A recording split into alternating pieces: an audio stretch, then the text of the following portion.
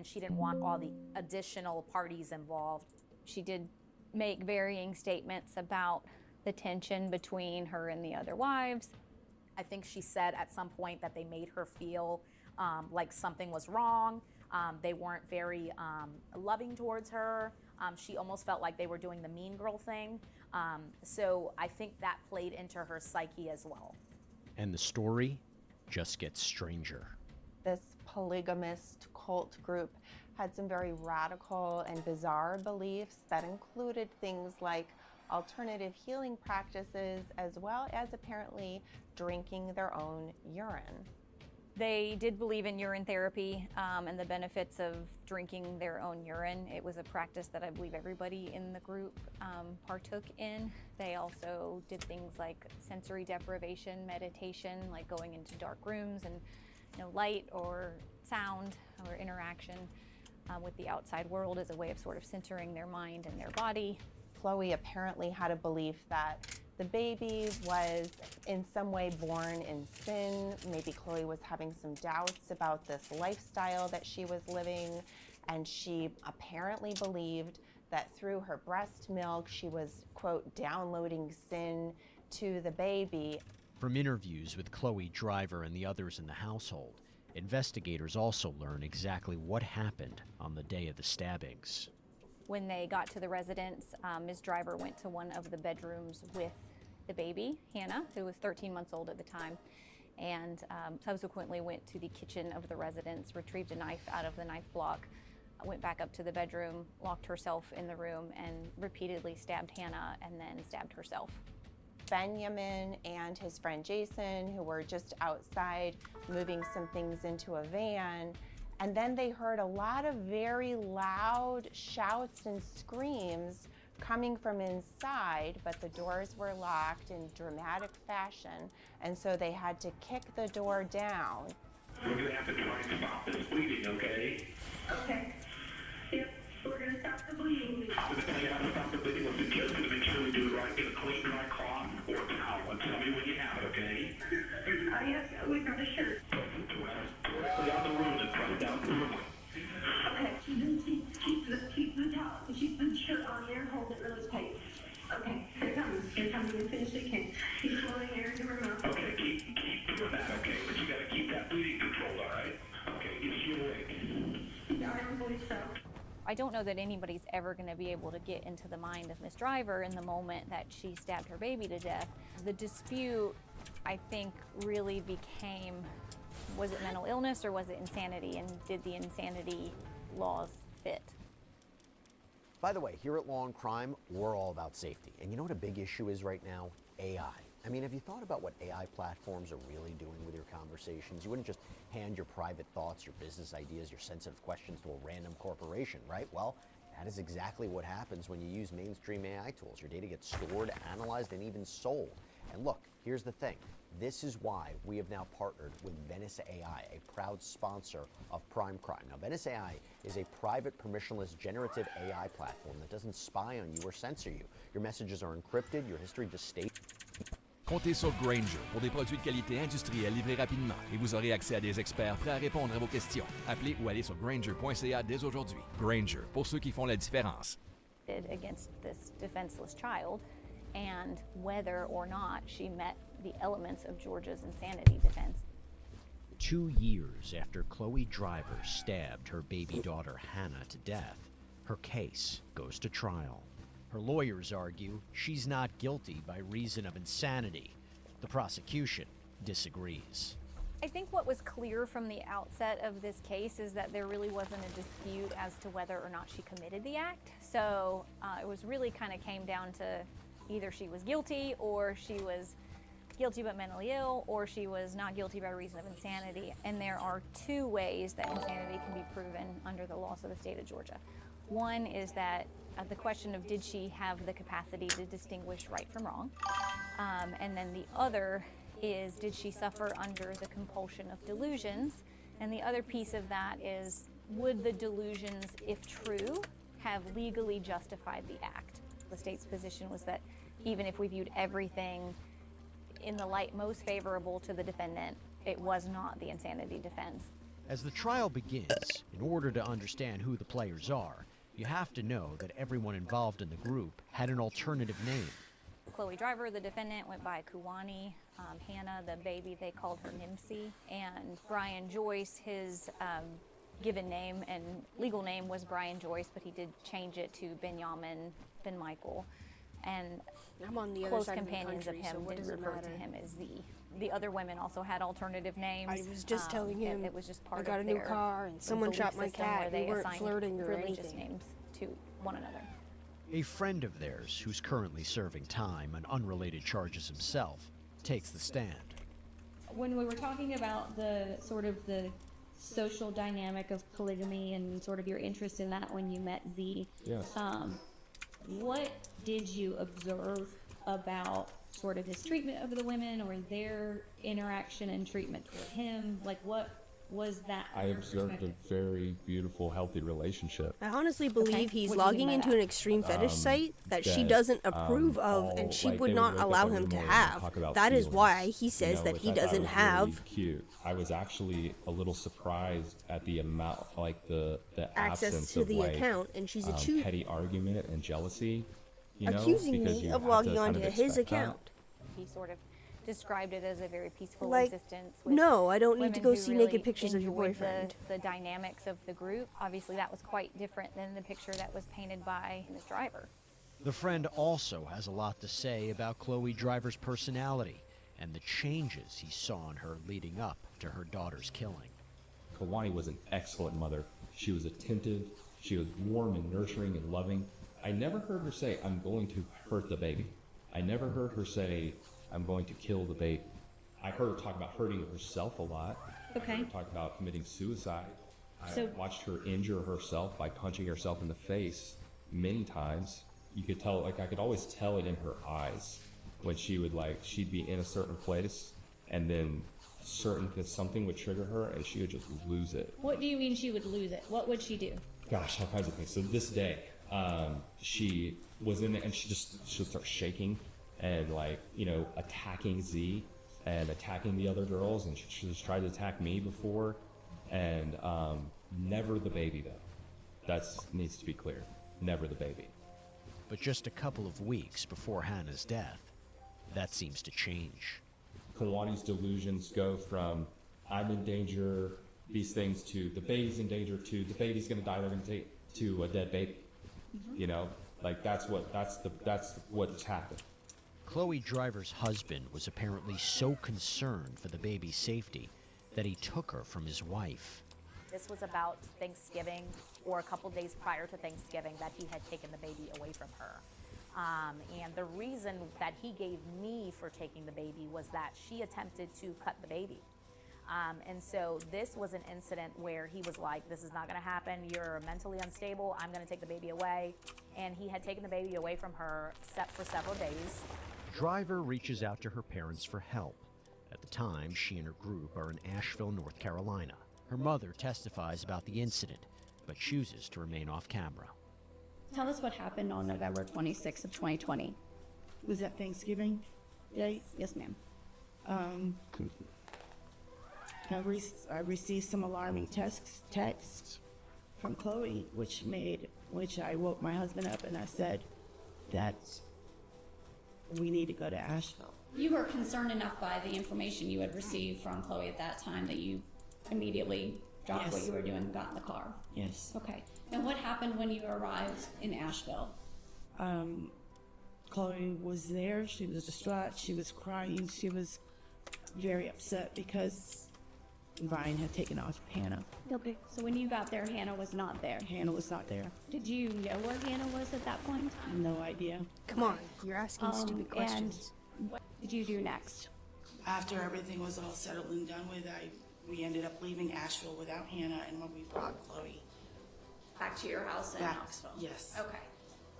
And when you got back to Knoxville, is that the first time you kind of became aware of everything that had been going on? Yes. She was in contact with her family, just not on a regular basis. But she did contact them when she got pregnant, and they knew that she was going to have a baby. The evidence that we had was she distanced herself from her family and really leaned in hard to this sort of pretty radical cult situation with Mr. Joyce and the other wives, and that really distanced her from her parents and the other support systems that she had. What was her demeanor or when she was with you over Thanksgiving and the time thereafter? Can you describe like her affect or what you noticed about her? She was a mess because Hannah wasn't there, but she was relieved because she was at home. At least that's what I thought. That's what I saw. Did she appear tired or distressed or? She always appeared tired. She always appeared hungry, just lost, confused. Okay. I don't. Well, she wasn't. She was hopeless. She was hopeless? Yes. You took a video of Chloe on November 27th. Do you recall that? I do. My name is Chloe Driver. It's 11/27/2020. I'm being forced to get into a truck with Benjamin Ben Mikhail or Brian Joyce to see my daughter again because he has kept her away from me. I do not know where she is and he won't tell me anything, and I'm being forced to get in the car and go with him to be able to see her, and I don't even know if I'm actually going straight to her, but I'm doing whatever I think I can to get to her. So I did see the video. My impression was it was staged. It was very premeditated as well. Because I had spoken to Ben Michael before I received that video, he had told me the backstory on what had happened prior to him taking baby Hannah from Chloe. So I had already known why he had took the baby away from her.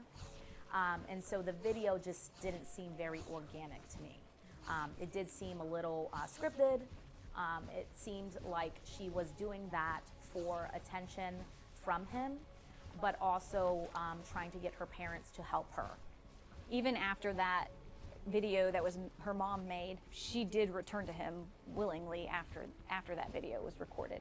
You said it was a couple of days maybe she was with her parents, and then Z-Wayne got her and she came back to the group? She came back, yeah, she did. Okay. And when she came back, what was her demeanor like? Her whole, like, air had become different. Like, she was, like, really, like, frustrated with herself. Like, she was just, like, frustrated with what's happening, and she was sad. I don't know if she just got this idea in her head about Nancy after that. When Nancy died on December the 8th, that day was kind of like a breaking point. Like, that's what just happened. But what caused Chloe Driver to possibly snap? And did she really break with reality? Or had she been planning this? In line item 1, what do we see was searched and on what date? How to snap a neck, and that was on December the 2nd of 2020. Okay, and had that same term been searched on prior dates?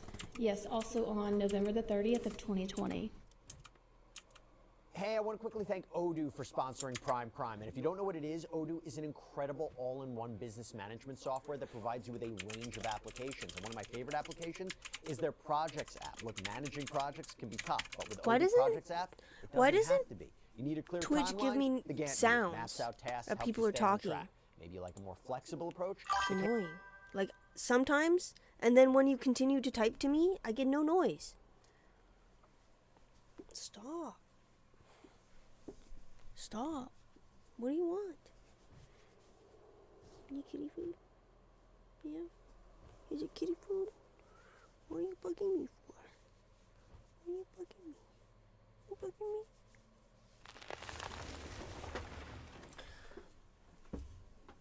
Is it kitty food?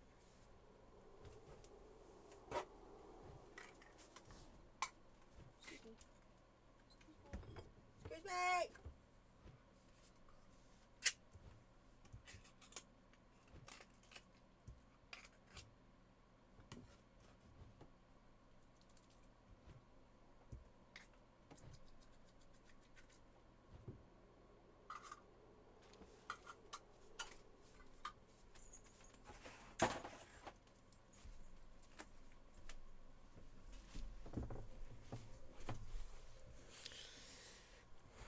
Kanban view lets you move tasks easily from to-do, mile, screen. Look who it is. This is Ju Yuen, a public security officer. She's among the best in criminal investigation. when you looked at her Google searches, she had been researching how to kill someone for a number of weeks. Chloe Driver's insanity defense unravels when the state calls a witness with damning evidence that flips this case on its head. What are we looking at here? So this is an extraction report that I generated. And so the searched item was kill. And so this is the report that the UFED reader generated. Okay, so you were able to go into that UFED reader, do a search term for the word kill, and these were the things that populated?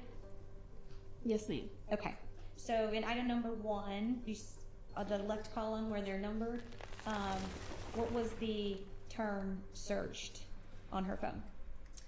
Killing somebody to save them. Okay, and what was the date of that?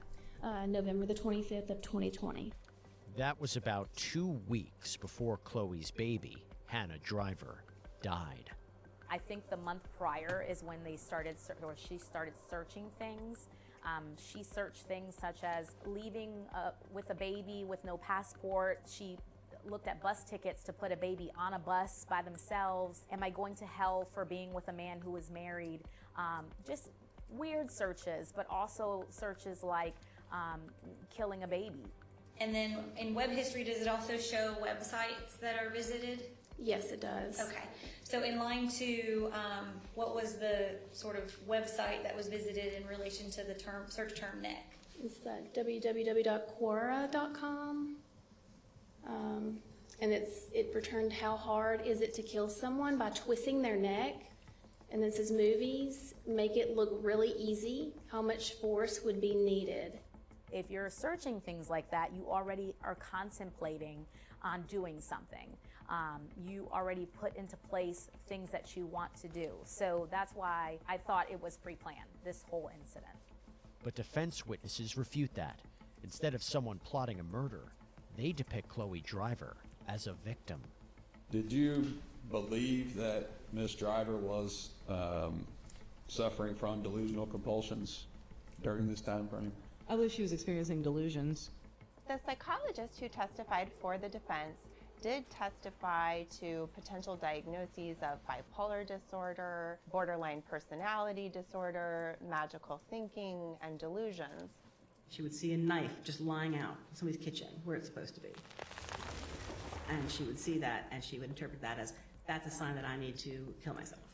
Kill myself and my baby, cut somebody, cut her throat, cut my throat. So she had a lot of that was going back at least a month or 2 before this actually happened. Certainly, nobody can claim to know whether Chloe was making it up when she said that she saw knives that she imagined to be signs that she was supposed to do these murders. But even if it were true, it would not meet the legal standard for delusional compulsion or compulsion delusion. On cross-examination, the prosecution presses the point further that delusions or not, Chloe knew the difference between right and wrong. Are you aware that one of her first inquiries while in the hospital was, how long will my prison sentence be for killing her? I have heard that. Is that consistent with her statements to you about her ability to distinguish between right and wrong? She did state to me that she knew that it was wrong, but she also stated, I was at peace because it's how it's supposed to be. There's no evidence to suggest, in my view, that Chloe didn't understand right from wrong. In fact, the opposite. Isn't it true that she told you that she apologized to her daughter before she repeatedly stabbed her in the neck? She did say that she apologized. I have nothing further. But the defense pushes forward, and they call another psychologist to the stand. This jury has previously heard Dr. Garrett testify, so I'm going to ask some follow-up questions. Do you recall her telling you anything about her attempts to get help? Yes. She said she was frequently saying that she needed help. I'm losing my mind, I need help. One particular time, on more than one occasion, she said she was afraid she was going to hurt herself or Hannah and that she needed help and that she was ignored. Mr. Ben Mike.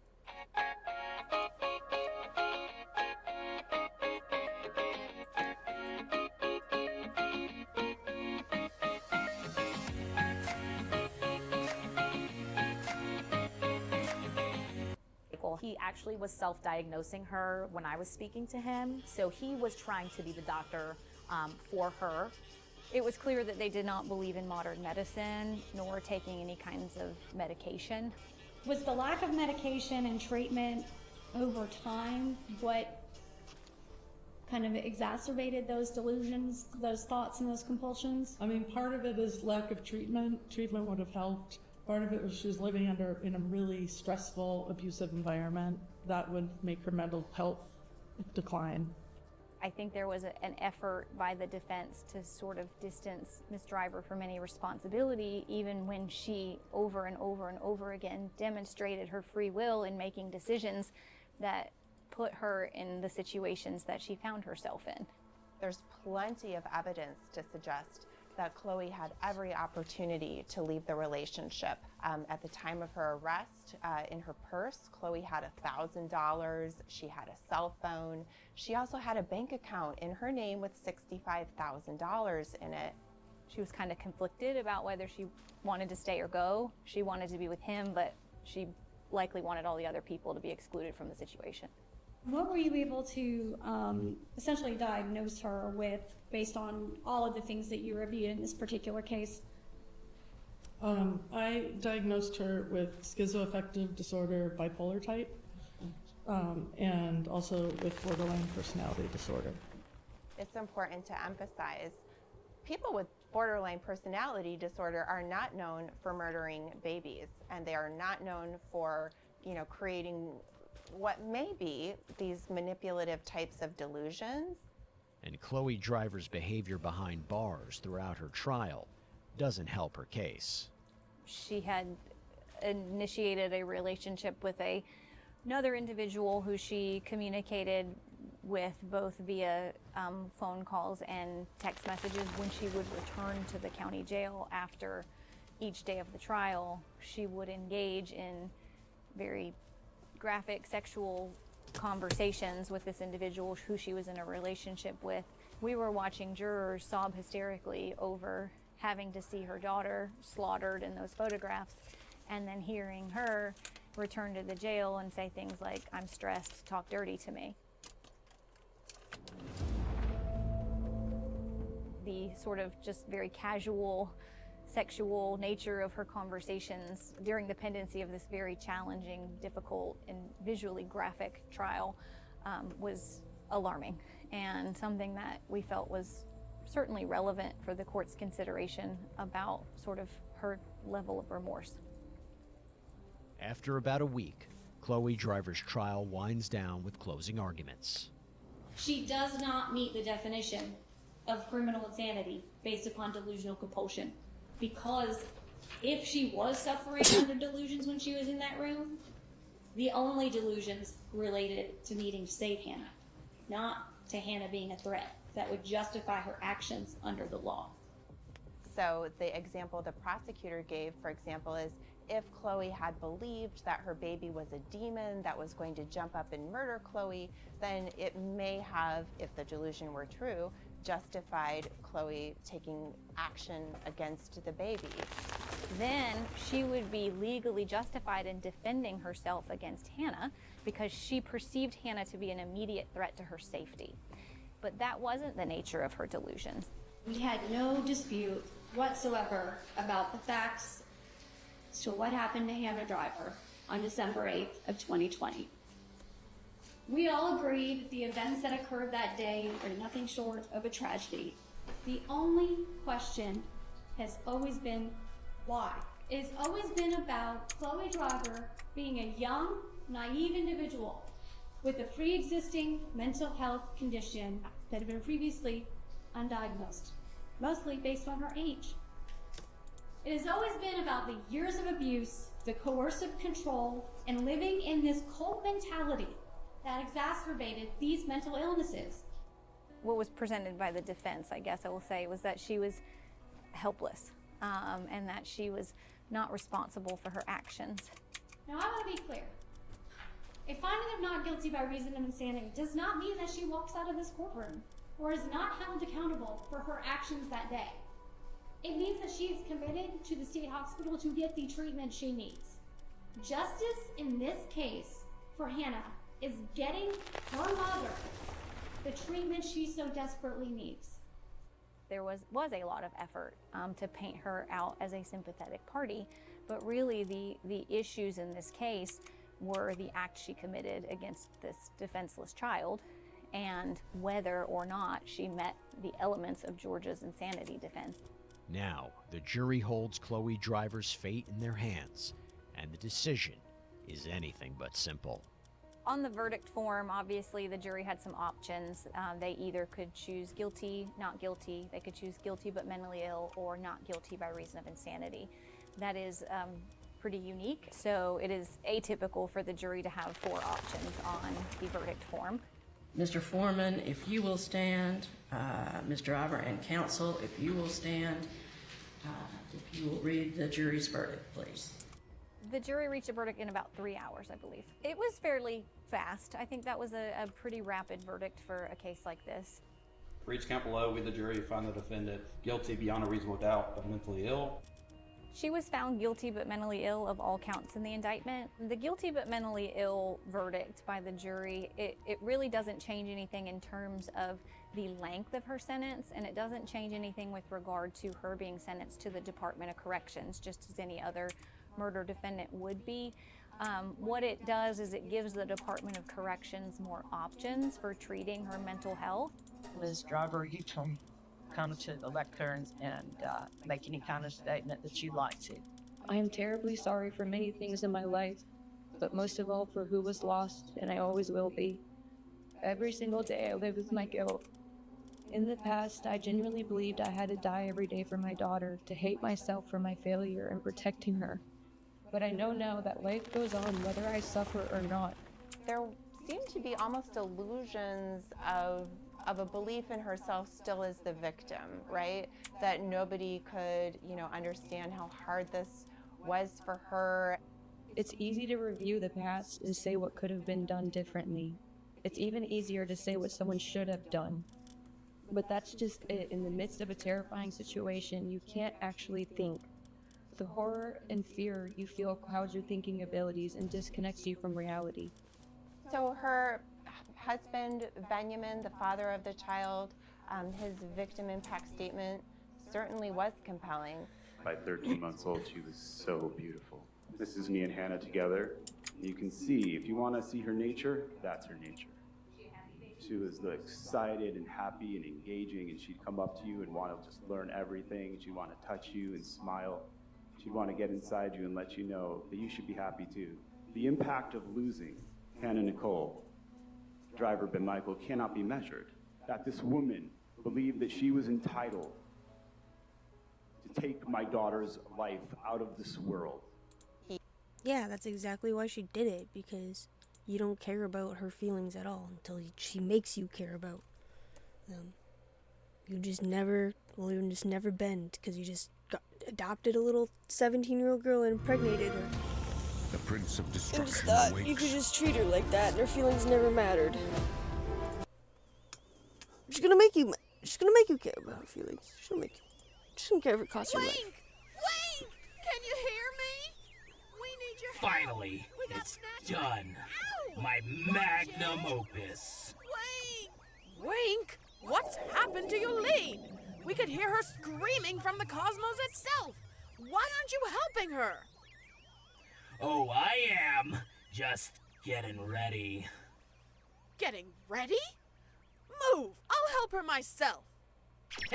Yeah, right. Wink! What is the meaning of this? Unhand us! Sorry to break it to you, boss, but I'll be taking charge from here.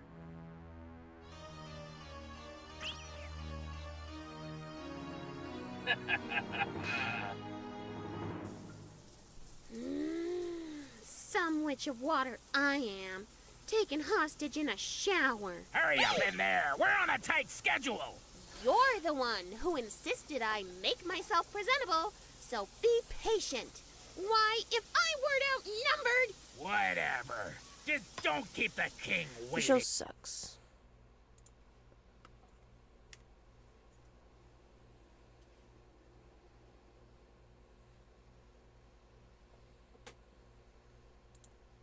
my daughter's missing. He was very accusatory, and he was very clear that he didn't necessarily think that she was going to be able to change. Nothing that actually happened to her would ever change her. I don't know that no sentence, maximum sentence, could ever get through to her in a way that she won't build a new identity, a new mask, change who she is, manipulate the next party. I do think it's interesting that her partner and the father of the child did not see her as somebody that could be rehabilitated, and he didn't seem to have any interest in supporting her in any way at all. I don't know what kind of a sentence would help her. She believes she could take the life of a baby out of this world, any baby, and this beautiful baby who had this much potential to help the world, an impact that can't be weighed. The judge sentences Chloe Driver, with the 3 lesser counts vacated or merged with the charges of malice murder and cruelty to children. You did a horrible thing, but based on the evidence at trial and based on particularly the mental health testimony, the court will impose the following sentence. As to count 1, malice murder, life in prison with the possibility of parole. Also, as to count 5, the court imposes a sentence of 20 years to serve in the Smoke prison system concurrent with count 1. So as to the malice murder, she would have to serve at least 30 years before being eligible for parole. And the cruelty to children in the first degree count, she was sentenced to 20 years in prison, but that 20 years will run concurrent with her malice murder conviction. So I hope that Chloe does get the care that she needs, whatever that may be, and sometimes accountability in itself can be a form of care, a form of coming to terms. But whether or not she'll really ever truly take accountability, I think remains to be seen. It was a very difficult set of circumstances. I think it's impossible to work a case like this and have it not affect you. And seeing those things, certainly you will never forget them. They certainly do have an adverse impact on your well-being. Of course, this case had an impact on me. This case made me realize how important victims are, how important their story is to get out. So when I tell people this case changed me, it changed everything about me. Emotionally, it changed the way I think about life. It changed the way I think about policing. It made me want to have kids, honestly. It made me want to show somebody so much love that some people didn't receive in their own lives. So it really changed me as a person too. This is such a sad case. It's almost incomprehensible that a mother could kill her own child. It's hard to make sense of it. But maybe the only justice for baby Hannah is that her mother gets the help that she needs. That's all we have for you here on this episode of Prime Crime. Everybody, thank you so much for joining us. I'm Jesse Weber, and as always, stay safe.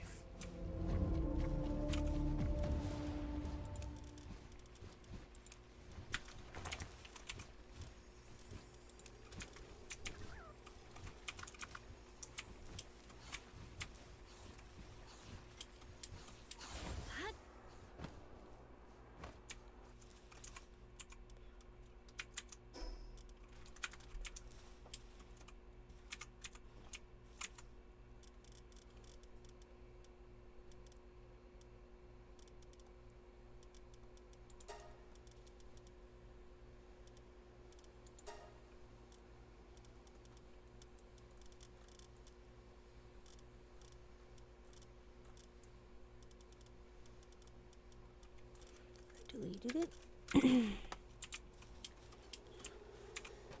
Alright, let's put it up here then.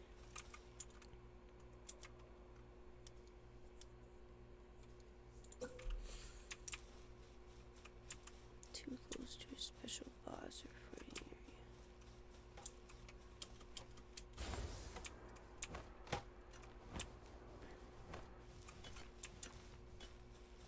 All floors much touch to ground.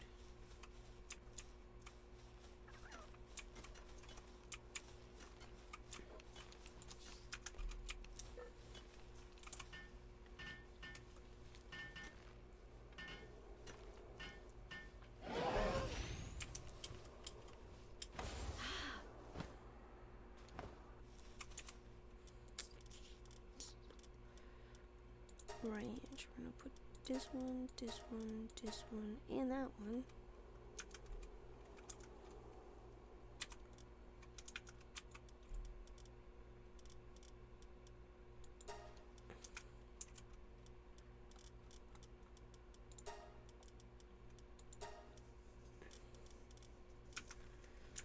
Alright.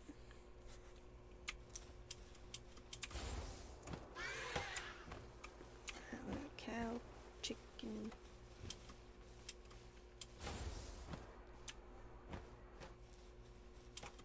What do we got in here?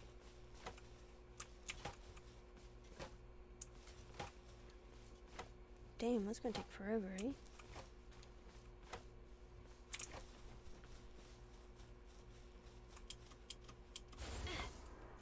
Oh. That's not done. So what do we got in here? Oh, we do have lots. Technology. What do we got to upgrade these days? Gold, gold, colonialism. That sounds crazy. Anyways, I gotta travel to get technology points, don't I? Do I have to repair anything right now?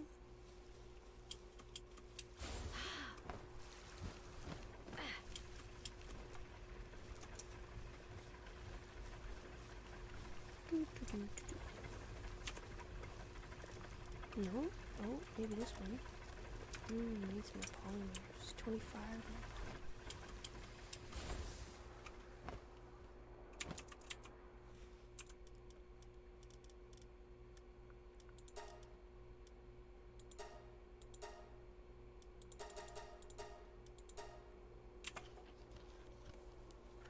Who's gonna work on this with me? Nobody?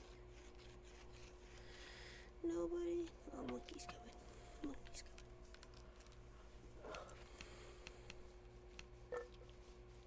Well, maybe not.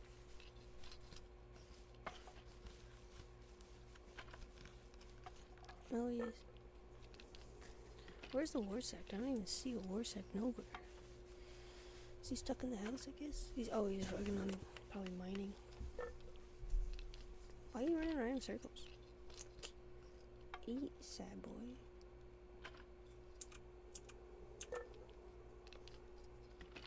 That's it, I had to make them all by myself. Oh well. I charge my tablet so I can do the chat on there.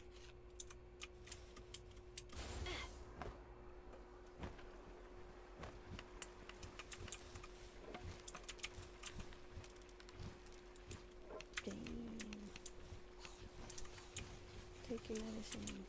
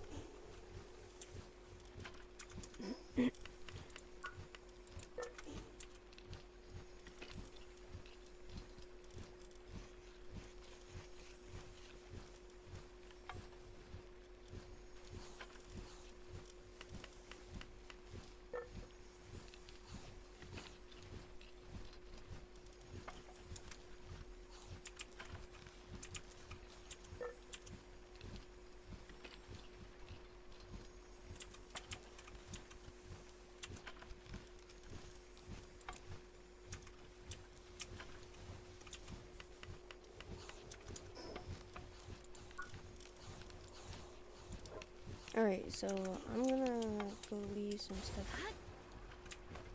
in the chest over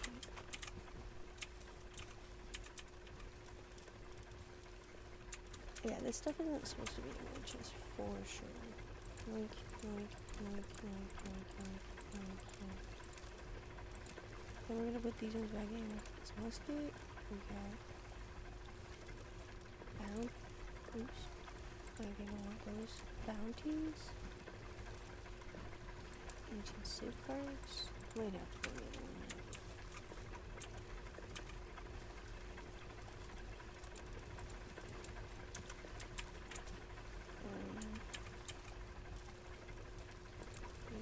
Yeah, those aren't supposed to be.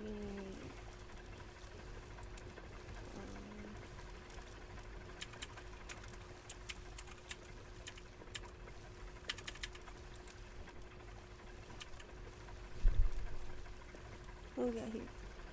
Bounty tokens.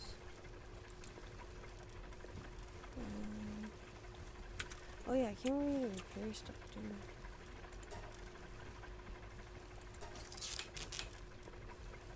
The shotgun is awesome.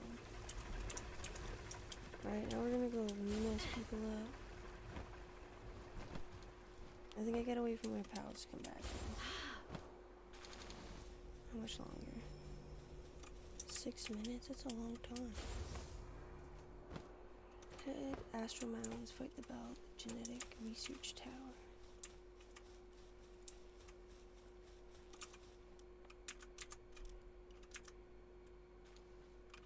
Oops, that's the wrong one.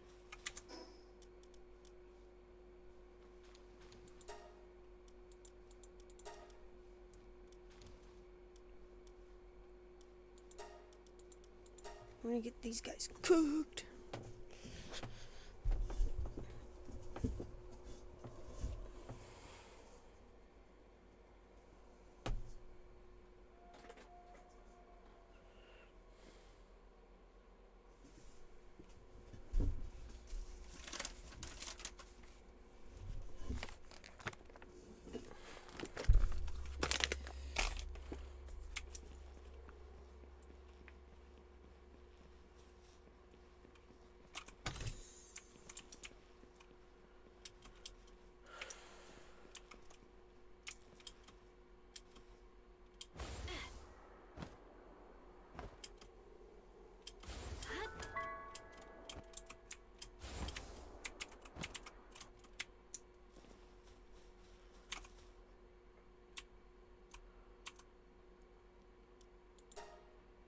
I don't know. We'll see. What level is this chick? See if I get cooked.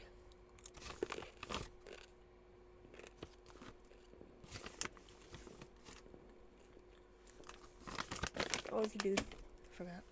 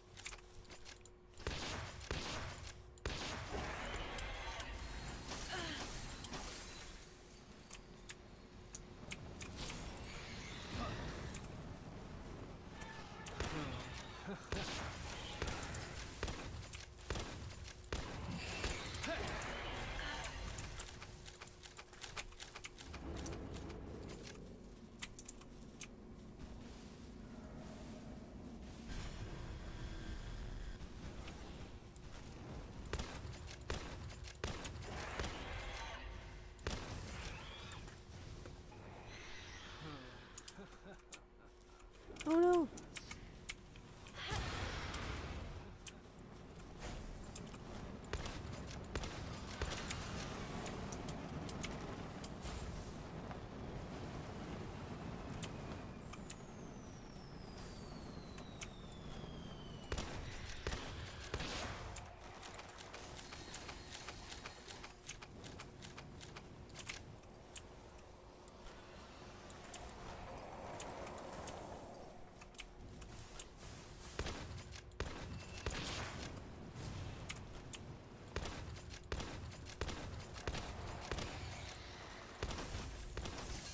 Oh, I'm done.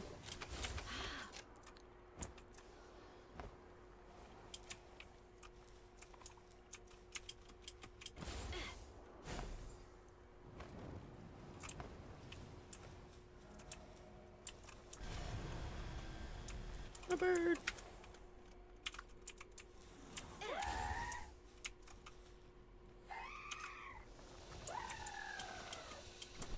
Oh, I didn't take long.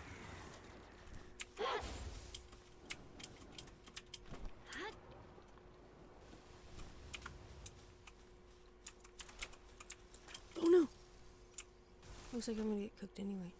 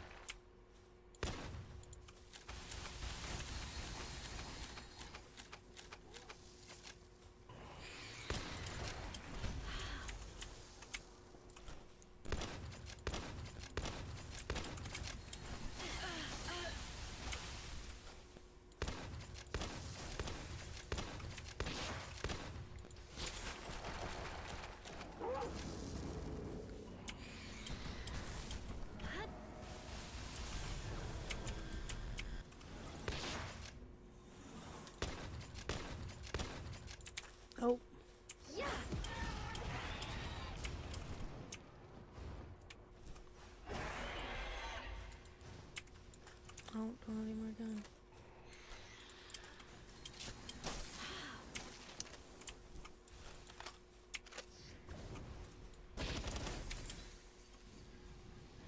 No, don't get me in.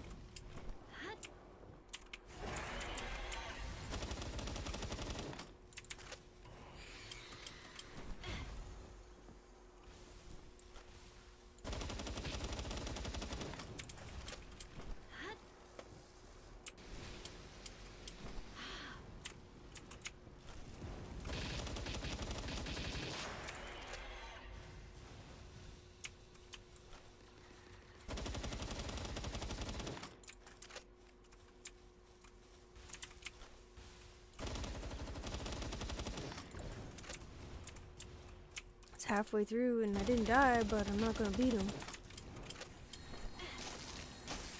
Always gets me those ice ones.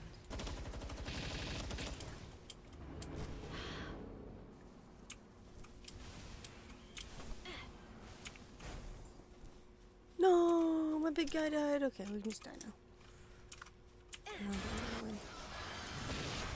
Just wasting bullets.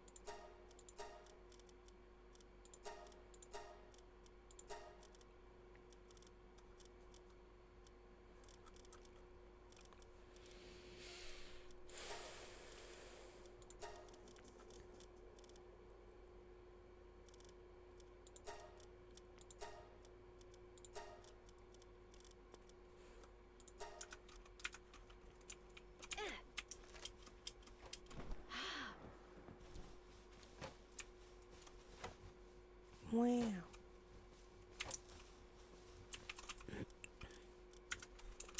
Alright, we're gonna make more shotgun shells. I believe. Why are y'all on the same one? Whatever.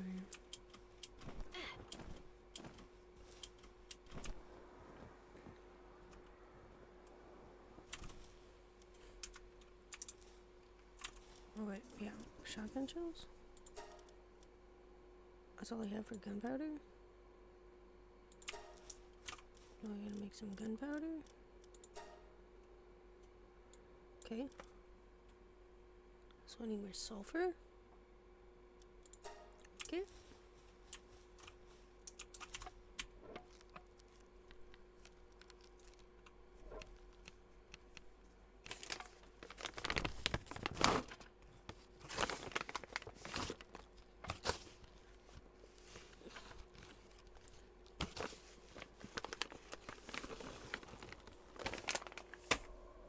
Hell yeah.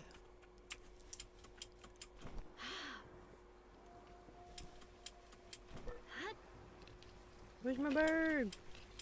He takes me so much farther.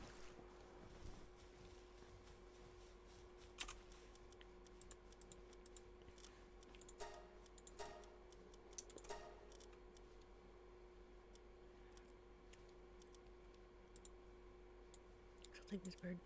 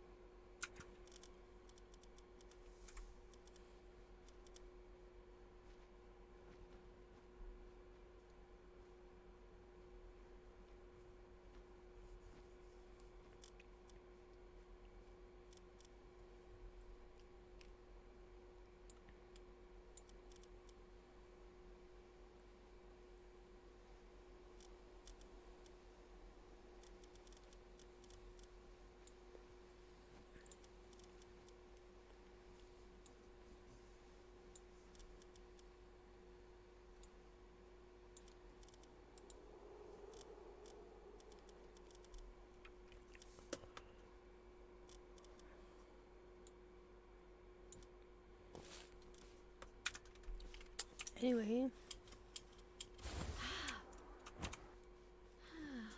All my pals are friggin' depressed.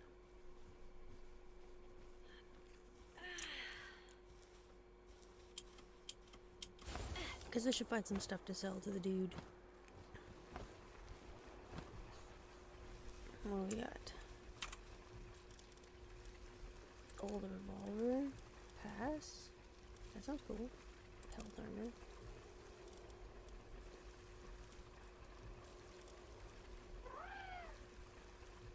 I have a better one.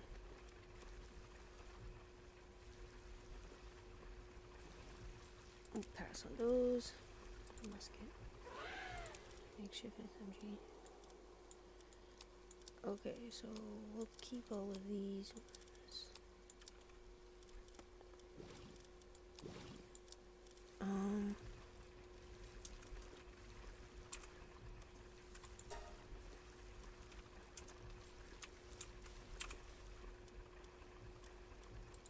Yoink, yoink, yoink, yoink, yoink. Let me just go like this.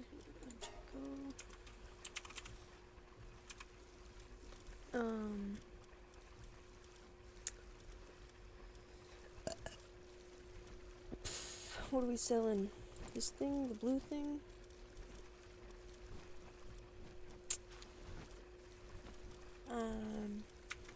Oh yeah, there's another one. Sell that. I'll sell, like, do fruit go for money? I don't know.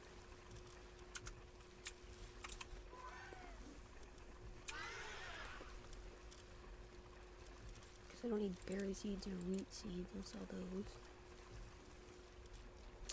I don't know what I need that for. I'll sell that one. So I'll get some more if I want. What, like gems? I have a feeling I'm gonna need those later.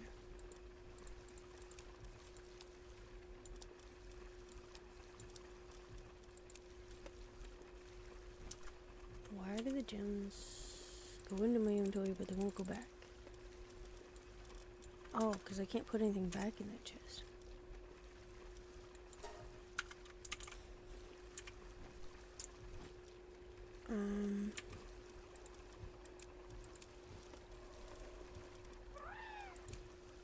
No way I need those later. Can I just get more on my own? Like, I think I need them for, like, researching tasks or something.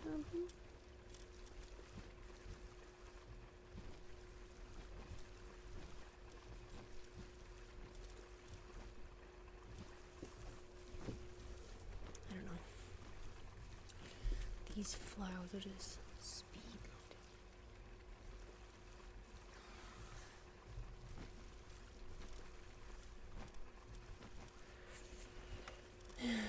How about precious entrails? I feel like I'll need those as well. Probably will need them. We're gonna leave the sweet here.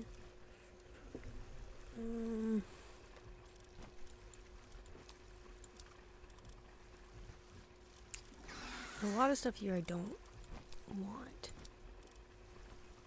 that I can sell.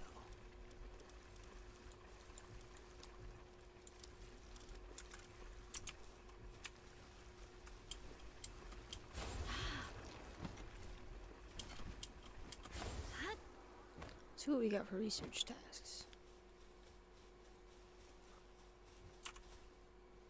Cool. I'm trying to research the ones to make all these ones not red anymore. So I need Witch's Cauldron. Probably in this one. Beautiful flowers, medical supplies. Damn. More beautiful flowers, like a lot of beautiful flowers, like 26 of them. Alright, let's do that. Can I get them off you? No.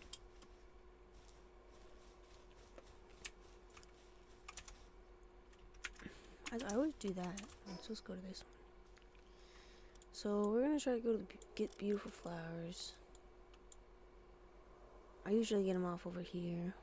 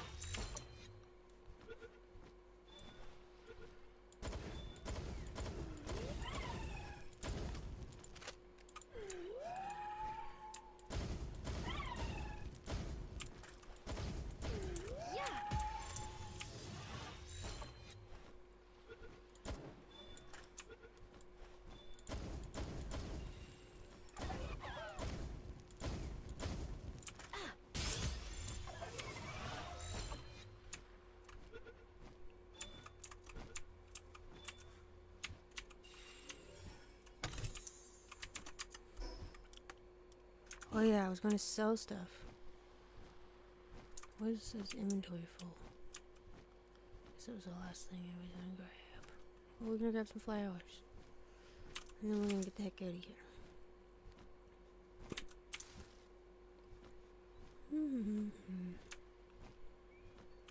It's over here. This is a neat little hole. Nothing in it though.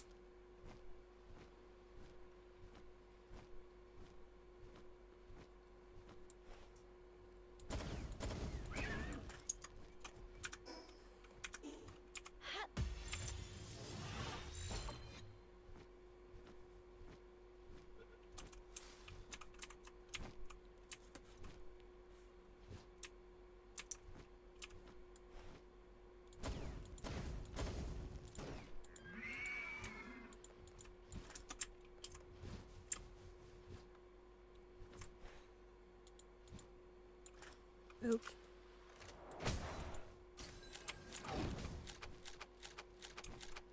Thought I made like 15 of these. Oops.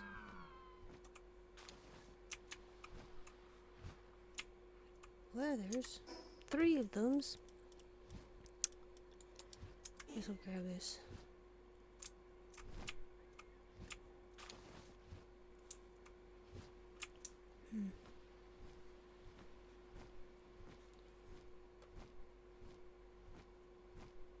There's a flower.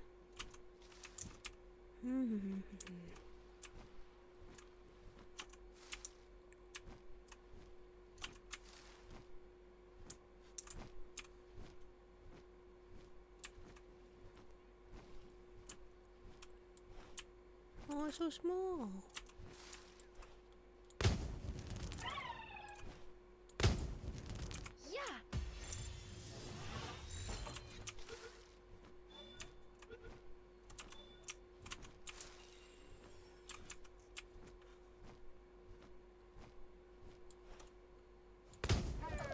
Oops, I killed it.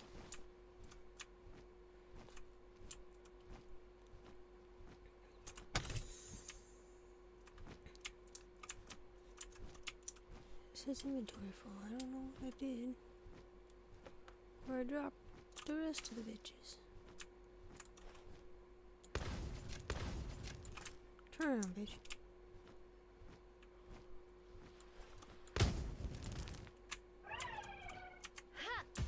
Getting a ball, okay. Getting the flowers yet?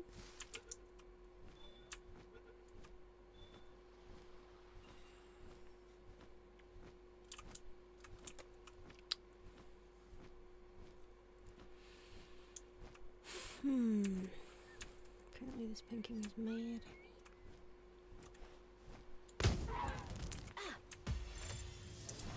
Did you kill your girlfriend, bro? Oh, that's your girlfriend. Come over here, little pretty.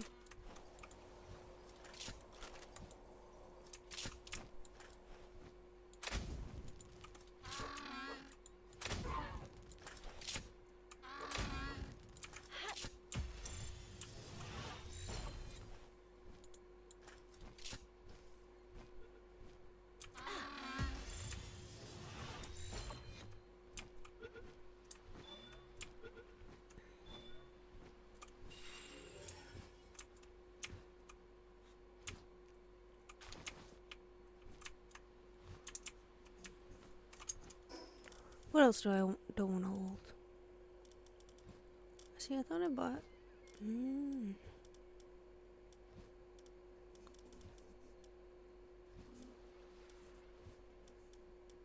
Guess I put the food over here. Now I got more room to hold the junk.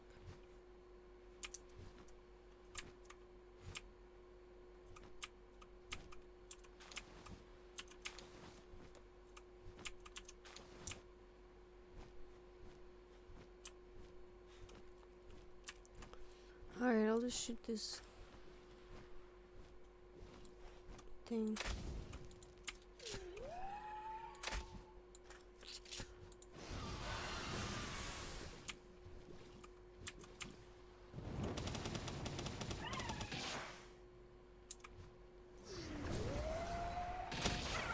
Oh, I killed it. Whoops. That's okay. I think it's time for me to go now.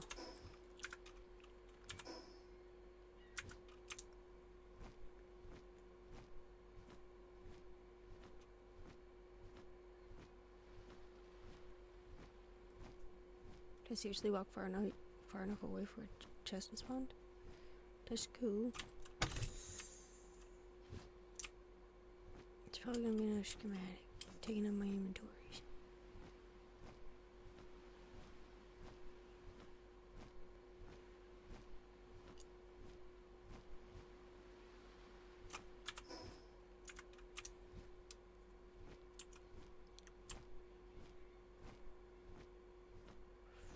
It's foggy. How am I supposed to know where I'm going?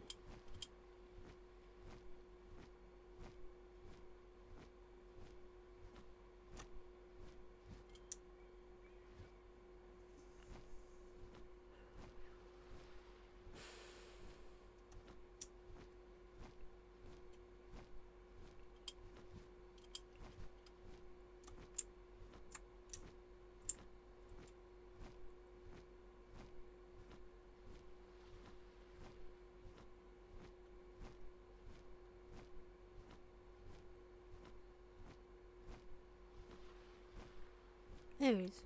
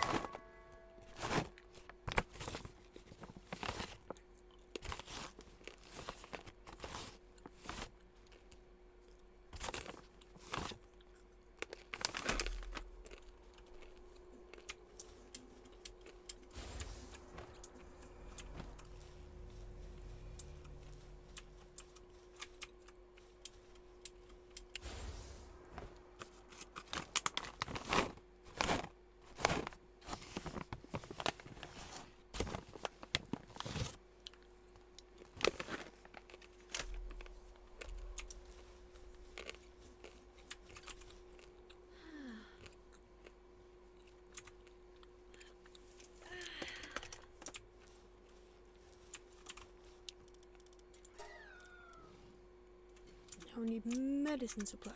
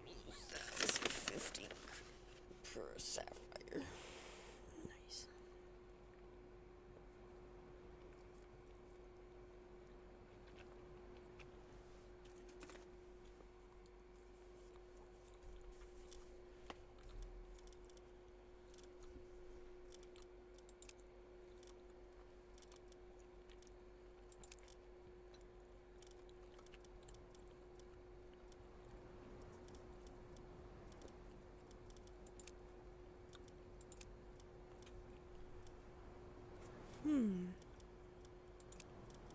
this stuff off me.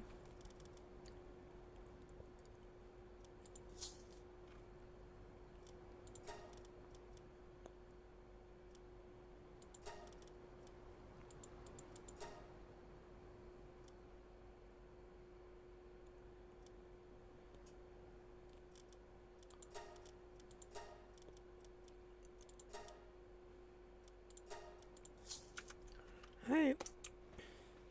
What you got, buddy? Hey.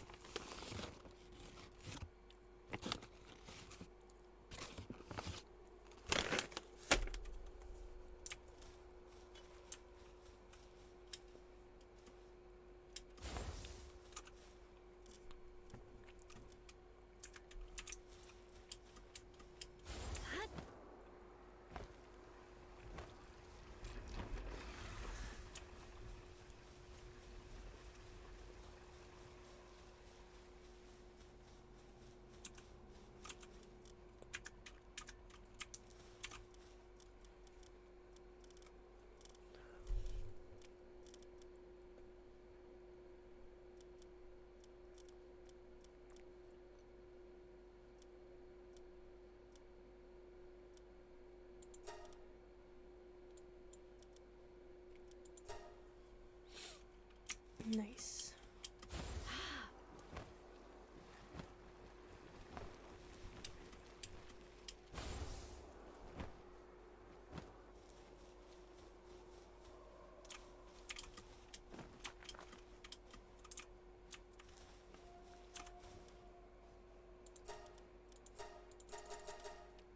Oh yeah, I need medical supplies. How do I make medical supplies? I need 10 of them.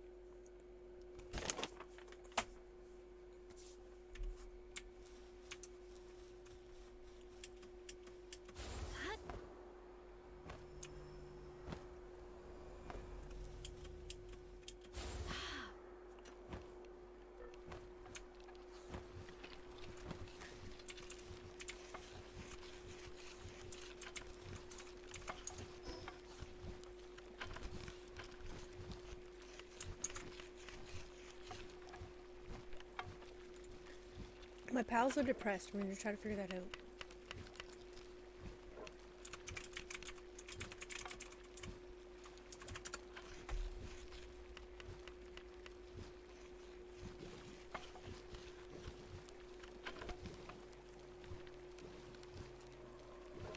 High grade medicals. Alright, I'll make these. And then what do I need? 2 more.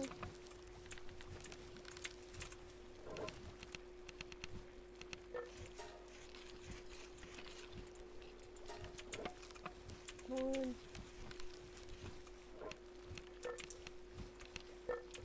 2. Alright, let's go.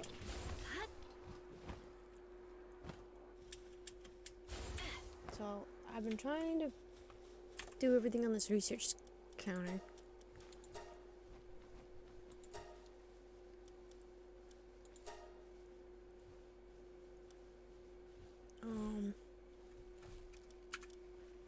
So I have to make that flower thing come up here. This is my PAL stand. Make them do stuff stand.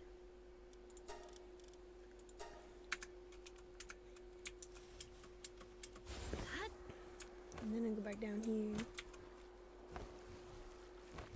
Grab that piece of medical supply and put it in here. Don't think it's gonna do anything. Don't think anybody wants to eat that. Nope. I'm gonna have to get my high grade medical supplies. The rest of my money. Like 7 of those. Cure my pals, please. How fast is this person doing this research? Pretty fast, pretty fast. I might wait for it. What we got over here? Expedition in progress. How much longer? 11 minutes. Holy crap. I'm gonna try to breed some of my pals, so I'm gonna bring up the breeding calculator.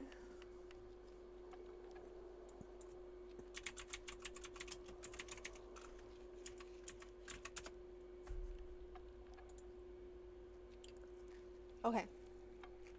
I'm just gonna click a pal I don't think I have yet. I don't think you can breed one of these grizzlies.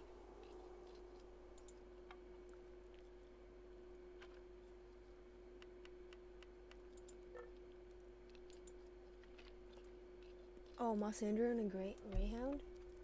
We'll do it. I'm sure I have one of both of those.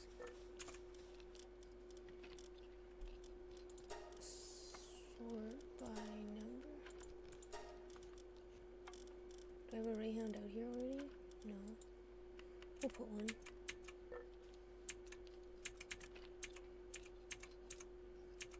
There's Mossandras.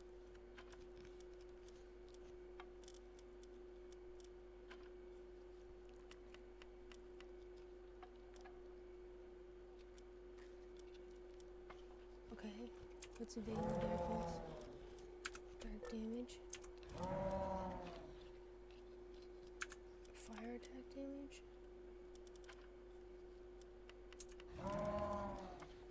Grass damage? That's pretty cool. Okay, since I'm making a Grizzbolt, I'm gonna want decrease of incoming damage. What are you doing? Fire and transport? Yeah.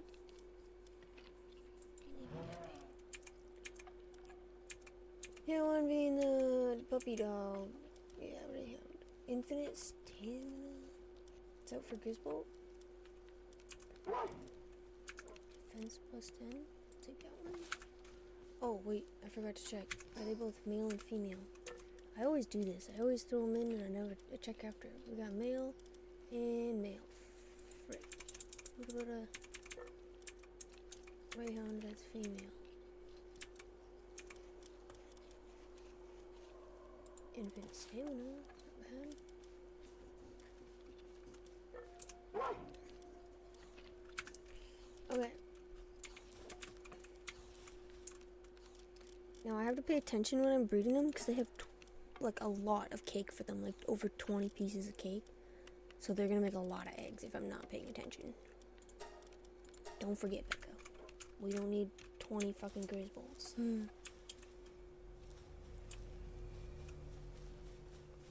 Guys, gonna get busy. So what do we got over here? Have we done this yet? 60, pretty close.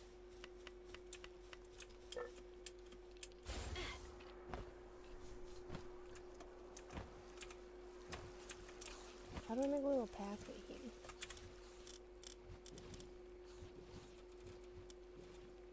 Oh, I didn't put that down yet? We can do that. I think I have all these ones. Let me put that one somewhere. Probably somewhere appropriate, like up here.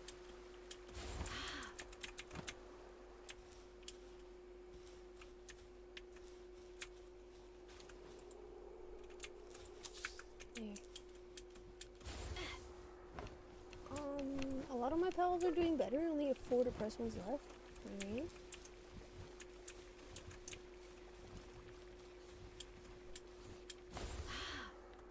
Just whenever this girl's done making these, I'm gonna make her make a... No, there's actually another one for her to do after when that's done. So I'll get somebody else to do it.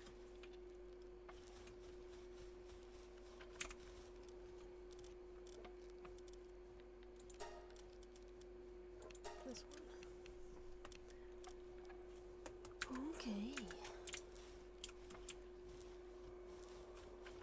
So in here is my little, my egg incubation center. They're, not the ones I want. I want the other ones in here. Let me see. But I don't know where to get Ancient Civilization core. I gotta beat the next boss, so I can do expeditions out there. And then I can get some cores. Start making these electric egg incubators. But, still gotta wait for those, I guess. 6 more minutes on that.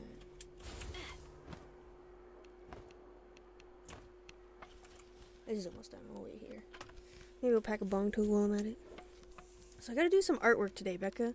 Like, everything's together. You got your fursuit, got your clothes and everything. Just do more artwork. Anybody want to buy a shirt? No, I'm just kidding. I'll do that.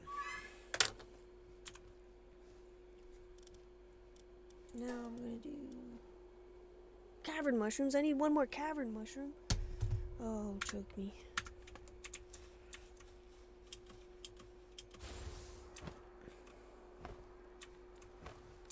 Let me guess, they're not in here. Ugh. Hello? Hi, Crimson. You hearing me talk about wanting to do artwork? Dang. Hear me talk to myself. I'll be honest, I got pretty intimidated last night because I started looking at my stuff to do because I was going to try to knock a few things off my to-do list before I put yours on it. And when you logged on, I was like talking to my ex-boyfriend, and that didn't go sour as fast as I thought it was going to. Like, you heard me say, like, I'm pretty sure he's going to be rude to me and I'm going to have to block him. That didn't go sour as fast as I thought it was going to be, and he didn't block me. Or I didn't block him.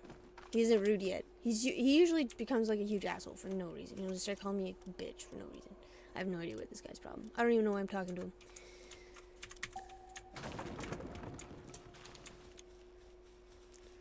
I'm a strange one. Yay, bullets! What do I need now? Come on. Make some gunpowder? What do I need for gunpowder? Sulfur. Where's my sulfur? I don't have any sulfur. Yep.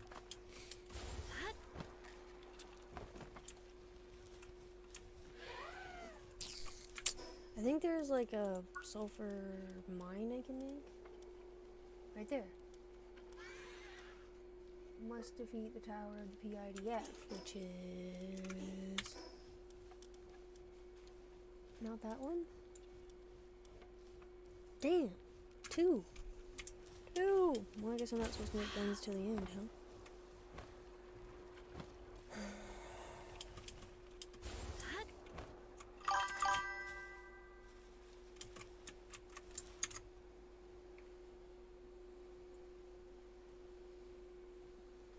For sure. I'm just getting intimidated because, like, I looked at my to-do list because I was, like, going to knock something off before I get your commission going, because I told you I was going to get you a refined sketch, but then my cat got shot, and I was under the impression that I was going to finish a few more things off my list before I made it even longer, which is even more intimidating. So I started thinking about last night. I'm like, why am I having such an issue starting your stuff when you're looking at me? It's because I don't want to start your stuff yet. I think that's what's really what the issue is, because I have a huge freaking list and I don't like making it longer. It makes me more intimidated. You know what I mean? I hope that makes sense. I just took a minute to think about it last night. I'm not trying to make excuses or anything. Just, life's been nuts with me lately. And, like, my memory's been really bad too. Sometimes when I get so stressed out, I just lay down and fall asleep. That's been happening. I just lay down and fall asleep. I faint is what I think is happening. And then last night I was getting a lot of cognitive dissonance. So, like, I'm like, all right, I'll start artwork, and then I put myself a step forward into doing artwork, and then what'll happen is I'll be like, okay, I'll just take a drink or eat a snack or smoke a bong toke or finish this conversation or answer a message, and then I'll do the artwork. And then next thing I know, hours have passed. So I think this is called disassociation, cognitive dissonance. I disassociate. It's like I'm trying to focus on something, but like stuff is just knocking me off track. And it's something that happens to people who work for themselves. It's hard to make yourself a own schedule.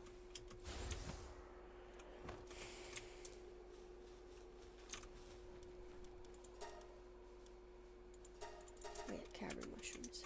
Cavern mushrooms.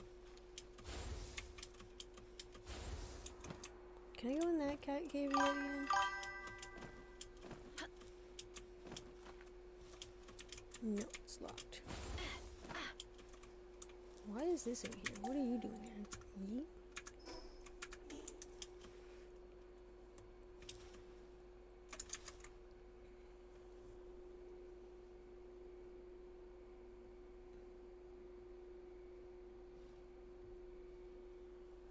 Yeah, for sure. Alright, cool. Yeah, I definitely want to knock a couple things off my list, because some of these people, the one dude bought me a video game over a year ago, and I got him line art last year, and I just never finished the actual piece, which is just unfortunate. I was giving him a insane deal though, I'll tell you that, like half off, because I wanted a video game, and he bought it for me that day, and I didn't like the video game.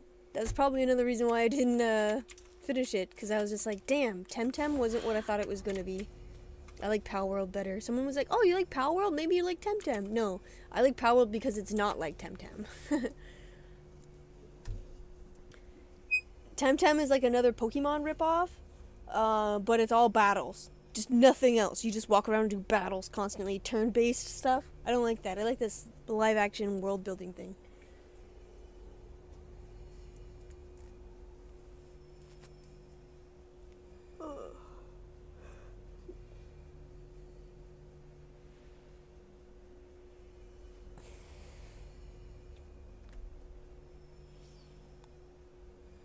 I need to go into the house because I have to go to the washroom.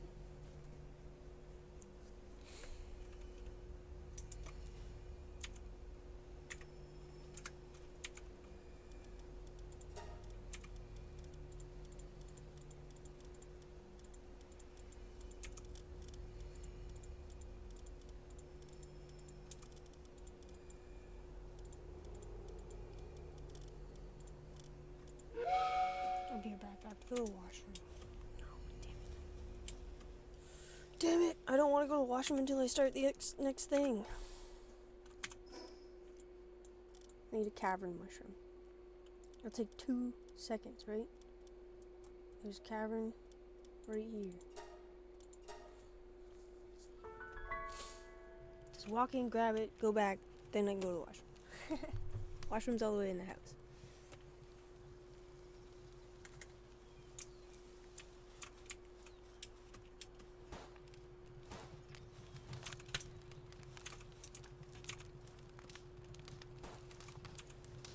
Enter dungeon. Yes.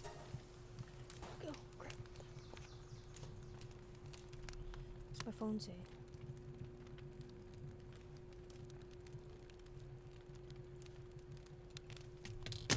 There it is! There it is! The cavern mushrooms! Grab it! Ah, I gotta wash them.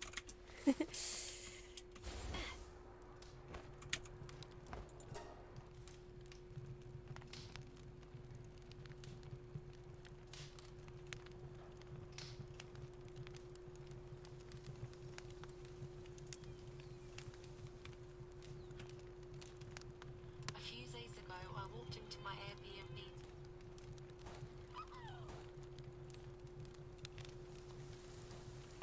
Okay.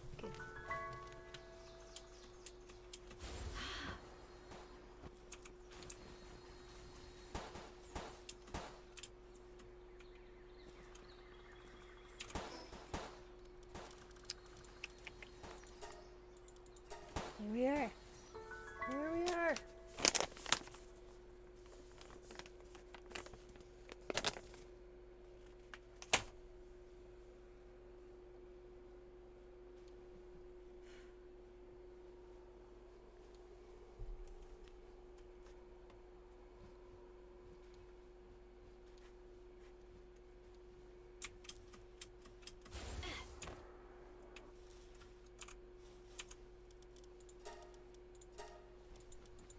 Alright, be right back. Gonna go watch. Oh my gosh, is that pal gonna be doing that though?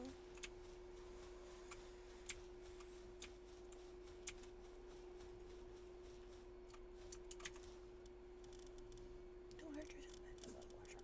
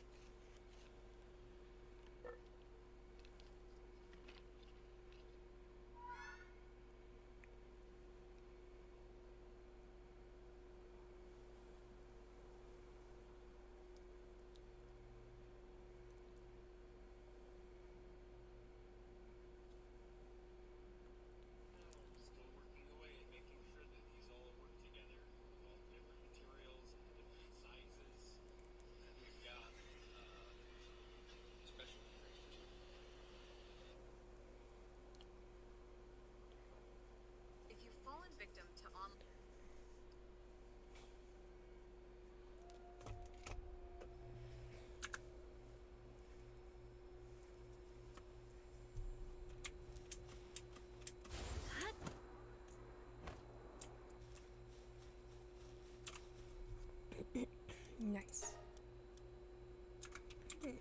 Need some more sweet hairs.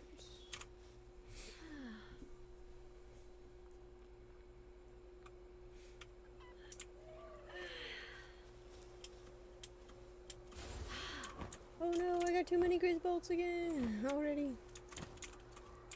Pay attention, Becca. Alright, now we're gonna take probably some of these guys out.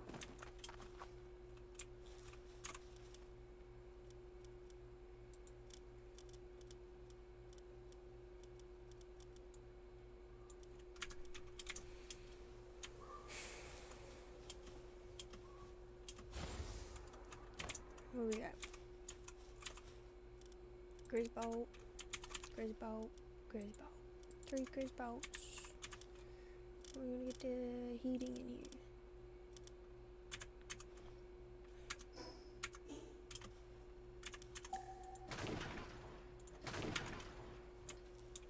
And then,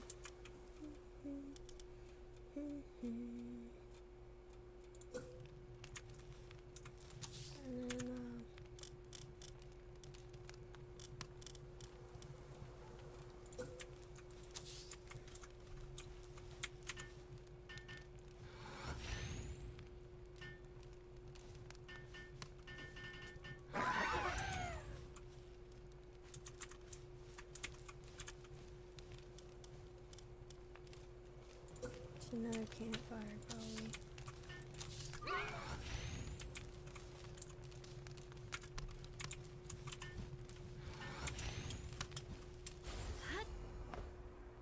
Alright, let me see here. What kind of research can I do next? What kind of research am I supposed to do next is another thing. So I got the pickaxe and helmet. I got the witch's cauldron. Now we need snowman development. Sweet hairs, right? Sweet hairs. Let me think about where sweets are. Maybe we'll just push them. And then I squeeze.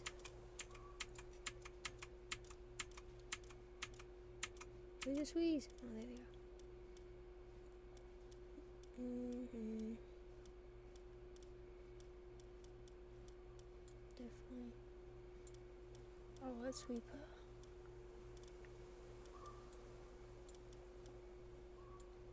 Nothing.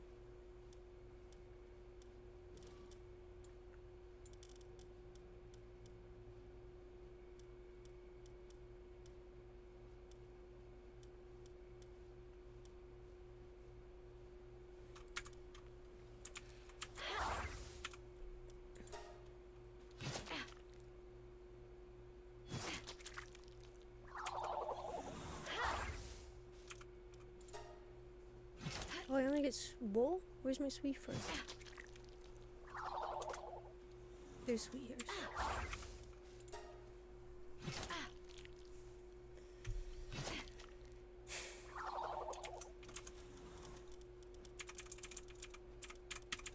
I need more sweets.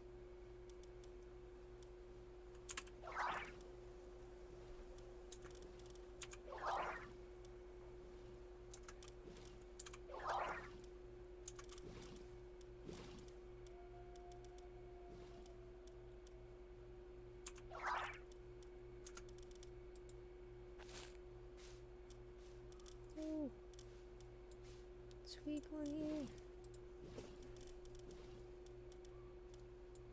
I don't care about this.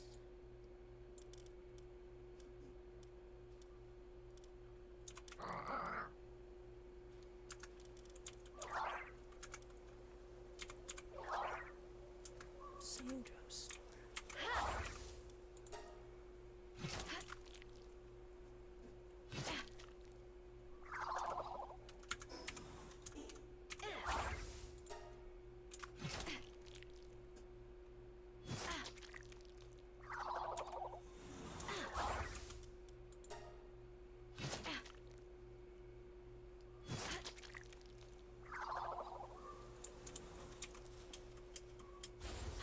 Let's see, can I make a sweet thing now? Make a snowman, please.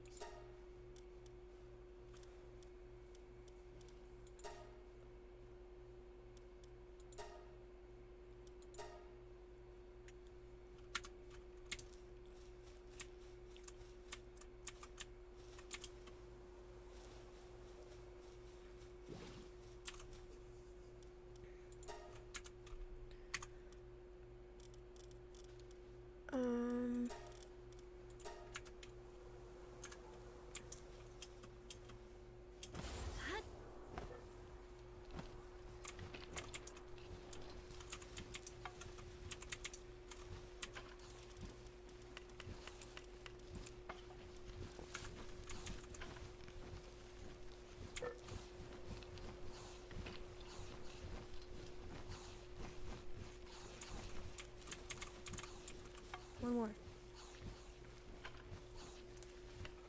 Okay.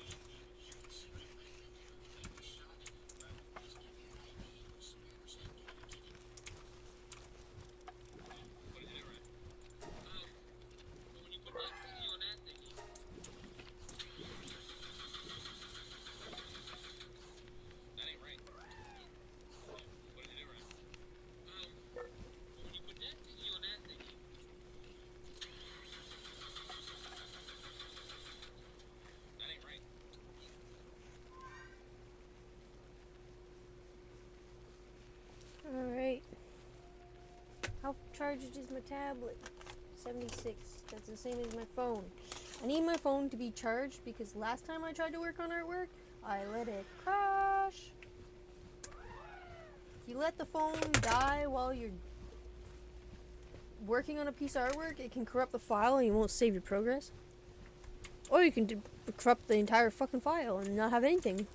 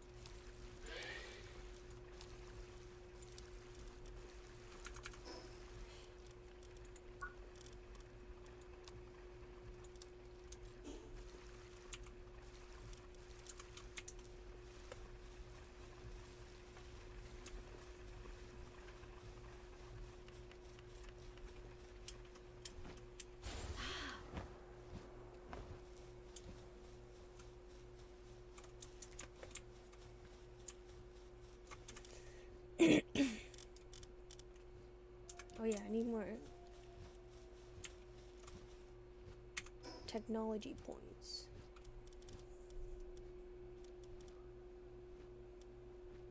Wow, they're strong guys.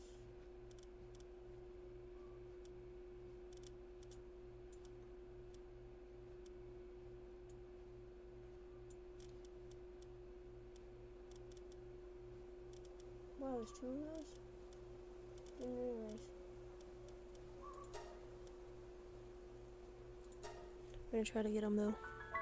Need some technology points. Oh, Jesus.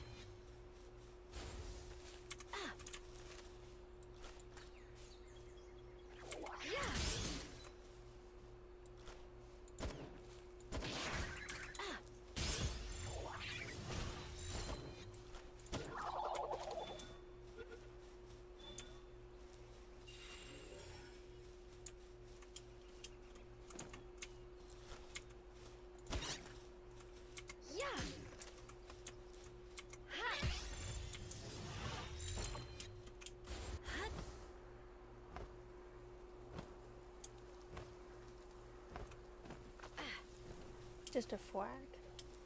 Just a flag. Whatever, just take it.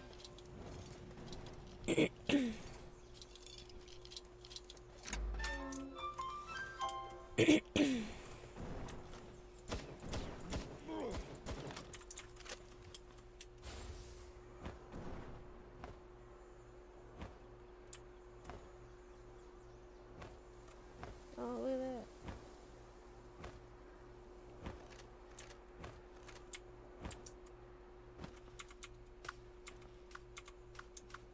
I thought I had a Reptoid crystal.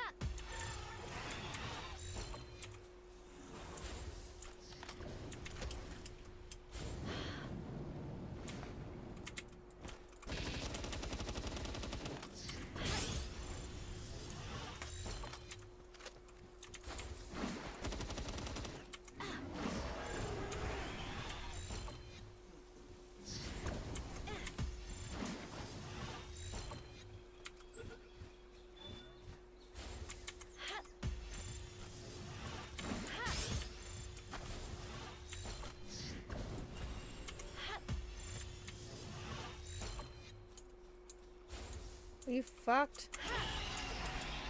You only have 55 health left. What am I supposed to do here? Get in the ball.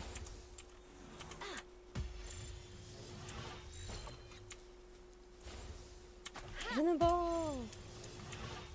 That's not cool. Get in the ball. Trying to hit her in the head, I guess.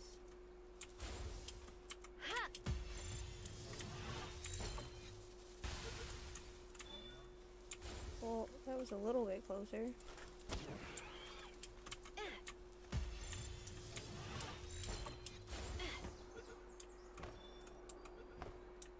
That's better.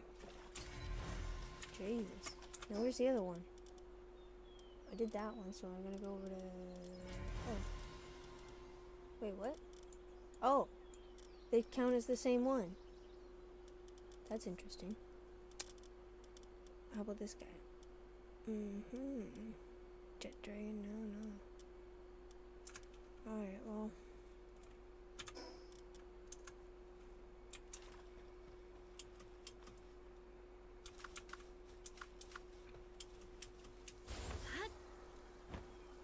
No dungeon? Yep.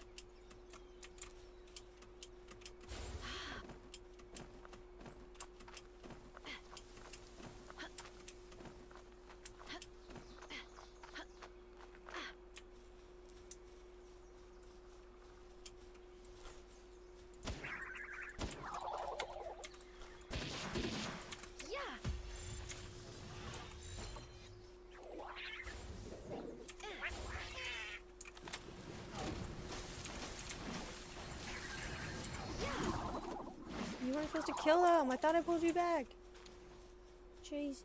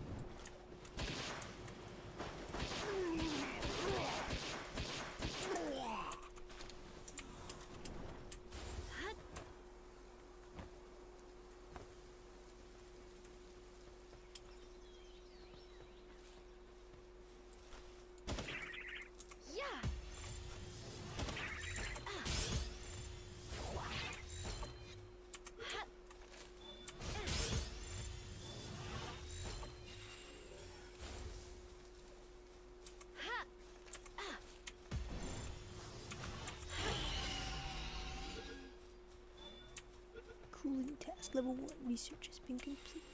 Oh yeah, now I can get snowman.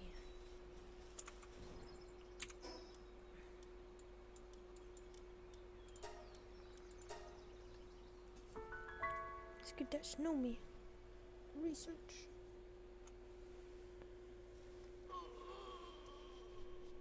It sucks you can't grind technology points.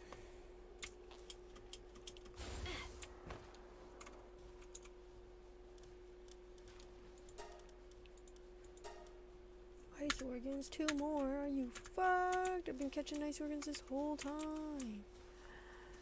Holy. I guess I did.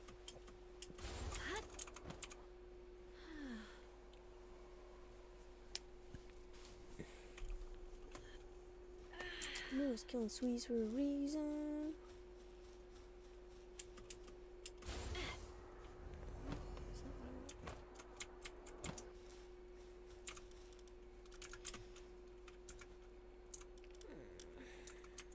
Where are we gonna go now?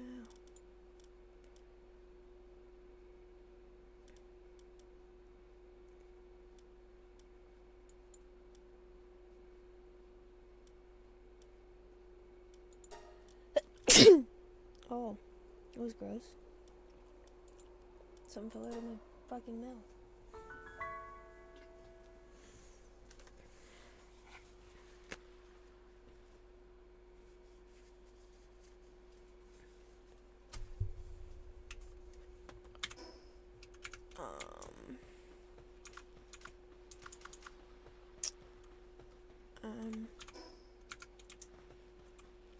Oh, I need a bird.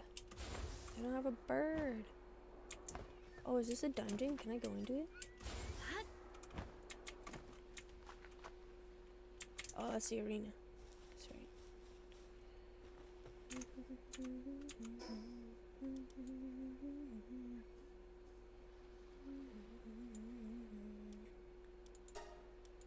I'm in an ice biome. Why don't I just walk outside the circle and kill something to get 2 ice organs? I also need sulfur. I want to get sulfur. I need more bullets.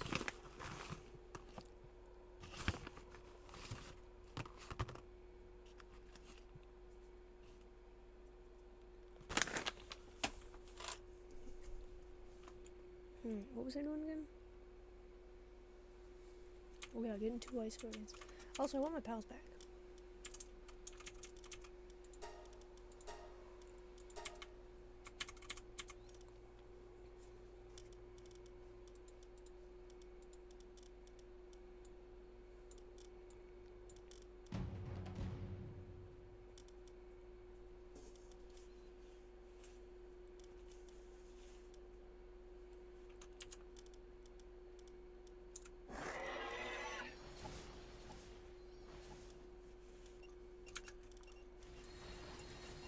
Cool.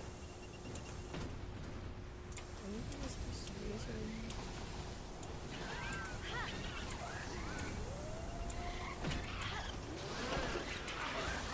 can't see who's attacking.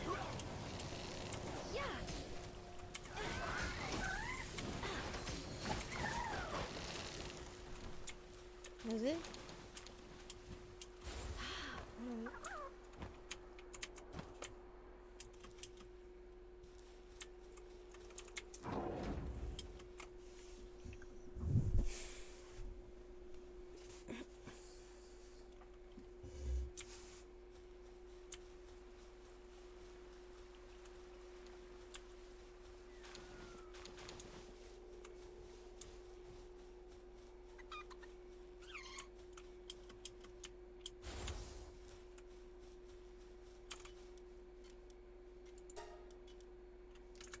Ice organs. That's right. Oh yeah, I'm gonna get my bird.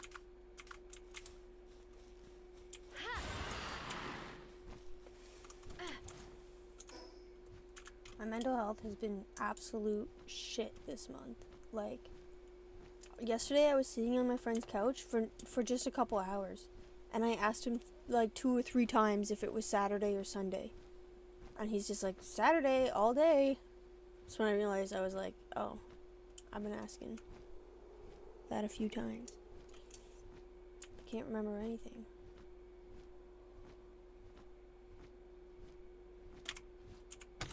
I need to drink some more water, maybe.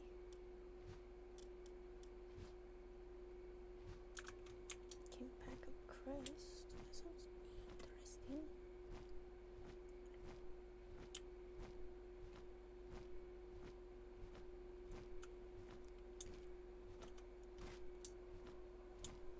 What? A left monk.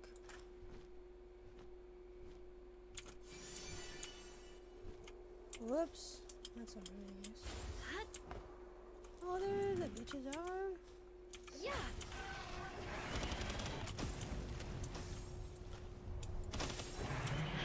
Oh, I died on that.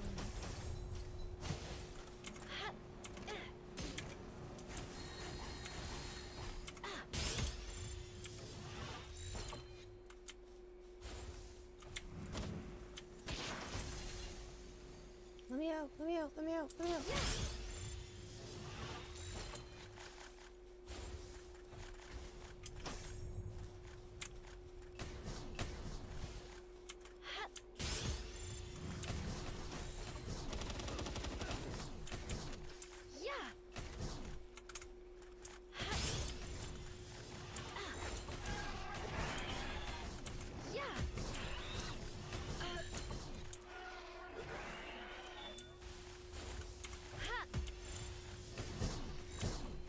Jumping in for the face. Oh, the ball hit me.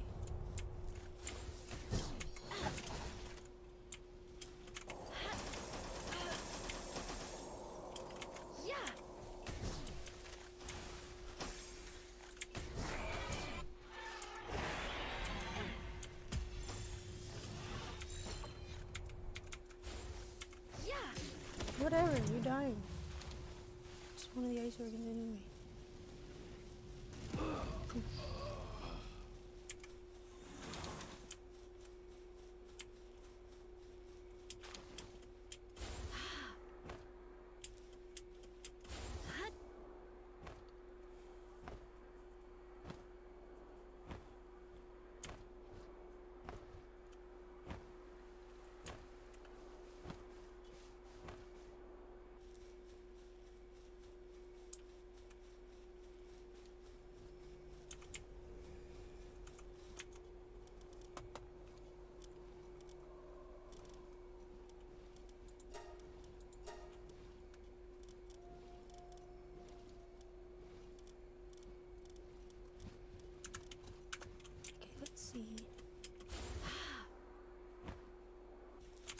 Now I can do my snowman.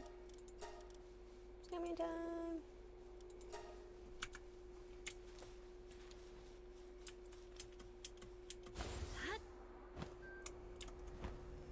Who's talking to me? On Telegram.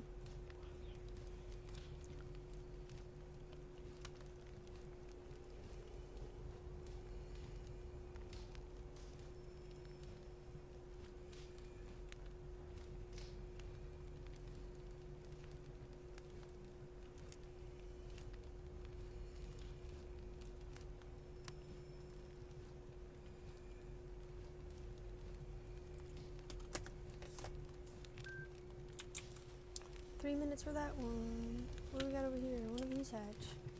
Never. Don't even look at them. Let's look at the breeding calculator again.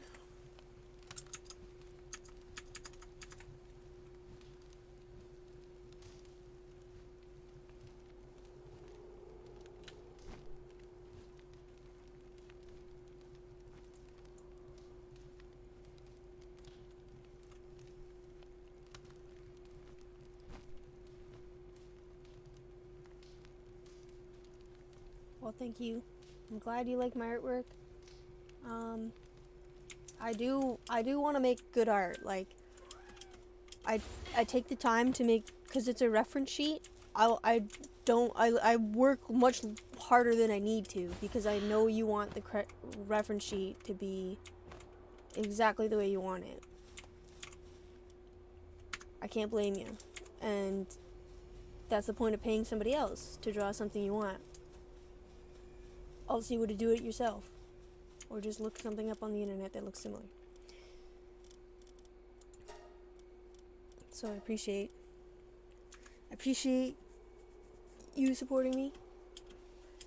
Just this month has been fucking shit.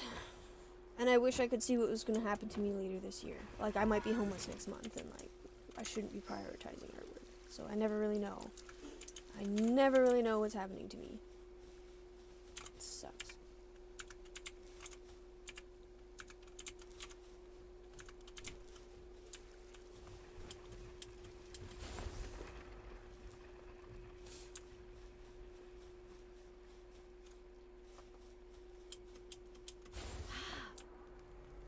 Ever since I got brain damage, I feel like I'm still the same person, but I don't function like the same person. I don't shower. I don't remember to clean. I don't remember to, like 2 days just slips by. Like a week just slips by. Like a month just slips by. And then I look at myself and go, I got brain damage 5 years ago. 4 years ago. Like a long time ago. And I'm still not functioning very well. And it causes me PTSD too, because I never sued the guy. They had me charged with assault first because they thought I touched kids or something. Because that was his excuse for beating me up. That was his excuse for beating me up. I obviously don't touch kids. I don't have anything to do with kids. I just like cartoons. I'm autistic. It's different.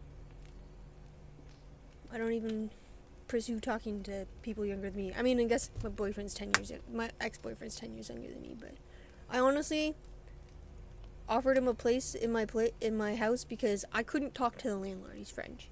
And my ex-boyfriend, the guy we were talking to, King Von, yesterday, he was being groomed by like some 60-something-year-old guy.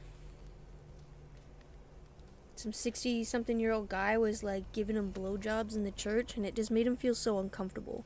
But he would pay him like $200-400 each time, so he just kept doing it.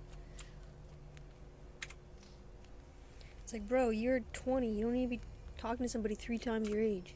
So I didn't feel so bad being 10 years older than him. At least I wasn't grooming him into giving him crack money.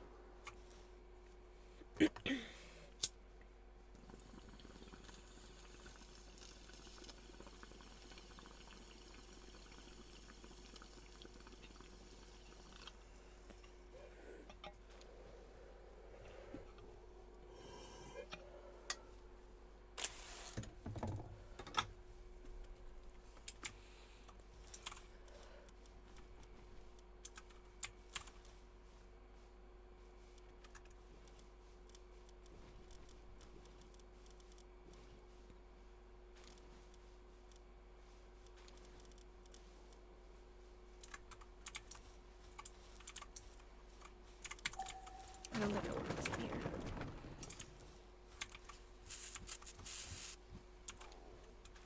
I need the snowman development to start going. I got snowman developments. I want my snowman today. I have all the upgrades today.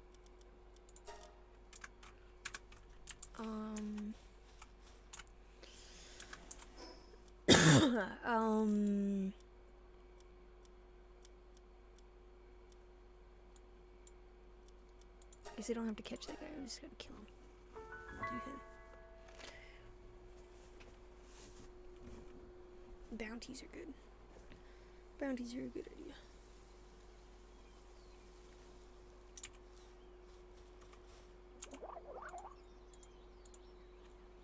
How's up for Lux?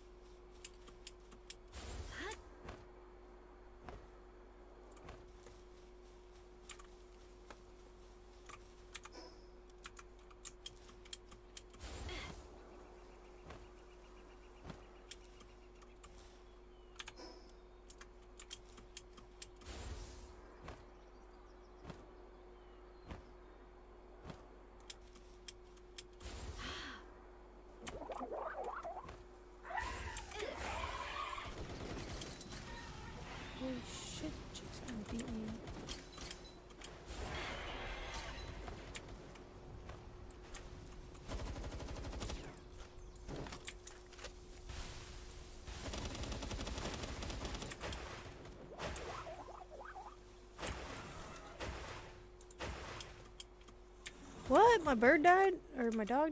My fucking... My guy? Oh, fucking these guys are trying to wreck me.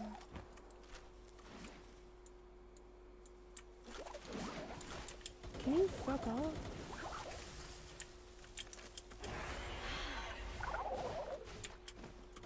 Now I have to kill those things first.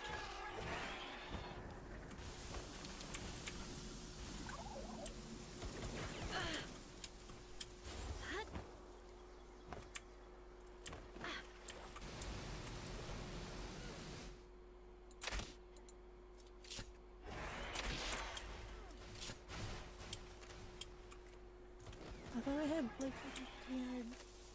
I didn't grab it.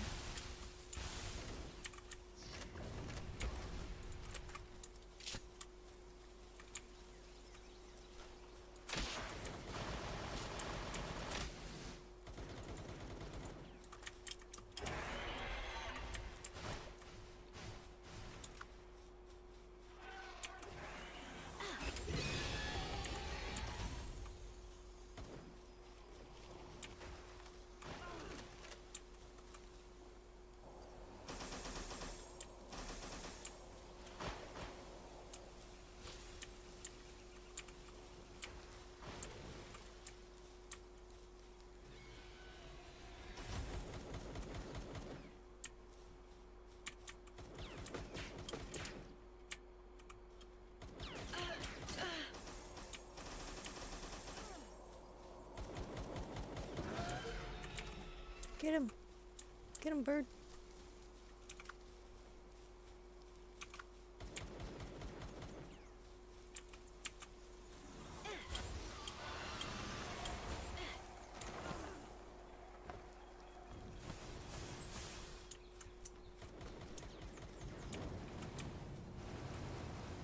That's bullshit. Getting better than that. That's still bullshit. I'm not doing anything.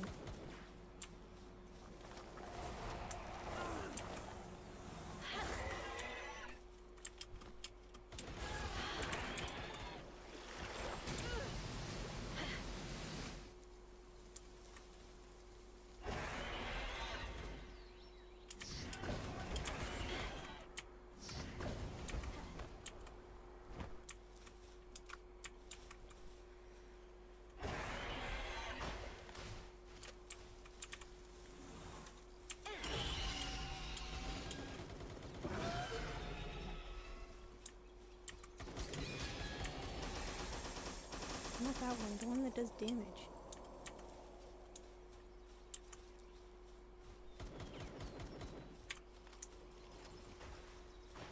$71? That's bullshit. Get another one that did more than that. That's better. Not what I wanted though.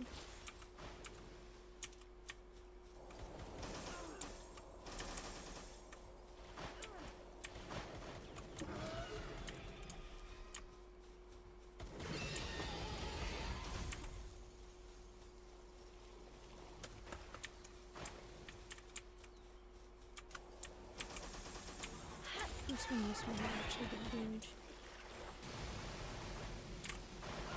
It's a little better.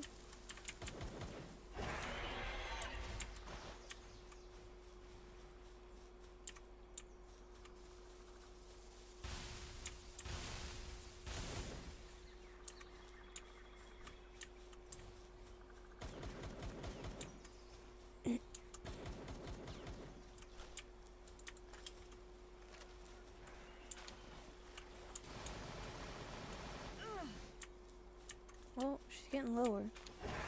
I'm not dying. 172 is not bad. Just got a little bit more to go. It's taking a while for this one. As long as she doesn't point a gun at me.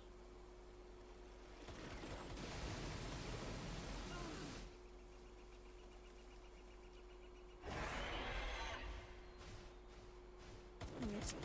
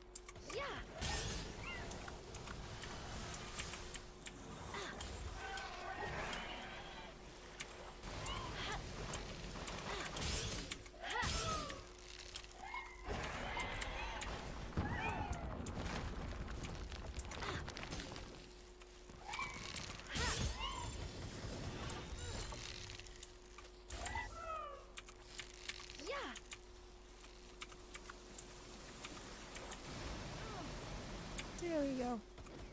The ocean.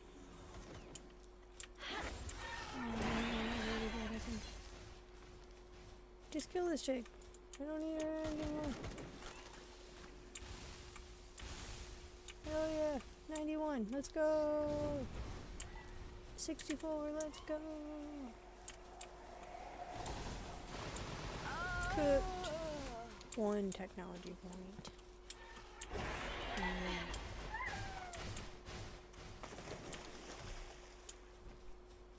Okay.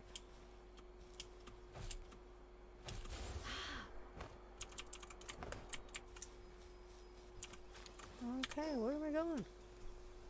What's with these, like, dark holes? Everywhere.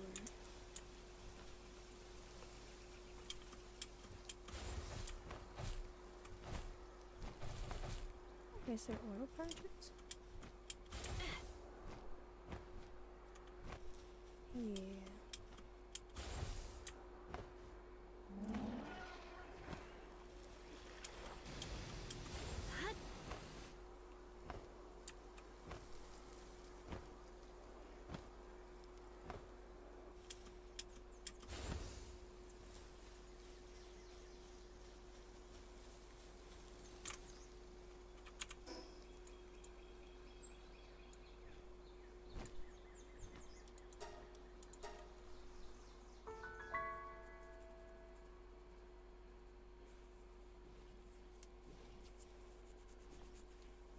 Need my bullets. But no bullet. No bullet.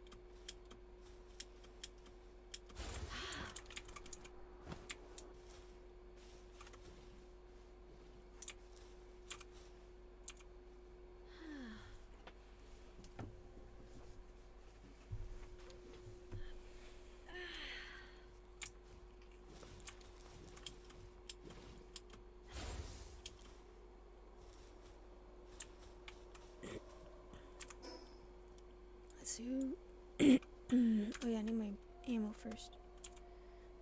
Do I need to grab a power? No.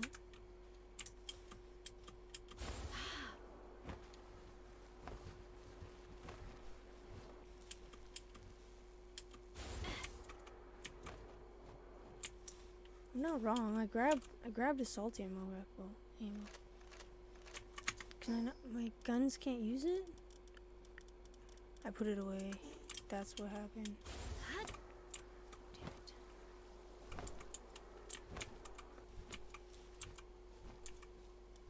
Where is it?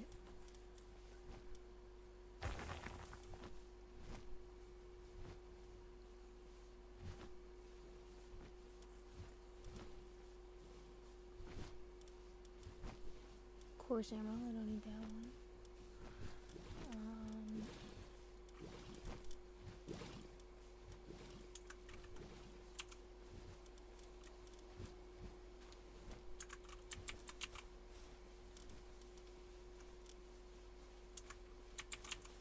I thought I made 300 assault ammo.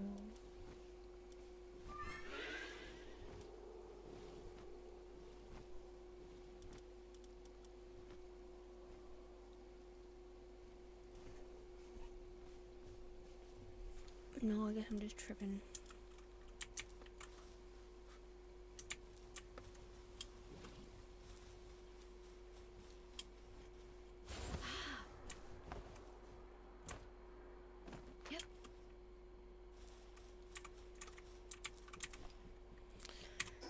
Let's fast travel. Okay, Becca, what are you doing today? I really want to go to the dentist. My teeth is starting to hurt. But it's Sunday. That's why I keep asking if it's still the weekend. 'cause I really want to go to the dentist. And then when the weekend comes by, just forget about it completely. What's wrong?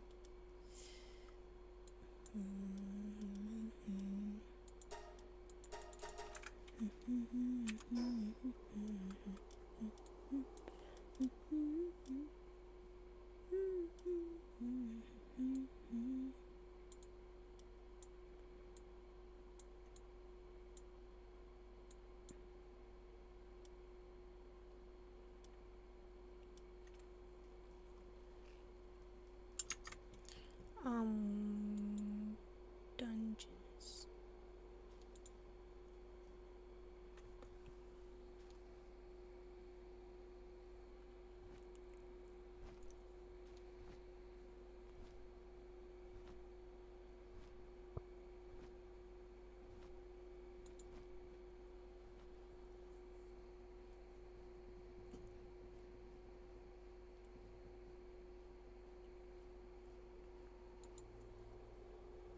A Relaxosaurus and a Sparkit.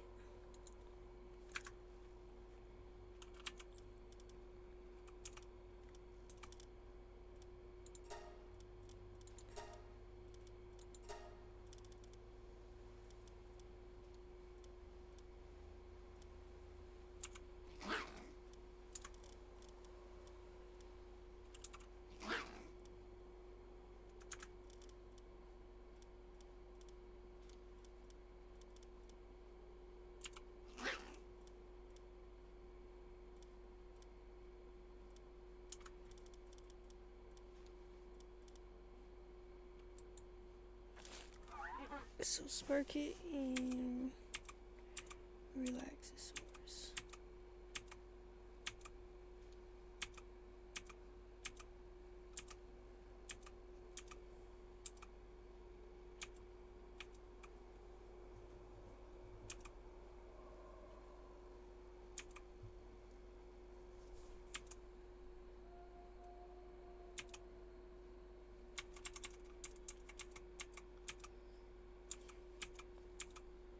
I don't have a Relaxosaurus. Surely I would have hatched one by now. Wow. No Relaxosaurus.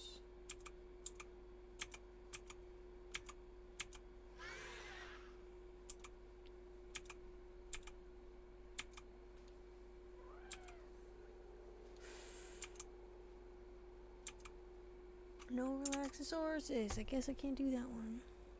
Can I get a kitsune? Yes.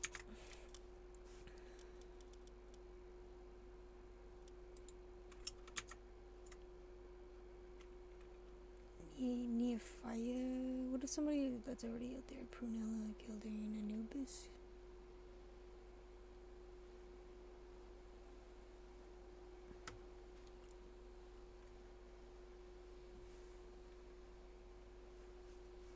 Van Ormchrist.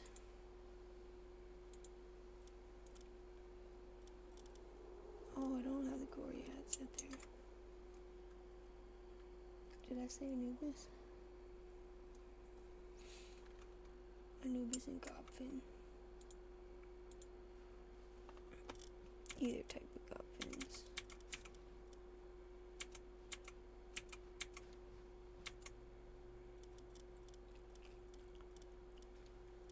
My Anubis is female.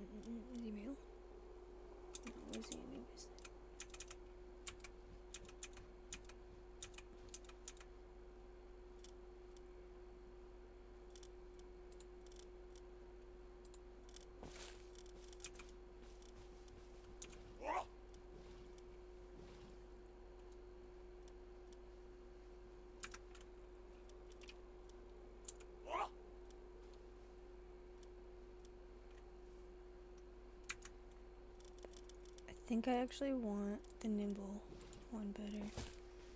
I'm gonna have to go with a male gobfin.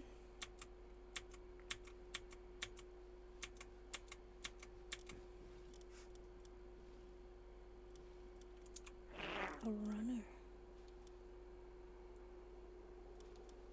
Sanity. Man, I don't want musclehead or unstable. Nocturnal's not bad. Is it male though? It's female. This one is female, so we get nimble. There we go. I got it. Got it. We're gonna get the nimble and nimble. That's why you double check. Why aren't you? There you go. Okay.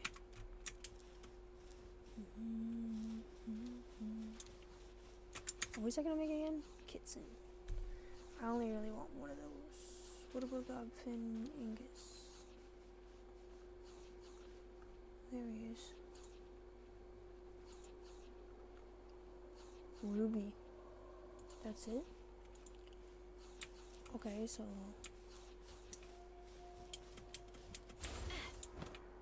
all my rubies are in the expedition, right? Oh, the expedition is over. I didn't put it back up. Lucky me.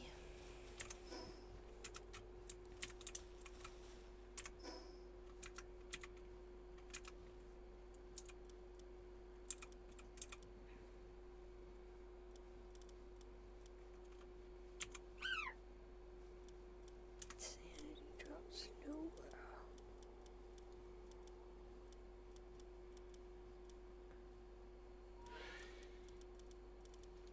I need a female one.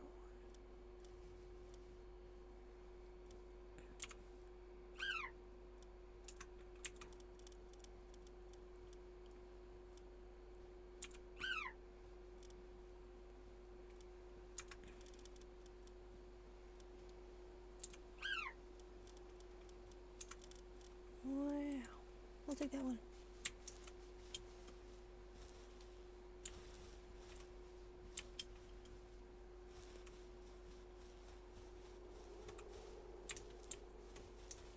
That's happening really fast.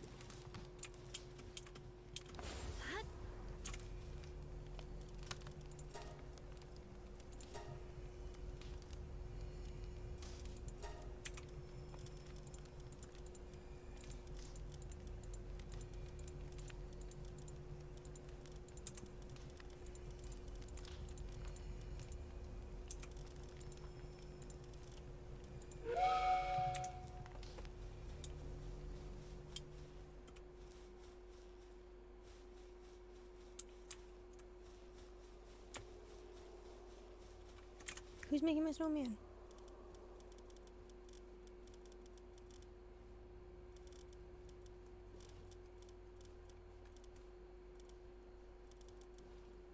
Where is it?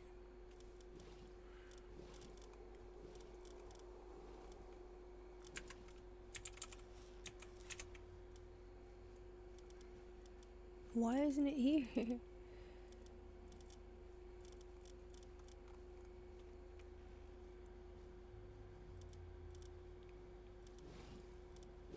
I'm confused.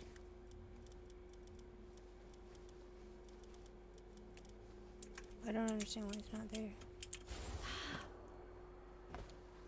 Oh, it's because completed.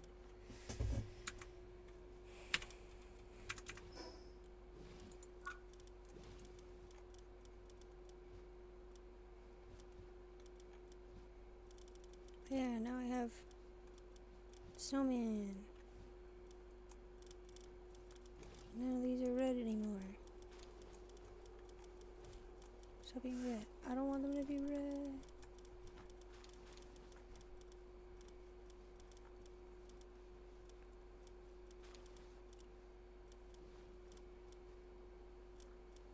Just that one.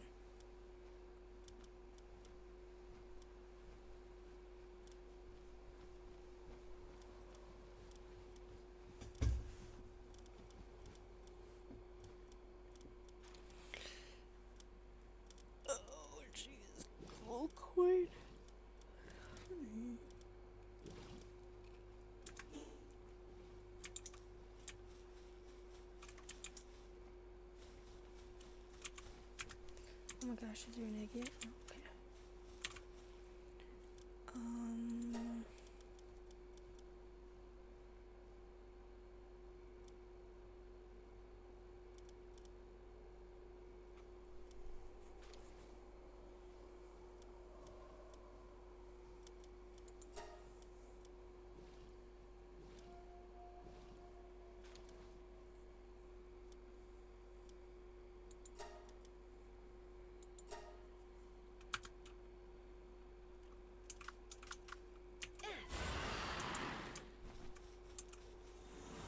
Oops.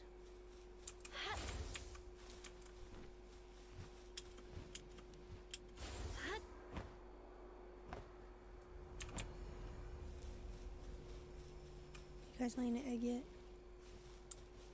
Oh, you did. Perfect. So that's my Angus. My Angus.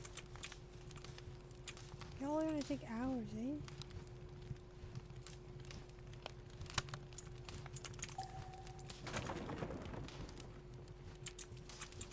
Crazy.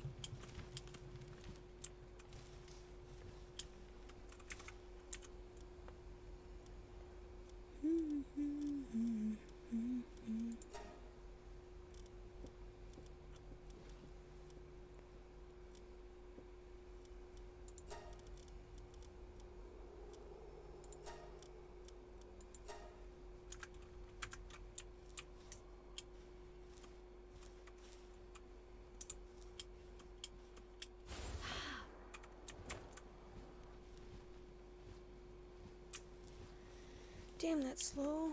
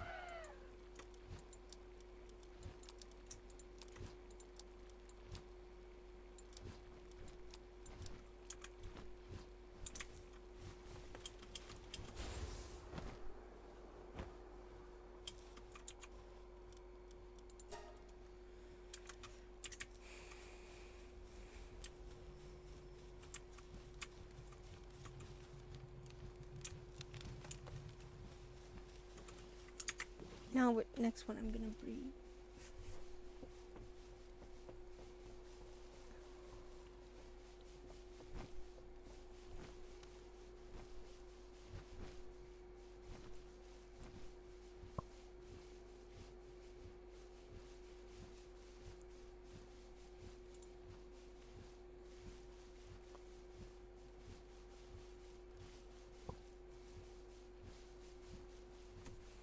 Anubis and Blazemut? What do I have for Blazemut? I think I have the Anubis out and about.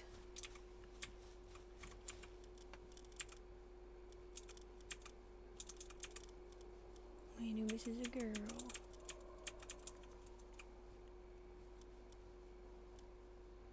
I got a nocturnal boy. Ooh, bird slave.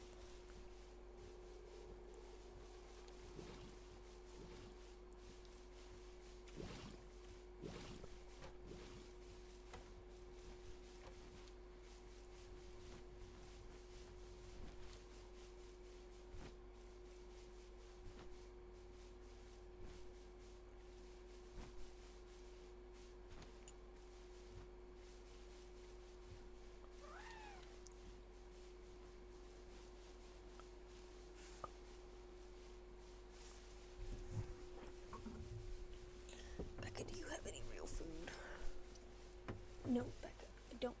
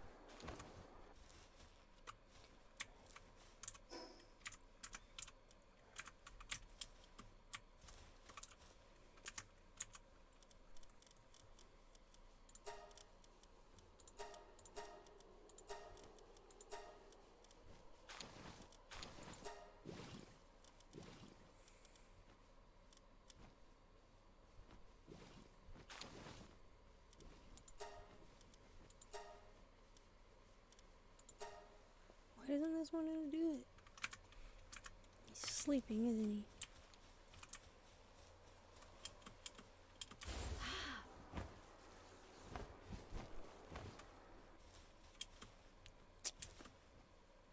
It's kind of cute. I'm gonna get a big horn on him. You having a good time? Okay, now I can use him.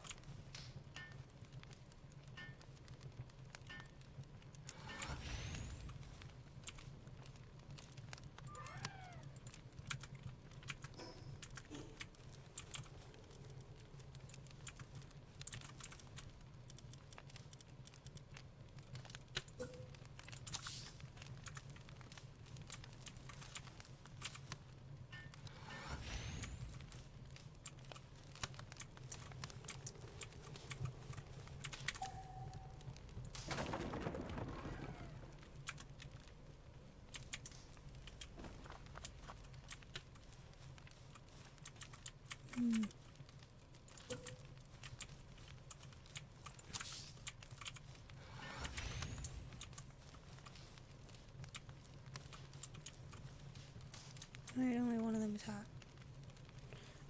That's about as good as I'm gonna get right now.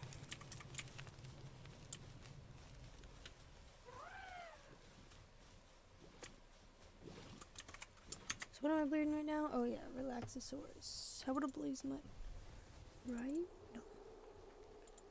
Then I have to bleed him with Spark.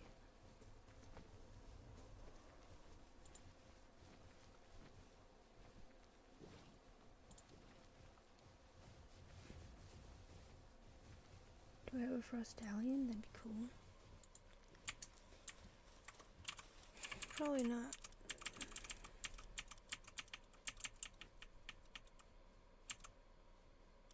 I have a Fanglope.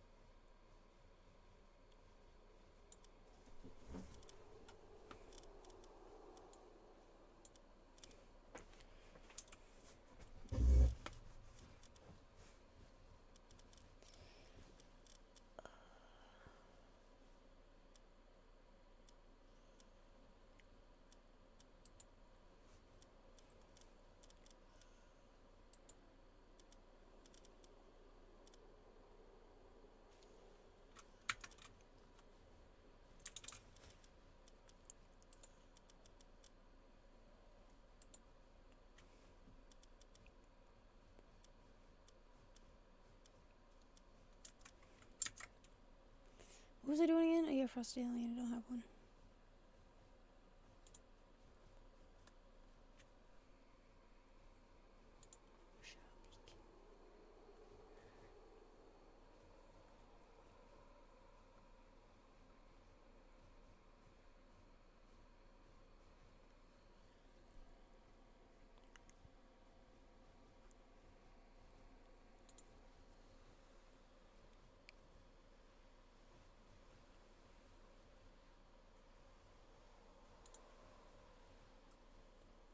Chris Bolt. Alright. Jormentine in a Blazemut. Alright, who's what kind of Blazemut do I got over here? A boy? And is my Jormentine a girl? Oh, there she is. Put me here.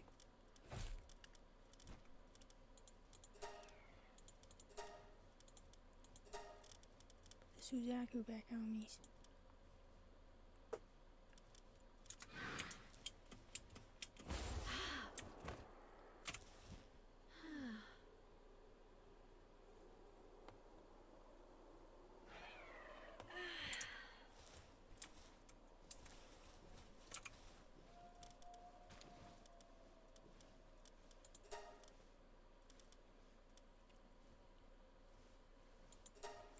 Keep research hatching speed, cause that's fun.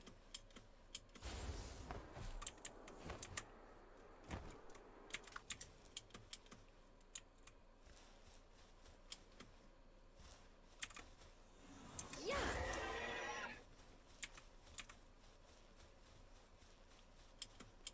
You guys gonna make some babies yet? Nope. Nope. Nope. Something's wrong here. Are you too hot? Nope, it's comfortable. I thought that said 10 minutes before. Could be crazy.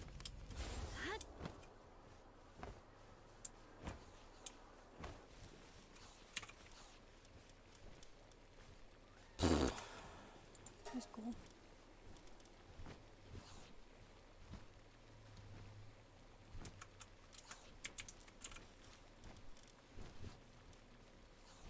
More minestrone. All the minestrone. Okay, y'all aren't supposed to be putting those.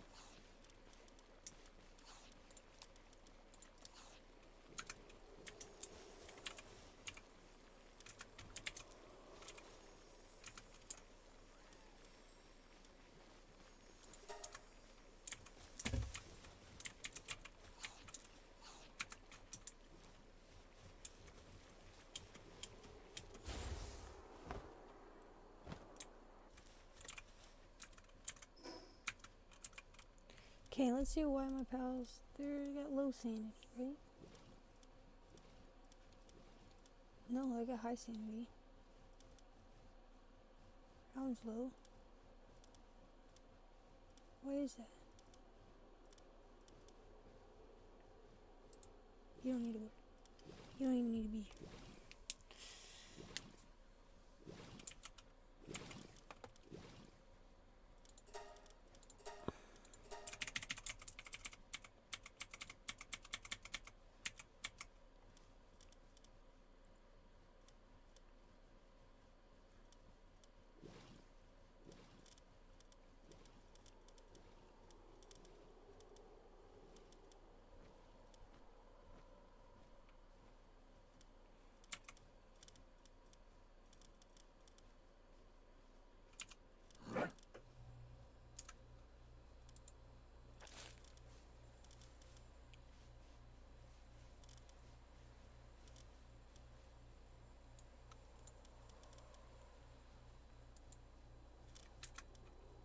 Oh yeah, I was gonna...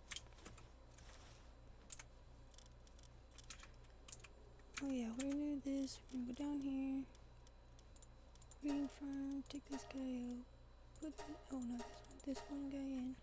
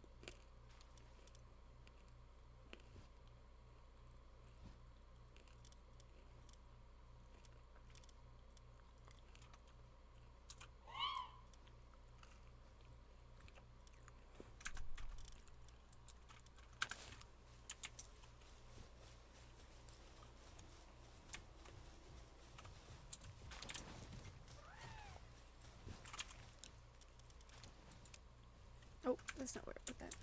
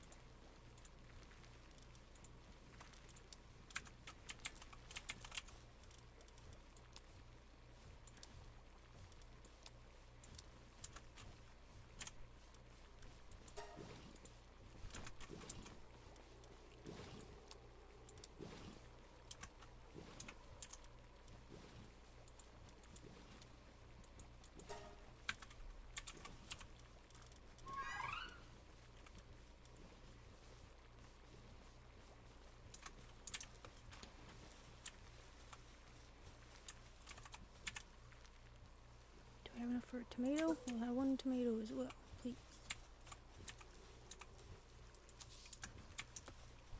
Seem to be short on tomatoes and carrots. Plenty of wheat, I'm sure.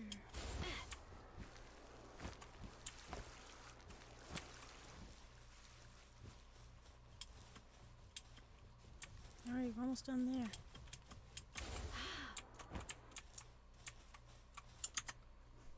What am I done bleeding? I got an acid on it. Oh, that's my bleeding. Breathing. Can't drink, breathe, drain. Got those. I got these. I got that one. What is this guy? Oh, can't breathe. Acquiring boat. Ooh, equipment in Lulu. Let's try it out. I only got one of each, so.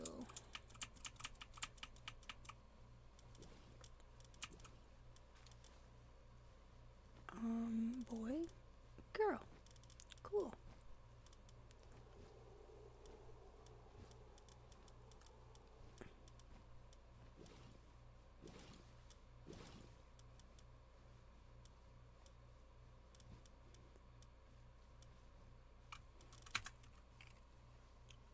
Oh yeah, we can, we don't need him.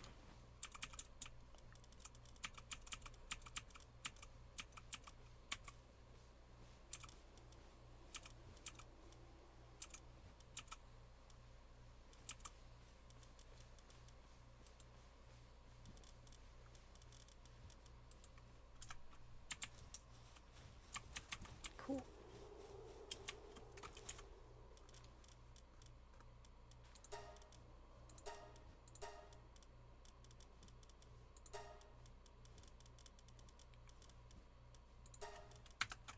Neat. Then what am I gonna do?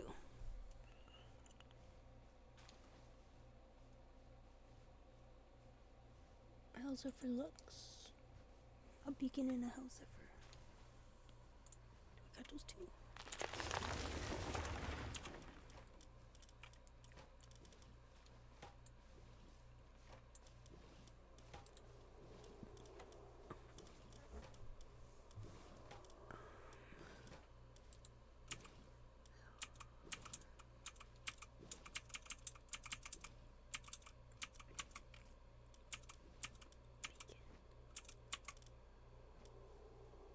I only got one. Oh, I was gonna say.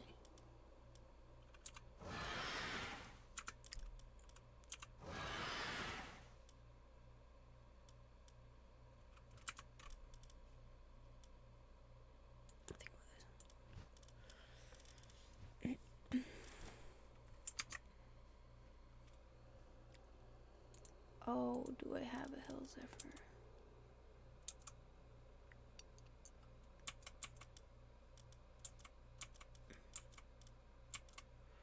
Might have to breed a Hellzephyr first. Do I have regular Pyrans? That's another question. Doesn't look like it.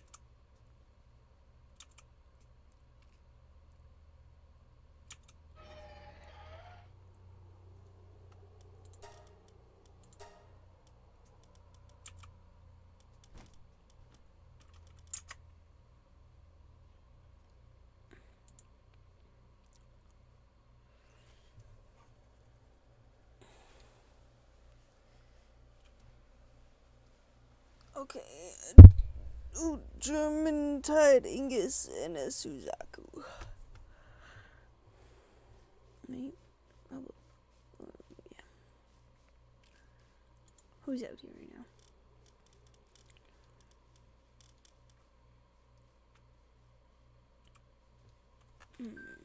Where's my Suzaku?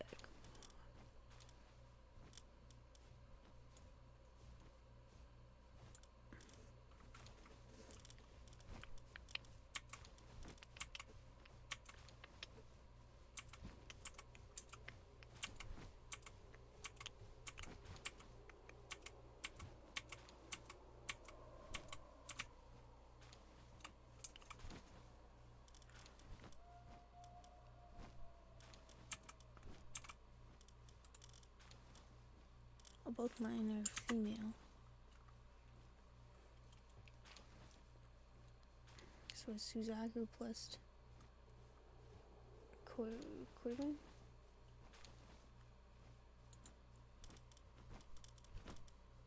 He's a boy. Okay.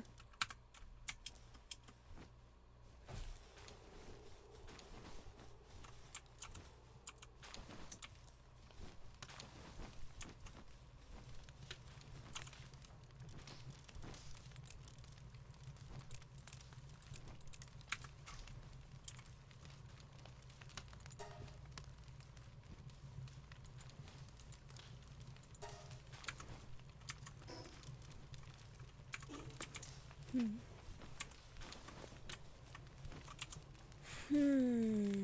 are you in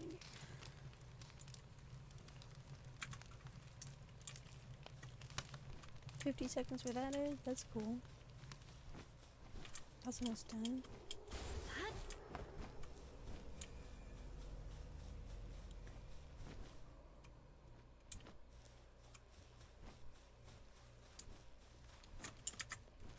I think I got ahead of myself again.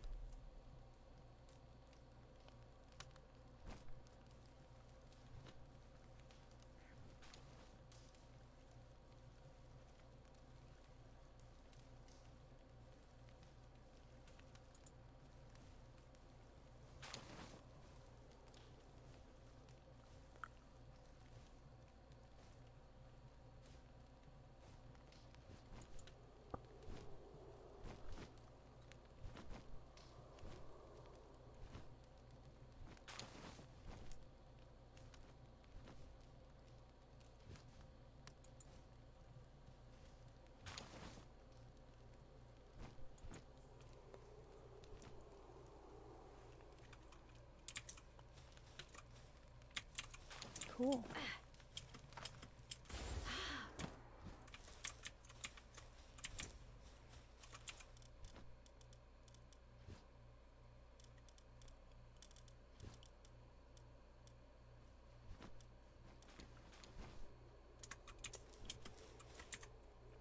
Speaking Suzaku, I wanted to breed. But we're just gonna pull the Lulu out and put the... What was I just looking at?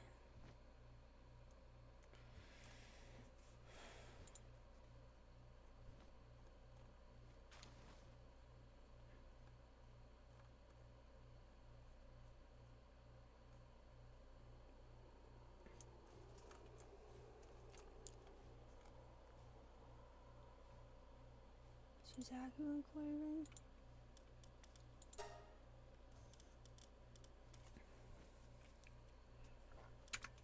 That's fine.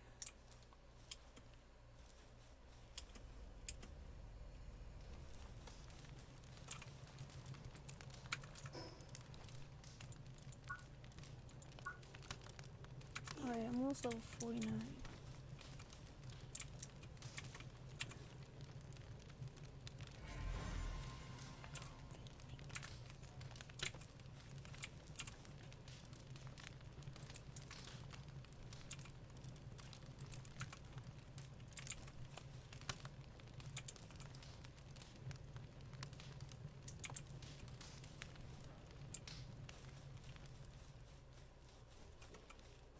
Two female, two males. I thought my Suzakus were female.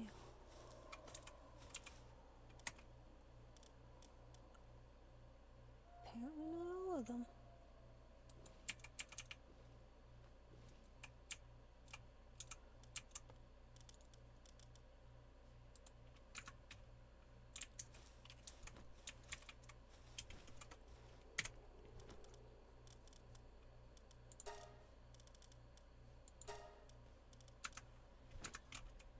Okay, that's the thing.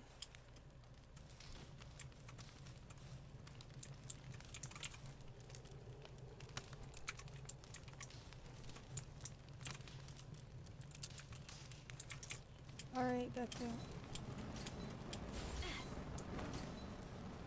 Get some technology points.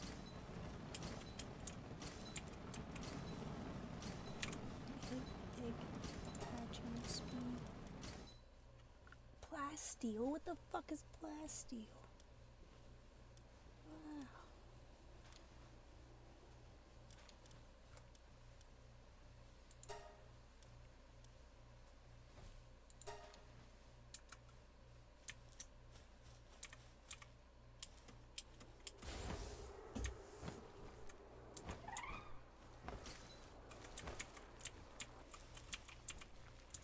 Can I make more minestrone? I got the carrots I need, yes.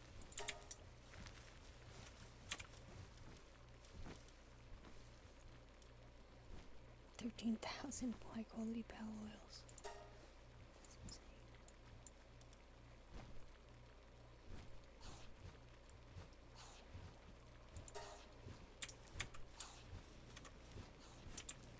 Do I have room for more? Do I have more potatoes? Nope.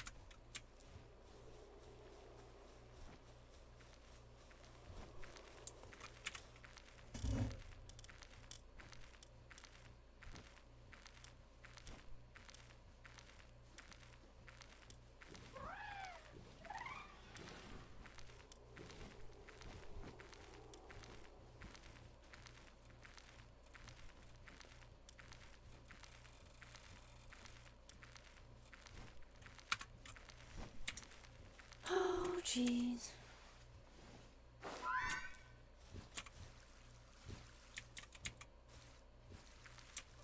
Carrots, onions, everything. Extra potatoes.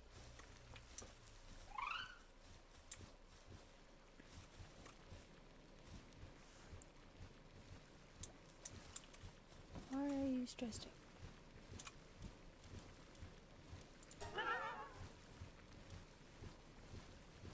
No sanity. Why is that?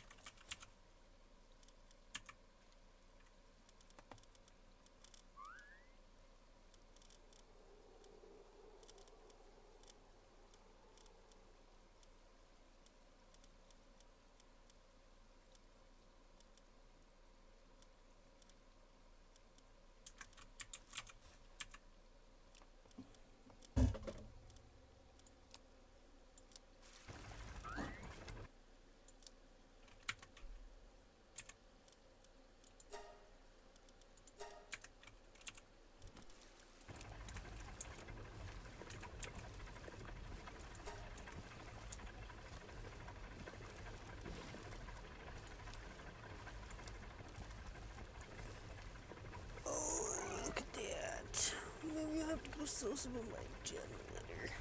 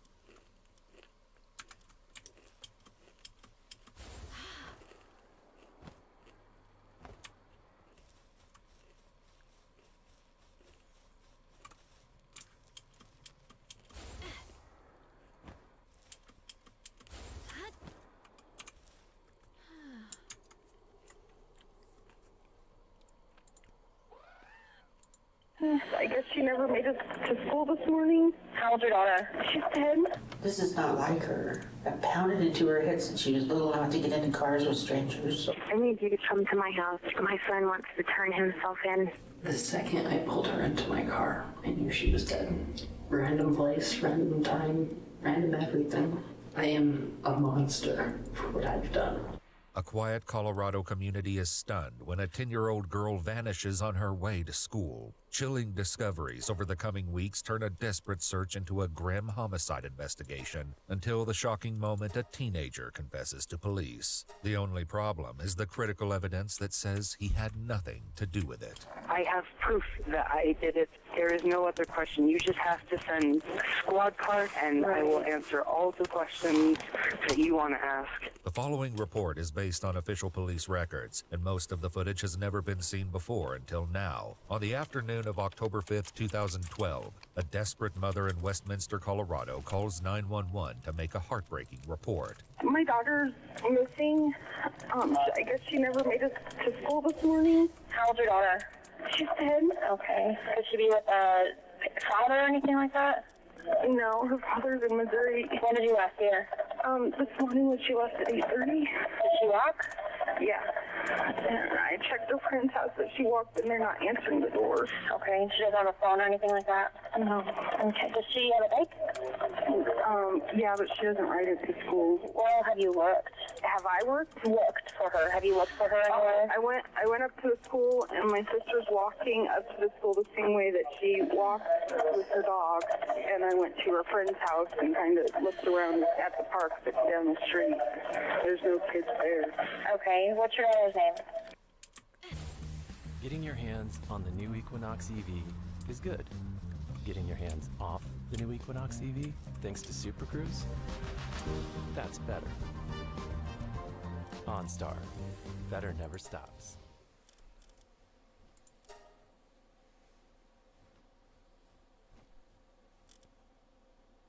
Pela is a Canadian company. Almost all of our employees are Canadian.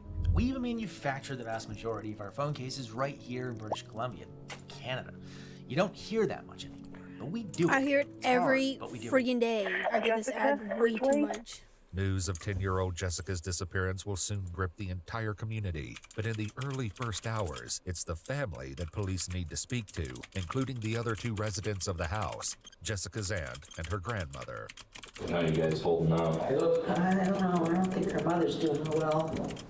It's kind of scary. Yeah. She never does things like this. She's a good kid. Yeah. Jessica's not really one to want to even run away. And she's pretty a homebody. She pretty, okay, she's, I know kind of a homebody, but is she like pretty adventurous too? I don't think so.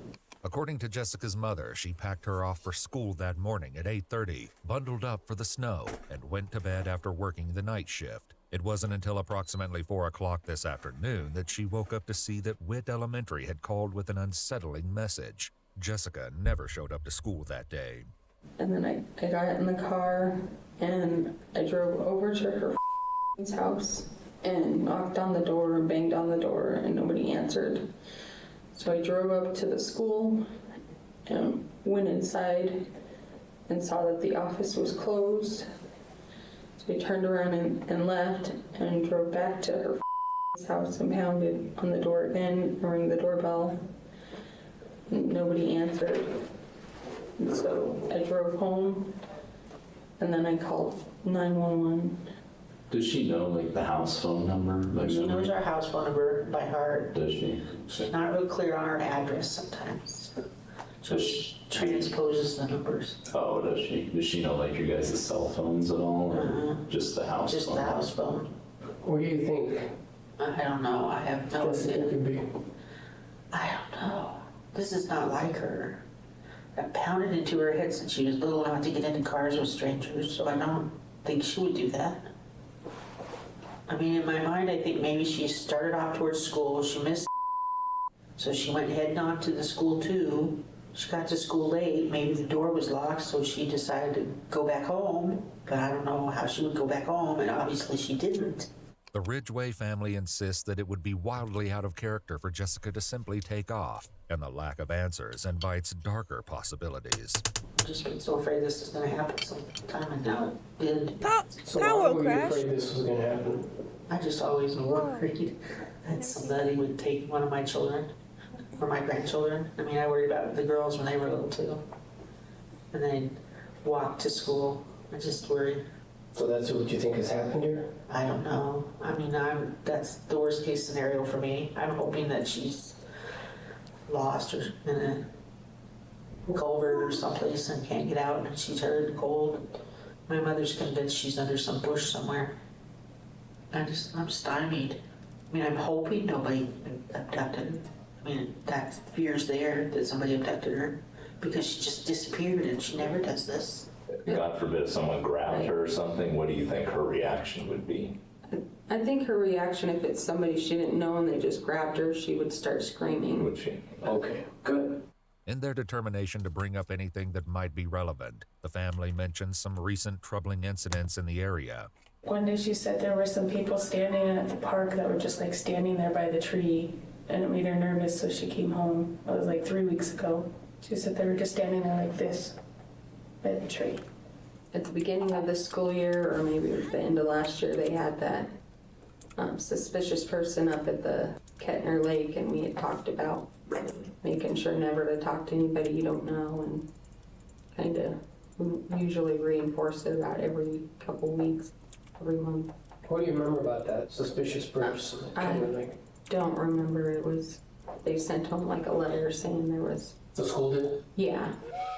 For the ones who build it, fix it, and maintain it, the clock is always ticking. For the ones who need it fast.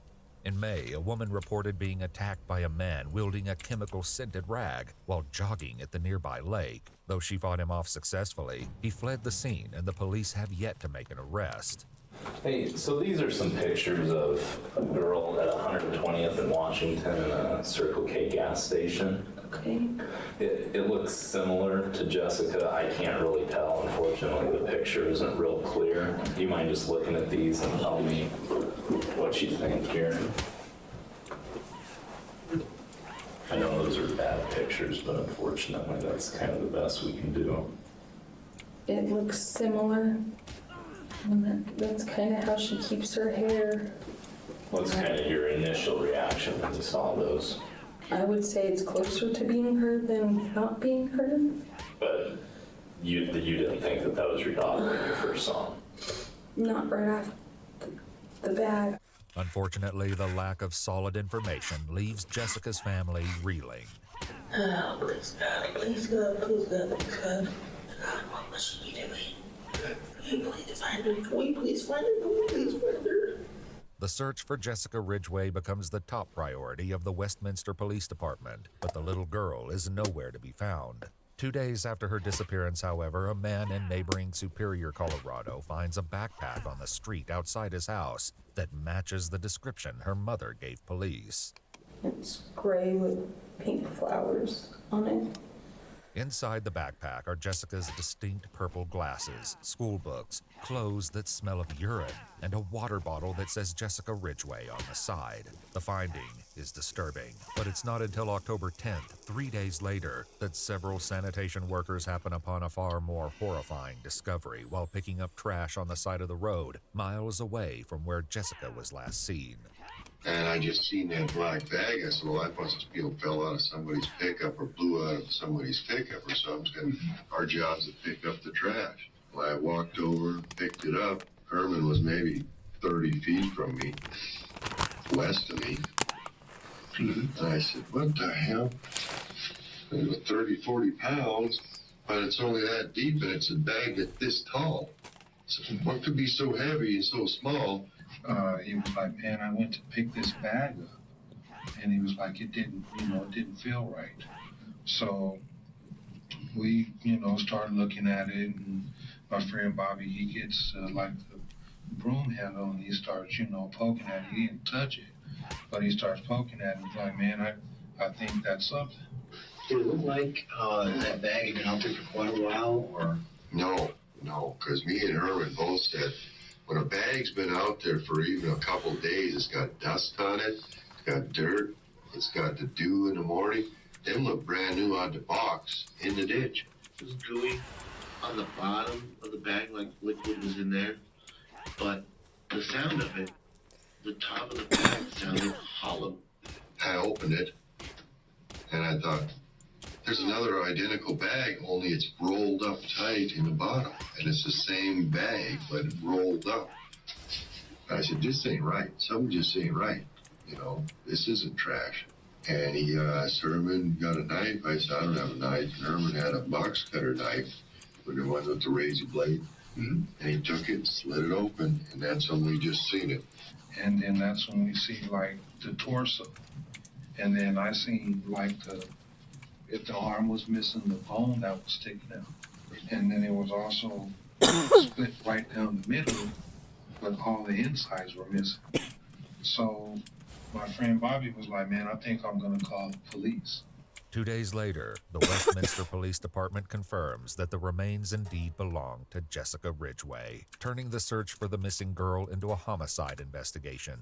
The news shocks the community, even as the discovery leaves a lasting scar on the men who found it.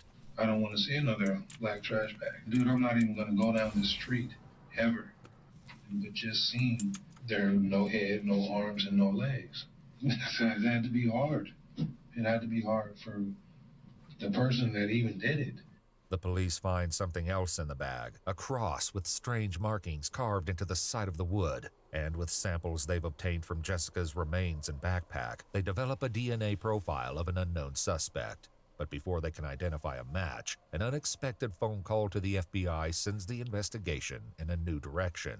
Why did you initially contact the FBI? Well, because I really felt like I knew who had done it. Who done what? Who had abducted Jessica Ridgway. Okay, and why did you feel that? I don't know. I mean, I know some of it. I think some of it was really intuition. I'm a mom, first of all. I'm kind of a paranoid type of person, I guess I would say. Well, not really paranoid, I guess. I'm just aware of my surroundings. And I believe that you can tell somebody by their eyes, you know. The woman says she's grown suspicious about the teenage son of her neighbor, Mindy. And Mindy had texted me in July. She says, Austin graduated today. I said earlier or something. And she said, yeah. She said he dropped out of high school, took his GED, and he's going to school in the fall to become a mortician.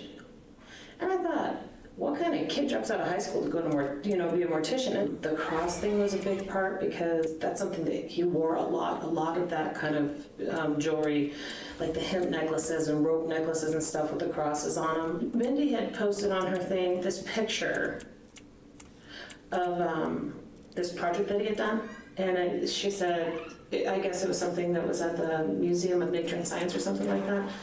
And she says, I've got it on my phone. What's the fastest, least messy way to dispose of a body? And she says, Austin knows. Spring is vastly approaching, and spring is the perfect time to do a fresh declutter, clear out the junk, clear out all of the funk. Having a clean space can. The FBI is already canvassing the neighborhood, and when they receive the woman's tip, they quickly interview Austin and collect his DNA sample. And then she texts me right after and said, Austin just gave his DNA to the FBI. This is getting crazy. And they told me, play stupid. Well, that's at 19. And I said, what? And she says, at least they can rule him out now. Should be the end of it for us. Unfortunately for the investigation, this is exactly what happens. Austin Sigg's DNA is sent to the Colorado Bureau of Investigation, and like the hundreds of other samples that have been collected, it's not a match for the evidence. It's another dead end, and the hope of catching Jessica's killer grows thinner than ever. That is, until the evening of October 23rd, 18 days after the little girl's disappearance, when a 911 call changes everything. Hi, I need you to come to my house. My son wants to turn himself in for the Jessica Ridgway murder. And what's going on there? Ma'am, You not hear me? He just confessed to killing her. I know. I want you to tell me what's going on. Can you tell me exactly what he said? But he did it, and he gave me details, and her remains are in my house. Did you see them? No. Is he there with you? Yes. Is he cooperative? Yes. How old is your son? 17. What is your son's name? Austin Sig. In a bizarre twist, the very individual that investigators just cleared is now apparently confessing to the murder, and the 911 operator strives to get more information. Do you think that Austin would talk to me? Will you talk to her? Yeah, hold on. Okay. Hello.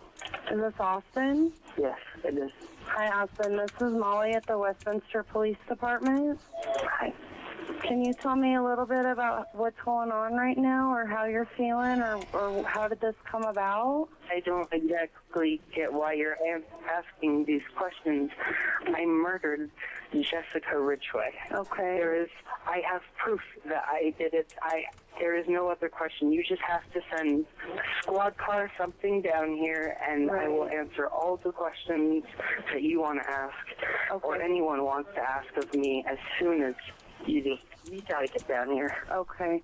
The teenager will more than live up to this promise as the evening unfolds, but for now, the operator has to determine what kind of situation the police will be walking into. Do you have any weapons in your house? I do, but I plan to use absolutely none of them. I will be sitting in my front room when the police officer arrives. Or I'll be right next to my mother. I have knives in my room, and we own a few guns, but I'm giving myself up completely. There will be no resistance whatsoever. All right, Austin. Well, like just like I said, I am sending you a police officer, okay? But you have to understand that you know, we take this stuff very seriously, and like I said, you did the right thing by calling. I would have to hope that you would take this serious, because this is important. I absolutely am taking this seriously. Can you please hurry up? I need to call his dad. Ma'am, I understand you want to call your husband, and I'm sorry, but I would like to keep you guys on the phone just until the officers get a little bit closer. Well, how far are they? They're going to be there in just a few minutes. Can I get we can stay on the line, but do you have to keep asking questions? Okay, no, I don't. Mom, can I just get your name? My name is Mindy. And Austin told me he's taking like classes at community college? Yeah. Okay, what kind of classes is he taking? To be a mortician. He wants to be a mortician? Okay. The operator tries to keep Austin's mom, Mindy, calm as police make their way to the address. Mindy, take a couple deep breaths for me, okay? What? Is Austin still there with you? No, I'm hugging him. Okay, you guys are hugging? Okay, you definitely did the right thing. You told me when the officers get there, they're coming to your front door. I know. Are you with the officers, or what? No, they're not here. Okay. Is Austin still calm? How is his demeanor right now? Hurry up. I'm trying to get them to hurry, okay? Like I said, we're getting officers there as quickly as we can. Is Austin okay with you right now? Yeah, he's just getting really anxious, and so am I. Okay. With me again. Go. Gail, can you hear me? They're here. They're coming up. Police arrive at the Sig residence and immediately take the That made me 17-year-old freak out. I into thought he custody. was gonna get a gun. Hey, or Austin, something. I'm Austin He's anxious. Stetson. Anybody else in the house? Hey, Austin, my name is AC, okay? Right now, I'm just gonna put you in cuffs, okay? Do you have any weapons on you? Okay. Can I ask you a question? Sure. Do you think that this will in any way bring any comfort to the Ridgway family whatsoever by seeing me brought to justice at all? Well, I don't know the family, so I would say in my experience, people like some closure. Well, this is all I can give, so I hope it'll do. If Austin is to be believed, the Westminster police finally have their suspect. The only issue is whether or not they should believe him at all. So in your experience, how long does it usually take to get the DNA test back? I would expect somewhere between 9 and 36 hours, somewhat. Wow. Okay, but he gets denied. The FBI and took swab. Okay. DNA swab. I'll keep mine. But They're not open on the weekends. Gotta let it, right? I need to. That just seems wrong because, I mean, when you're hunting down someone like me, you would want those results back as quickly as possible and then close on the weekend too. It's a relatively automated process. At the police station, detectives first speak to Austin's mother, Mindy, who seems scarcely able to believe the nightmare unfolding before her eyes. I was still in a towel, and I don't remember why I sat on the bed. I'm sure I was telling him something unrelated, and he said, "Mom, I gotta tell you something." This is while he's still in the bed? Mm-hmm. And you're sitting there beside him? Mm-hmm. Can you tell me what he told you? I don't know. It's really hard to just to deal with this whole thing right now. I understand this whole concept of this is pretty hard. I want to help. I'm not sure I can remember. He had that look, that horrible look. I think the first thing he said was, "I'm a monster." If the detectives are going to get to the truth of this confession, though, the details will have to come from Austin himself. Can we start with just the bottom line? Is what did you tell your mom? That I murdered Jessica Ridgway and that I was responsible for her abduction and her death. Can you talk to me now a little bit about what happened in this whole situation? Can we go ahead and start back on October 5th, which was a Friday morning? I just remember I wound up finding a place over in her neighborhood where I could park where a car really wouldn't be noticed by anyone, just somewhere where all the fences were. Because, while I was driving, I was just kind of looking. And I saw her, and I found the place to park, and I parked, and I waited. When she walked by, I grabbed her. Were you standing by your car when you did that? I was inside my car, in the back seat. Because I had parked, and I had hopped into the back seat, and I grabbed her, and I pulled her in. Okay. Do you remember where that was at? Not exactly. It was random place, random time, random everything. Well, when you went out that morning, Friday morning, which was early in the morning, and you drove over to Jessica's neighborhood, what were you planning on doing that day? I had the intent of picking up any female that came across where I was. That it didn't matter what time, where, it just anything. So you were out, for a better word, hunting? Yeah, that's the only word I can think of. So when you initially took Jessica, you were actually in the back seat of your car? Yes, and then I zip tied her hands and her feet. Did she come close enough to the car that you didn't have to get out? Yeah, basically. I had to take one step, and that was it.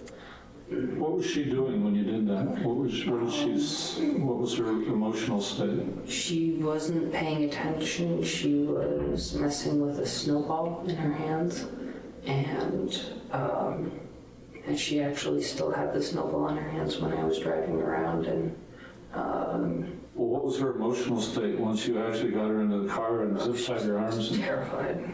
What was she saying? She was scared. She wanted to know if she was going to see her mom again. She wanted to know who I was, where we were going.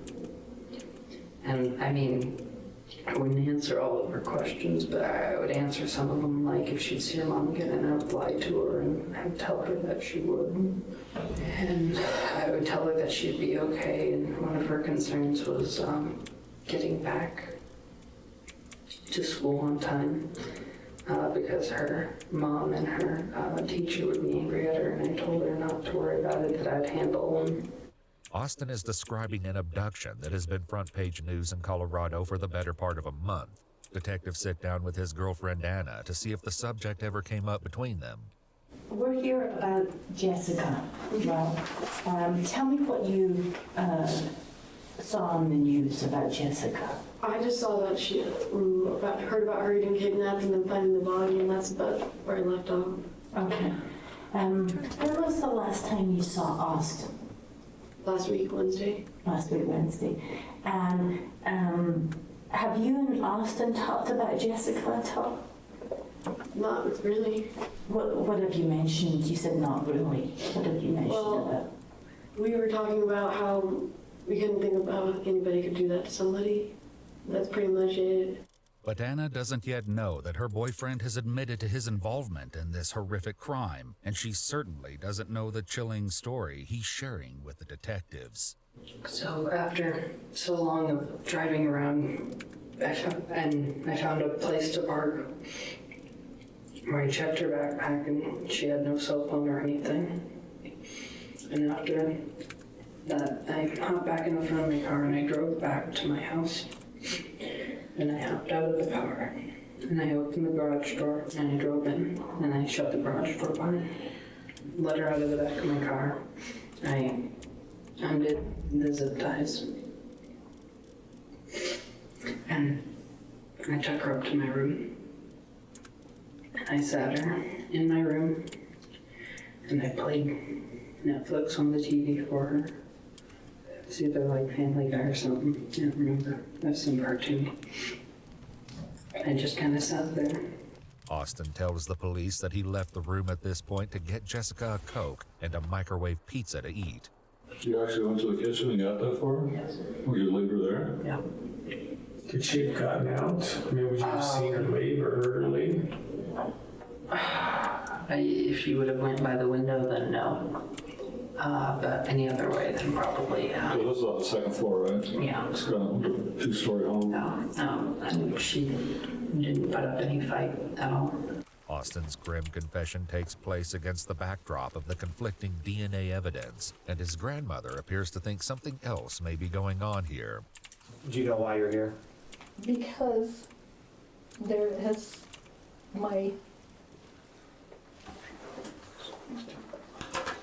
grandson seems to believe that he committed the murder. Okay, and your grand... That's what I understand. This is horrible. This is the most horrible thing. There's got to be something wrong. He's not this person. Well, maybe he made it up, you know, like I've heard, you know, I was talking about watching the cop shows and stuff, the cold cases, and I've heard about people, false confessions to be... Aw, that's awful. That's what's going on. He doesn't match the DNA profile, and the only thing he did was say in tears when he was getting arrested was, I hope this But provides some despite closure. the DNA dead end and testimonials from those who know him, Austin paints a vivid picture of Jessica's final moments that feels terrifyingly real. But it's not. Sitting there for probably He's an hour, confessing to a murder maybe. because I don't exactly he's obsessed remember. with Time murders and solving murders and mortician and started blah, blah, blah, feeling blah. weird then. He wants to be as weird. After that, I asked her to change into a pair of a shirt and shorts that I had. And I let her go into the bathroom to do that. And she came back, told her to put all her clothes in her backpack and get her backpack ready and everything to go back. And then after she was done with that, I walked up behind her and I initially tried to use zip ties to strangle her, but those cut into my skin and didn't really work and weren't doing a job that weren't doing it. So I immediately, just without even removing the zip ties or anything, I immediately switched over to just strangling her with my hands. How did you use the zip ties?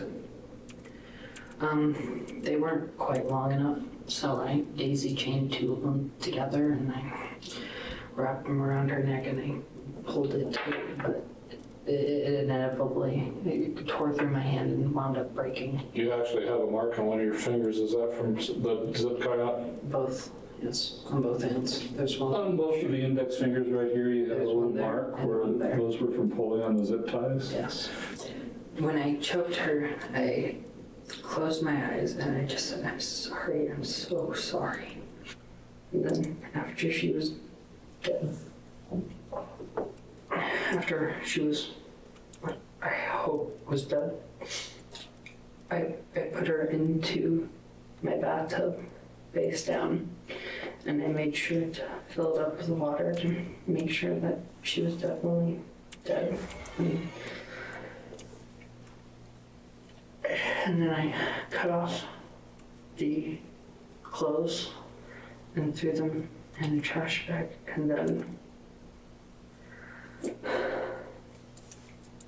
I sat and I cried. According to Austin, that was only the beginning of an unspeakably dark morning. Why did you feel like you had to take her arms and legs and her head off? Because I felt like it was the only way that I could conceivably hide the body, is if it was in more manageable pieces, I guess. It's a stupid question, but why are you trying to hide the body? As soon as I realized I was past the point of no return, it's either get away with it or go to jail forever, possibly be executed, possibly anything. I didn't know. I don't know what my future's gonna be. So you're fully understanding the consequences of what you've done, and that's why you're dismembering the body? No, that's not why. That's why I turned myself in. It's because I understand the consequences of what I'm doing. The dismemberment was from that forensic science class. We had learned about serial killers, stuff like that, and the successful ones always seemed to be the ones who were able to make the body disappear completely. But not My like main that. goal initially was to make it so that there was no trace, no nothing, where it was just disappear off the face of the planet. Is that something you thought about before when you were thinking about doing that to someone? No. How would you thought you were going to do that? I figured with just the utility knife, because I know that you can go around the human skeleton fits together kind of like a jigsaw puzzle. You get the right spot, they come apart. He tells the detectives that he dismembered Jessica's body using the utility knife and an electric saw from the garage before stuffing her parts into several garbage bags and hiding them in a backyard pool shed. A couple of days later, in an effort to direct the search for Jessica to a different area, he left her backpack in a distant neighborhood. I felt like that didn't work, and so I decided the day the torso part was found, I decided to take that specifically out of the pool house, and I brought it back up and I re-cleaned it and double bagged it and tried to make sure that I used gloves and everything. And I went and I just drove until I found a good spot where I could park for a minute or two, hop out, pull, just dump it off the side of the road and keep going. Because I felt like that was the biggest piece that I had to get rid of, because it was, I don't know, the worst. But there was also a wooden cross found in that bag, an item Austin says he included as part of his devious ploy. I was just walking throughout, and I walked into my room and I happened to see it just sitting there, so I cut it off of its rope and I just made some random engravings on it with the blade just to, in case. What markings did you make on it? Well, initially I was gonna go for something cryptic like 666 or something that would be very clear that it was religious and demonic or something to get them on that. Did you think that would distract them from you? Right. If they're looking for a religious fanatic, I'm not one. Okay. And I mean, that's what I was trying to do, is make it so I didn't fit the bill. Okay. Do you remember what the markings looked like that you did put on it? I put the 3 little etchings on the front And then this on the back, I think I definitely fucking did this. I realized by now. Or an S. I think it was like an S, or just kind of back and forth.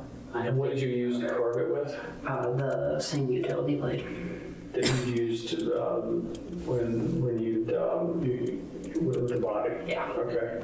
Austin says that he spent the week since the murder racked with anxiety, though it appears that his girlfriend didn't notice.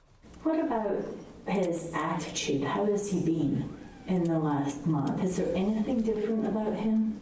Not at all. Okay. Does he have any injuries on him? Mm-mm. You haven't seen any injuries? What about, has he seemed happier than usual or sadder than usual or anything like that? Have you noticed anything different about him? Mm-mm. It seems that even those closest to Austin noticed nothing out of the ordinary, but then again, perhaps the young suspect was practiced in maintaining an innocent facade. Does anything else happen before today? One thing I had forgotten about until the media had brought it back up is the incident at Kettner Lake where the young lady was attacked. That was me as well. Okay. When you talk about the Kettner Lake incident, do you remember what you did on that case? Man, this woman was literally reminding her daughter every week because of him, and she got targeted anyways. Just kind of went and took a few laps around they have a little walking path that you can walk around, and I waited for what I felt was an opportune time, and I just walked past the lady who was just walking by herself, and then I turned around and I tried to grab her, and she knocked me to the ground, and I don't remember after that. I remember going blank again. Austin says that despite his chloroform-soaked rag, the woman was able to fight him off, but his involvement in this earlier incident is made all the more surreal and heartbreaking by the fact that Jessica's mom mentioned it in her first sit-down with the police. What was your purpose in grabbing this girl? I don't honestly know. My intents were probably to do the same thing to her what I did Jessica. While the police have yet to match the DNA from Jessica's remains to Austin or any other suspect, they have linked it to the Kettner Lake attack. Despite the lab results, it looks increasingly likely that the young man before them is responsible for both. And if this violence seems to have come from nowhere, a closer look reveals that there were signs along the way. He had to go into therapy because... Austin? Yeah, okay. Austin. Uh-huh. His mother found out that he was about 13, 14, something like that. They call it addicted to pornography. Oh. And I think 13 or 14, you said? Yeah. Okay. I'm going, it's kind of normal for guys. But investigators will quickly learn that there was nothing normal about the content Austin was consuming. Describe to me what it is that you've seen. Like bondage, like forced sex. I've seen like dismemberment. I've seen everything. Like, what were the things that would turn you on in your fantasy? I mean, force, probably. I mean, you talking about beating someone? No, or you talking being able to control what they do. With this disturbing obsession hanging in the background, police are concerned that there may be more to because the Austin's videos nauseating weren't story than he's giving you admitted exactly thus what you far. wanted to know. Well, at some point you must have been thinking about having sex with this young girl, right? I did, but I mean, she was a 10-year-old girl. I couldn't imagine. It was probably the first time that I haven't ever had a sex drive in my life that I can remember. Well, why did you decide at that point that you had to kill her?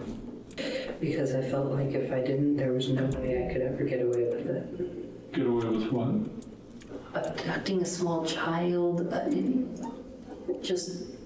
was so...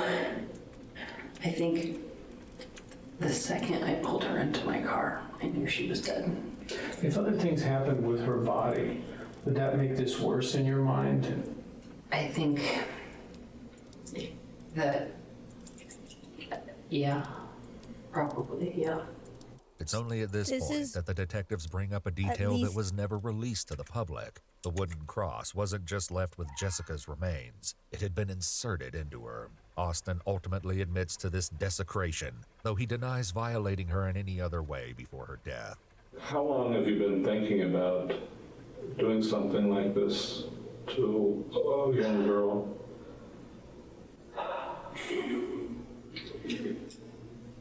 I would have to say, It might be and it easier. wasn't even, had nothing to do with her age or anything. It was an easy target when she was laying there. All I could think of was, oh God, what have I done? And what did you answer yourself? I couldn't. Did you know what you did was wrong? I did, but I couldn't. I couldn't believe that I had done what I had just done. What do you think society would think about what you did to Jessica? I don't know about society because I've never really been that great with it, but I know that personally, I am a monster for what I've done. I couldn't find a better word to describe evil than exactly what it You is. say evil? Evil, yes. Austin has admitted responsibility for one of the most shocking murders in Colorado history, but a piece of the puzzle remains missing. That piece is soon found when investigators realize that Austin's original DNA sample to the FBI was lost, and his name was cleared in error. When they test a fresh swab, the result is a match. But even without that match, the evidence is impossible to deny. Let's go back to Jessica again. What you talked about the torso part. Yeah. What happens to the rest? What do you do with everything else? Everything else, I moved then from out in the backyard because I felt like they had cadaver dogs or search dogs or something combing our area. And so I moved all those pieces from in the back of where the pool house was to where the detectives found them tonight. Where was that at? Under my house, under a crawl space. The remaining pieces that are in your house, what do you think is still in your crawl space? The skull, the head, the arms, and the legs. In a statement in court the following year, the judge overseeing the case said, quote, "Evil is apparently real. It was present in our community on October 5th, 2012. On that day, its name was Austin Sigg." Austin pled guilty to 15 charges relating to the kidnapping, murder, and sexual assault of Jessica Ridgway, the attempted abduction of the jogger at Kettner Lake, and possession of explicit material involving minors. Although being 17 at the time of the crime spared him for the death penalty, the judge sentenced him to life in prison for the charge of first-degree murder and at least another 80 consecutive years for the additional charges, ensuring that he will never be released. 1 year after her death, the Westminster community honored the young girl with the dedication of Jessica Ridgway Memorial Park, just down the street from where she lived. The dominant themes of the park are purple and green, Jessica's favorite colors. Today, we're checking out Once Human. It's an open-world survival game set in a supernatural post-apocalyptic universe. This game is set to come out on July 9th, but we managed to get our hands. Anyways.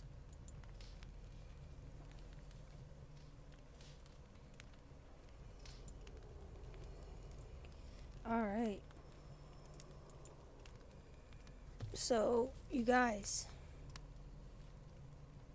I'm gonna stop listening to depressing shit. I'm already in a bad enough mood.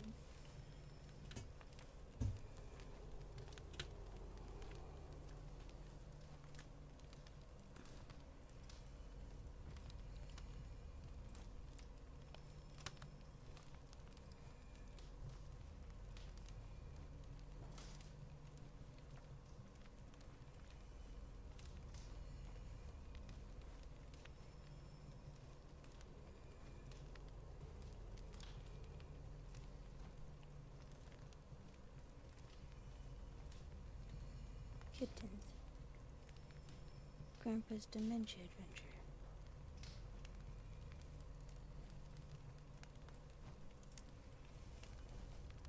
When the cops just realized she's an angel. She's not actually wearing wings. Oh, okay. She's in a car accident, I hope so.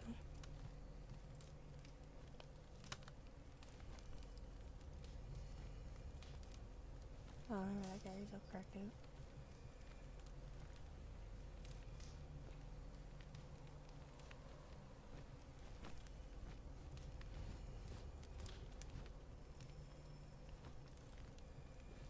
Dang, AI thumbnails are crazy.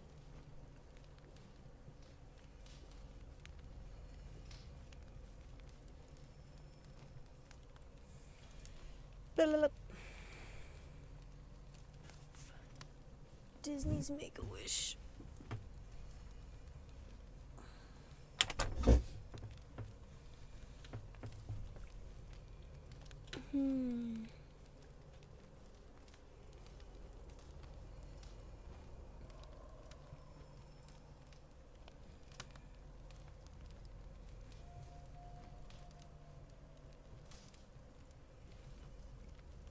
Yay! We're gonna watch this. Stimulez votre croissance et vos revenus avec Google Ads. Touchez les clients à haut potentiel sur tout le réseau Google. Search, Shopping, YouTube et plus. What's going on? Et démarrez vos campagnes au mieux. Prenez gratuitement Why is my rendez-vous screen avec un frozen? expert Google Ads. Commencez aujourd'hui.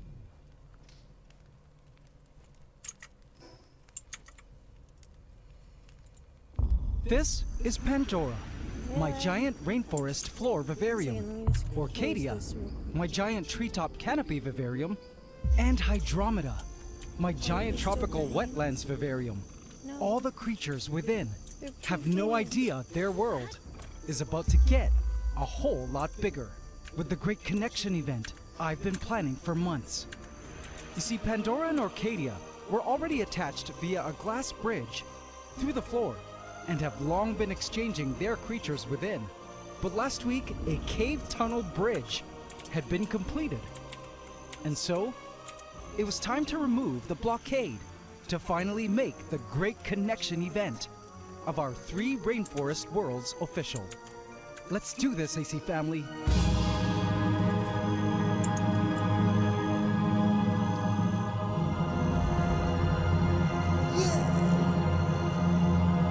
And just like that, the Great Connection event of Worlds was complete. Let's go. I couldn't wait to see what creatures would cross over to the other side. But little did I know, I was in for the biggest surprise ever. Everything changed with this Great Connection. Welcome to the Season 4 finale of my Ecosystem Vivarium series, here on the Ants Canada Ant Channel.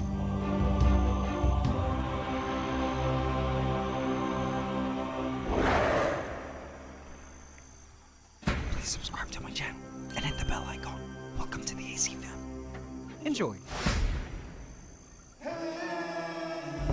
This is what it's all about, AC family.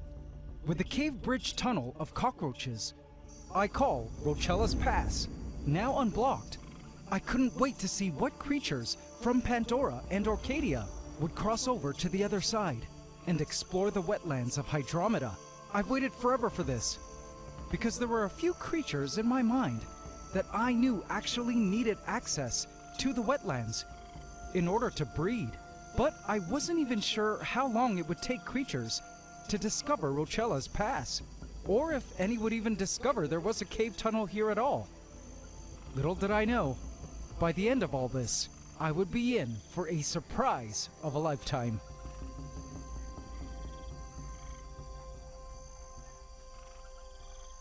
It was morning in the ant room, always quite glorious, as the amber sunbeams streamed through the windows.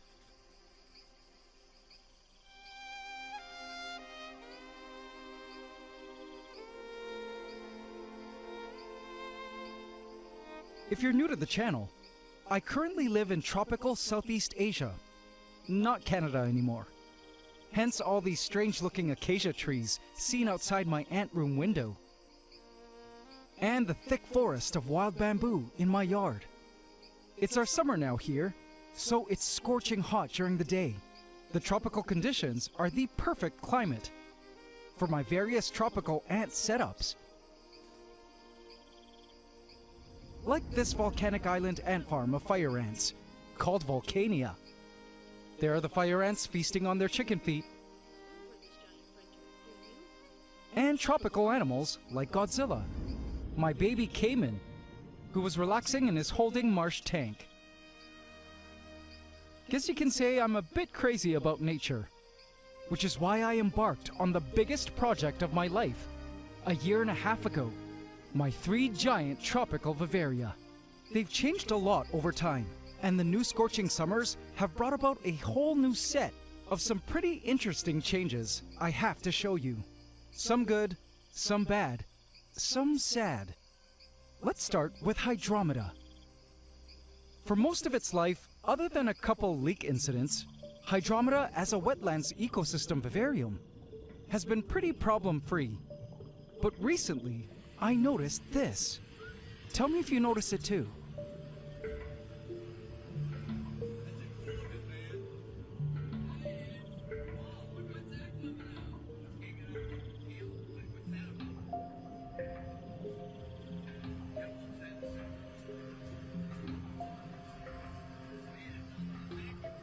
Do you guys notice anything weird? The lack of shrimps. In the beginning, I had added hundreds of various colored shrimp, we call the Skittles, into our vivarium.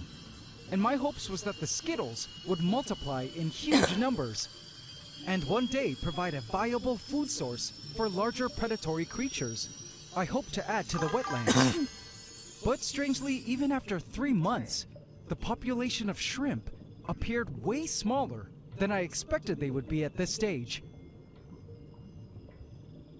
It was peculiar to me, but some of you fish experts had warned me in a previous video that I had made a very grave mistake with the addition of these creatures. Oh, hello.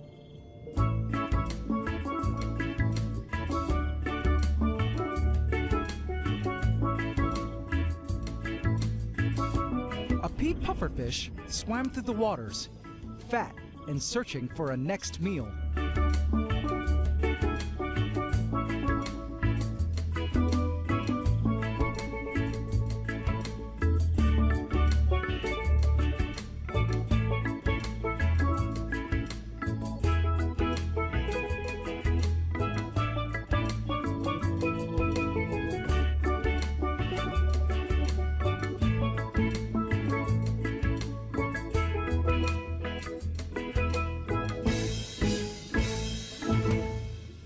Though these dwarf pea puffers specialize on pest snails, many of you warned me that they would totally annihilate the shrimp population. But my plan was that the shrimp would have plenty of places to hide in Hydromeda from the dwarf pea puffers, a labyrinth of driftwood, and not to mention plants that were growing in quite nicely now. Check out that wall of flame moss. And Rotella.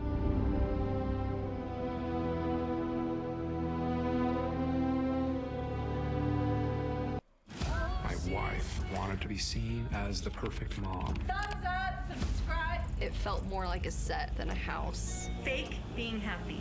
Yeah! That was the spark that blew the powder cake. I'd had a 12-year-old boy show up at my door, covered in wounds. Miss Frankie, how do you plead to count 1? Don't miss Devil in the Family, The Fall of Ruby Frankie, plus more true crime and thrillers. I don't think she's a little girl. Streaming now on Disney+.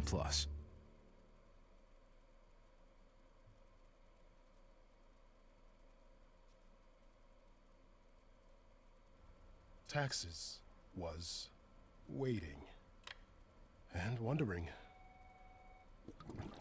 and worrying. Now Taxes is getting help from a TurboTax expert who's backed by the latest tech.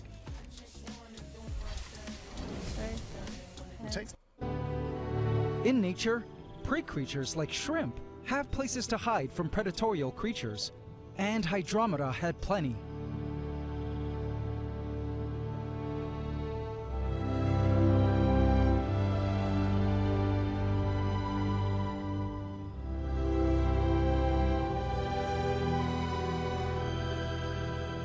But now I was beginning to see that perhaps I should have listened to the fish experts, as the shrimp seemed to be unable to replenish their population fast enough.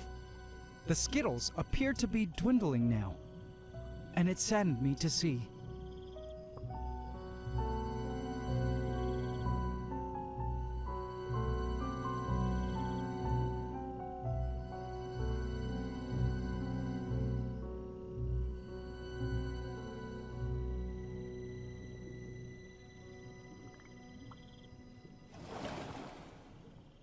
But the problems didn't end there.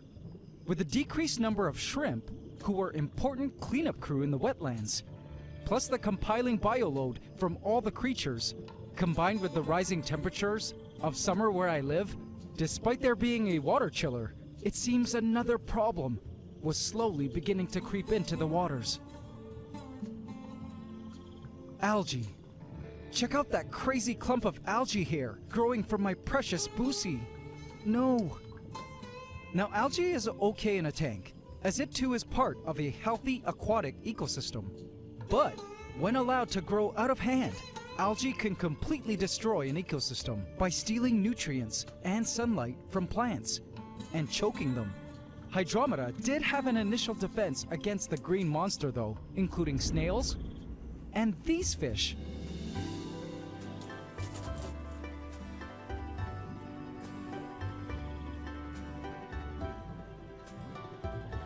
Algae eaters. Something was happening. One algae eater approached the other. And soon, I realized I was witnessing an interesting behavior. Have a look.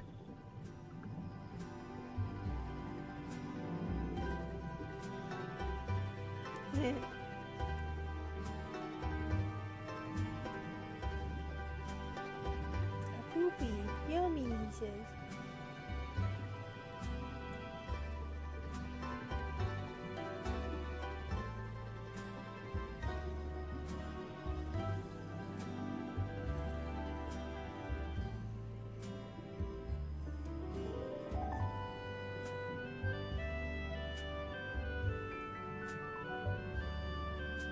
The two seemed to be circling one another. Was this a mating ritual? Perhaps a social interaction between two algae eaters? A sizing up of each other? Or a territorial display? Just fishies having fun.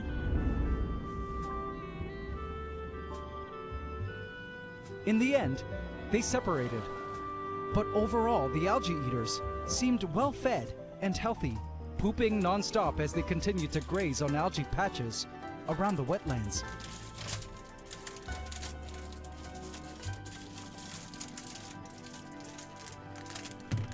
But still, I think I have to consider adding a mano shrimp or other known natural algae eaters, like tadpoles or something.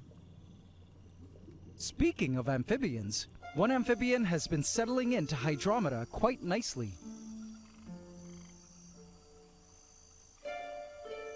Shortcake, our resident baby strawberry Pac-Man frog, was huddled in her comfy patch of miniature plants. She had been living here now for a few weeks and knew the place well. But as I was watching her one day, something very concerning caught my eye. Oh no! Fire ants! She didn't seem too concerned about it at the moment, but the fact that there were still fire ants in here was a bit of a concern. If you're new, fire ants had broken into Hydromeda from, I suspect, the floor drains a few weeks back.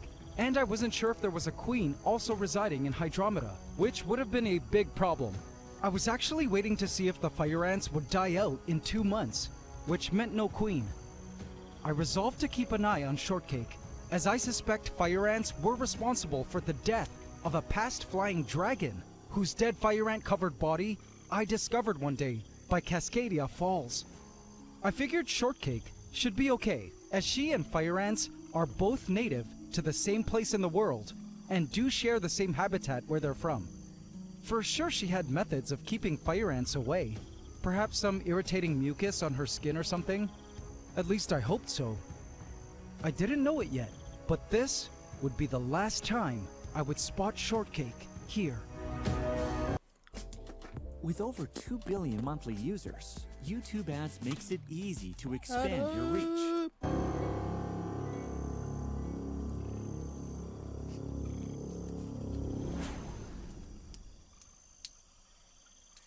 But another problem was that if there was indeed a fire ant colony here, I really didn't want them to use Rochella's pass to migrate into Pandora, which had a pretty established and active ecosystem of its own.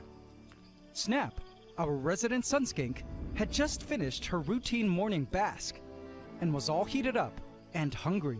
I watched as she descended down to ground level to begin her morning hunt.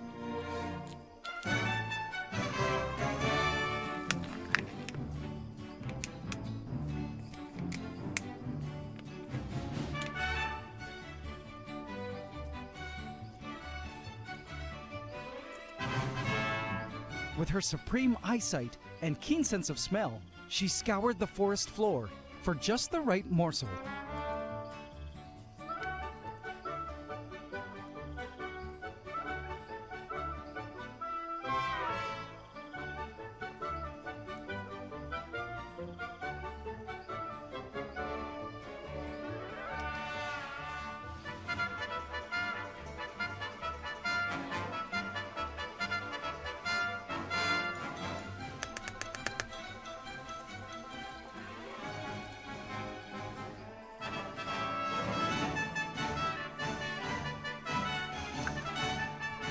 Where's my money coming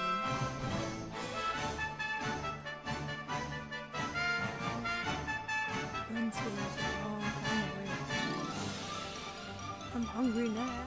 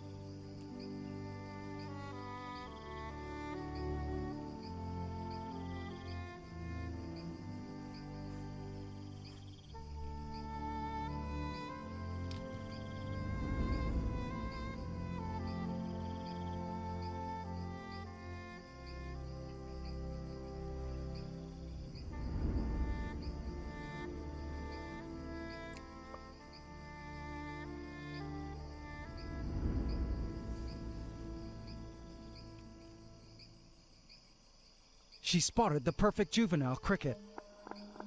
And bam! I don't think he has to release these lizards. I watched her scarf down her catch. In my opinion, they will live longer. Like a fox lives up to 4 years in the wild. In captivity, it can live over 10 years. 2 to 4 years in the wild, 7 to 10 years in captivity.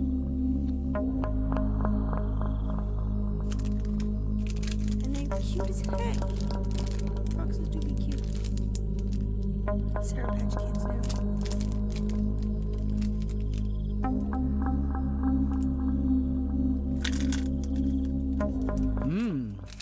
Delicious. How I love watching such scenes as they would happen out in nature. She then retreated into the foliage to rest and digest, somewhere within the privacy of the leaves. The land was actually experiencing a cricket population boom. They were literally everywhere. Aside from being a constant food source for predators, the crickets have been vital as herbivores, i.e. eating plants, and detritivores, meaning they break down decomposing matter. But these crickets, though having food quite abundant in the forest, don't have it easy. Not only do they have to worry about creatures larger than them, but they also have to worry about those smaller than them. As a scheduled event, I placed in a slice of fruit to simulate fruit casted off by a monkey in the canopy overhead. An apple, and the crickets loved it. But it wasn't long until a particular army had found the fruit. An army that wasn't readily willing to share. The nomads, the dominant ant colony of the rainforest floor, had also discovered the apple and were now beginning to trail in from their nest to hoard the fruit. Here they come now.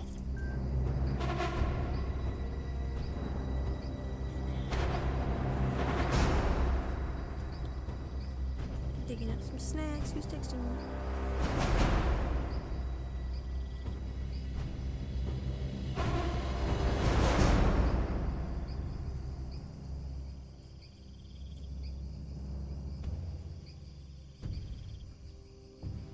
Oh my god, the characters are so cute. Look, I got the star eyes too. And look at the little bear.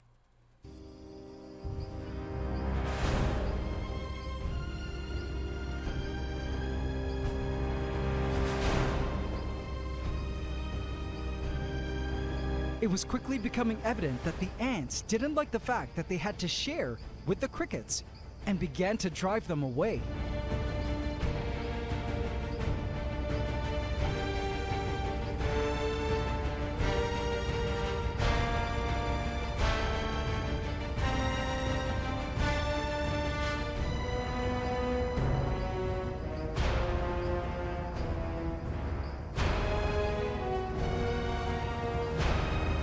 In fact, this battle between the nomads and the crickets had been ongoing for quite a while now, with nomads even picking away at the baby crickets. Now, there were a lot of other ant species living in Pandora, for example, the giant trapjaw ants, but it seems all these other terrestrial ant species have gone away to estivate, as they've been MIA since summer started. It was either that, or the addition of another predator had totally devastated the ant population.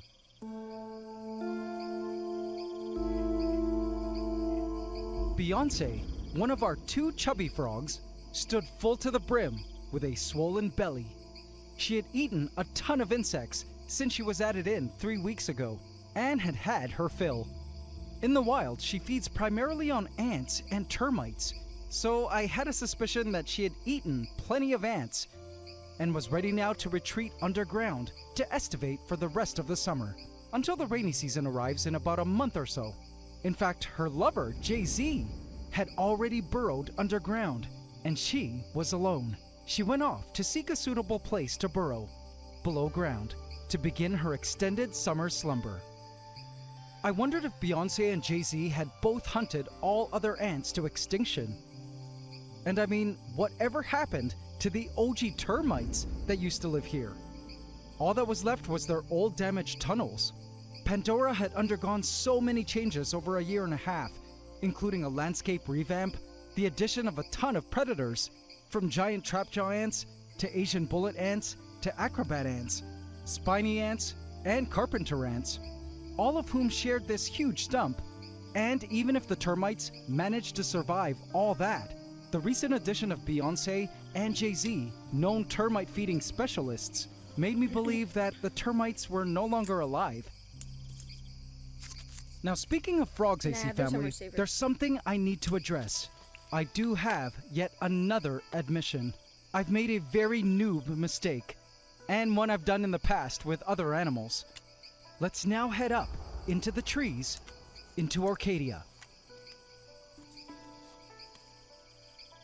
What did he add up there? A courting pair of crickets were in the midst of the millions of years old ritual. The male chirped his chirp at the female.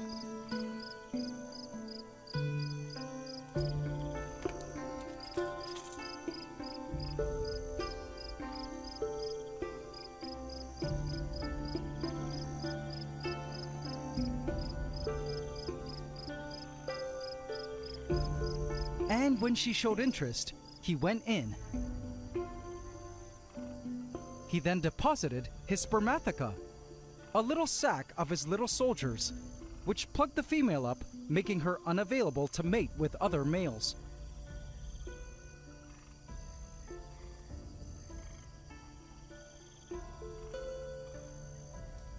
So up here in the treetops, the prey insects, like the crickets, could breed undisturbed. It was a haven for prey insects, which is why the OG tree frogs, Kermit and Miss Piggy, have lived in Orcadia for a whole year, since Pandora and Orcadia were first connected.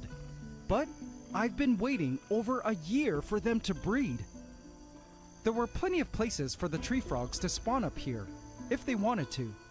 They had puddles, as well as various natural pockets of water in which the frogs could lay their eggs.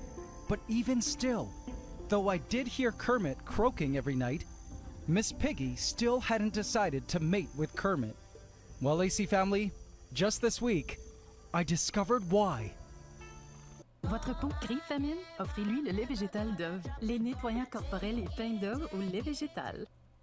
I consider my autism more of a superpower than an annoyance.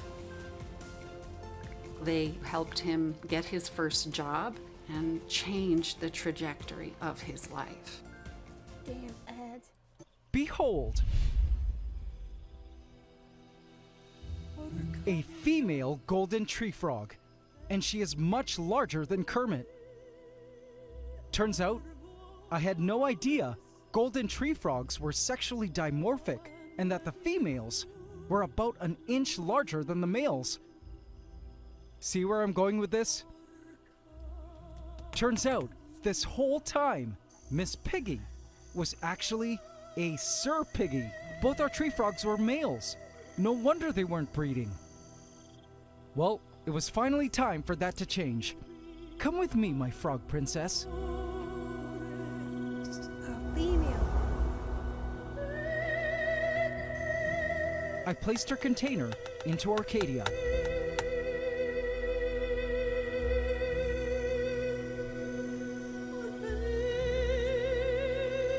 And allowed her to wander out into the foliage.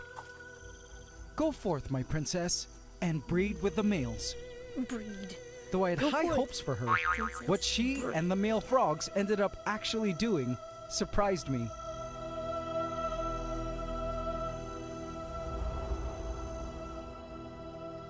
Night fell in the ant room. The micro squirrels were awake and out to play.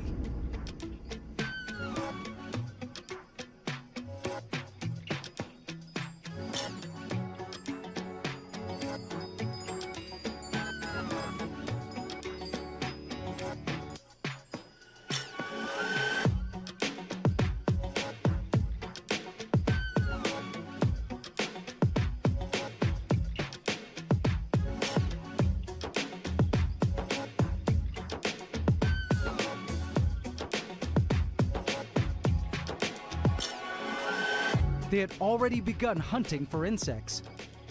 And the acrobat ants were happy to scoop up discarded leftover roach parts. Kermit was awake and had been croaking like crazy. I looked around for the new female tree frog, but surprisingly, she was nowhere to be found. But want to know where I did find her? Down in Pandora, the night air carried the mists through the lands.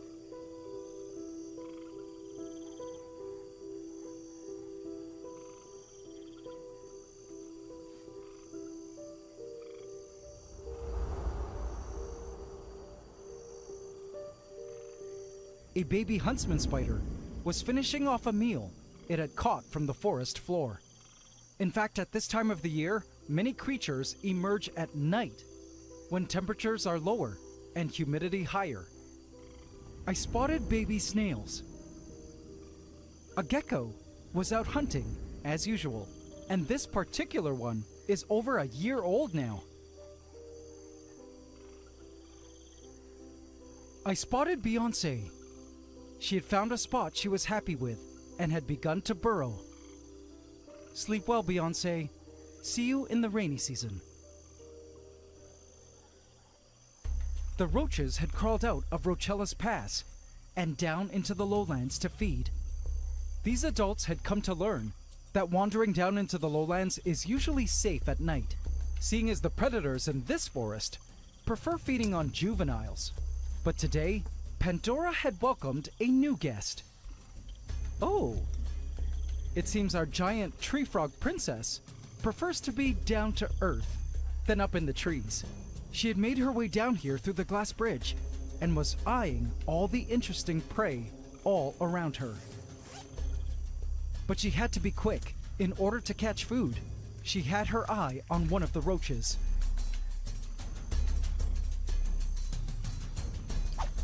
Ah, in the forest, it was important to strike at just the right moment, but wait too long, and the prey can slip away. But no worries, there was something else. She had locked eyes on another target. A cricket was busy feeding on a piece of fallen Spanish moss, and when the moment was right,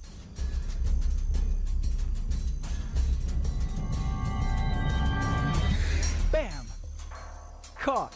I watched as she swallowed the cricket.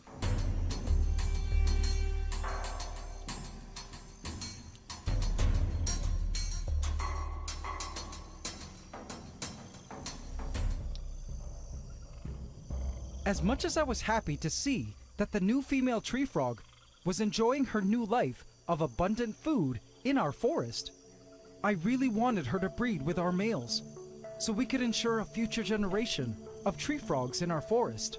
Problem was, our two male frogs above had learned to stay up in the trees, because the last time they were in Pandora, Godzilla, our croc, was living down here, but he has since moved out. And I don't know how to let the male frogs know that it was now safe for them to come down to Pandora, and that a huge, awesome body of water was now available to them, in case they wanted to breed. Inside, I really hoped the tree frogs would discover Hydromeda together, though the odds seemed a bit unlikely, given the circumstances. Riley's falling asleep. Okay, crew, let's get to work. From the world of Inside Out. There's a lot of memories that need some extra processing, and we send those to Dream Productions. Please! Now, I've never shown you guys what Hydromeda looks like at night. It truly transforms, and this night harbored a certain surprise. I shuddered when I spotted this. Planaria. A planarian, a type of aquatic flatworm, swimming up to the surface. Ew. No thank you. Cool to see life diversifying in the waters, though. A nerite snail moved along the glass, going about its nightly endeavors. And you guys will love this. Look here. Notice the fish.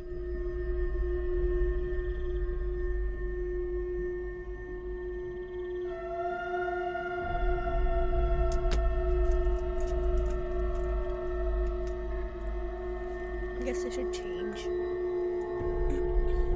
Believe it or not, these fish are sleeping. When the tetra sleep, they don't really school and just kind of float around. It's almost odd to see the fish so still. In the case of these rummy-nosed tetras, even their bright cherry-colored heads go dull as they dream their fishy dreams. Isn't that interesting? In Hydromeda, I find the first to go to sleep are the rummy-nosed tetras, followed by the cardinal and ember tetras, who at first swim around aimlessly, as if in some weird sleepwalking state, before drifting off to a calm slumber. But ready for another surprise? Look! Scramps. Oh, shrimp coming.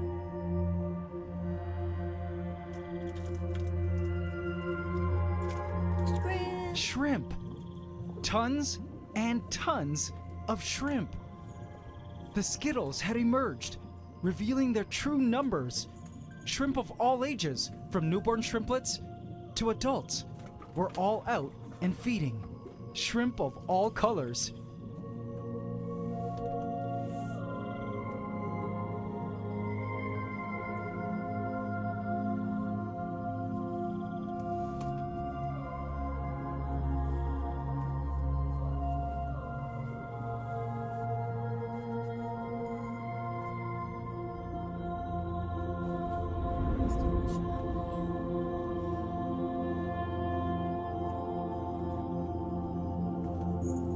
it was a pleasant and beautiful surprise to witness. Their population wasn't devastated by the pufferfish after all. It turns out the bulk of the shrimp were just hiding away for most of the day. And by night, while the fish were fast asleep, they would emerge to feed. And my, were they awesome to see in such great numbers. It was then that I spotted another creature out. Shortcake was relaxing on some moss on the lower part of Cascadia Falls. Interesting to see her here. I wondered what she was doing down here. Was she trying to cool off in the chilled waters coming straight from the water chiller? Would she return to her favorite spot by morning? I didn't know, but the next day, I totally freaked out when this happened.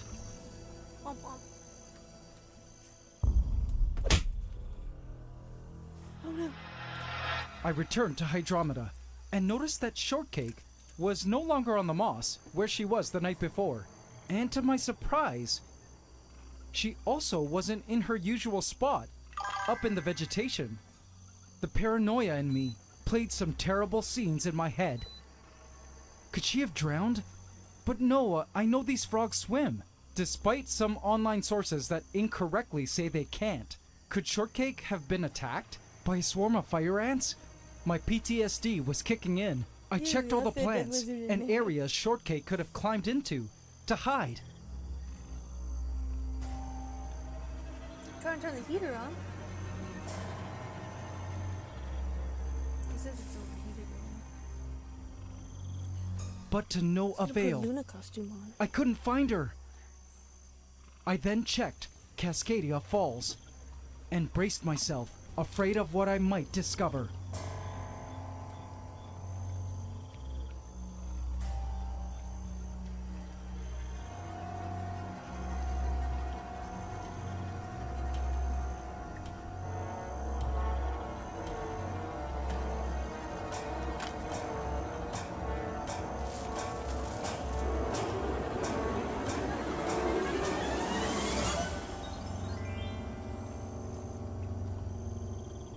Ah, there you are. You almost gave me a heart attack. She was perched right at the summit of Cascadia Falls. What a spot. I could see why she liked it up here.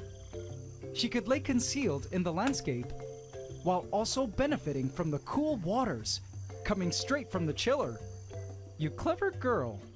I actually love this spot for her because feeding her frog pellets from here was much easier. Yum. By the way, I'm feeding her for now until more and more creatures start coming down the bridge. And speaking of which, and the whole point of this video, let's talk about the connection event. I unfortunately didn't get to actually film creatures passing through Rochella's Pass, as I'm still working out my options for night vision and overnight filming. But I do have a great idea, which I know you guys will love, that I'll get to in a sec. But I do know that creatures have indeed begun to use Rochella's Pass and cross the bridge to the other side. Check this out. First, roaches for sure have been emerging from the glass bridge, as I sometimes see some drowned individuals, and they've been awesome at feeding the life within Hydromeda. The tetras love taking bites from the dead roaches, as well as the skittles, who love when they discover a random roach gift that fell in from the skies.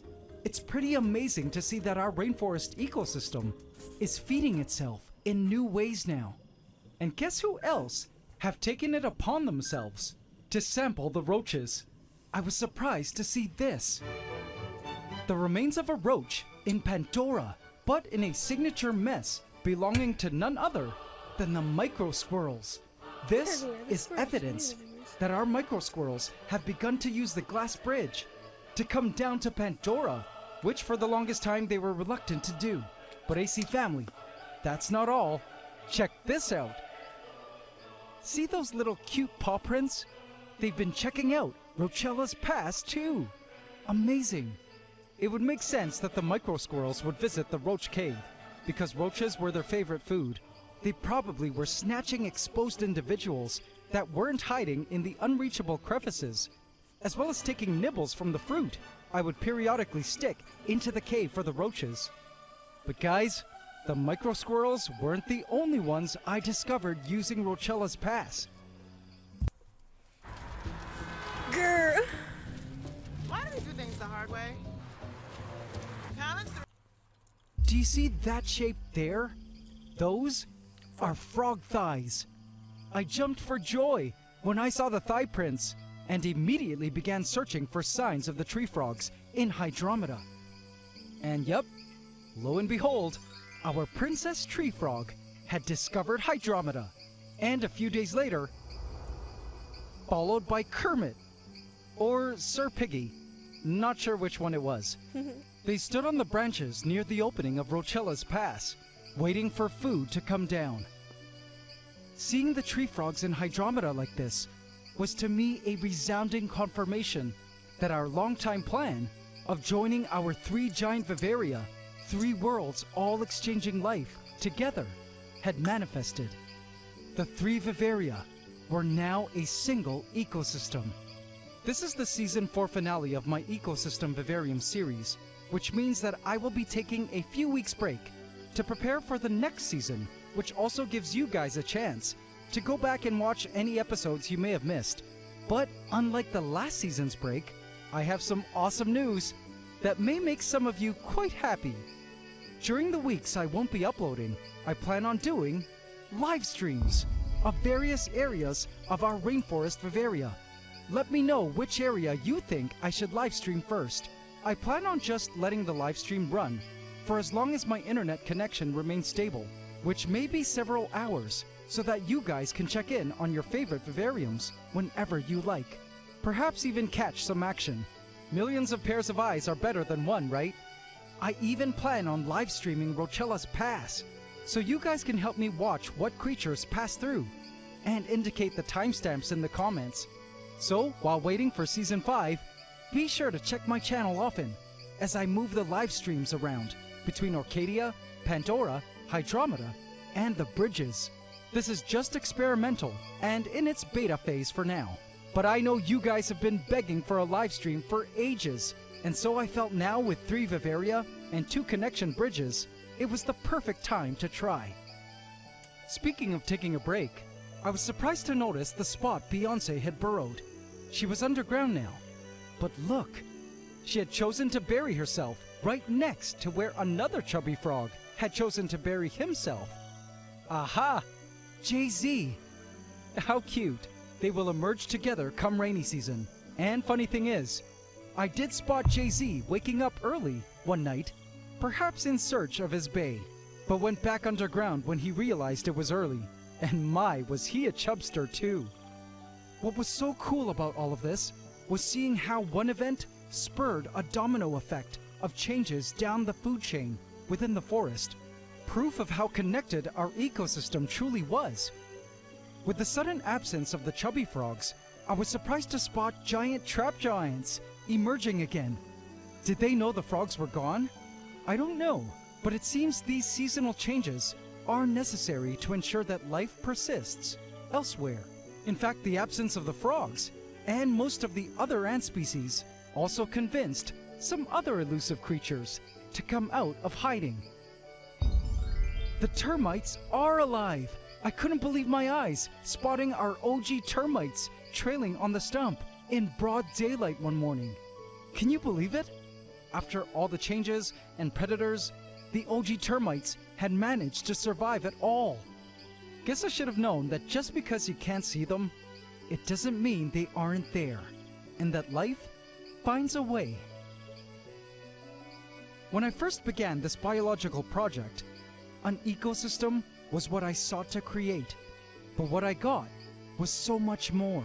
Together with all of you watching, joining me week after week, we uncovered many of Mother Nature's most incredible hidden secrets, mourned together over beloved losses, solved problems, watched scenes of nature up close that we could have never observed and experienced ourselves had we tried to out in the wild, as well as learned a whole slew of new things, even teaching some experts out there a thing or two.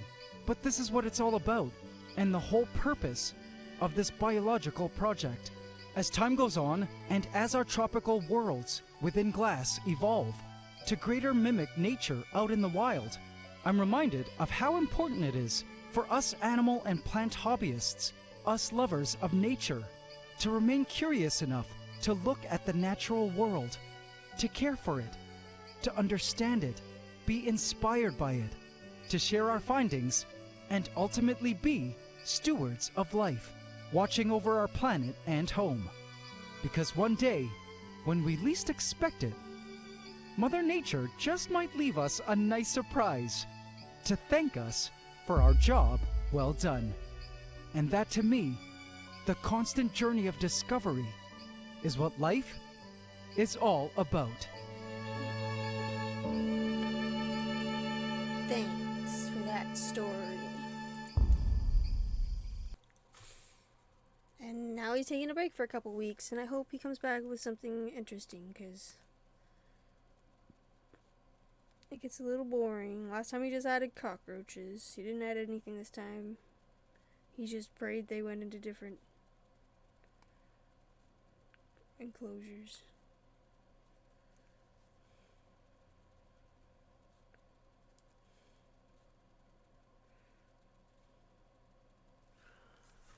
I had escape already, and you should be out of my face. Hello?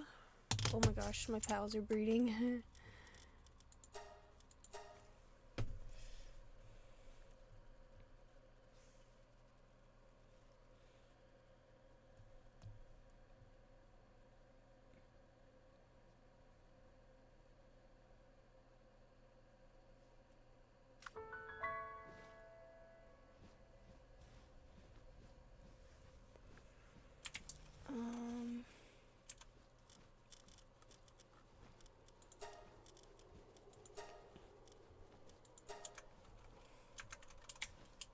How many do I got? Nah. I don't know what it is, bread. I'll find out. Open this. Open sesame. Freddy. I'll take these ones. Can you open? Can you open this, please? What? Okay, just stand away from it. Kits. Okay.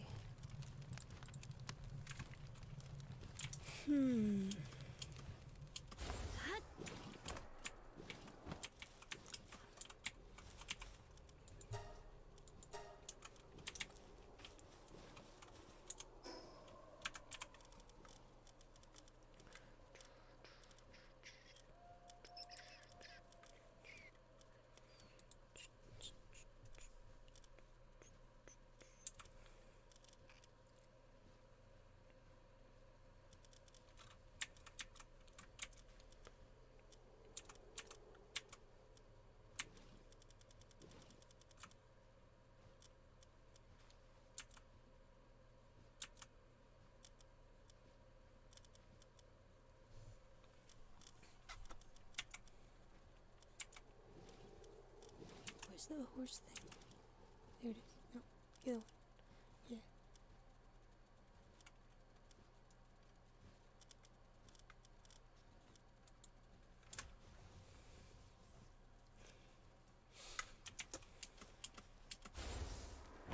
What do we got for food over here? Lots of these.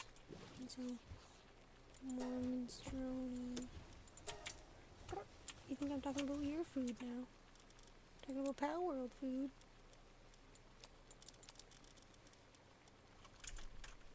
I forget.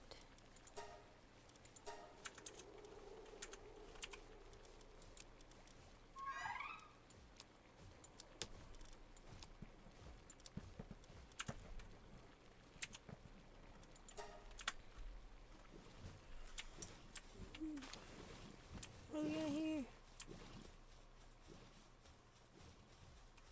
Food being grown. I think we got planting. planting. We can't catch up with the planting, so I need to put more dudes at plant. Are you gonna try to knock my candy down? It's my candy, dummy. Hello, sir. How are you?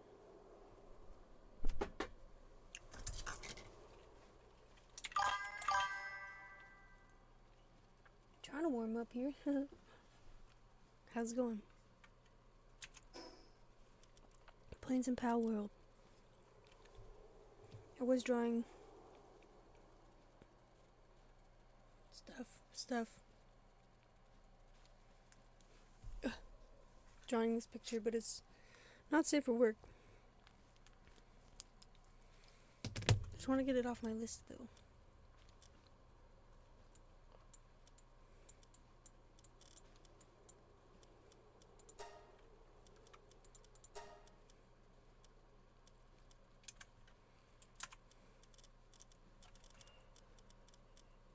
We need guys that plant. I'm gonna go this way. I need to start killing some pals too sometime. You plant things. Nope. You do. Who goes plants things? Gummy.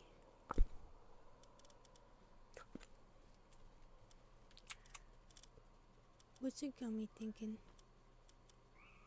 What does the gummy think?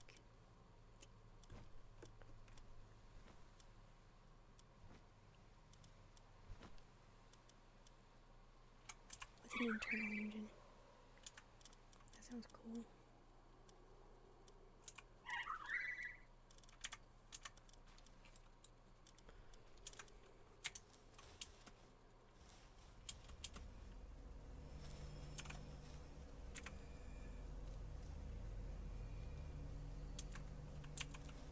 I need this one, boss of the PIDF tower. Can I kill some of these guys yet? I need some sulfur. I need yeah, that's what I need.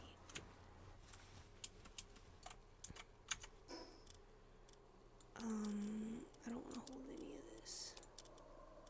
There's some sulfur. I don't want to hold it though. Y'all can put this in the fridge for me. This one too. And that one. And this one. I'm out of here. Any of these hatch yet? No.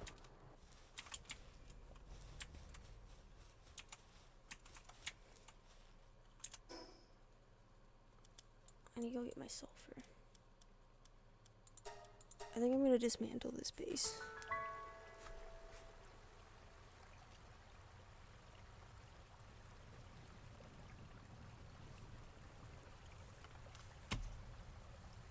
Gum. Yeah, gummy's nice and fun. Gummy's nice and fun. Do I have any pals here? Nothing. That's right.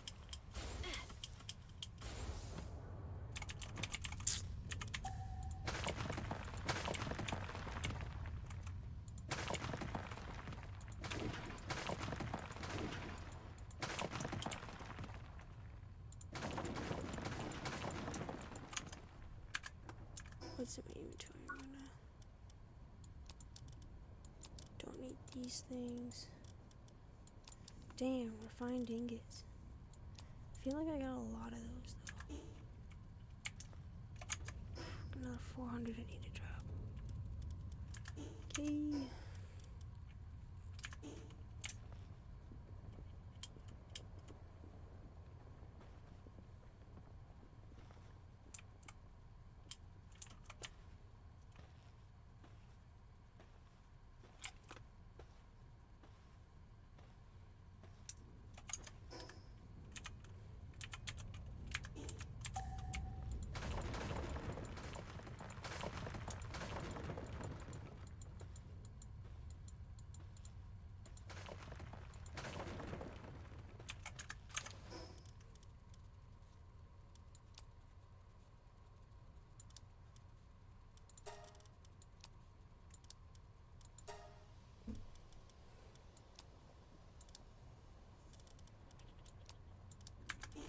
Alright.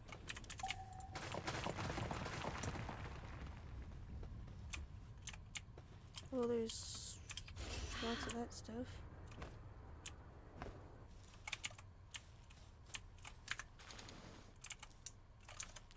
Wow, that's lots of quartz I wanted to keep.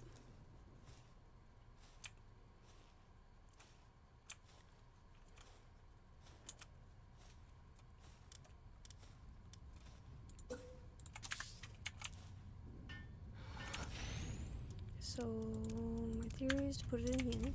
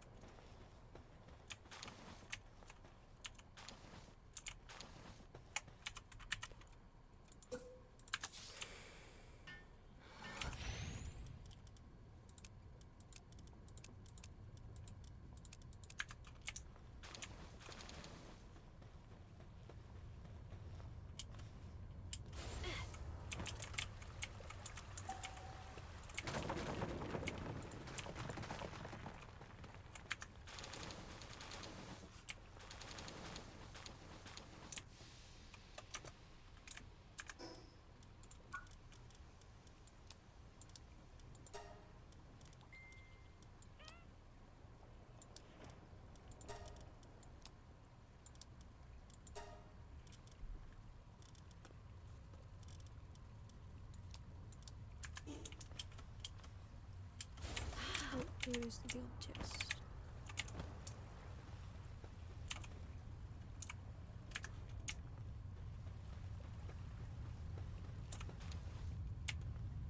£5,962 of ingots. Okay, I'll put them in the guild chest. Just give me a second. What's going on my phone? Why is it dinging?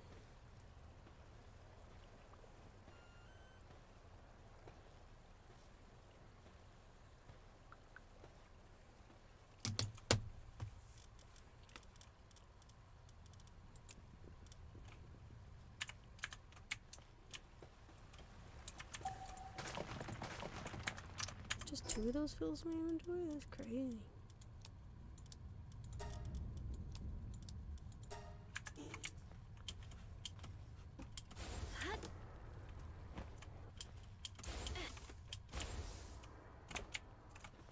The heck is this?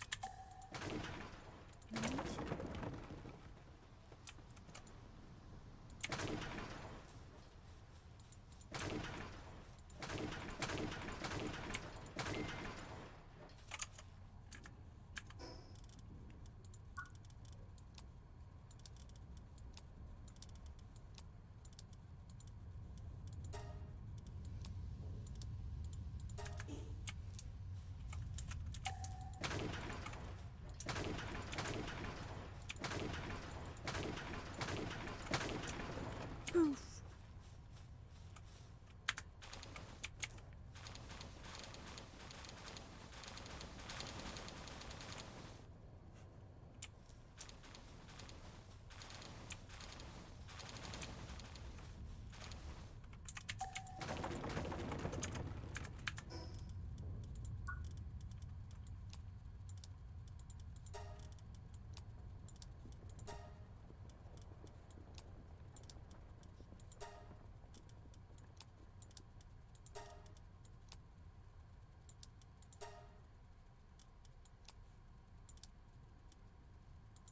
I keep deleting it, but nothing's happening.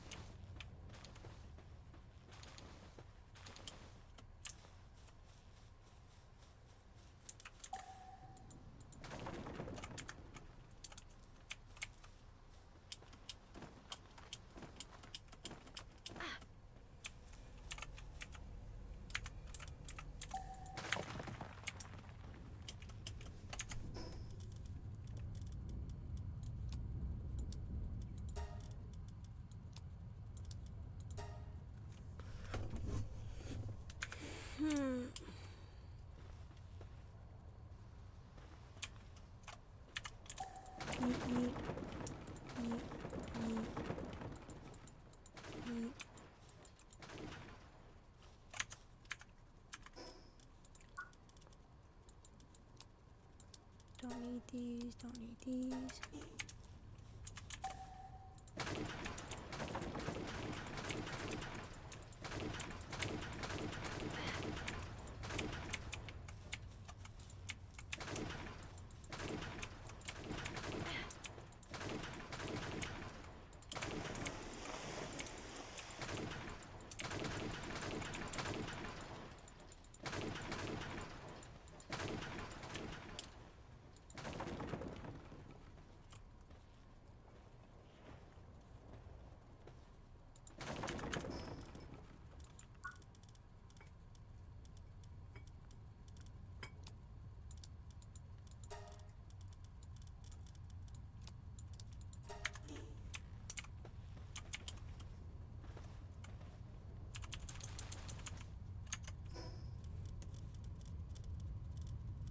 Potato seeds, yay! I don't think I need wheat seeds. I don't think I need berry seeds either.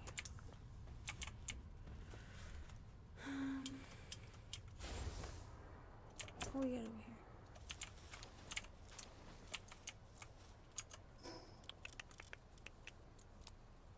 Drop that.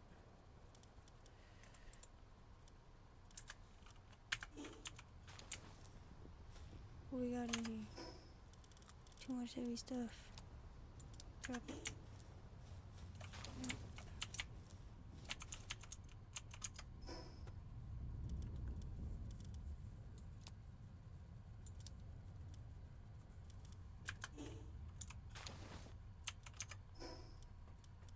What we got here that's not heavy? I'll just drop here for a second.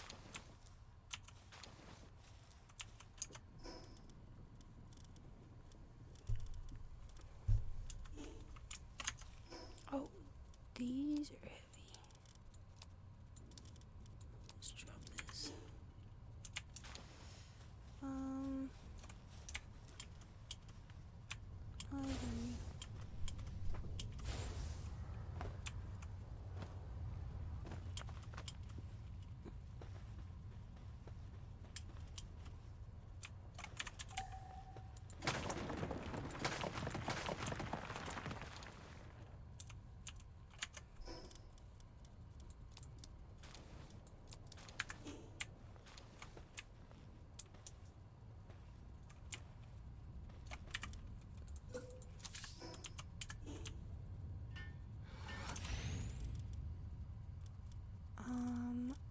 Crystals and these things.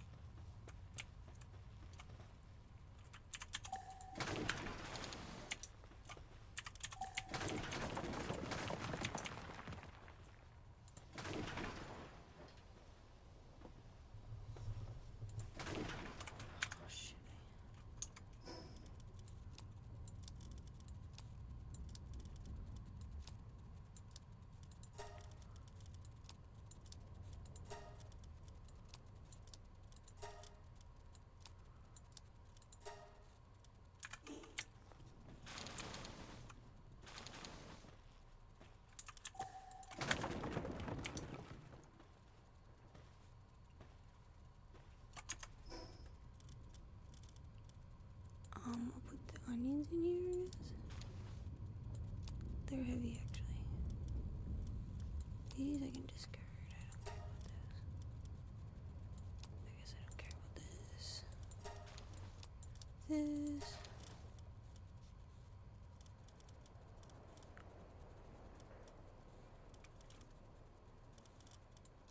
These are all really small things.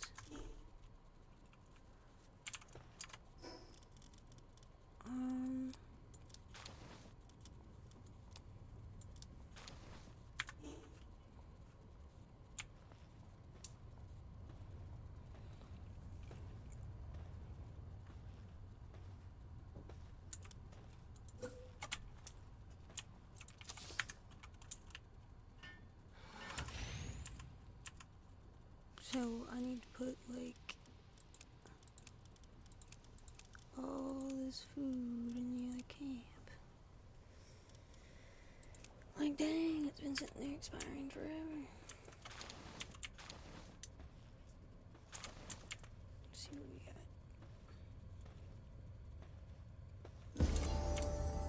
got. Yay, I leveled up.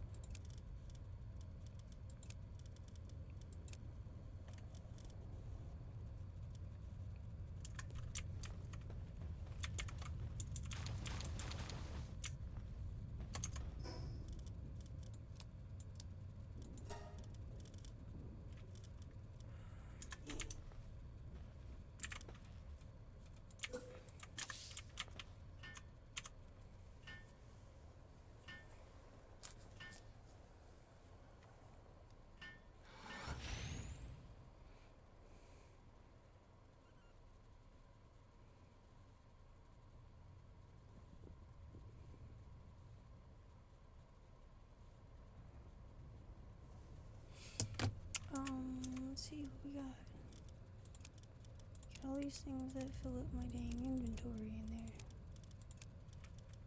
And the heavy stuff, I guess.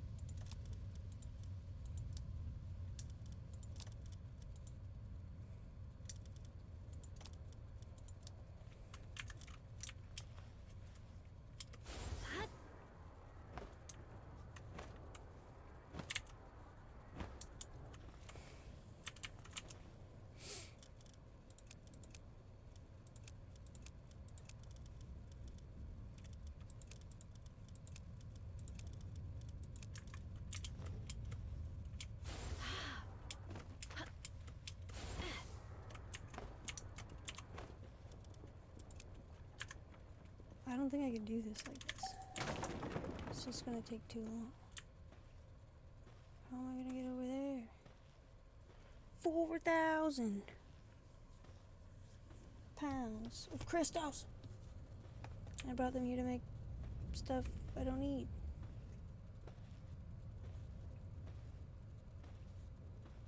I got a better idea. I'm gonna move the guild quest. Chest. The guild chest. Don't disassemble that one. I'm just gonna put it next to this one, and then I don't have to move them all, right? Isn't that smarter? Oops.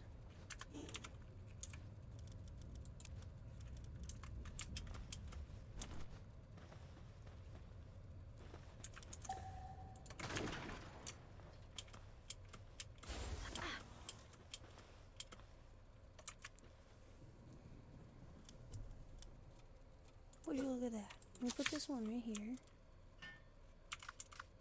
Damn, it takes forever to build.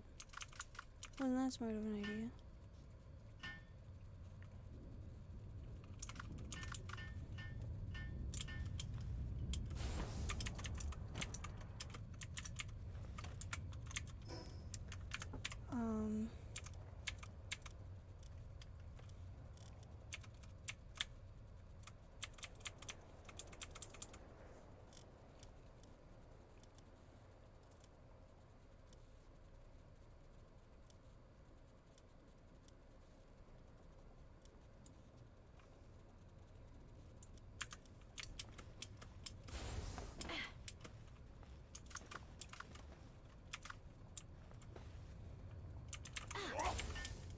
I'm gonna go grab that side that's over here. I don't need this. I need sulfur. Which may be in a chest over here. Gummy's over there eating.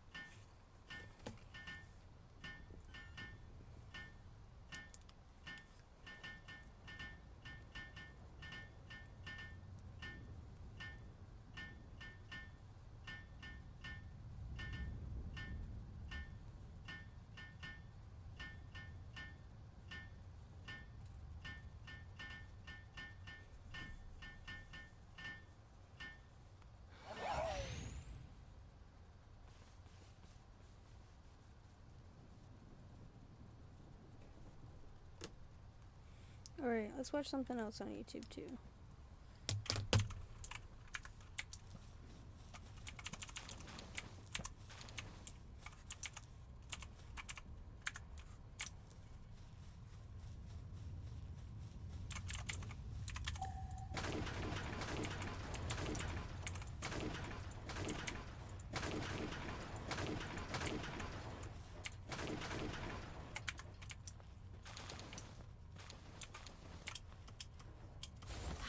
I don't need the onion that bad. Hello? Why are you standing in front of my screen? What do you need? How may I help you? Need some help, Gummy? Oh, there's sulfur. Things are going.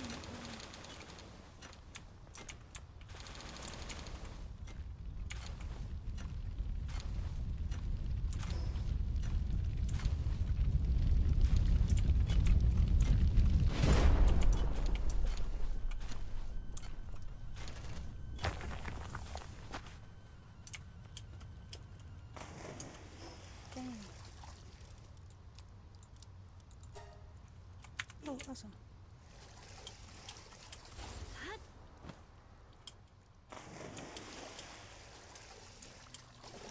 How did I poke something in the air?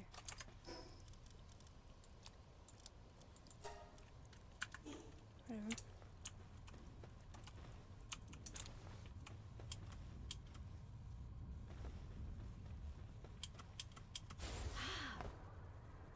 What? I thought I had the guild box here. Where'd I put it?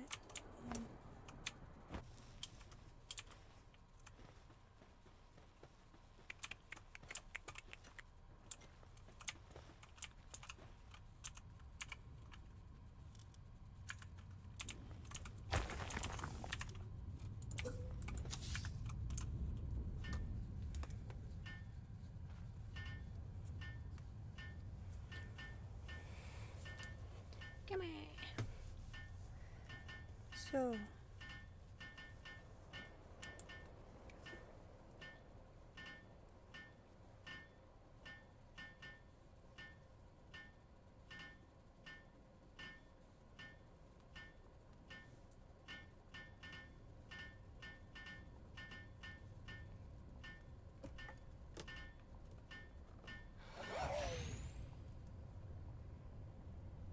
Hey, can you get off me?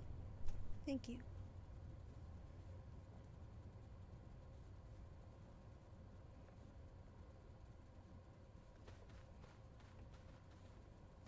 Silly little bully guy sometimes.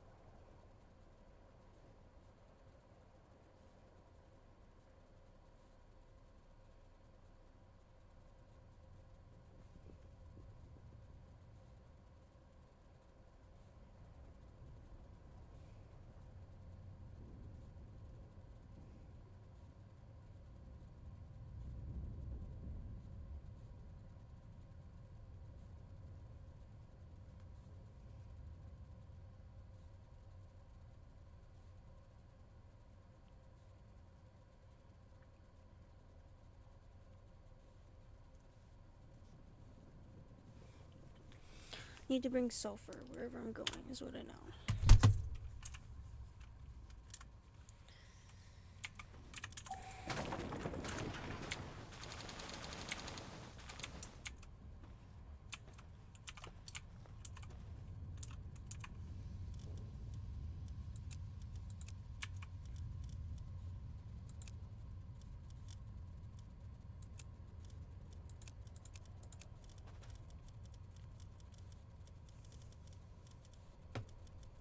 Is filling my inventory now.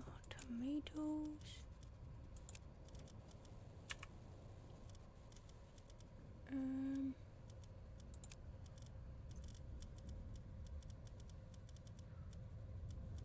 Where's the heavy stuff? I'm missing something.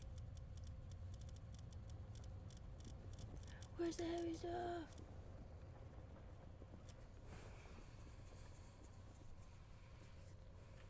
Carrots. It's the carrots. The lettuce.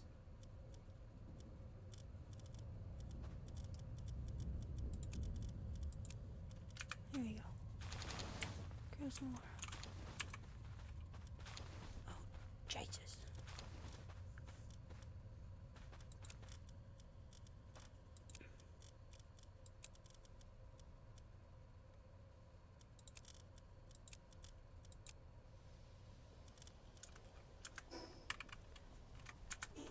I wish he wasn't gonna do that for me, but he's doing that.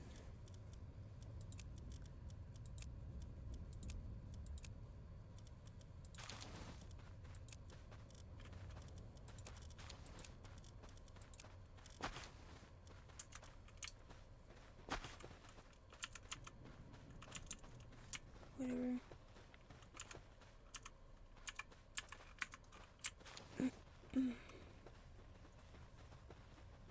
Got anything else to grab? Yeah, those.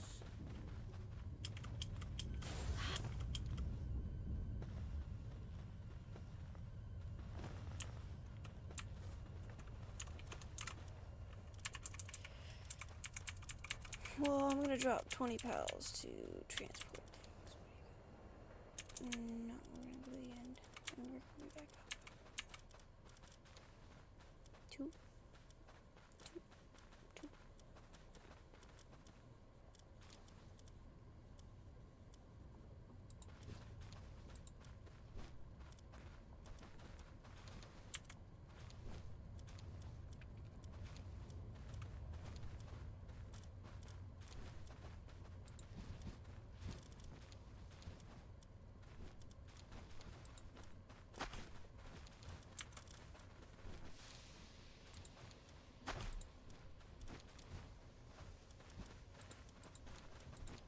Wampos.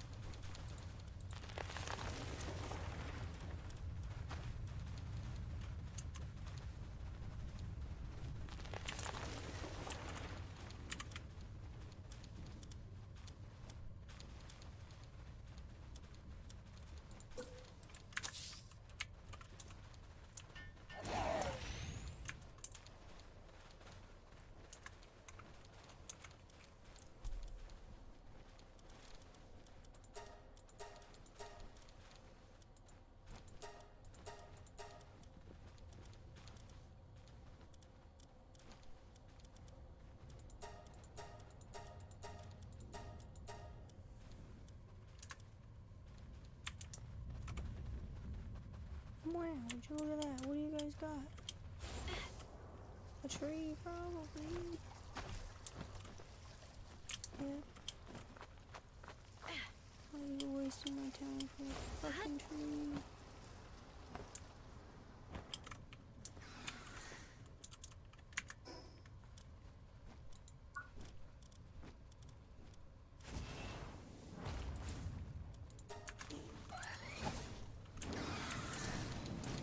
Are you serious? Y'all attacking me now?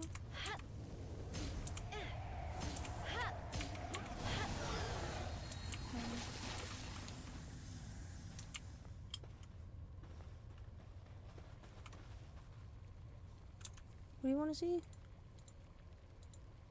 Blaze Owl.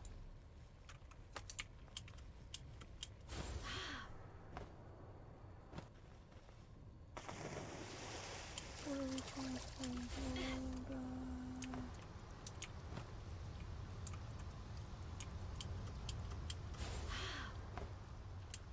rocking over there.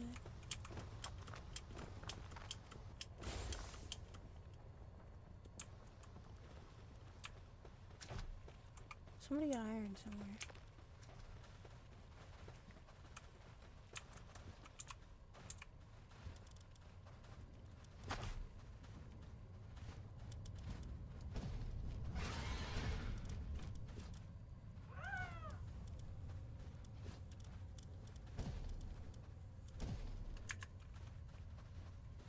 So we got nothing to do now?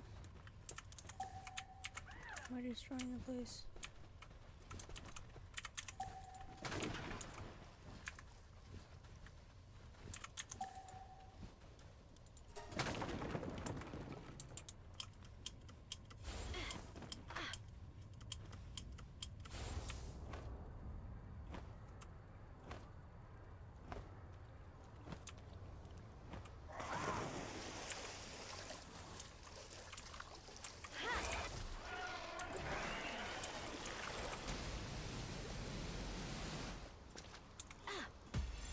No.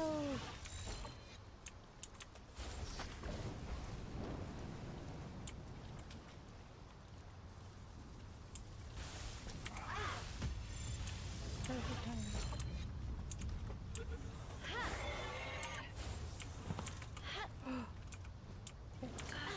I just get in the ball. A beautiful Bushi. Get in the ball, please.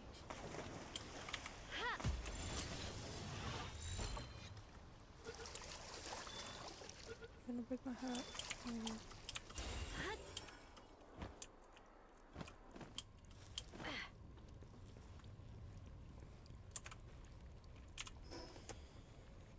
I'm gonna find somewhere to mine sulfur, which is usually like somewhere out here, I think. There might be some over here, like sulfur. Sulfur.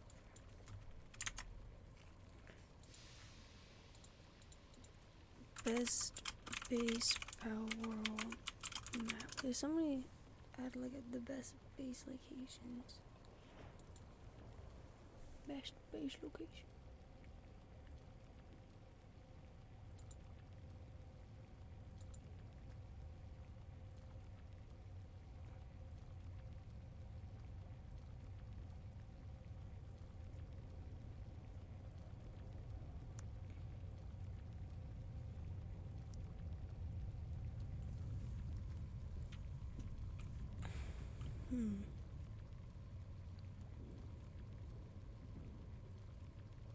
I think maybe out in the desert then.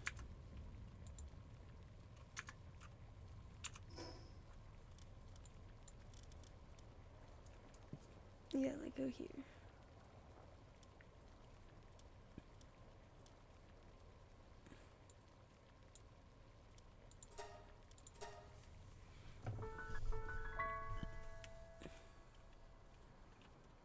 Somewhere where there's a bunch of sulfur blocks, because I need sulfur to make gunpowder now. I need gunpowders.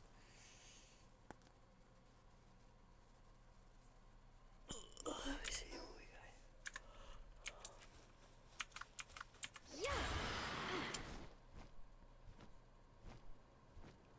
Set sulfur.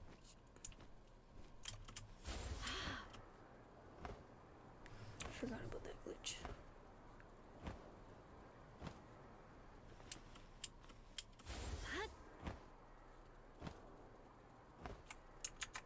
No, I guess not, huh? It's gonna tell me this. It's gonna be south from here, actually, not north. Give me that.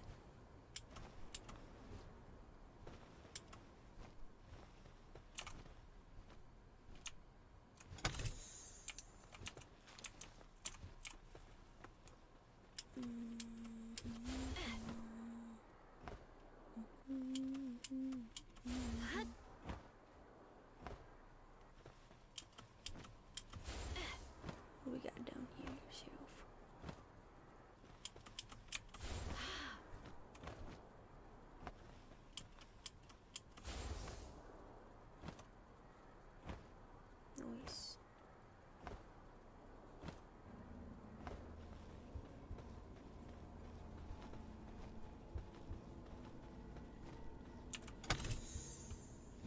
I beat that thing?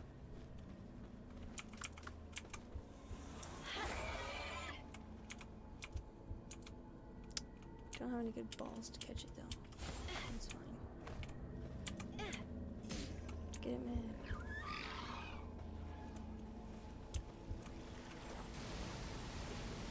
Yeah, we can beat it. What else it is damage to? It doesn't say like extreme.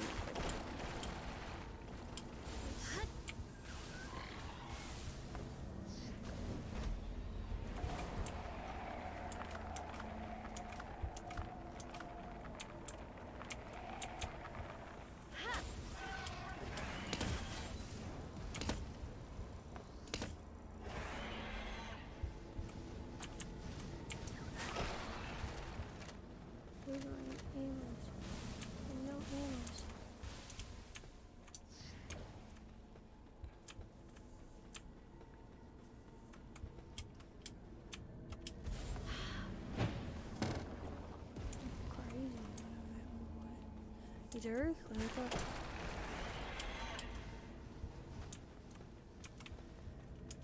That water works good against the wall.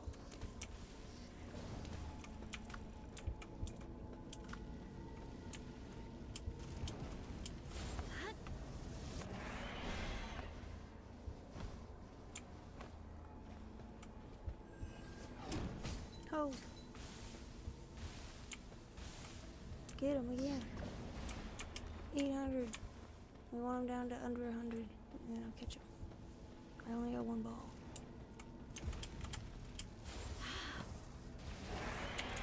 Get him. 250. Alright, you ready?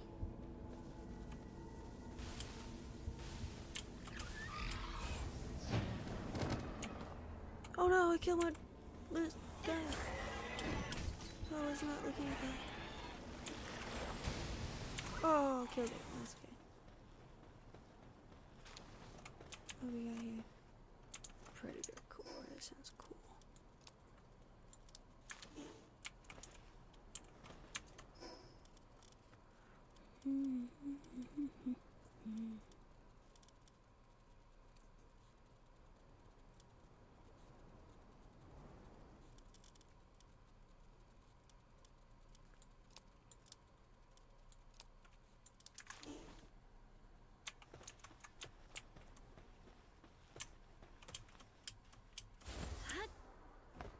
Anyways, I was heading south. I don't have any balls to catch any of these things.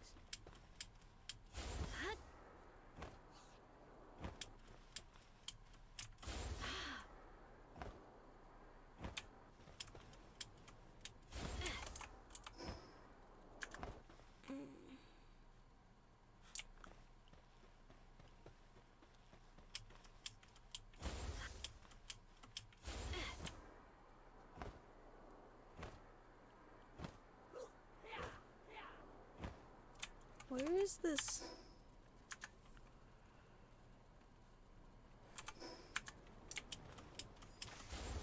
Place I'm looking for. Is this supposed to be water somewhere here? I do not see it.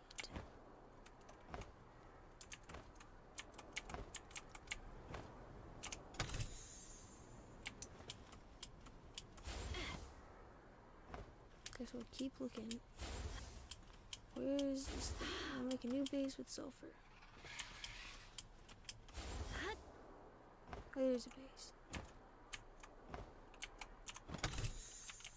What do we drop? Training manual extra large.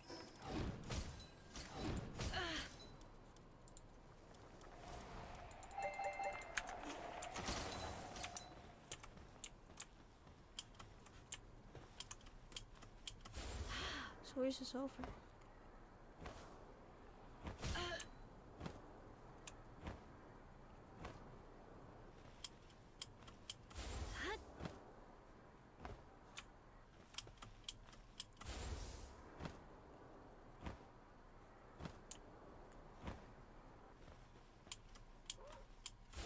Now why would it list this as the best spot sulfur base. The south side of this thing.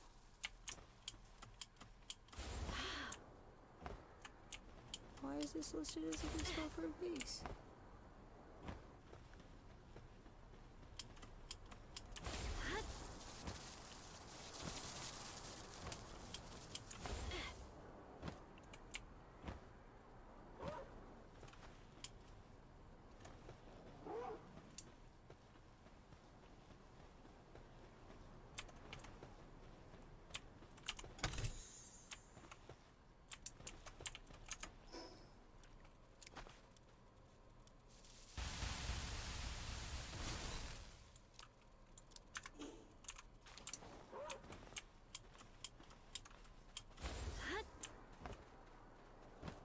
I don't see any sulfur out here. I don't know what I'm thinking of.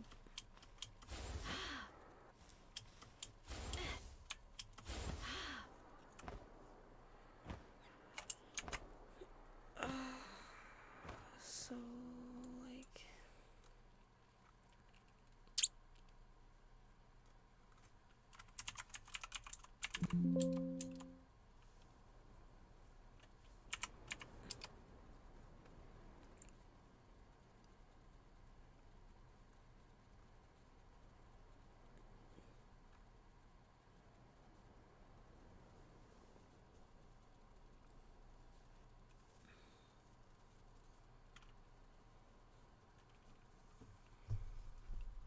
Okay, so what?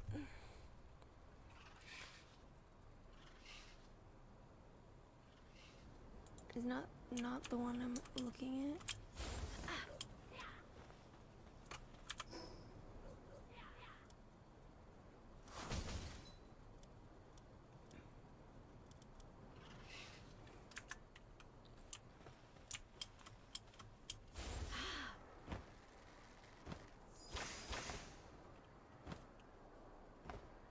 Don't get mad at me, bird. I'm just trying to understand why this website told me to build here. And why it told me there's sulfur nearby.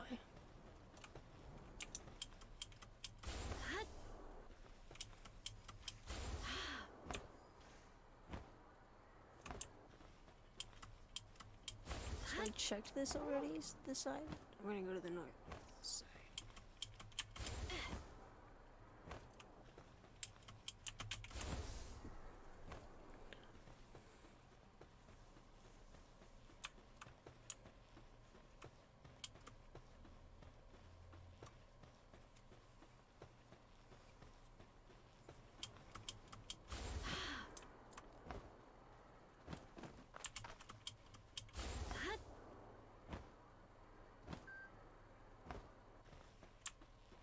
Nothing. Where's the sulfur? Where's this so-called sulfur? I've been lied to.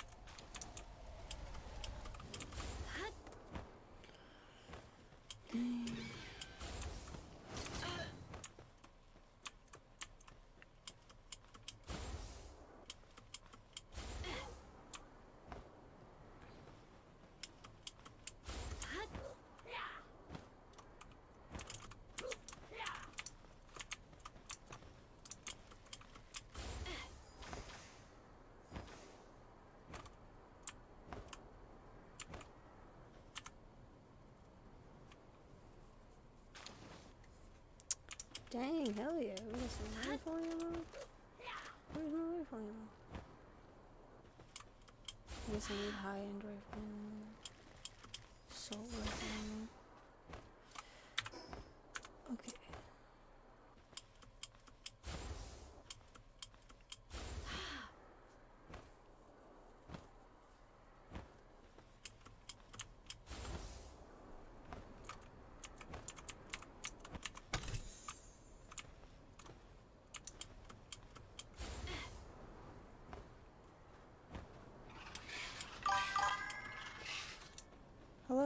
see.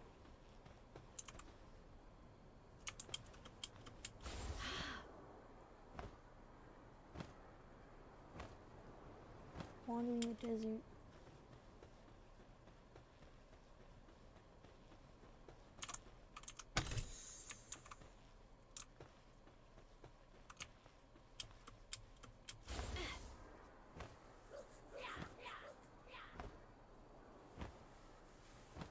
Do me into a husky princess makeup and sprinkle pixie dust.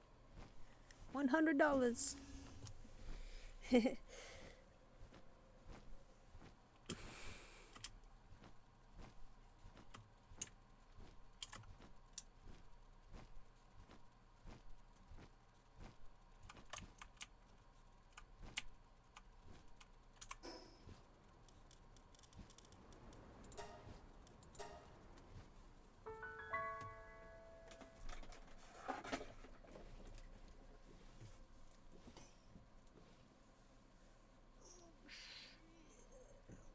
Oh, I got a little bit of food here. That's not food, that's...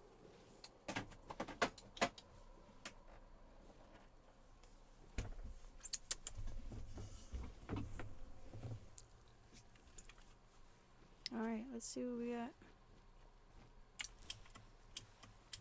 A little bit.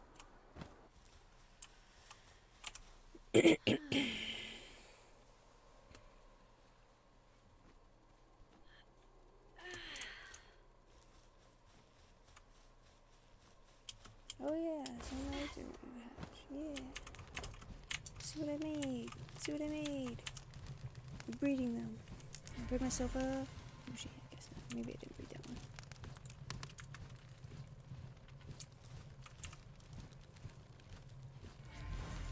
Grizzball. Probably 2 of those. Oh yeah.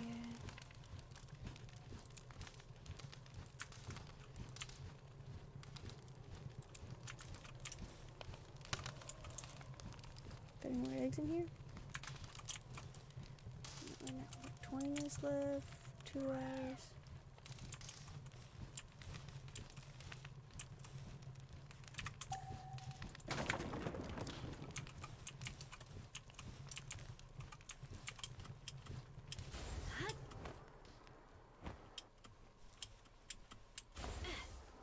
What we got over here? Let me go. Let's take this food out of this gold chest. All the food.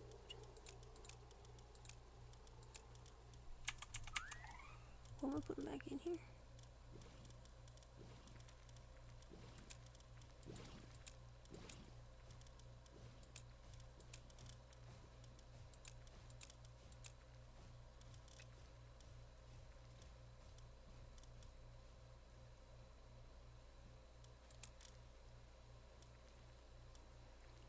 Nothing else has timers, right? Okay. Wow, 36,000 pounds. This is when I like to use my microphone.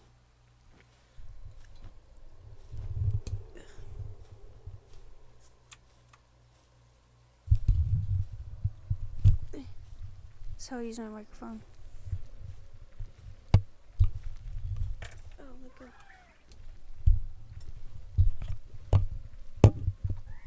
I'm halfway there. I'm wasting my time. Anyways, I use the microphone thing.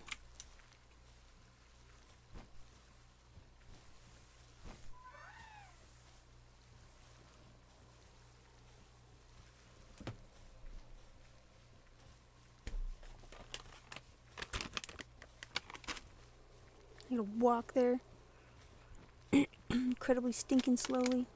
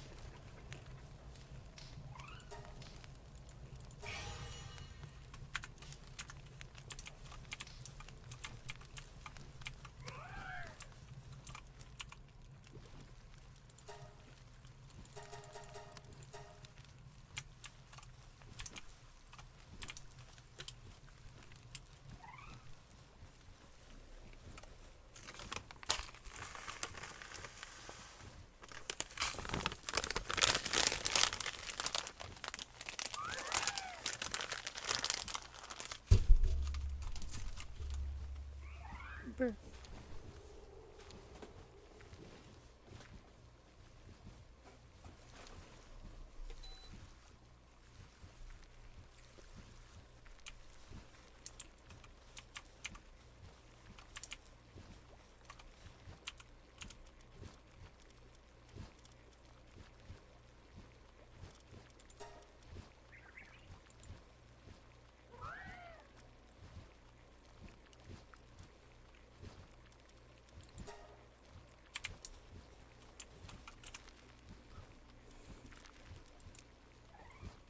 And these guys eat this stuff faster than I can give it to them.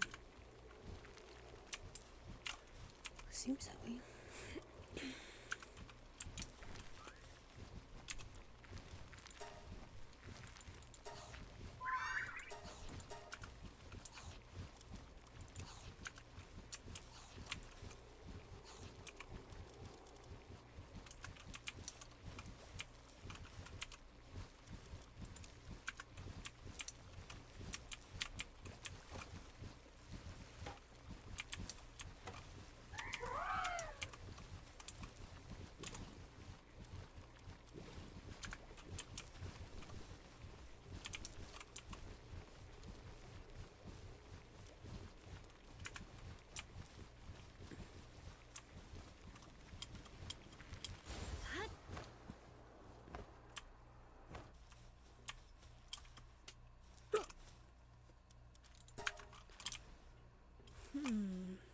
Anyways. Where do I get sulfur?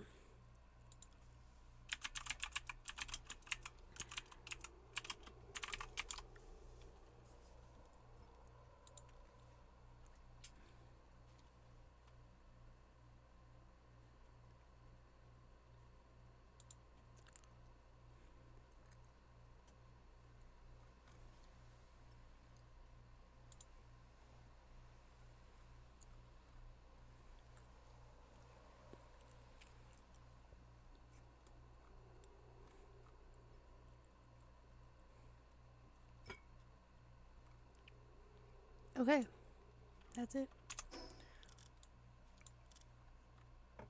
It's at the top of the mountain.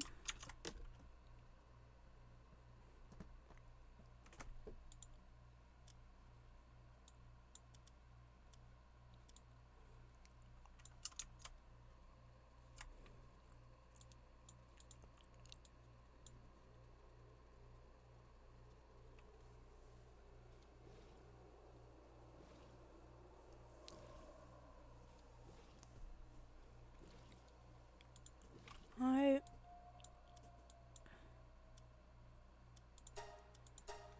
said northeast of the Eternal Pyre Temple location.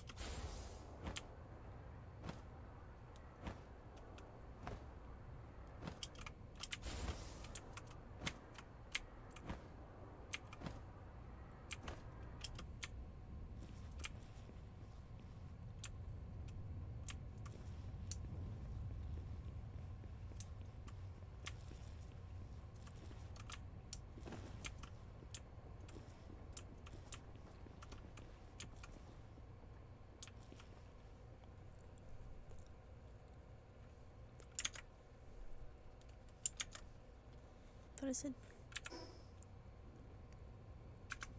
no, I did go the wrong way.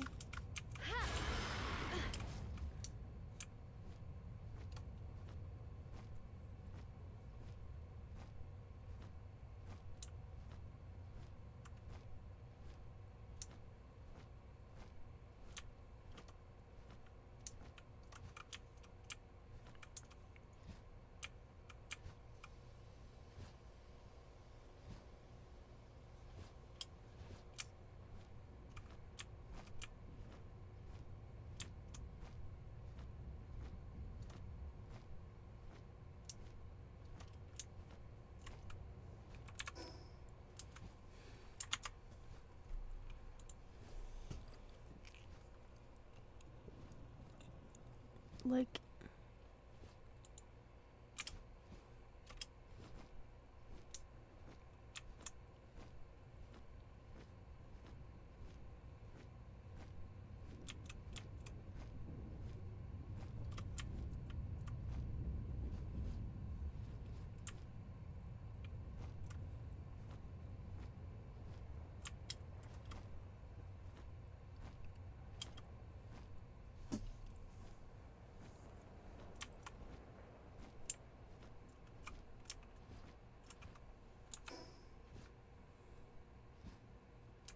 okay.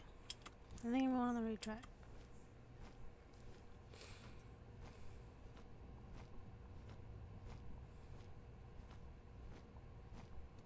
Somewhere like directly in front of me.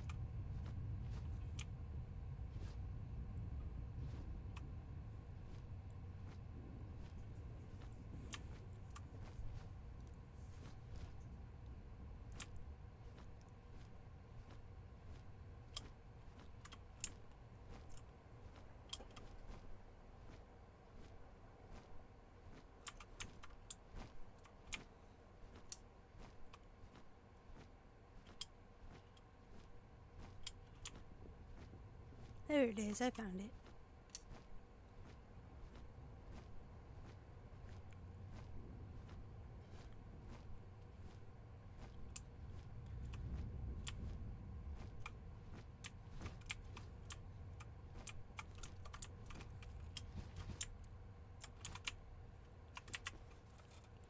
What? I don't have the stuff on me to make a PAL box.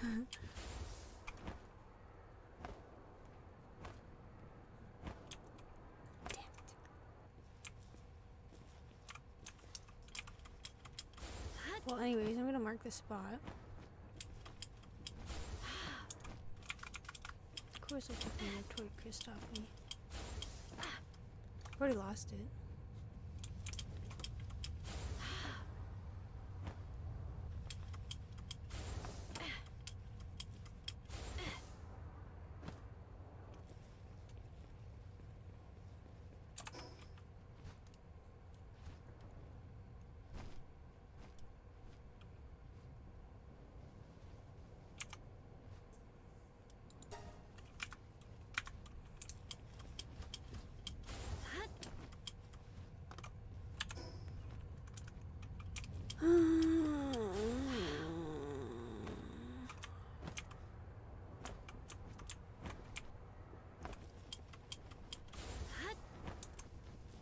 But you guys just kill me.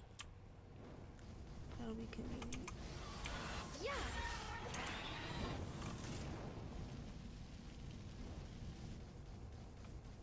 Just kill me.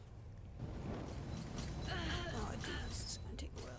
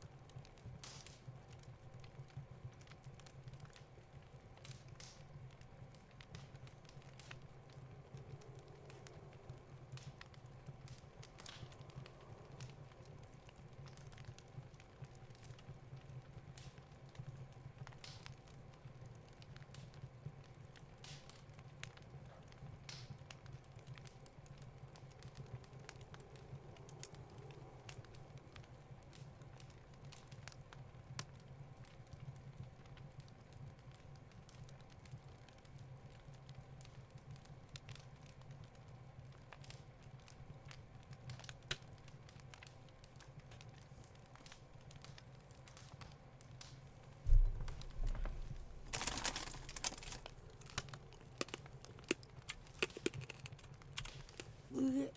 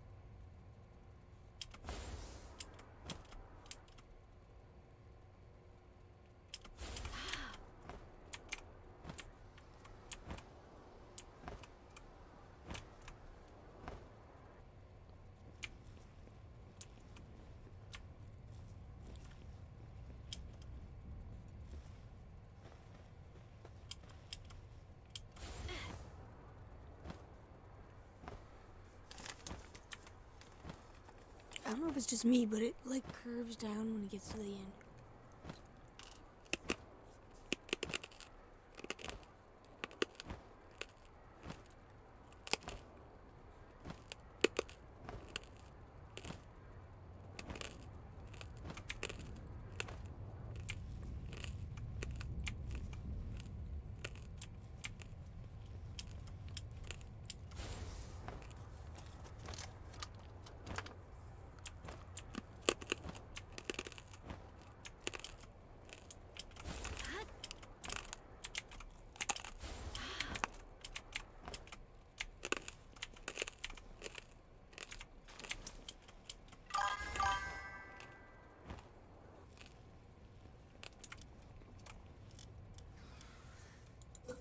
Where's my wood?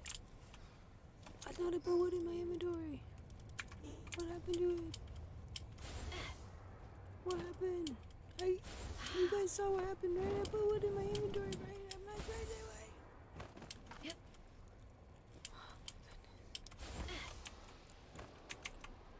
Oh, there's a tree at the beach. Probably not. I think I have to go south. I thought I had wood on me. I swear I had wood on me. What did I do? Build something?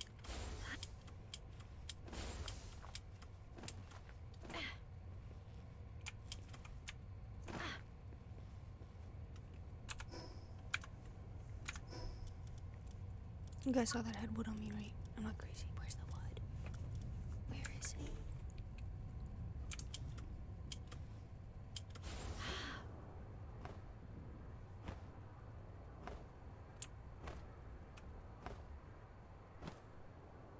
Oh, an egg. Hi, Vinny. How are you?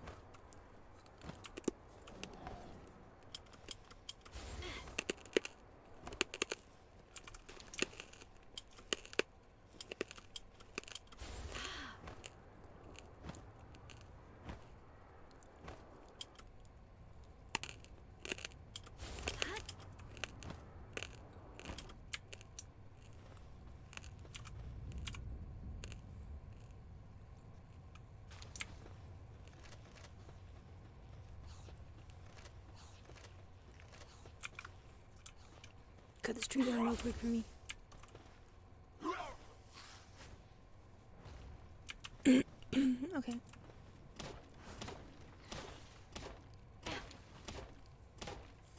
How many do I need? 8, 3, 4.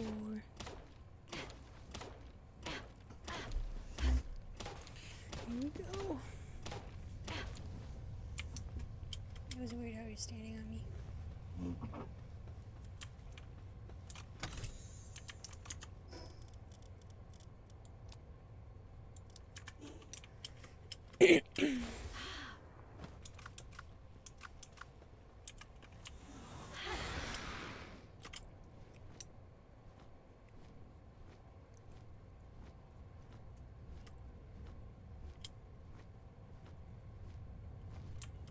No! I thought I had that for sure. I'm gonna ask Simon to give me some chocolate milk. Propane.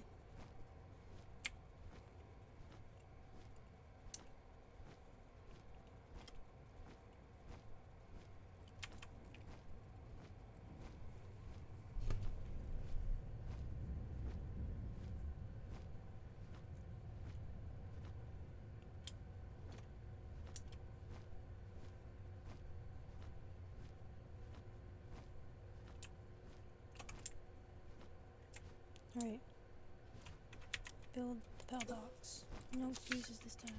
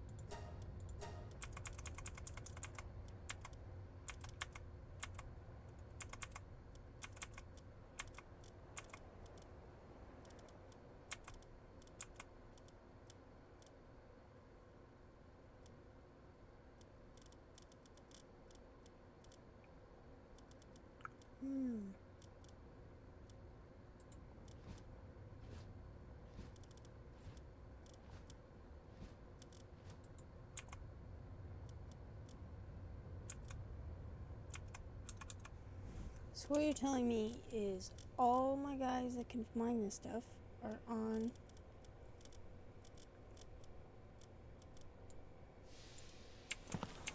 an expedition.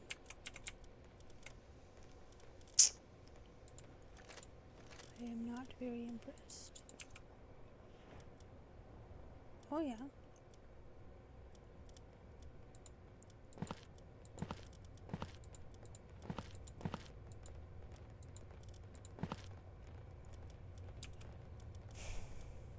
Oh, these guys aren't.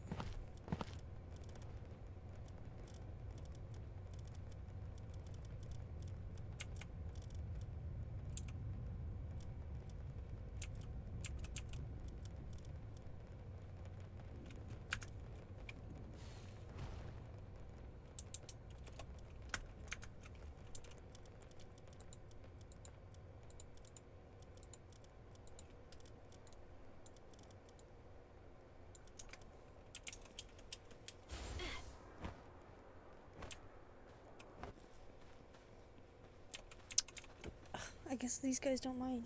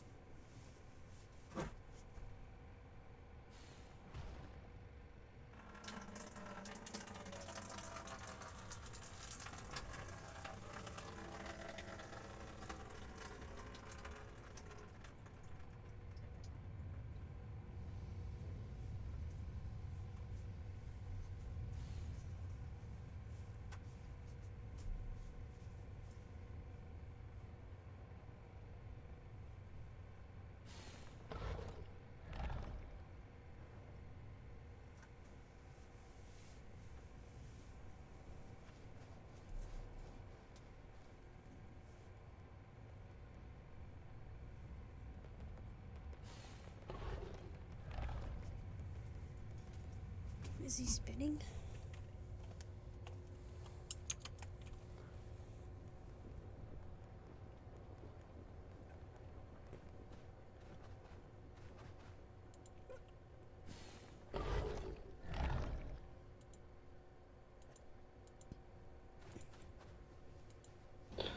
And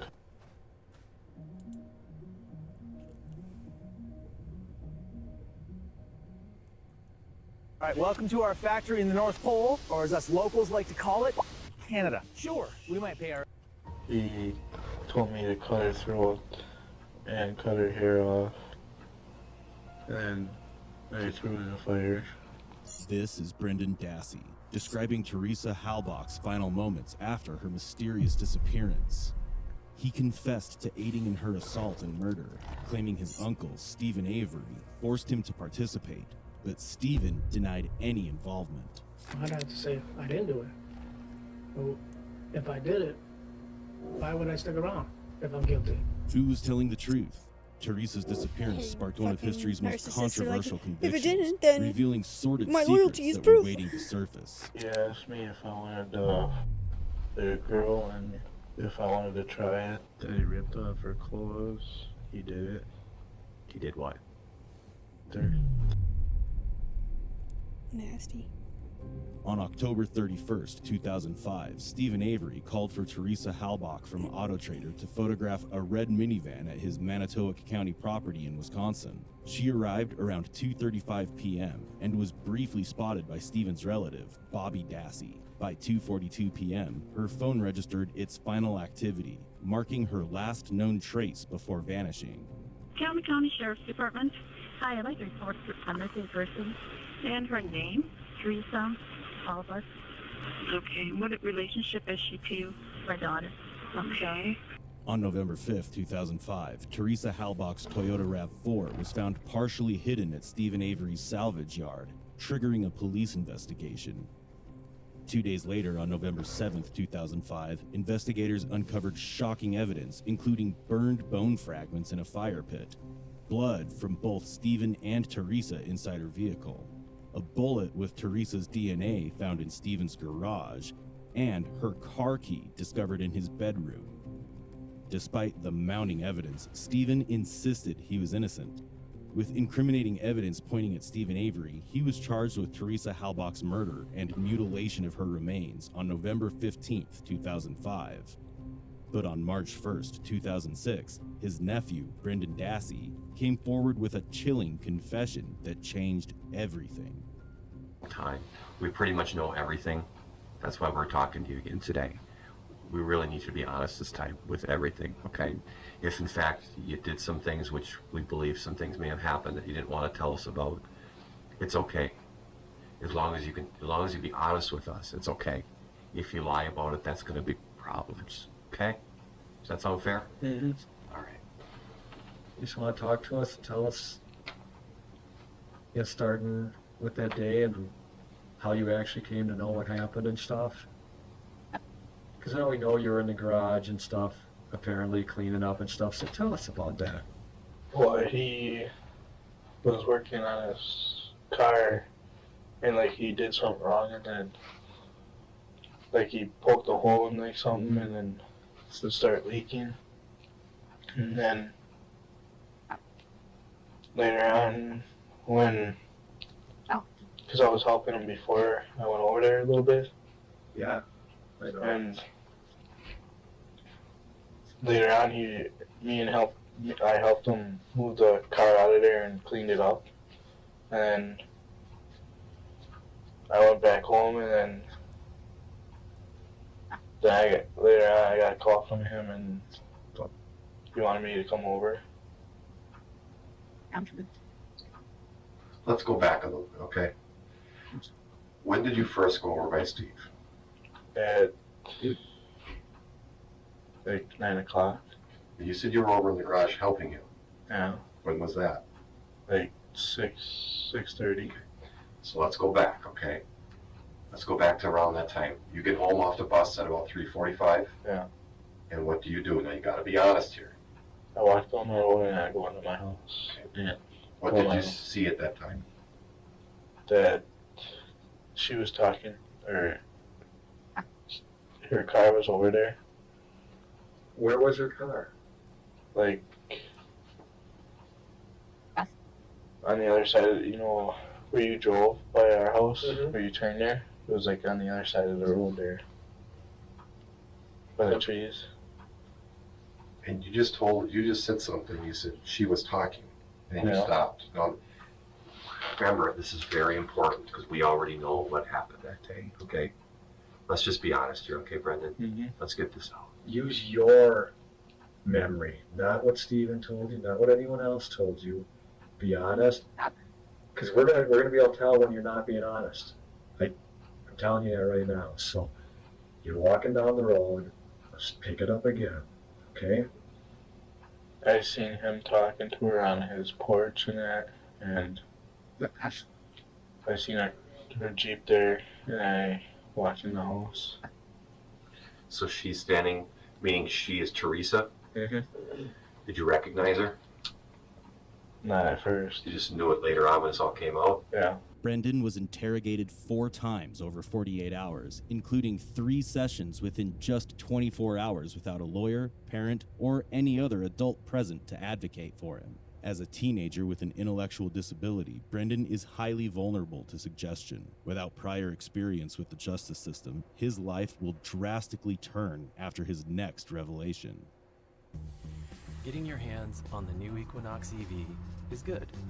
Getting your hands off the new Equinox EV, thanks to Super Cruise. Did what happened? And you saw her and him on the Porsche, and they were what? They were talking. And then what did you do? I walked in my house. And they were just talking? Were you doing anything else? Were they screaming, fighting, talking, pushing, anything?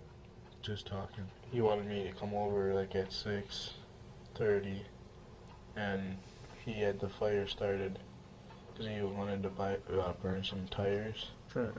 And so he had it started, and the Jeep was still in there. Whose Jeep? The Suzuki. It was still in where? In the garage. So Monty's not in there. Whose car was in the garage?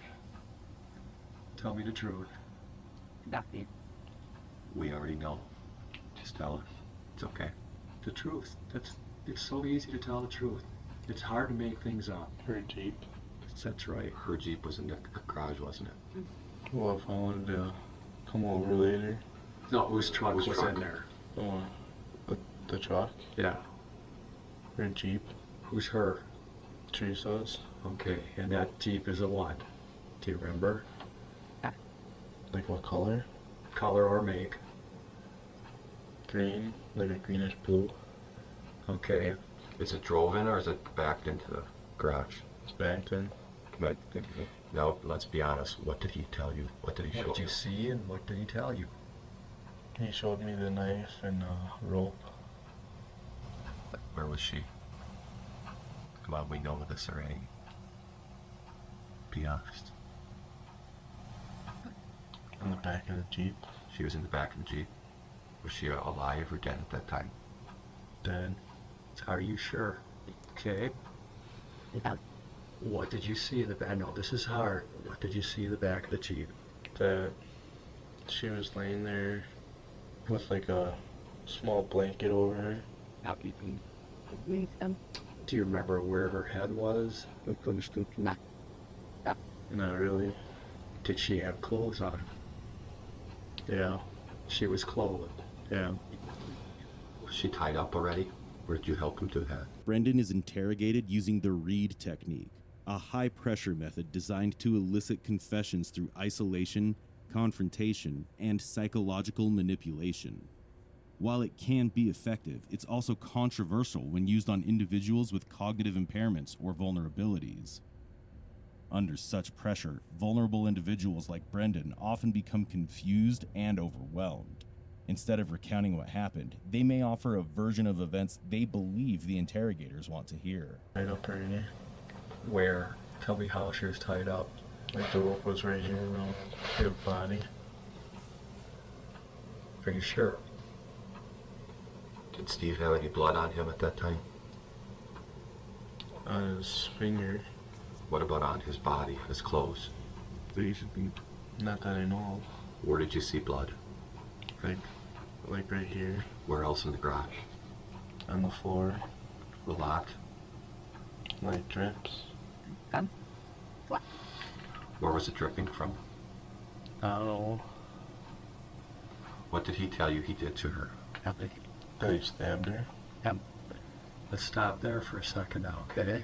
I want to back up just a bit. I didn't mean to interrupt that sake, but what time actually did you get over here now? Like 6:45.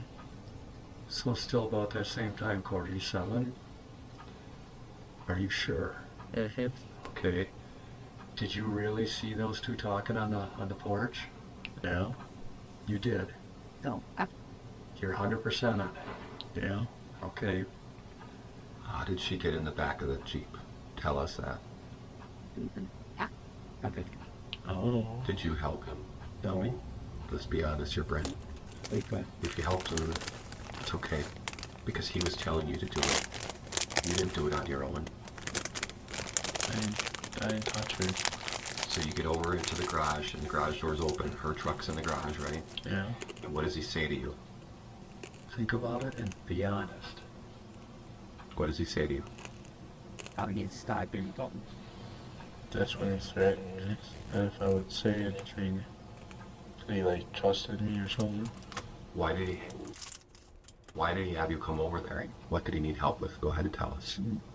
Probably to get rid of the body. Brendan's body language speaks volumes. His fingers fidget nervously, a sign that could point to either deception or the crushing weight of the truth he's about to reveal. His restless movements suggest a deep internal struggle, as though he's torn between fear and the overwhelming pressure to confess. Each twitch, each shift in his seat reveals the emotional storm brewing beneath the surface.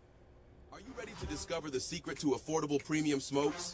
Tired of spending an arm and a leg for government tax cigarettes? At Smoke Cargo, we've got your back.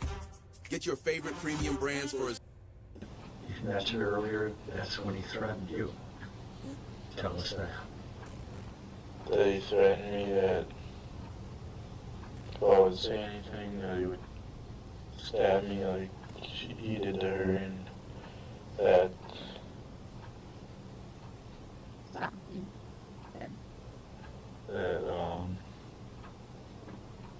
he was pissed off at her because of he wanted to get his blazer in the thing that like the last time she was there, and he couldn't.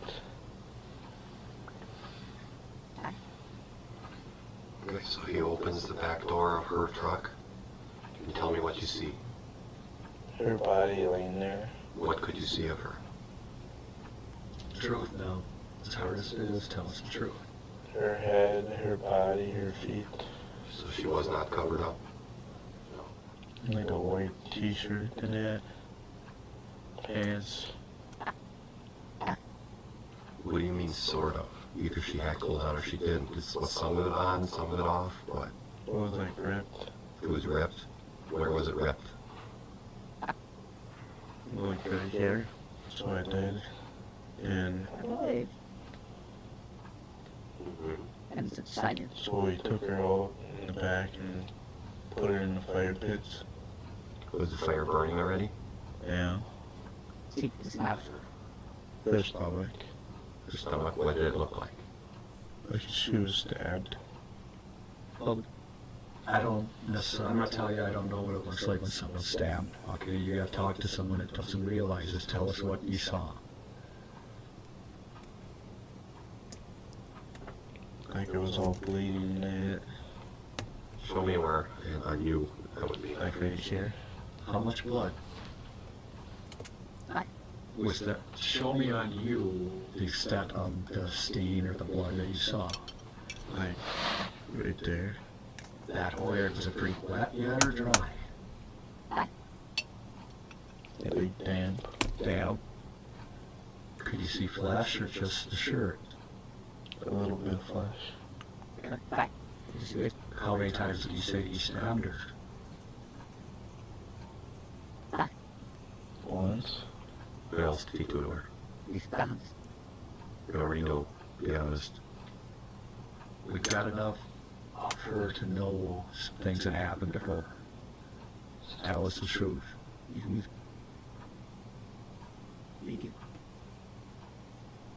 What else did he do to her? Did he tell you that? Tell us about that. And where he did it. I don't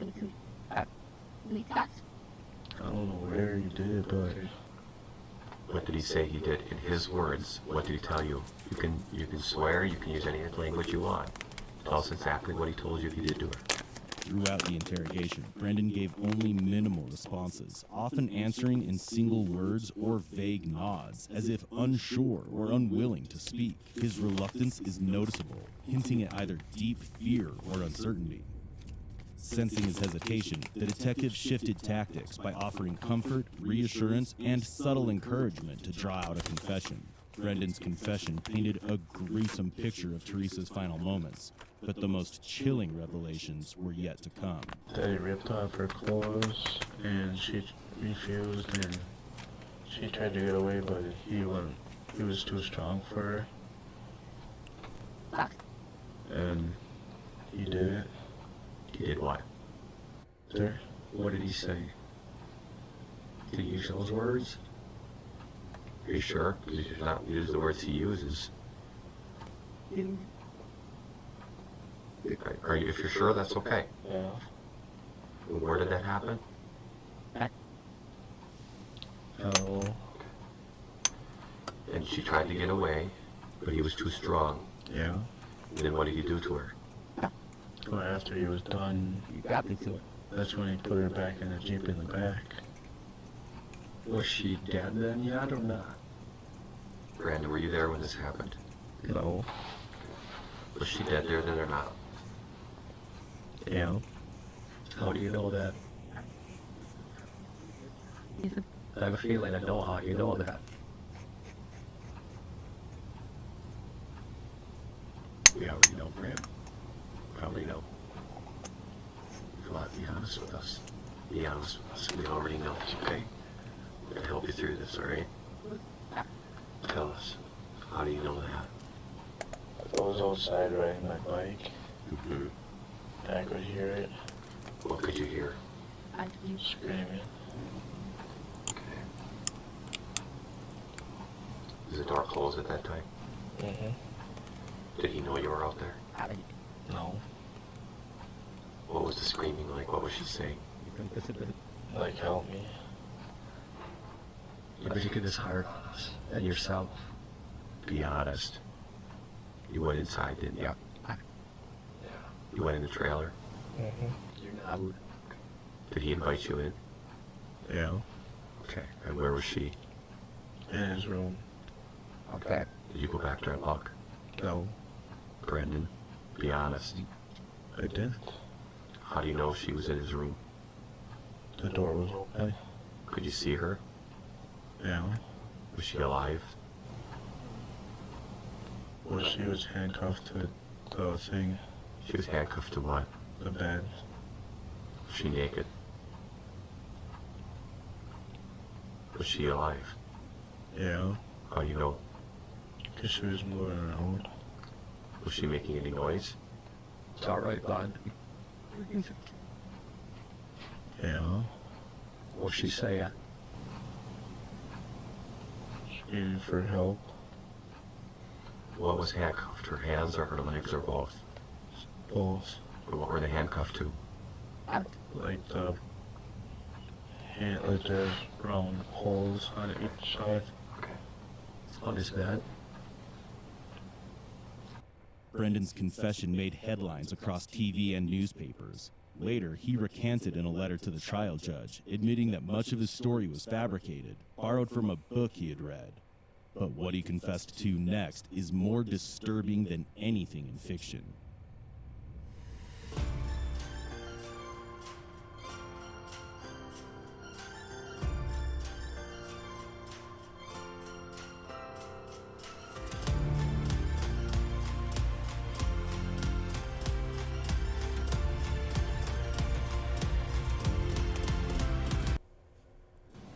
Doing what? What kind of words is it using? Probably. You can say those words here. That you wanted to. You're so hard. Could you see her at this time? No. Okay. What happens next? Remember, we already know, but we need to hear from you. It's okay. It's not your fault. What happens next?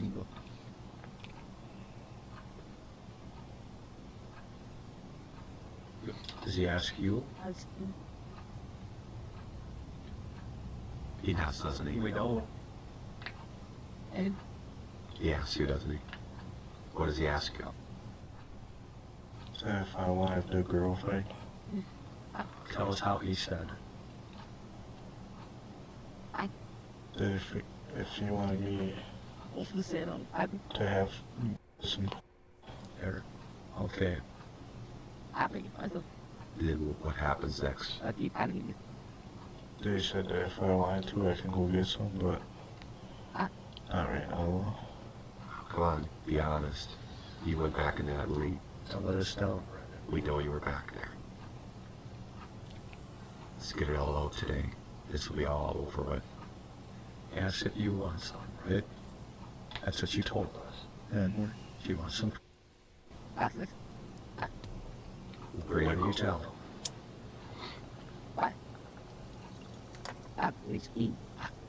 I said I wasn't aged, and so he took me back there and showed me some. What did he show you? Her naked body. Is she alive? Yeah. Is she talking? Yeah. What's she saying?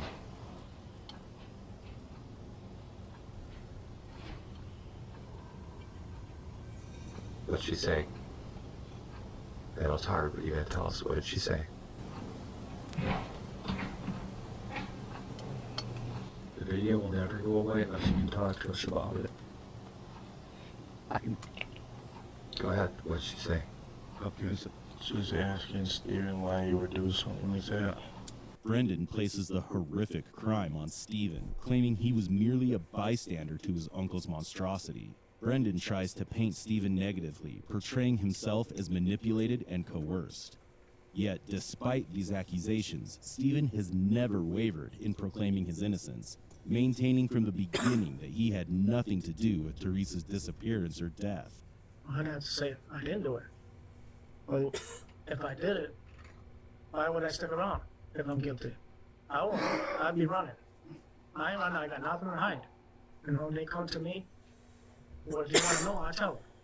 You want to search my house? I let them in. You're nasty. They searched it, and they left.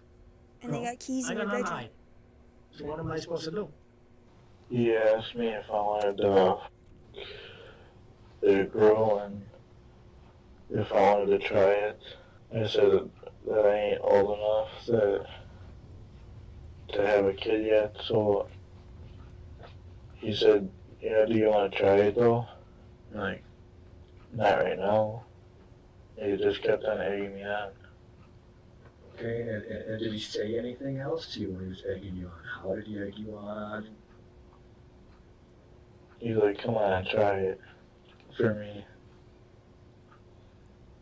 And had you been back in the bedroom area yet at this time, or no? No. What, tell me again what he told you was back there. Who or what? That Teresa Halbach was back there.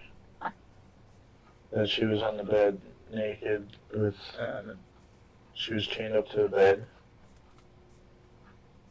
Could you hear her back there yet? Yeah. And what kind of things was she saying again? Like, help me and not to tell Steven not to do this anymore. Did Steven say that he had already done that or not? Yeah. What did he say he did to her? That he had with her. How did he say it? That he f***ed her. At any time that night, did you see Steven have with her? No. Are you sure about that? Yeah. Because we know now that you did and he watched while you did it. Did you watch once or while he did it? No. No, because this was incriminating him. So his intention Did he do anything else to her? No. Stick anything in her, anything like that? No. Okay. You told us about going in there and having further that she was handcuffed and chained. Okay. Ultimately, and then you said you left the bedroom for a period of time and he talked to you out in the living room, right? Yeah.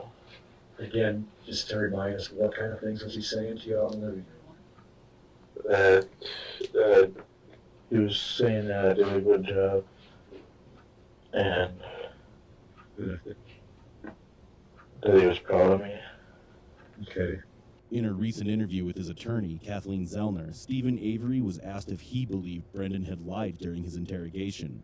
He acknowledged that it was possible, but insisted that if Brendan was telling the truth, it wasn't him. It was Bobby Dassey with Brendan that day, not Stephen.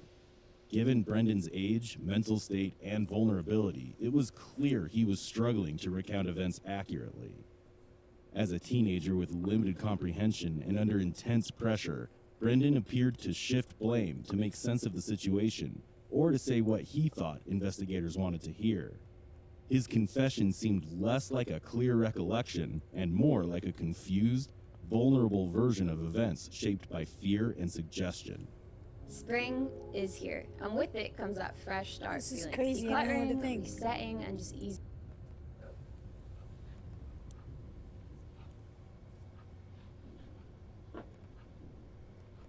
We went in there, we tied her up, and he stabbed her, and he told me to cut her throat and cut her hair off, and when we were done like that, we took off the handcuffs. We took her outside to the Jeep, stuck her in the back. He said he would rather burn her than stick her back in there. And we put her on the floor and then he shot her 10 times. And he threw her in the fire.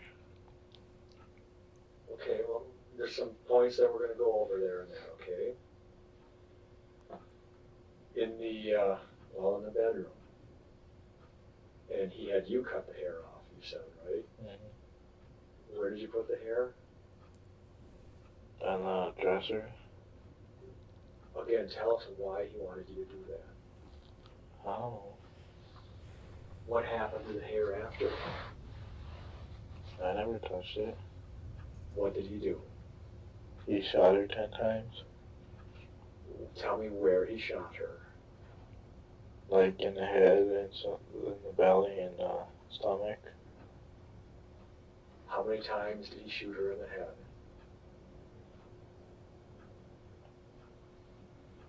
3 times. Tell me where in the head. What sides? Like the left side, I think it was. The left side of her head.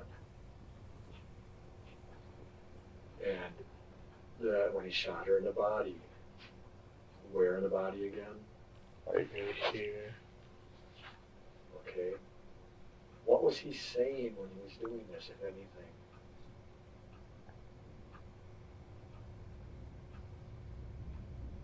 What was his demeanor? Was he calm?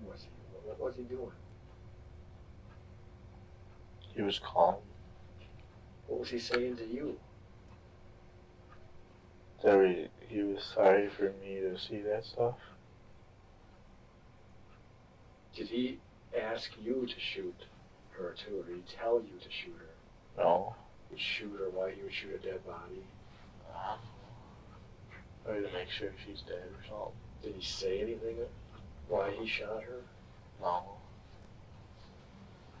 You're just saying, your guess is that to make sure she was dead? Yeah. You sure he didn't say anything? Was he pretty calm about this? Then he stabbed her. And who stabbed her? He did. Who's he? Steven. Okay. And then what? Then I cut her throat. Okay. And he choked her and I cut off her hair. Okay. So he choked her after you cut her throat. Kind of show me, like, on your throat where you cut her. Like right here. How deep? Just as long as the knife went through. Okay. With your finger, show me how deep you went into her throat. I'll go like that much. See how it felt.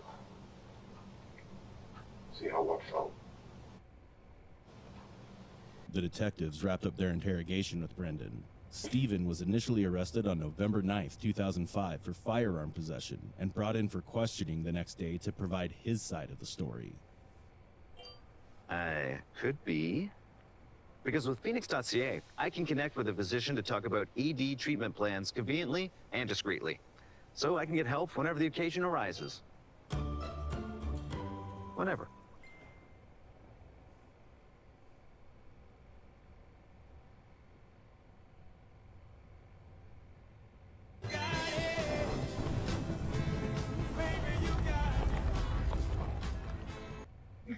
Okay.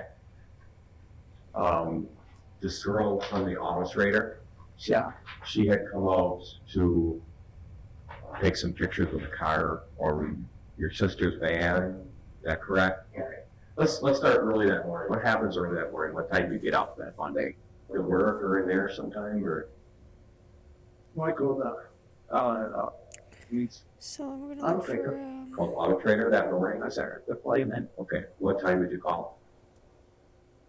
I was up around, I don't know, 8:30. 8:30. Did you call from your house or? I'll call for myself. While you were down work, whatever? Okay. You set up the appointment for somebody to come out? Yeah.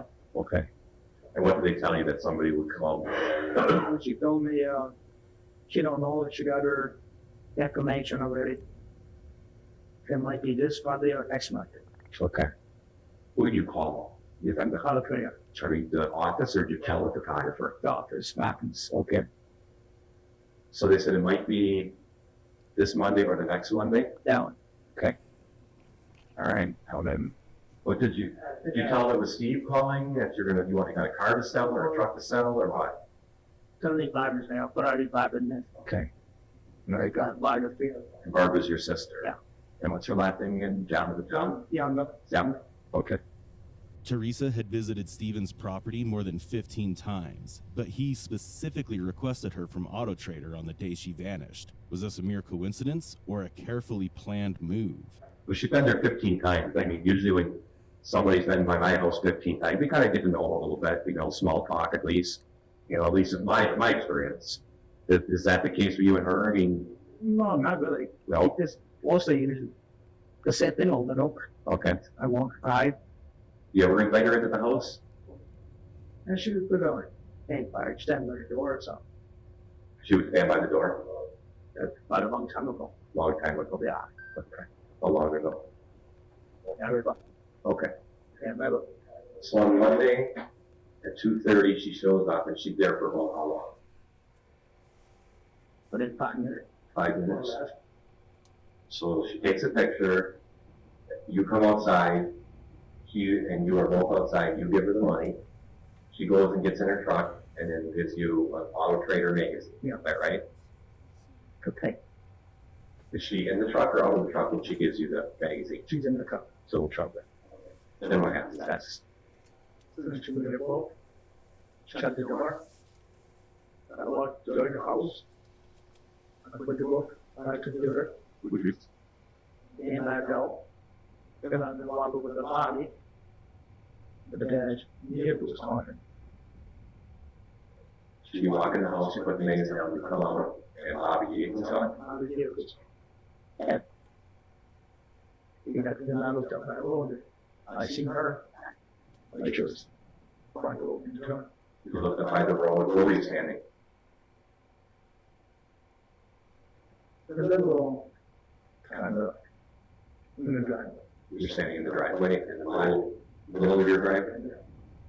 And then you looked down the road, you said, and you saw what? And she was on that road, carrying something like her. Teresa, okay. Which thing like you on the right or left? The left. Left. They should have gone to I sits like a You didn't see any other car? Just Teresa.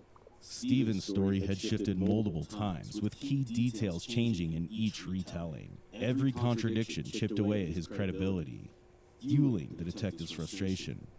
Detectives were running out of patience. It was time to confront the elephant in the room. When asked about Teresa's vehicle, Stephen's story only raised more questions than answers. Another woman, another woman Hospital,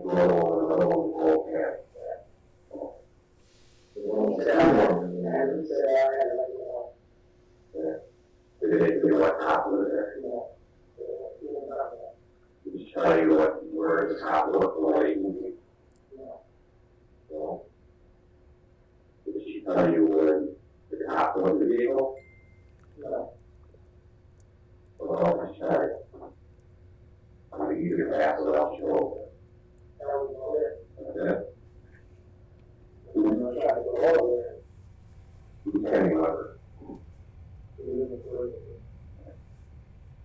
Did you see anything about evidence, what kind of evidence in the top look there too? No, I didn't do it. The fact set up, but I didn't pay.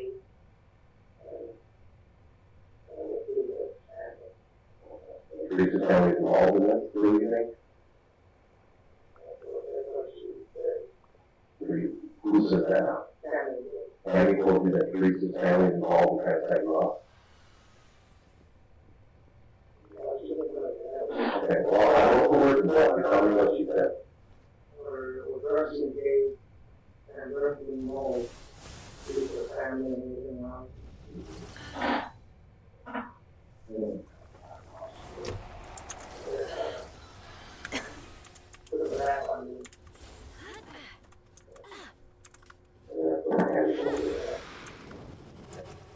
How do you think the truck got on that property? Which way do you think it came in?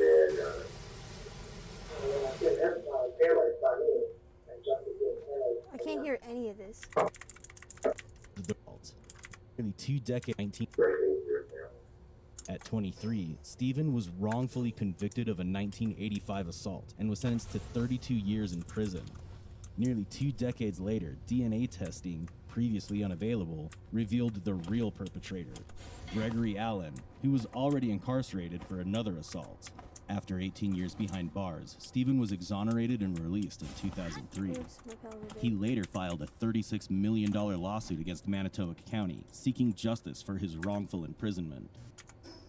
أنا قبل ما أكون مدير التمريض مستشفى التحرير في مجمع ناصر الطبي. الموجودة أن هذه كتات. Okay, I didn't do it. You need to do the right thing for this family here. Hey, maybe it was an accident. I don't think you meant for this to happen. I didn't do it. See, I don't think you I do it. just get it to happen. We don't. It's actually the matter. It's just a matter of, did you do this intentionally or was it an accident? I didn't do If it was nothing. an accident, people understand accident. We're home all week. We're quick with the one. They say, hold on, week. And in the Cat 85 case. Investigators discovered a vial of Stephen Avery's blood from his 1985 case. However, something was off. The evidence tape had been cut, and the cap had a small hole. Could someone have tampered with the vial? Stephen's defense argued this is proof that his blood had been stolen and planted in Teresa Halbach's SUV. There's people out there that's got my shit. And the cops are the perfect ones that got it So all. there's somebody that takes. The sheriff has got Somebody everything that on it. takes your bloody palm print and puts it on somewhere? How does that happen? A bloody arm. How does that happen? How does that happen? Steve, explain that to me. All right, nothing. Something, you made a mistake. No, I did not. You made a mistake. I didn't do that. How can I So you make mistakes? So you intentionally killed her, is that what you're telling me? No, I didn't. I didn't do And nothing. how did it happen? Explain to me how it happened. I didn't. I do think nothing. you made a mistake. I didn't do I nothing. think something went too far. No. Then I'm wrong. How can I do it when my mom came down, my brother came down, and I'm all over my sisters? Well, There ain't no way. there's They inconsistency in see all of something. this. Steve, there's inconsistency in your story. Everything you've been telling the media. Well, how about the You other? tell one story one day, you tell another story another. You're not consistent Yeah, there. but how about the other ones? What other one? She seen somebody be after me. Who's seen somebody after you? She did. Who did she see after you? I don't know. There was one day that I smelled smoke in my back bedroom. Yeah. Where would that come from? But the one- And I don't smoke. Well, And Jody smoke. been, So you think somebody's sneaking in your house and smoking? if they were finding something, they'd be smoking. I don't smoke. So you think somebody snuck in your house and planted the evidence and they were smoking during it? What else? I don't know. Steve. But it was always a man. Yeah. God, Two all I independent did- investigators that have never met you. Two people who have never met you. Have nothing against you. I know nothing about your reality. Okay, well, I wanted to show her a card. Who's the uncle? The end. Next thing. What are we watching now?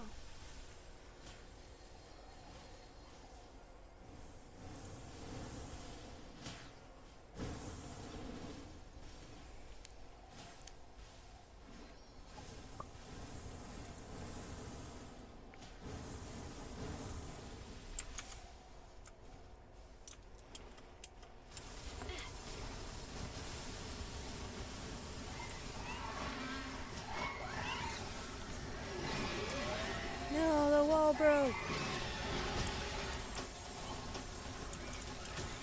Weirdos.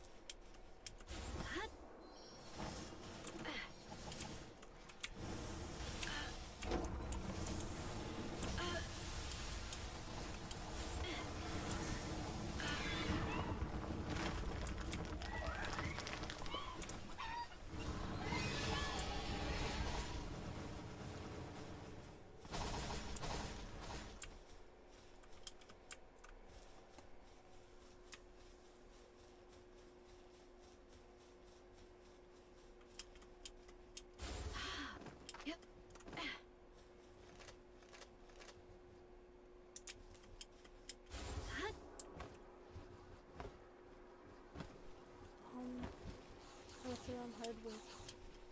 Oops. There's no repulsion stand. Alright.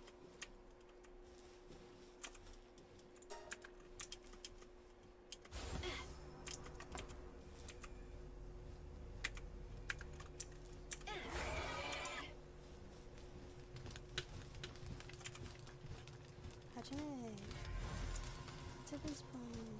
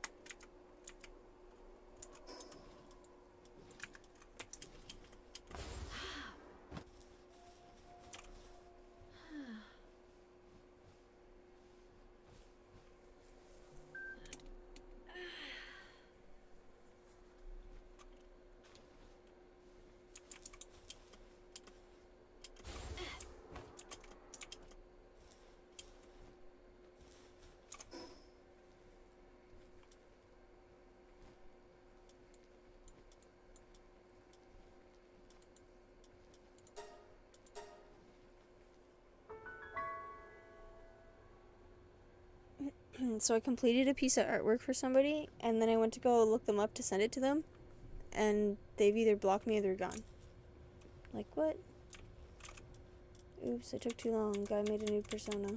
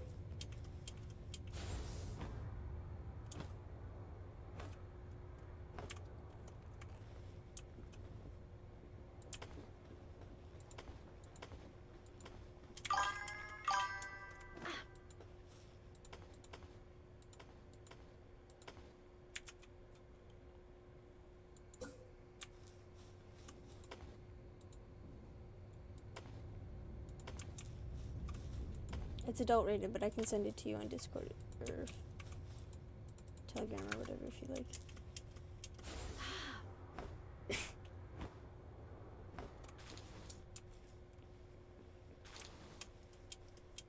Why aren't they doing anything?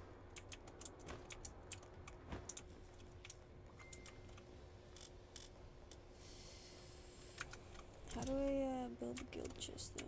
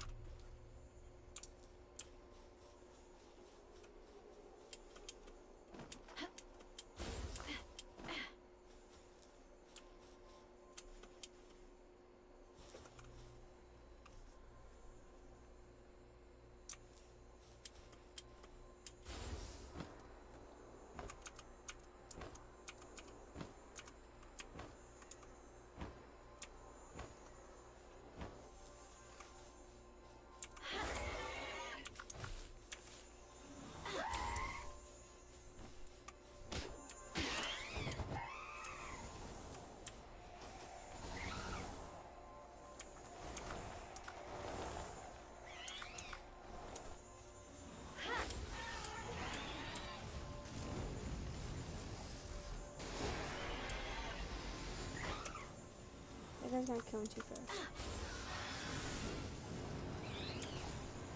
Oh no, my balls!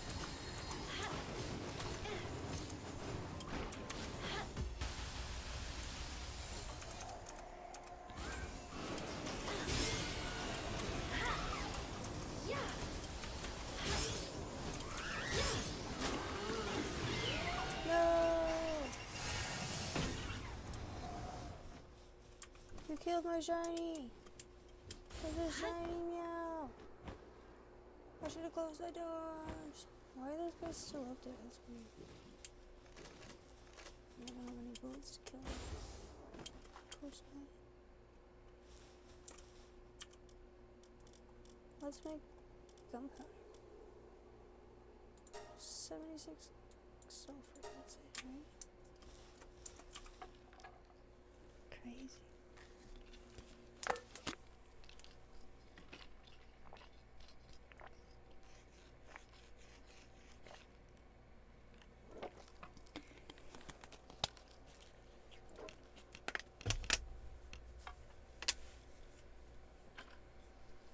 That's for sure, but I kind of feel bad because maybe they got sick of me and blocked me.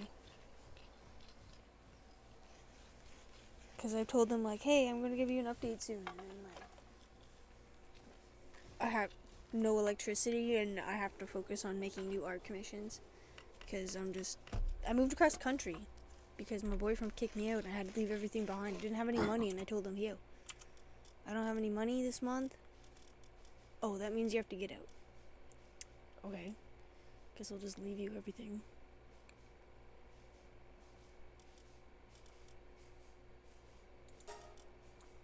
Cool. What are these?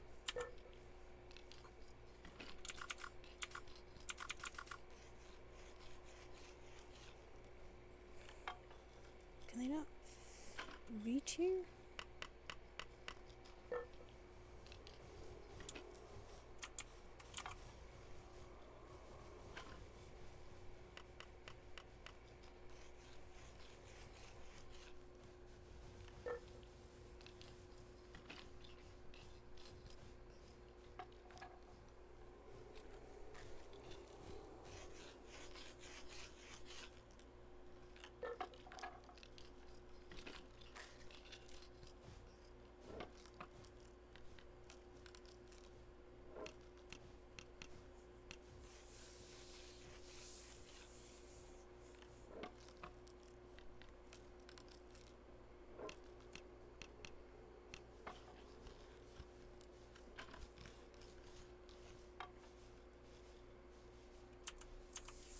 I don't want to feel like anyone to feel like they feel jerked around. I'm just worried he blocked me.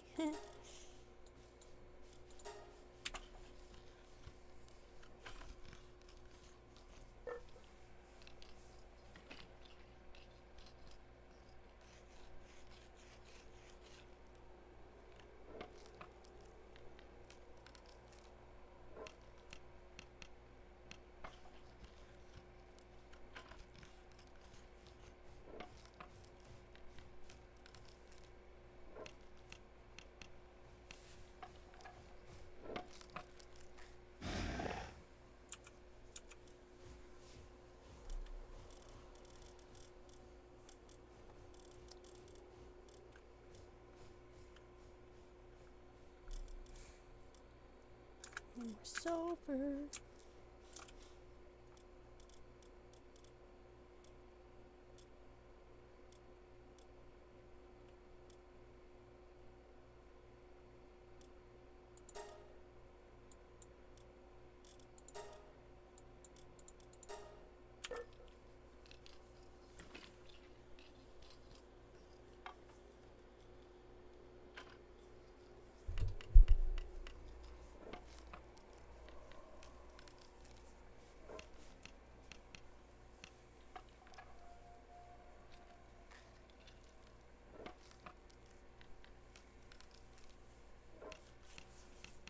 Can any of these guys reach my,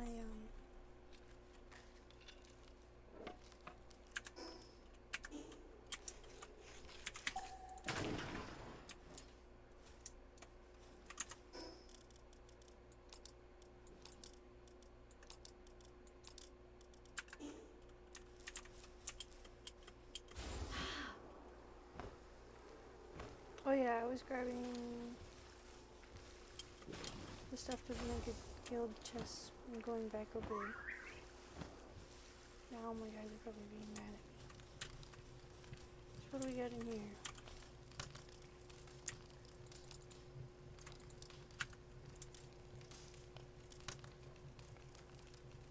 $100 palladium, 50 refined, and 10 intensive parts.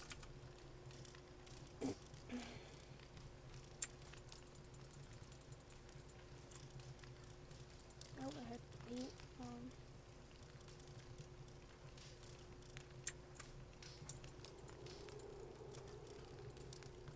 Holy. And 100 palladium.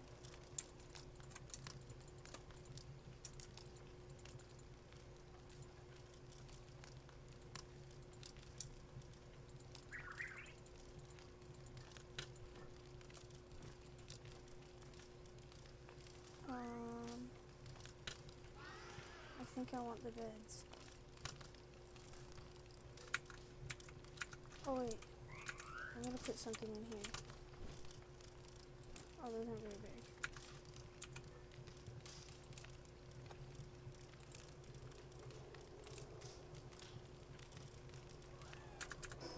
What's in food? 43.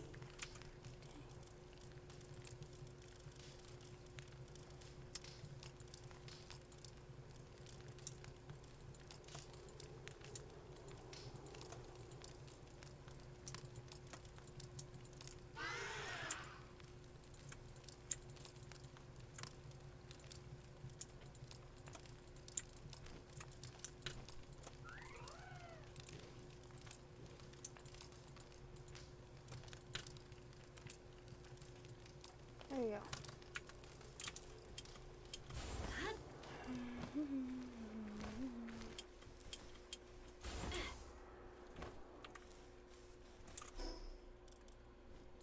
My poor animals.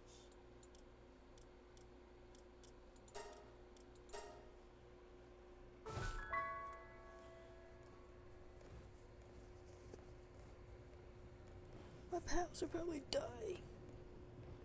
They're dying. Oh, not that bad. That's okay. Alright. What we're gonna do here is we're gonna build myself a guild chest. That's right. Now with the guild chest, I have unlimited powers. I forgot this thing takes forever.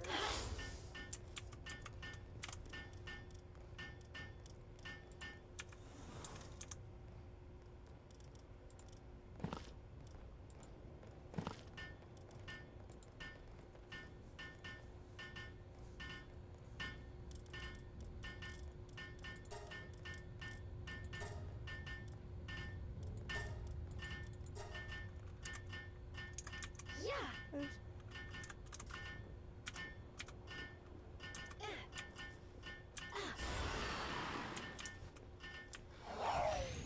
Okay, now that I have guild chest, I can build a house over here.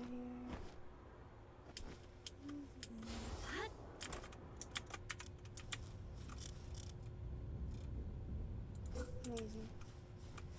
Let's do this.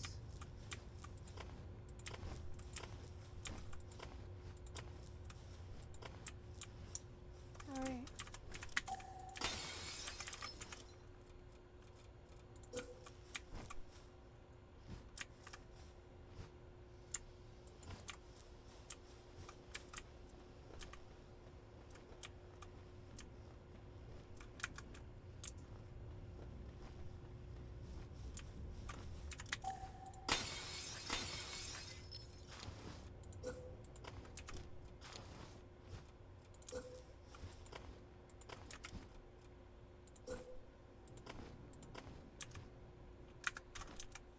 Get on my freaking base.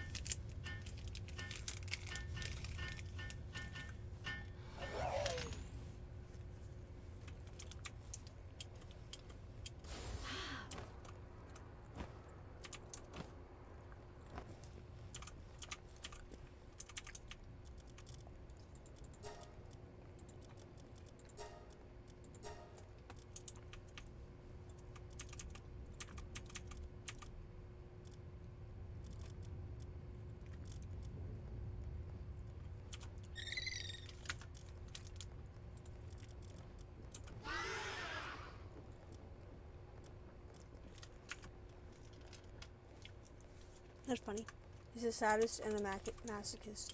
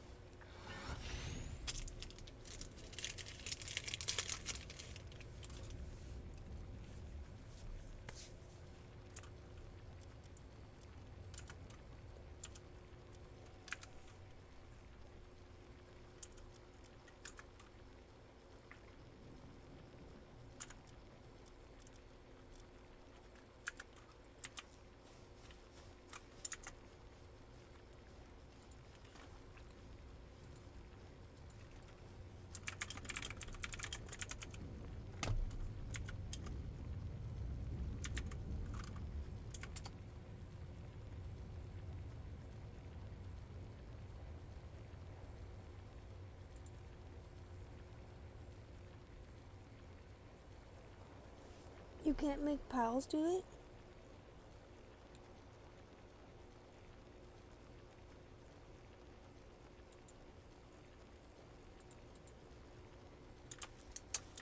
Wow.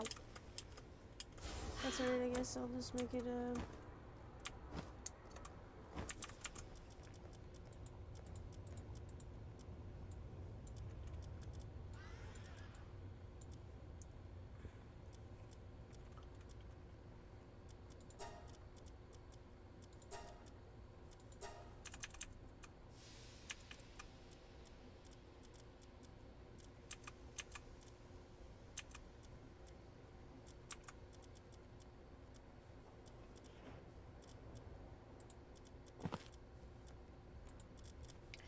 I need handiworks.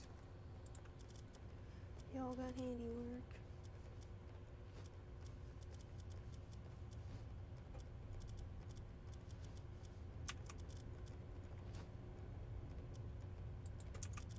Wampos and the carry stuff.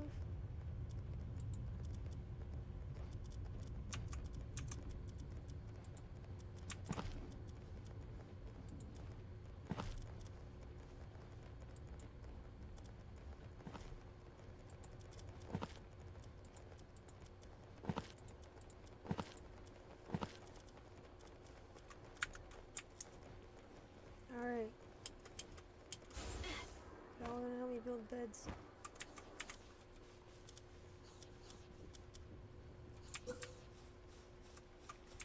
Actually, like most of you don't need big beds.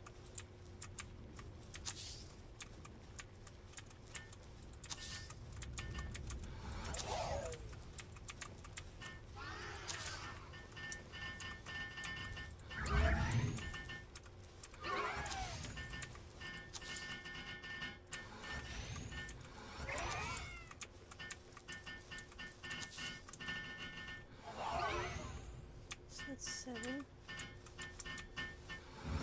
And this gap and this gap and go.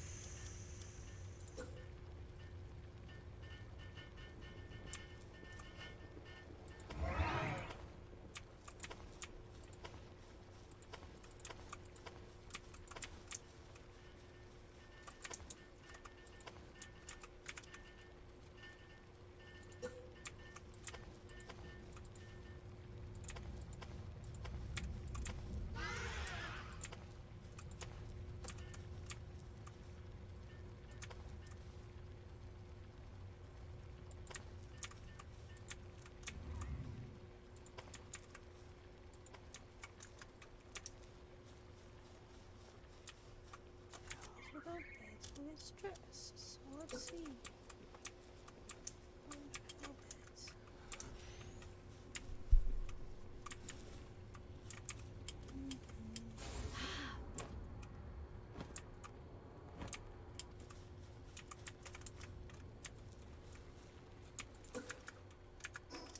We're just gonna build a second glass.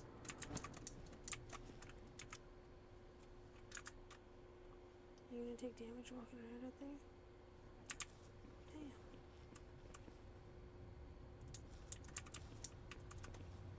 That's unfortunate. Don't tell me that's gonna set my whole place on fire. Put him in bed, guys.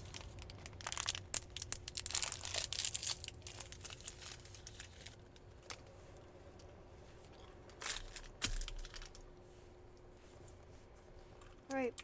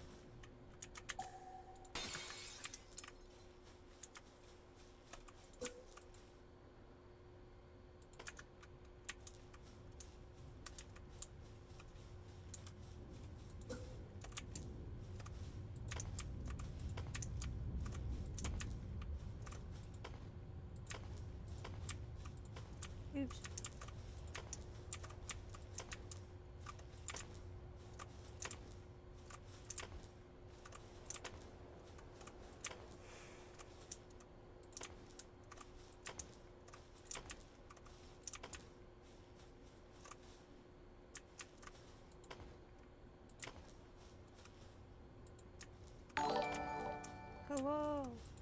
How are you?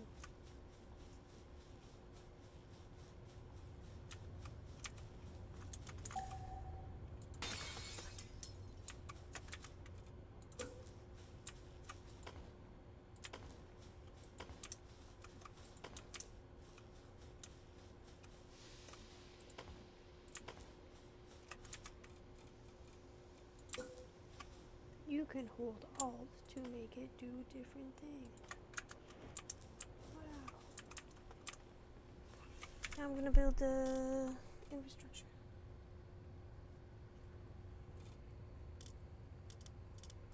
Oh, sorry, production. Production assembly. Isn't that word enough? Oh, I thought it wasn't word enough.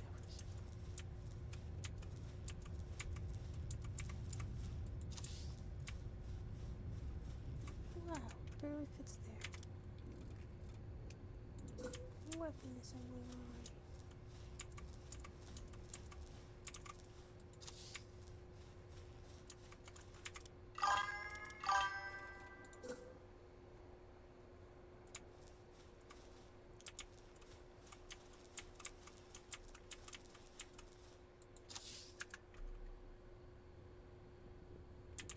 No, this is not my first day. I've been playing for a while.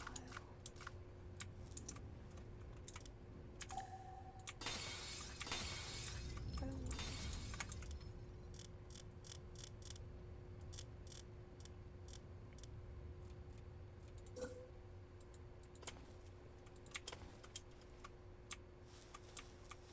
Why do I want to place there? Oh, because it's near the power box. I see.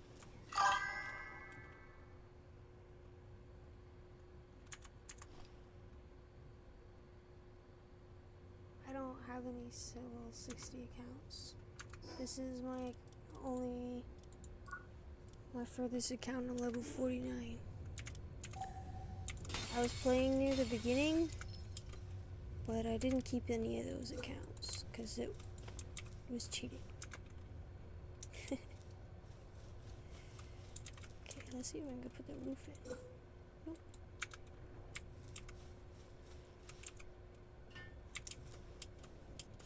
Put all the pals back in here.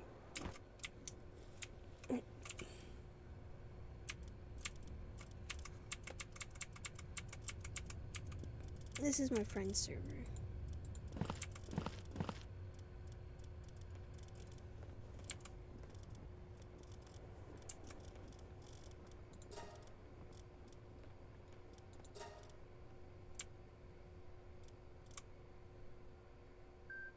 Can't reach it? Oh, of course not, because I took this stairs out.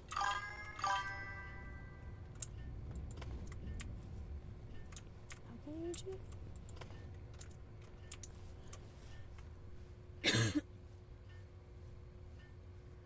So this one is my production base. It's just where the sulfur is.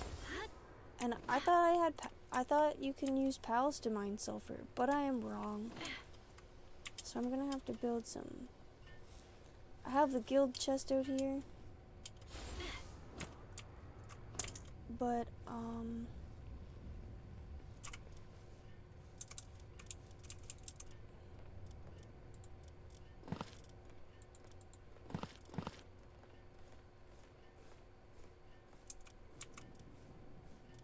on, bros.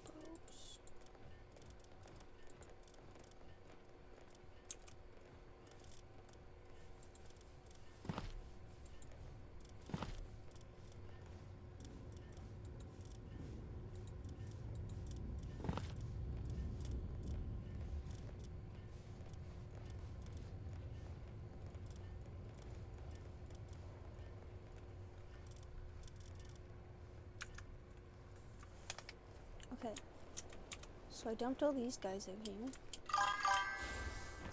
Y'all are supposed to be building these. Can you reach them? That's a problem if you can't reach them. Oh, oops, I clicked one of them. What color was it?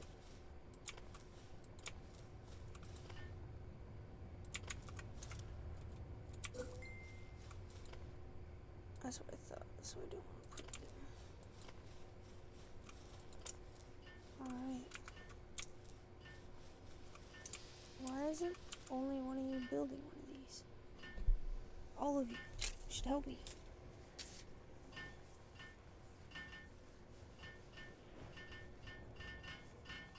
Really? Which level do they need to be?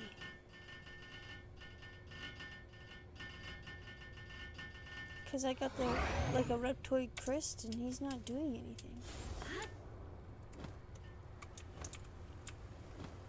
Do you need a level 5 miner or something?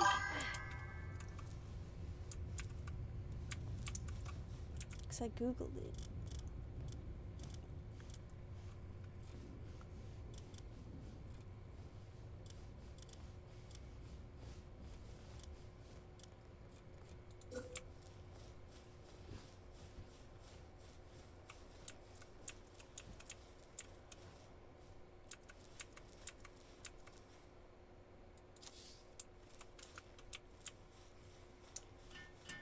Hey, now you gotta go. Well, I'll show you what I mean. Because they weren't doing nothing before.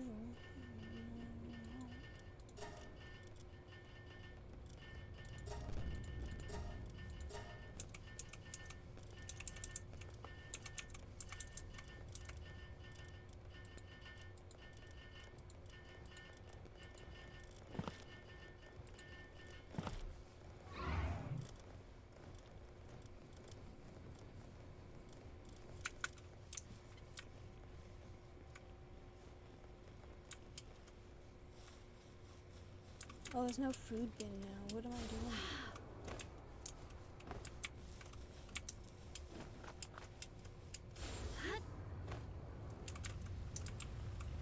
See, there's sulfur everywhere and they're not doing anything. What's going on? Maybe I have to research it. So they changed the game.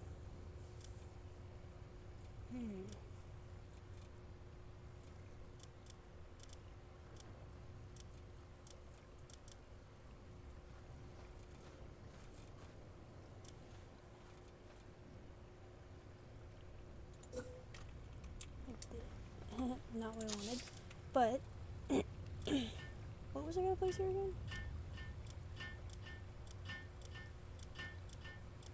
Thinking.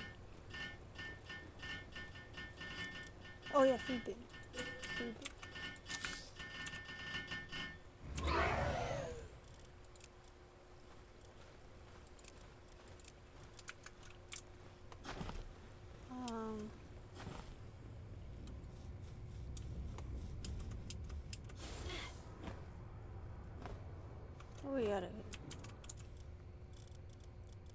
We need a pickaxe that's going to...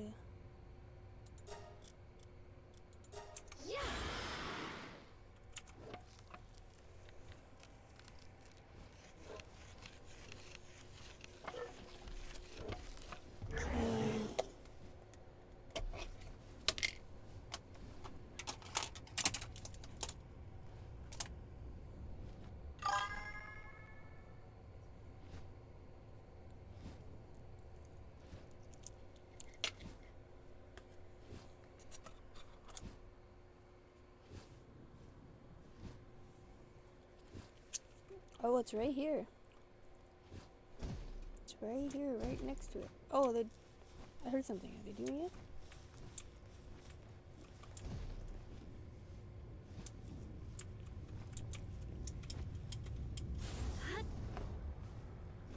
But to be honest, I have a mod on so that it shouldn't matter if it's outside the radius.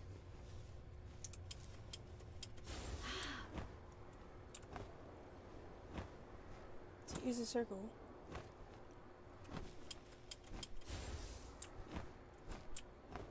Maybe the mod doesn't work this often.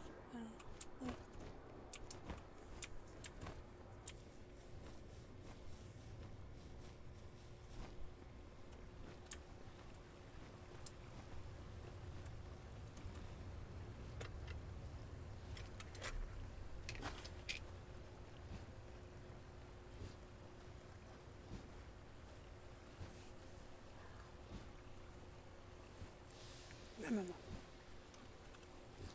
Wait.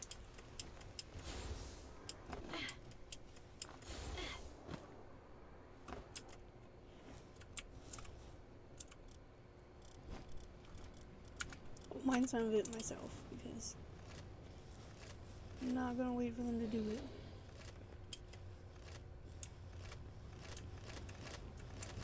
Thought I had the tool. Oh, there it is. My pals die. Yeah. Why are you going down there, buddy? Oh, you're gonna go get him. Well, that's nice of you.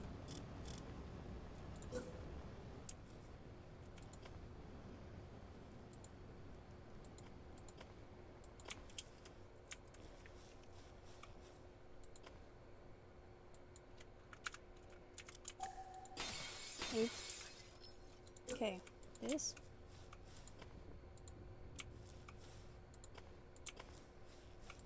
Maybe they won't walk off the edge.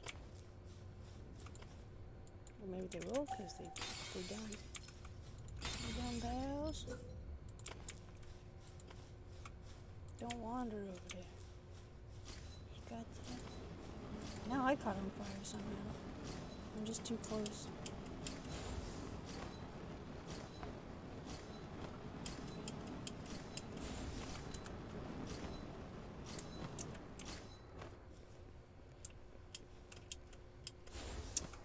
Anyway.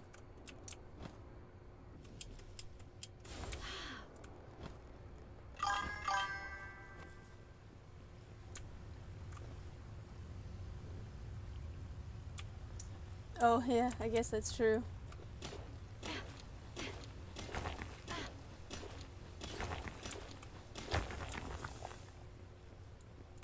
Just gonna have to do it myself, I guess.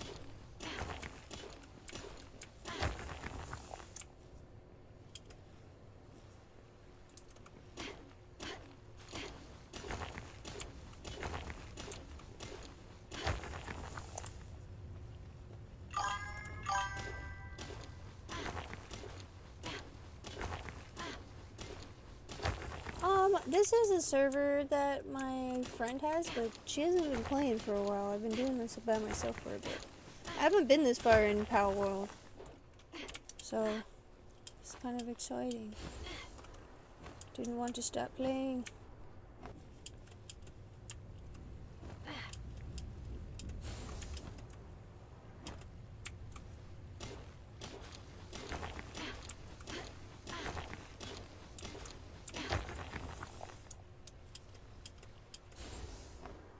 Get some bullets made. Which one is this one? Production? Weapon assembly line. What are these? Decal guns. Oh, Relaxosaurus. Anubis. Nice. Those are cool. Alright. Now what was I doing? The bullets. No, I guess I gotta do gunpowder first. These are sphere assembly lines.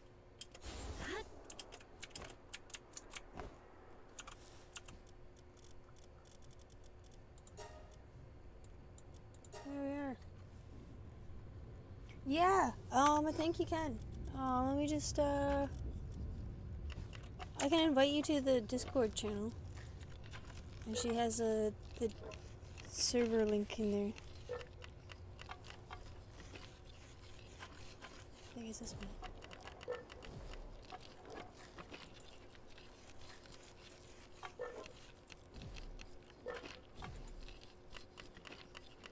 So this isn't gonna work.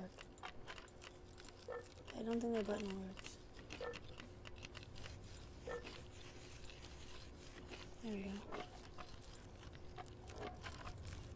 There it is.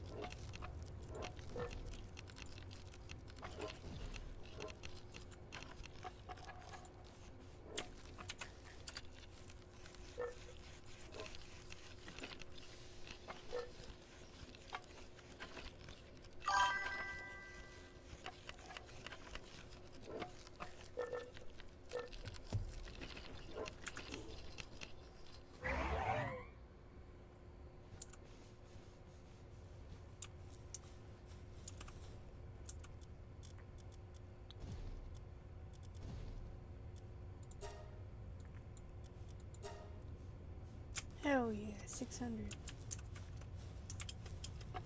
That's more like it.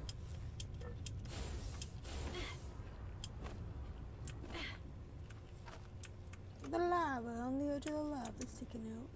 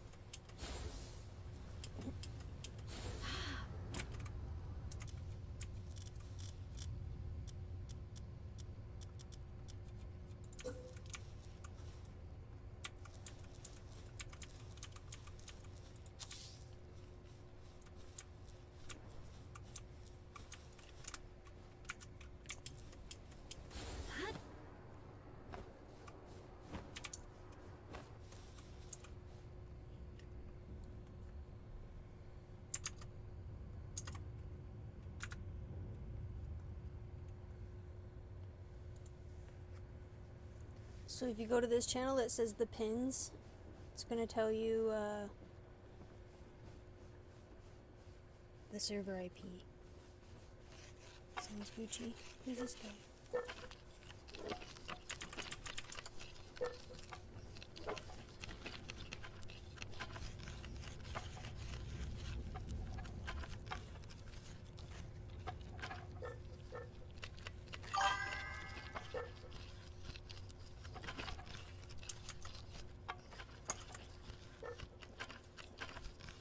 Okay, cool.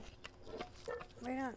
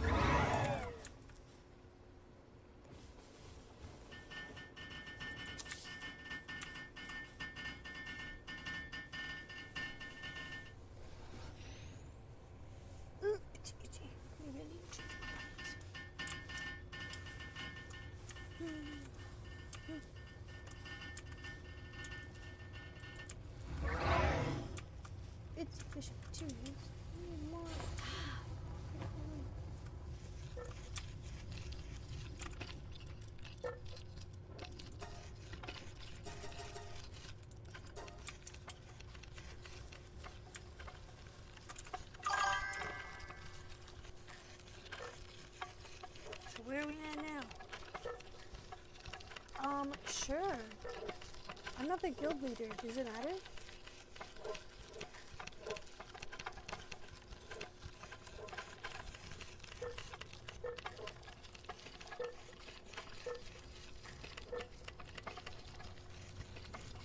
I think the owner of the server made all the bases already. You can have this one if you want.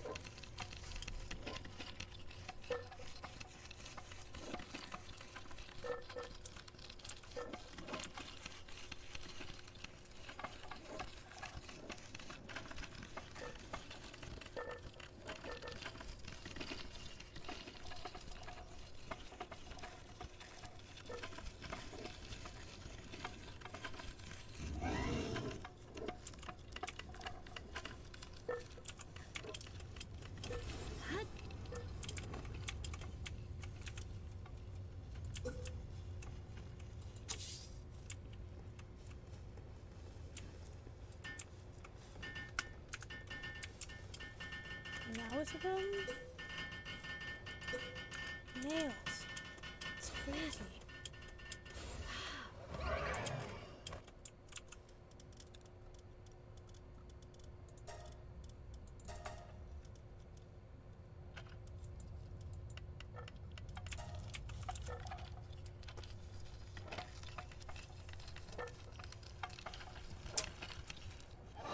So I'll come find you. Where are you at? Where do you want me to meet you? Guess maybe you can come find me if I move over somewhere.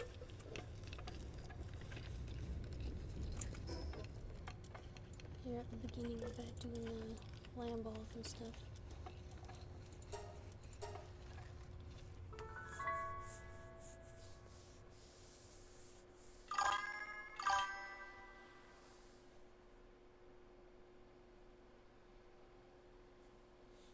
Oh yeah, okay.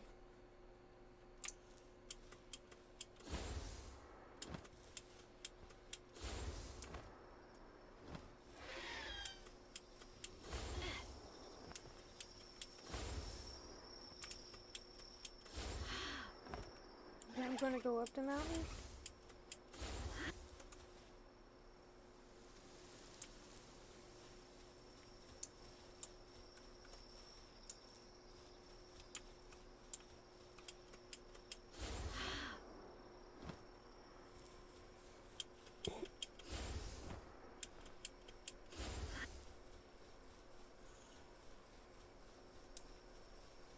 Did I miss you?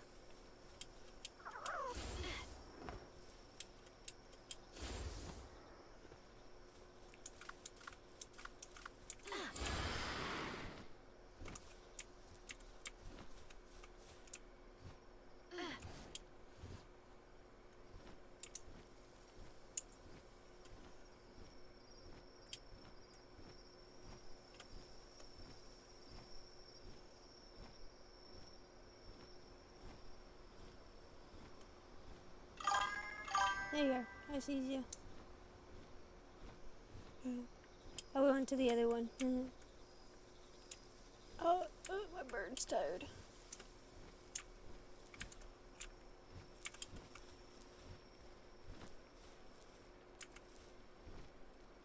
I'll let you. Yeah. Let me give you some stuff. How many PAL spheres do you think you can hold? Like 20? Can you hold 20? Is that too many?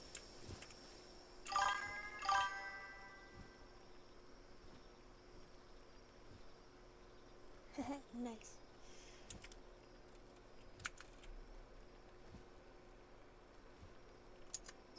How do I drop you a bird?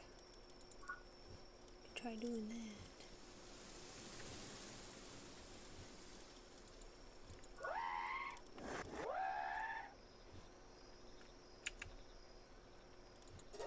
How would I drop you that?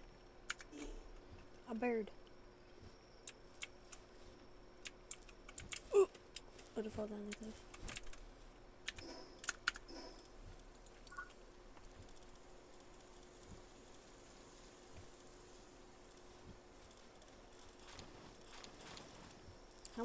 How many more PAL spears do you think you can hold? Do you want to do a Discord call?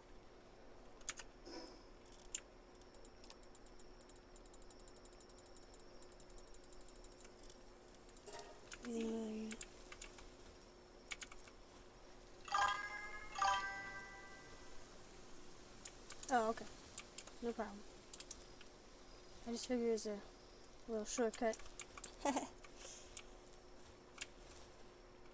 So I guess you can see on the map where the bases are. I have one in the snowy biome and one by the sulfur, and those are my two bases, but oh shit, I can see a Liftmonk effigy from here. I didn't grab him before here. Shit, there's a few of them. Like, damn.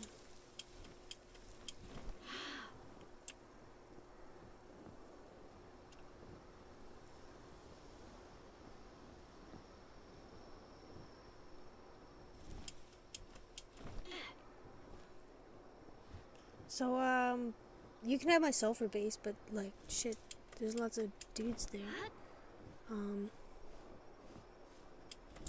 I gotta get more dungeons, I think, right now. I need more technology points.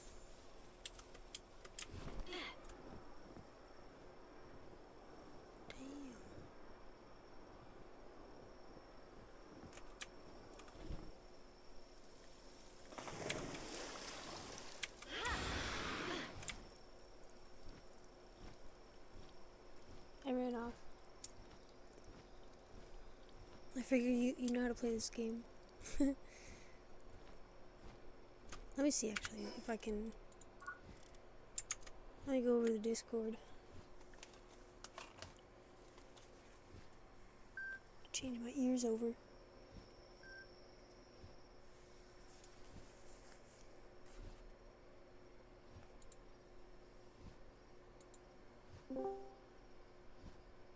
Okay. So I'm in the Discord.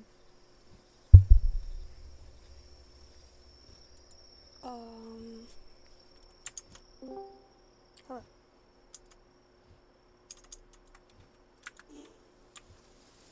Dang.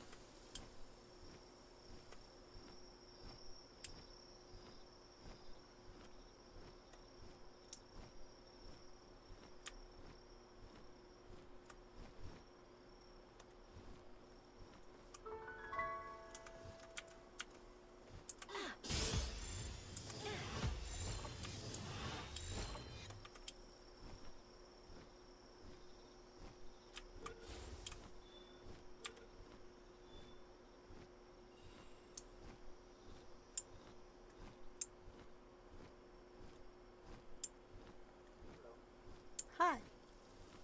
So what do you think?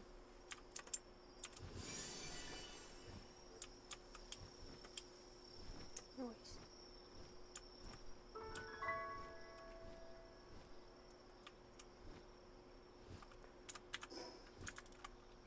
I was just collecting the monk effigies because I noticed I missed some.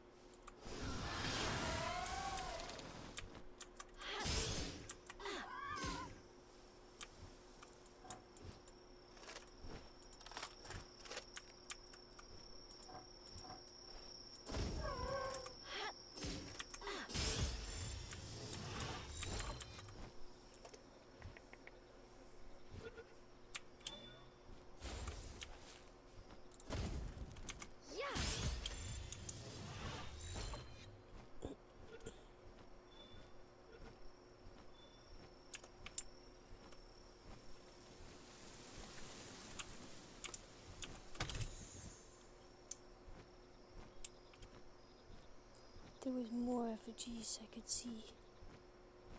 Oh, there's one.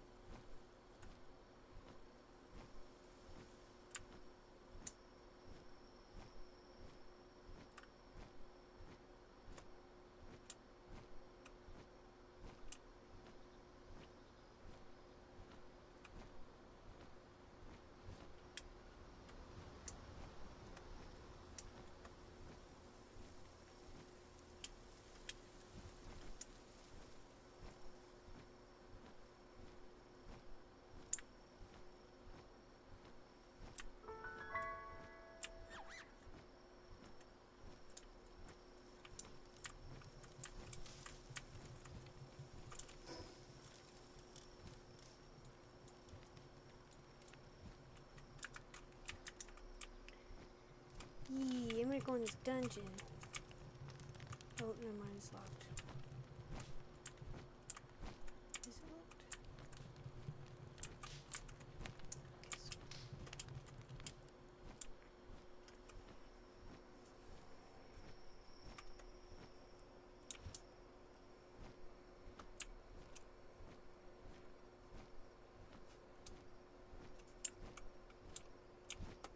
Do I get more points if I fight this boss again?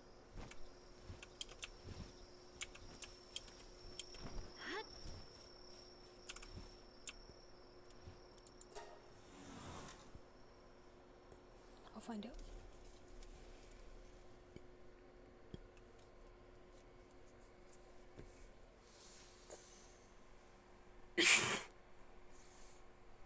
Oh, what a stretch. Crunchy, crunchy shoulder blades.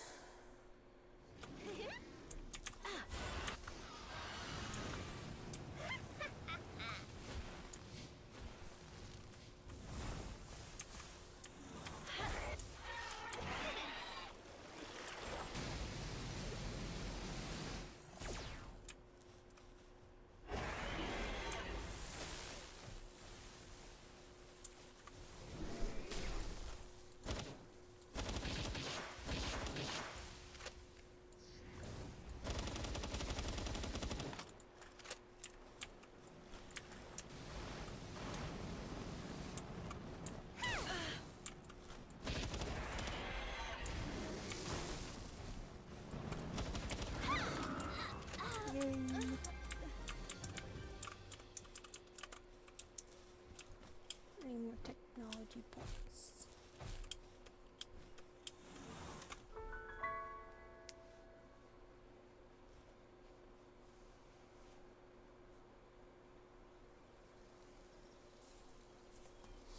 Is the gas station across the street open? I want to go get some milk.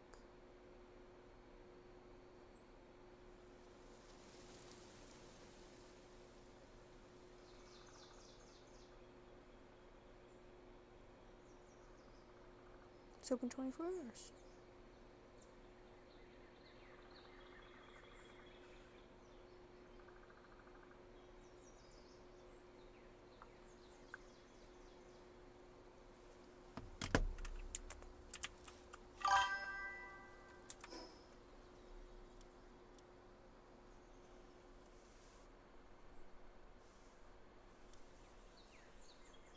Yeah, you can. Oh, did she have it turned off?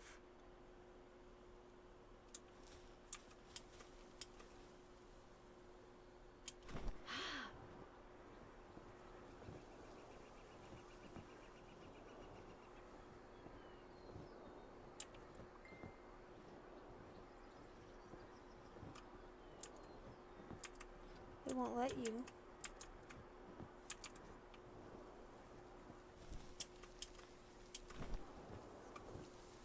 I noticed when I look in there, that's her pals. And you gotta build your own box. So, I put the guild box down, so there should be like unlimited, resources. Maybe you can build your box. Yeah.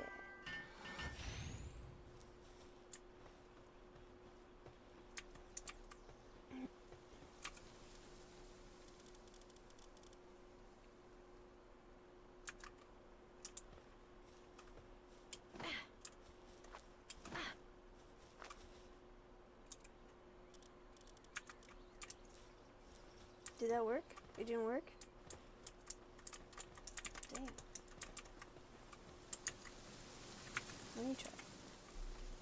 I never tried to put... I guess I didn't put any in for it to matter. Dang. Well, we can ask her.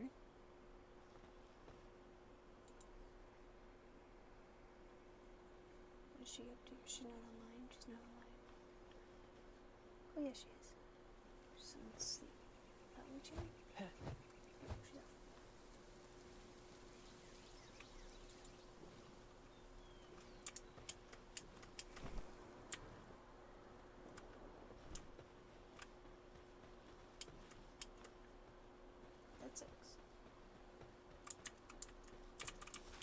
Do you have a server? I'll go and join you and yours. I'll just start over again with you.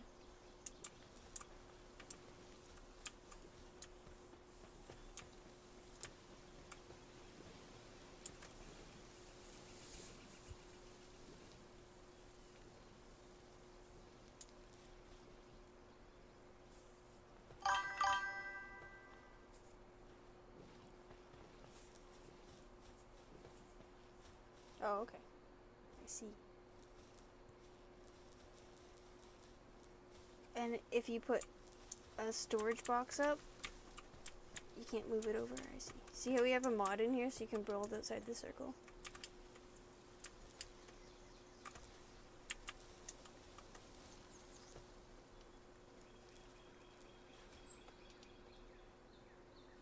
We make a big ass architecty thing. Oh, I didn't see this. What is this she made? We got a little temple.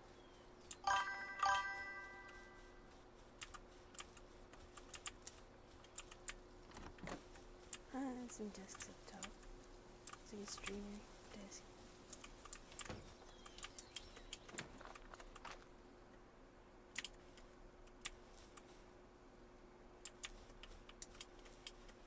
Yeah, your pals. I think the pals mine outside the circle. They should. Because I noticed mine were doing it before. Mine were mining sulfur before. What am I talking about? I don't know why,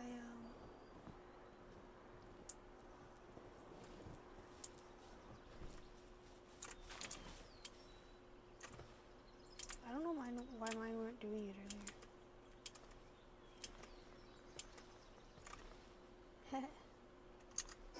Do you want to go over to my base? I'll give you some stuff if you want. I guess all my stuff's here too. She's not here today.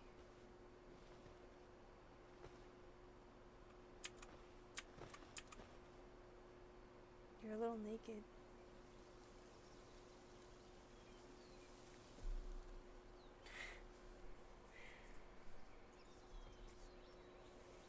I like to smoke fire.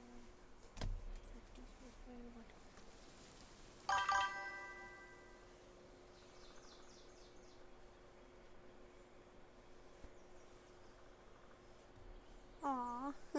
Okay. Do you want to move on and do something else then? Is that what you're saying?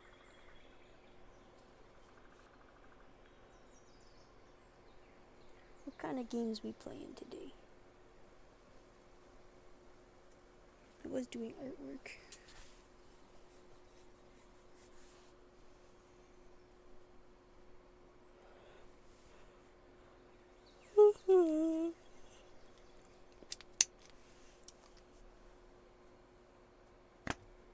Yeah, I don't know why my pals weren't mining. I don't know why. Maybe I... Oh. Ah.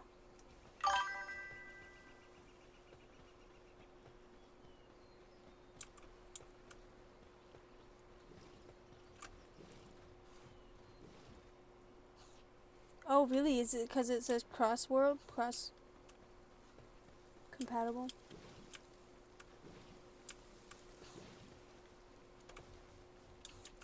Or maybe it's just this one.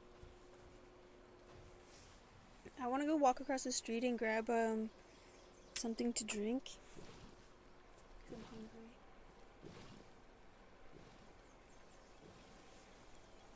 So I'm gonna be back in a few minutes.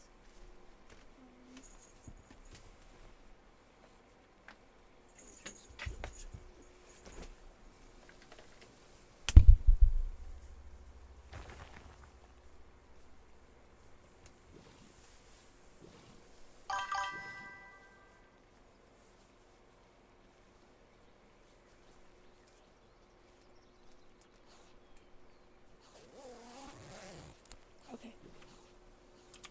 Well, it's okay. I guess I'll take the bird.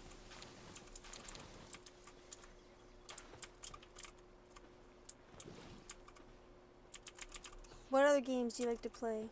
I like playing League of Legends. Oops, I'm shooting you now.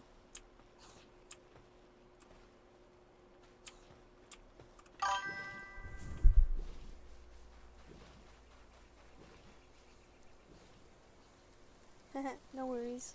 Hope you have a nice day. If you're heading out, I'm gonna go over to the store and grab some milk. Just like straight across the street. I'm just gonna walk there. I forgot that the stream microphone's over here.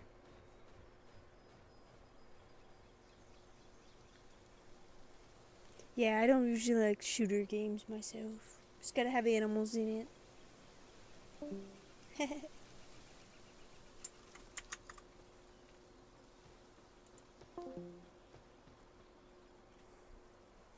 pudding coat. So I sell Luna merch and I have a t-shirt press and in hindsight, I wish I put it a little bit lower. It's pretty high up on the back. It's okay. Well, actually, it looks fine now. I'm looking at it.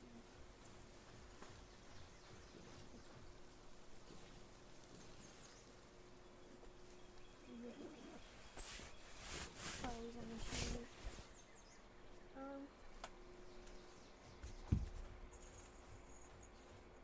I'm gonna walk across the street.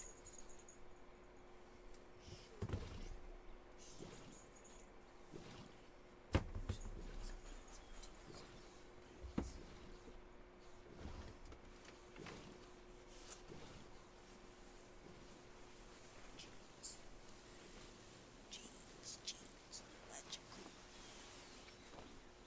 apparel.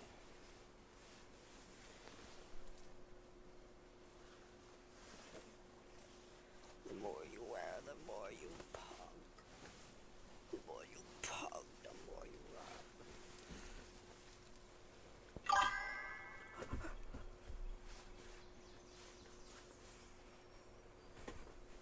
Oh, I'm in Canada. Yes, yes. Let me see what the weather is right now. I'm not hungry. I can't wait till tomorrow. I don't have any food. I have some canned beans, but I don't have any propane to heat my... Anyways, it says 6 degrees, but I don't believe you. Feels like 4 degrees. Ha ha ha. You gonna rain until midnight too? Fuck it. Not a lot, I guess. Damn. Holy. Yeah, it says 6 degrees Celsius, but I don't believe you. I don't believe you. How much is that Fahrenheit?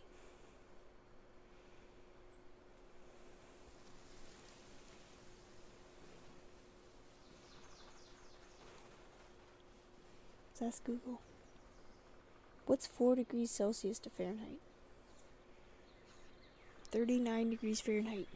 And I'm a big softy. I'm a big softy.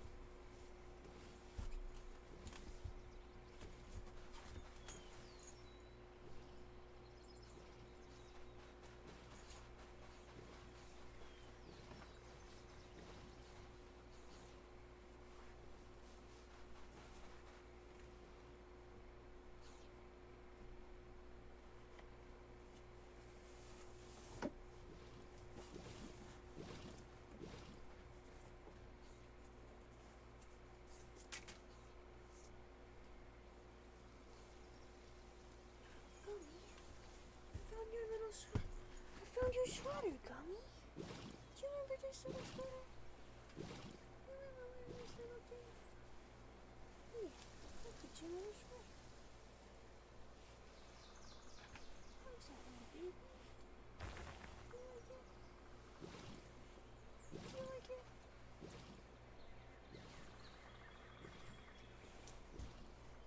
Do you like it? Is it comfy? Is it comfy?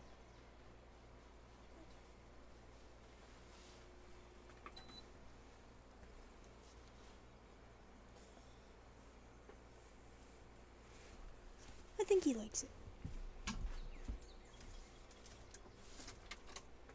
been looking for my hat, but I could have been there and back by now, so I think I'll just go. I'll suck it up. What do I got for money? Credit cards. Okay.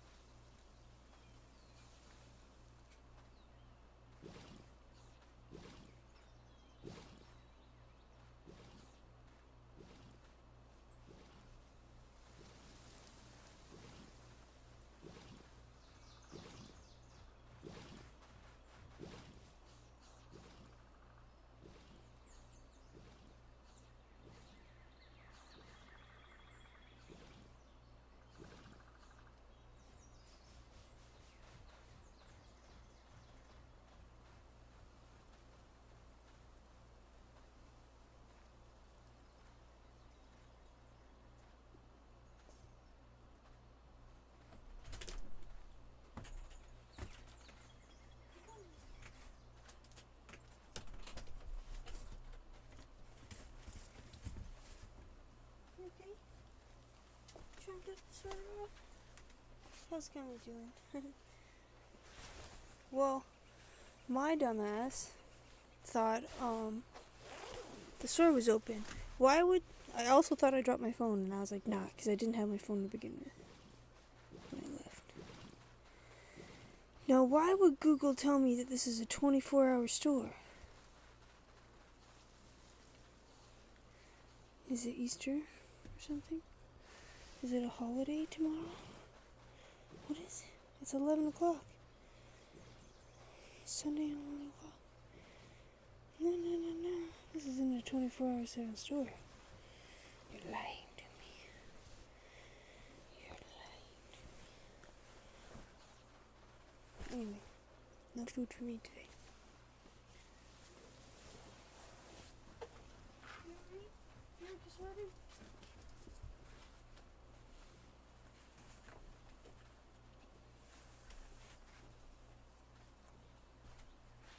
Do you like it, Gummy? Do you like a sweater?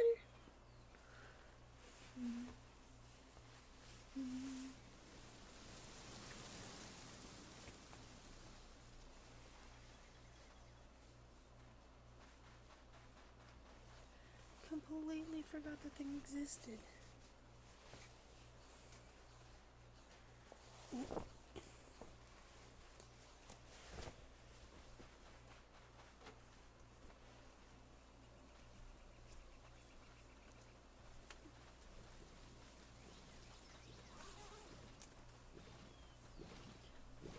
Gummy's wearing a sweater.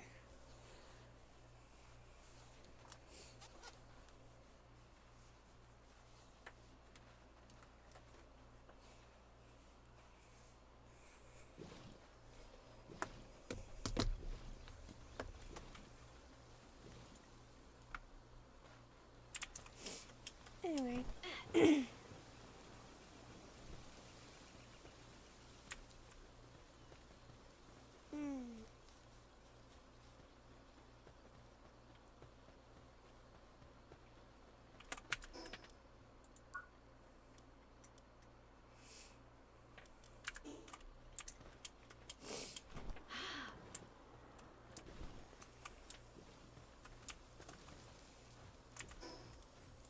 Let me see, where am I gonna get a dungeon or technology points, I guess. Over 36 feet. Let's try over there. Gummy guy. Gummy dude.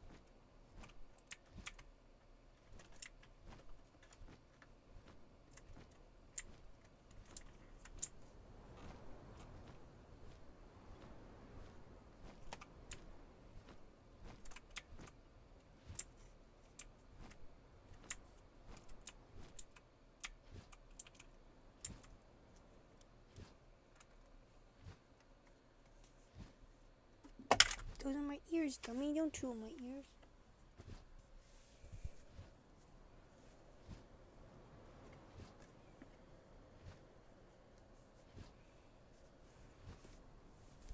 These are my tail. What do you think about that? Buttercup. Feels plenty warm in here now. What's this? Some sort of schematic, semi-automatic rifle.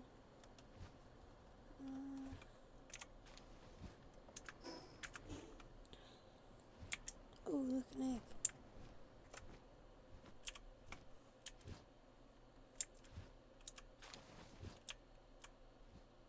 There you go, it worked. Oh, almost worked.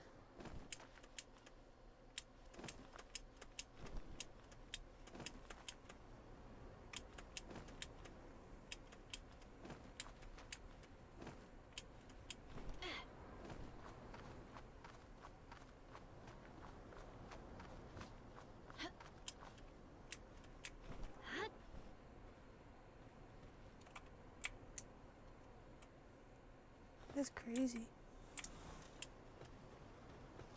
Oh, why am I down? Yeah. Oh, did I fall?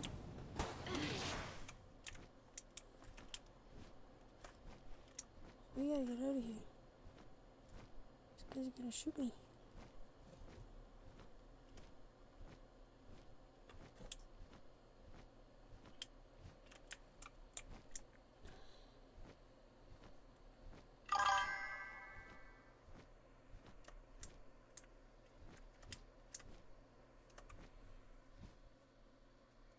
Hey there, I'm doing alright.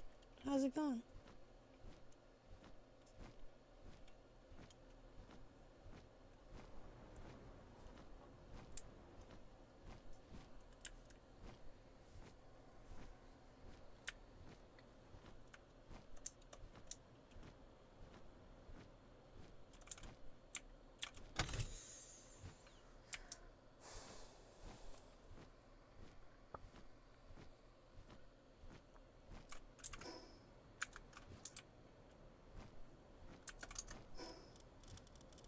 Oops.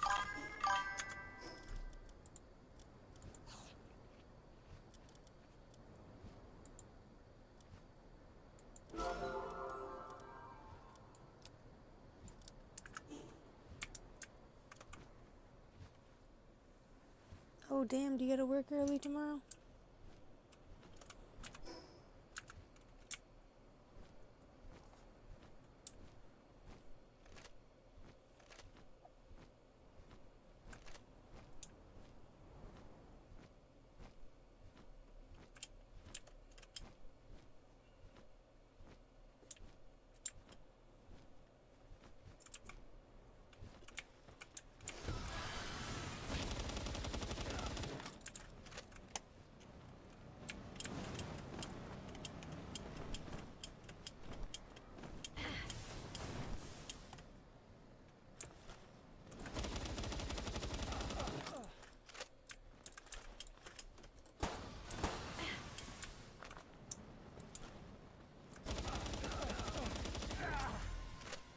Yeah, technology point. Got him.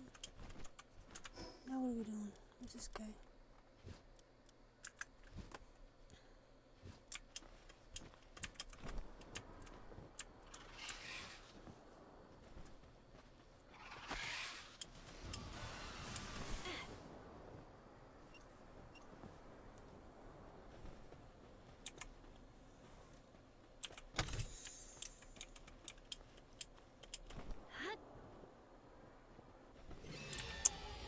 Southeast, I was supposed to be in the southwest, right? No. I have it. Is that it? There's like a little... Oh, I thought I saw a temple. I thought this was like a temple or something.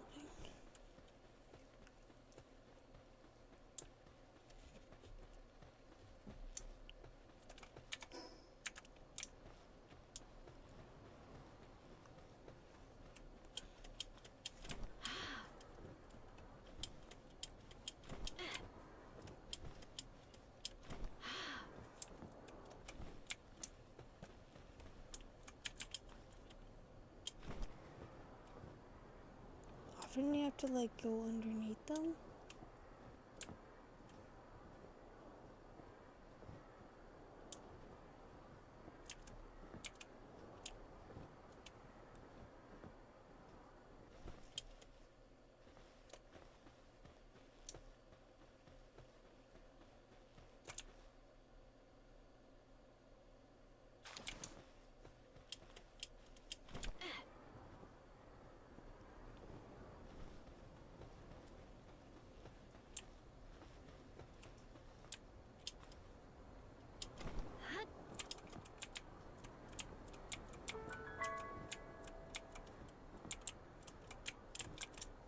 Look at that, I found it.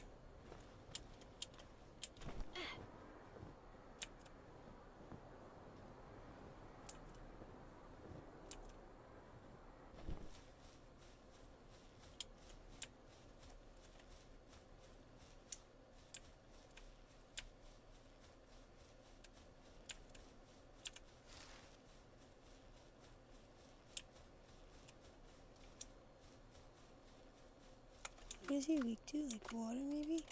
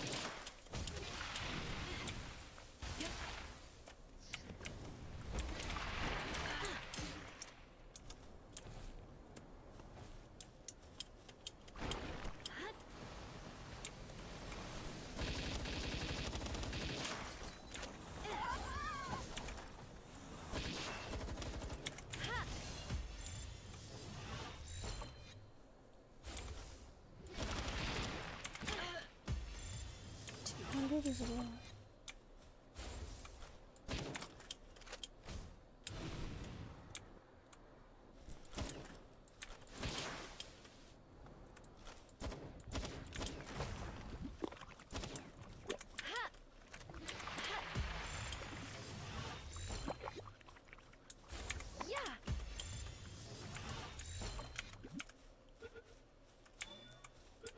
Well, that's better.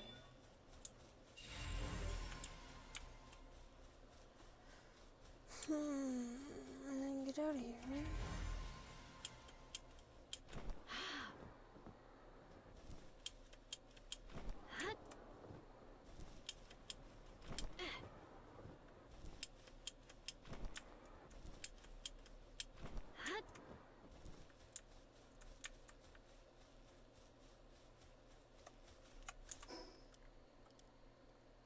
Got those two. What's this one? 45 seems how we could probably do it.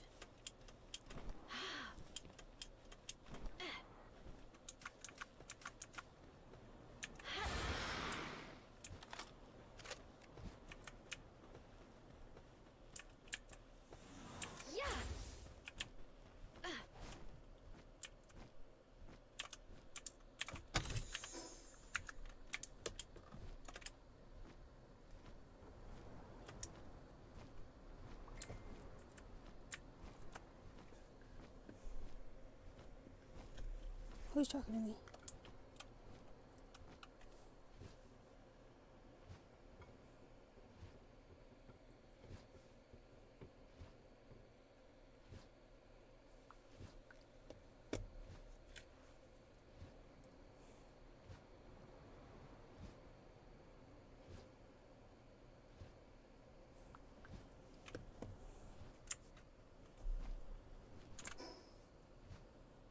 So, like, mostly north.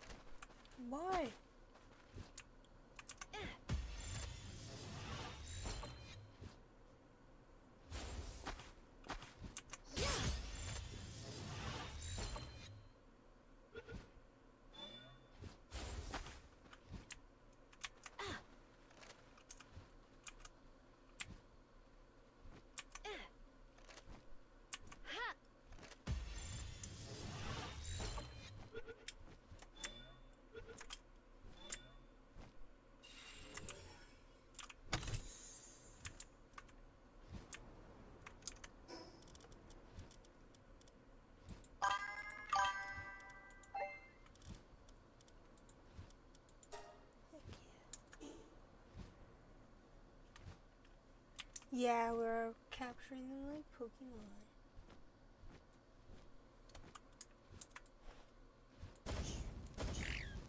Shoot them. Don't throw balls at them. They got sued by Pokemon. But, totally different game, guys. These balls don't work.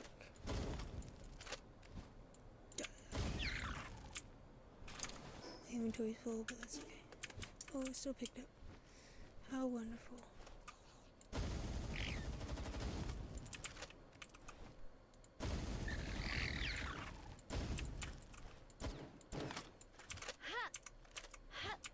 Why is it glitching out though?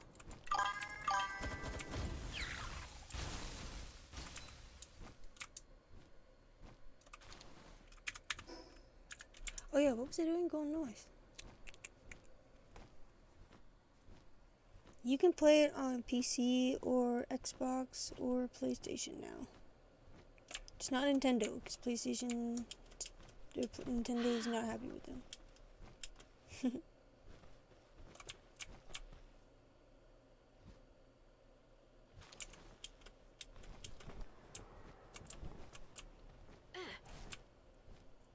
I have it on Steam.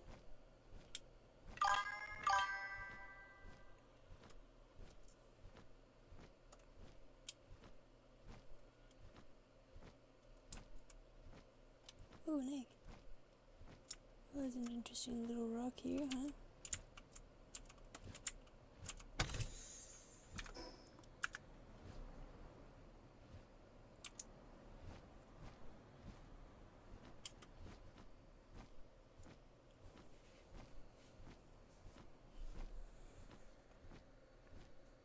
Out here, there's a purple guy somewhere. Almost there.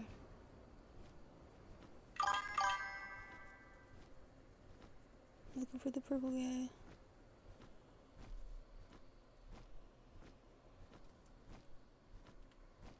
Oh man, I like this way, but I don't even play Pokemon. Never played it.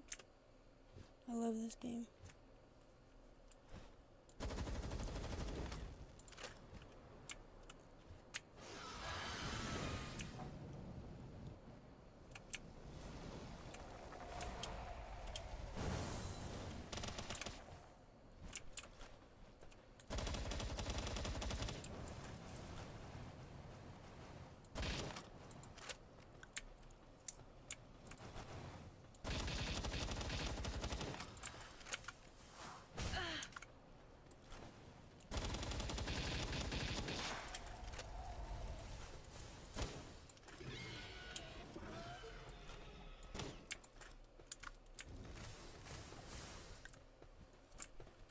Hey.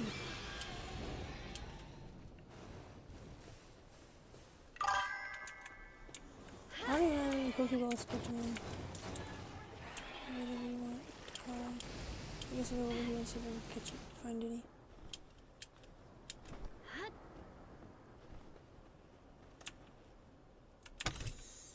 Yeah, Gigasphere. There we go.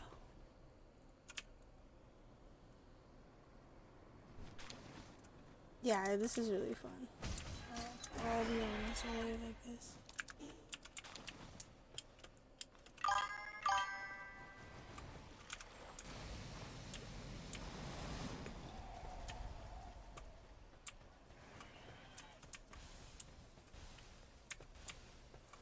Yeah, and then you build your own base and stuff, like Ark.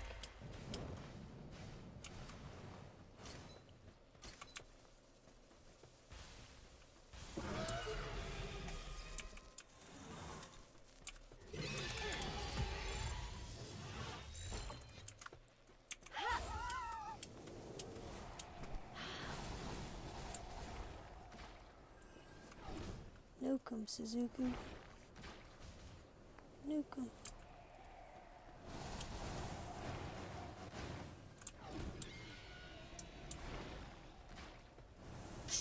Newton. Hot water. So I'm gonna get a little bit lower.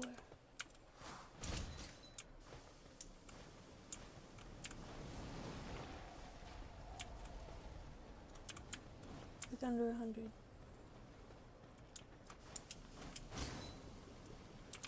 Got it yet?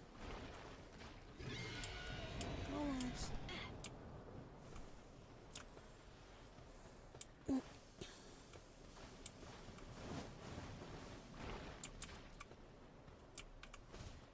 One more time. Nuke him. Nuke that one. Not me. Make a funny joke out of it. Oh, she's gonna get you one more time.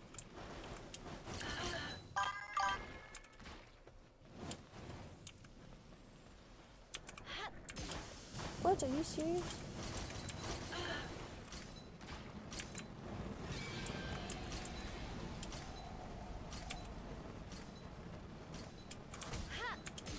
Are you serious? I just have these ones. These aren't gonna work. Well, I guess I don't have to really catch this one. What does that one remind me of from Adventure Time? This is...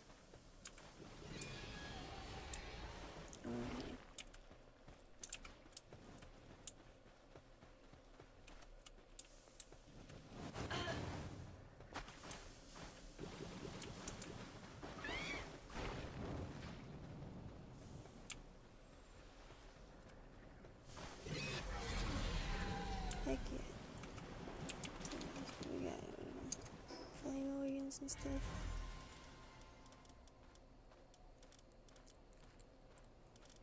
Cool.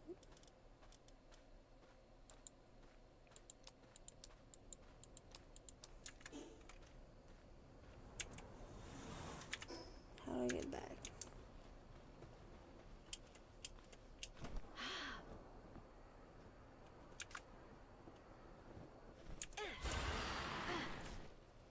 Down this way. This was everywhere for a while. It's called Pal World. And these are pals. You know, instead of pets. Oh dang, I went the wrong way. It's that way I need to go.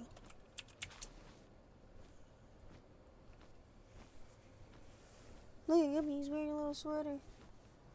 He's into it today. Wearing a sweater. Oh, you like it? It's comfy.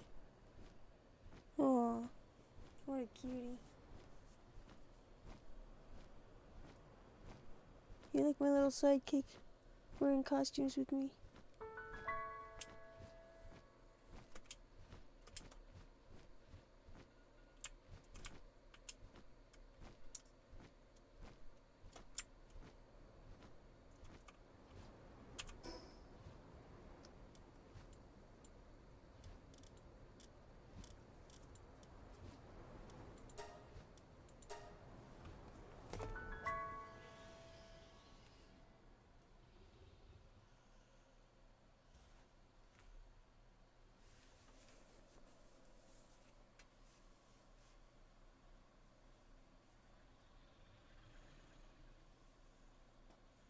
Do you like it?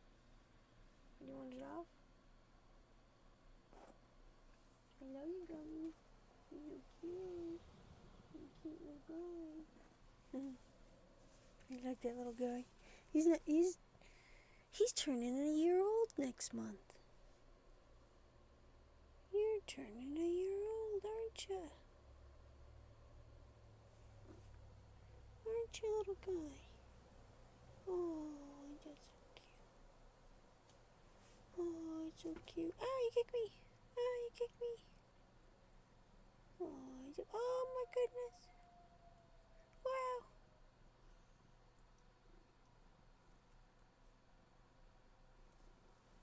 Oh. Oh. Oh. Oh, my animals are dying.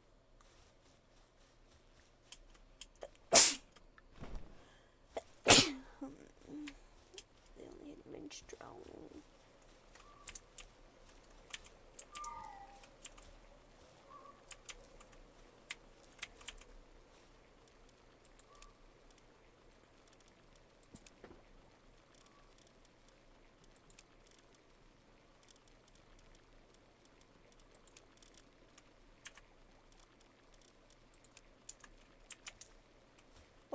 I this far away? Don't like that.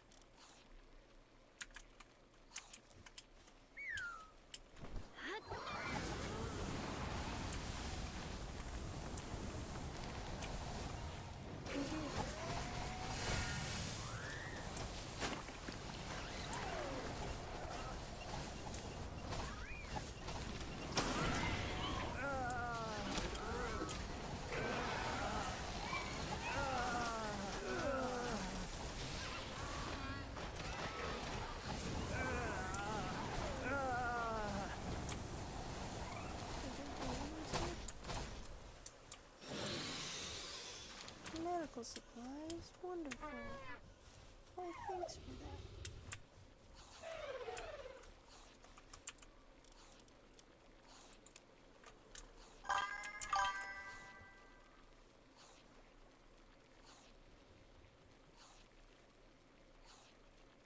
My pals are not happy. I starved them. Starved them. Oh, 69 cakes.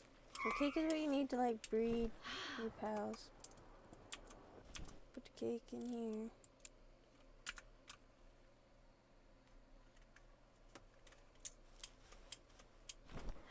Anyways, my guys are dying and stuff. I'm gonna go inside I'm gonna open some of the eggs I've been breeding and incubating. Oh, look at this little guy. Look at this little guy. Oh, look at this little guy. He's cute little dude. Excuse me, stop lagging. I feel like I gotta close for a second real quick and open it back up. It's lagging. It's lagging, it's not happy.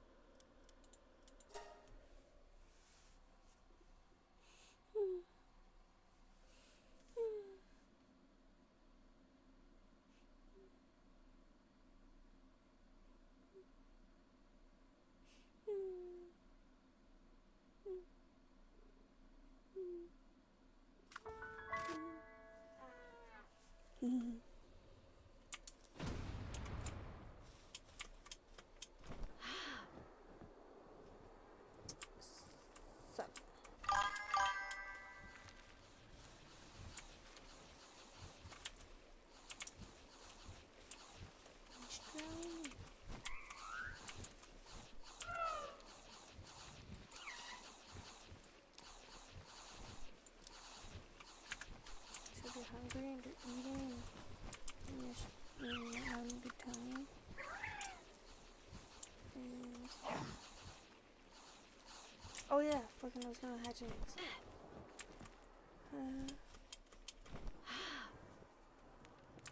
Let's see, we got eggs.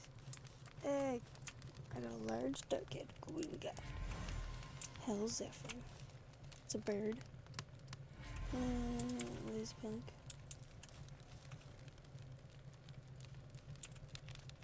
I got a box of eggs here to put some back in. 2 more bear bones.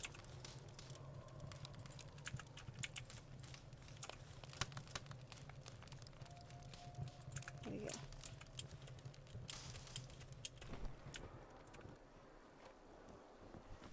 I'm gonna dump all this stuff back in the chest and then I'm gonna show you what. Oh shit, there's an egg right there.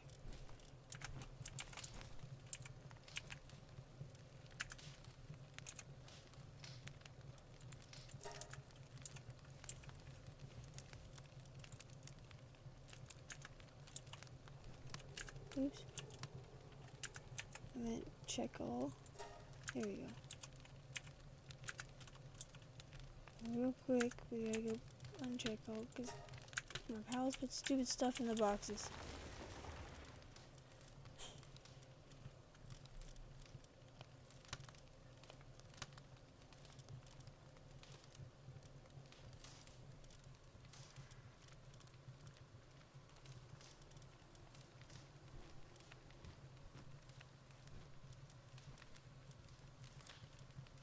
Okay, so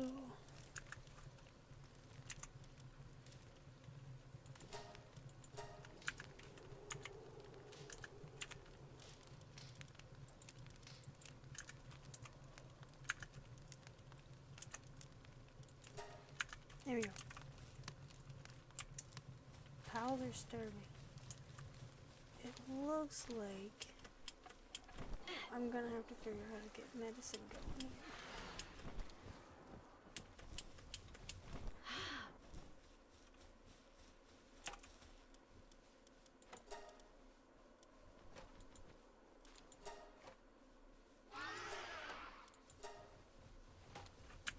Damn, we need so many beautiful flowers to do that.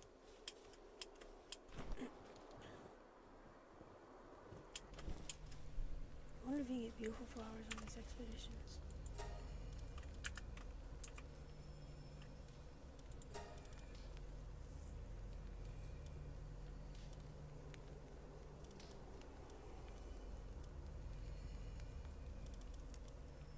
Nope.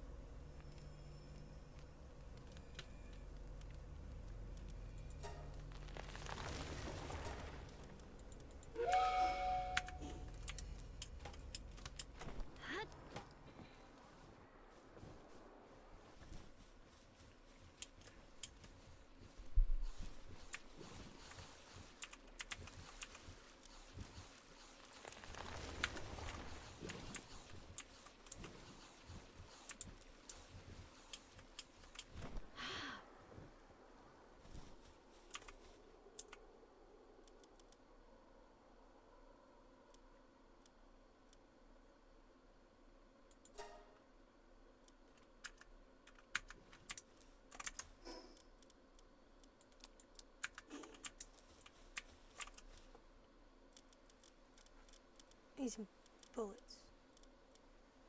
I go for gunpowder. Here we go. All these more bullets.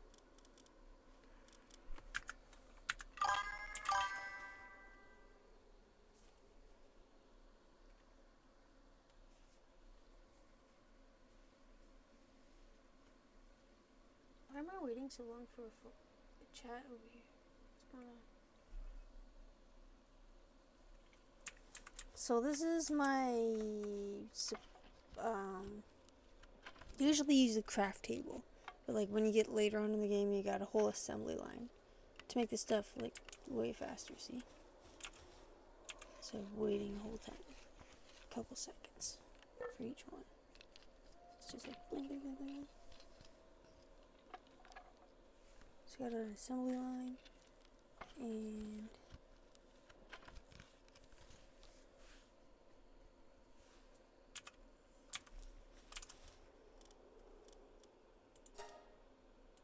make some bullets. Yeah, that takes too long. I'm not gonna do that. My pals are depressed.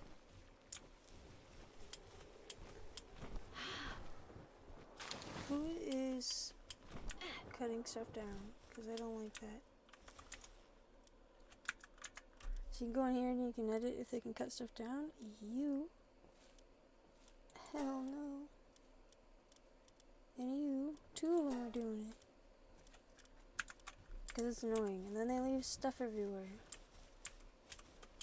And then all my pals are busy collecting stuff. Instead of doing your jobs. And I've got too much wood. I just throw it into, like, destroy. Discard. Anyways.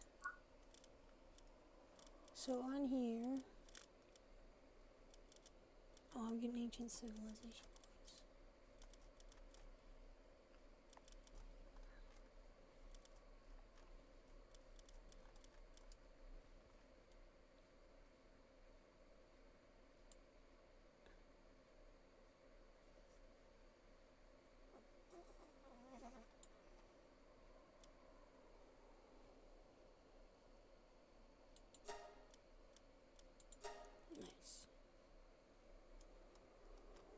kitty making cute sounds. Is that kitty making cute sounds? Making cute sounds.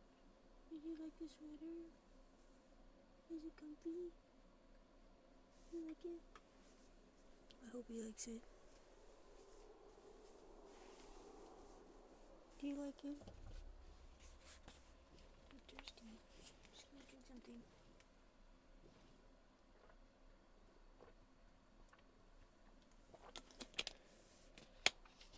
Why are you looking so damn cute, coming and purring over there?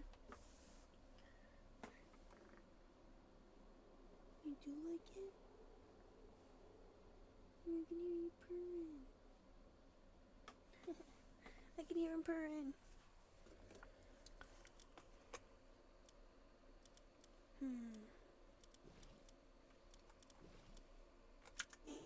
So how do I get more technology points?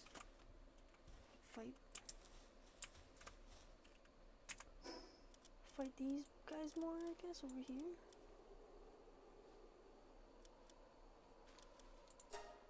Try doing that.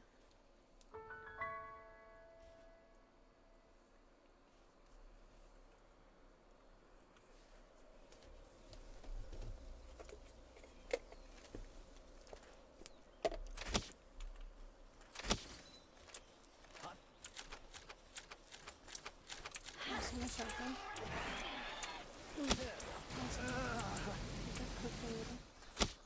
I'll try him on these guys.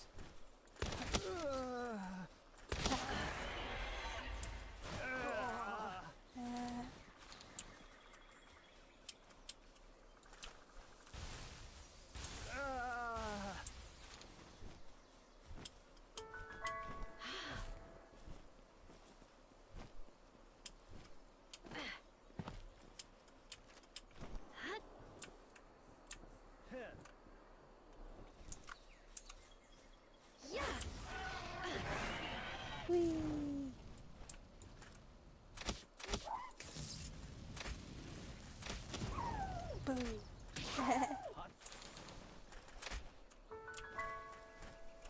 Anyways, I'm gonna go in here. Then we're gonna cook them. They're gonna be cooked.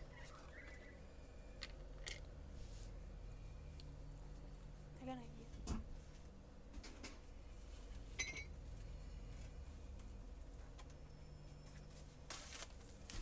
The fun dip. I was going like, why does it look dead over there? That's probably sick. Cook 'em. Pachoo.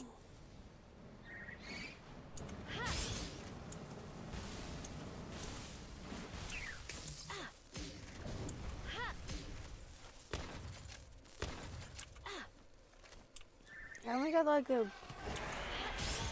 Oh, that one. Okay, I guess that's gonna help me now.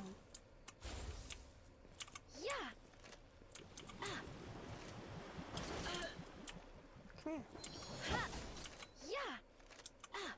What's happening? Ah, it's invincible! What's happening? Oh, okay, there we go. I don't know what's happening to me. It was weird.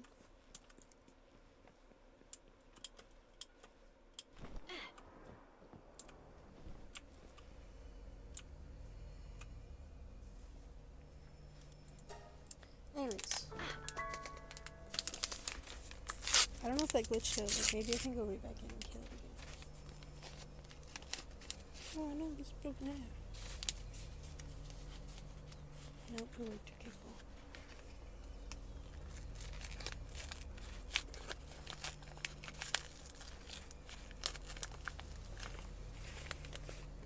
So we're gonna go like this. We're gonna dip it in the caramel. And then we're gonna dip it in the fun dip. Now we get even more fun dip.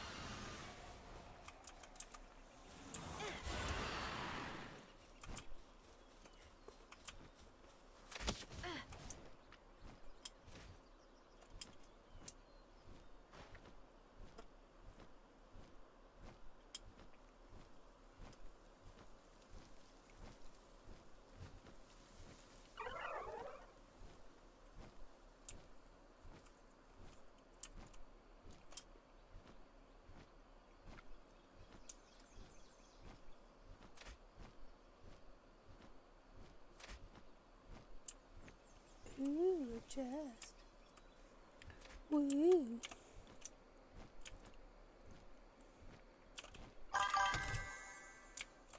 Food. I'm gonna eat it.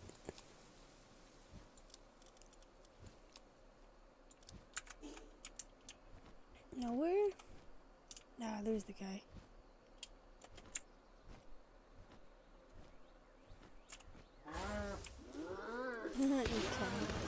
I killed it one shot. Oh, it's got a name. I thought it had a name.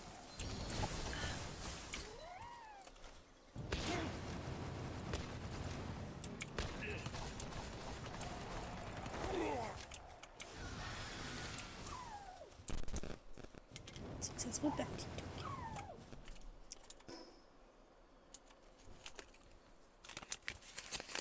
I'm gonna do that again because it was yummy.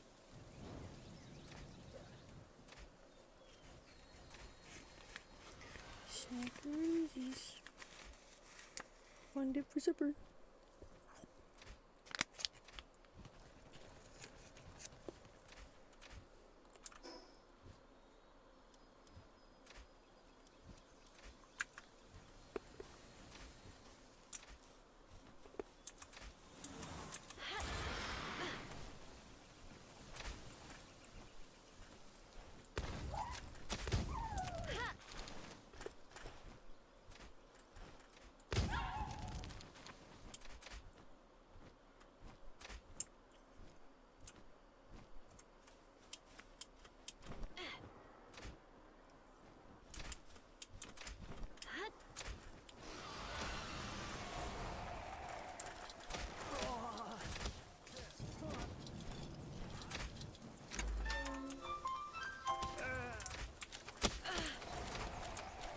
His body disappeared. It was strange. It's like, I got shot under the ground or something. Oh yeah, dungeons! 2 of them! Let's do these.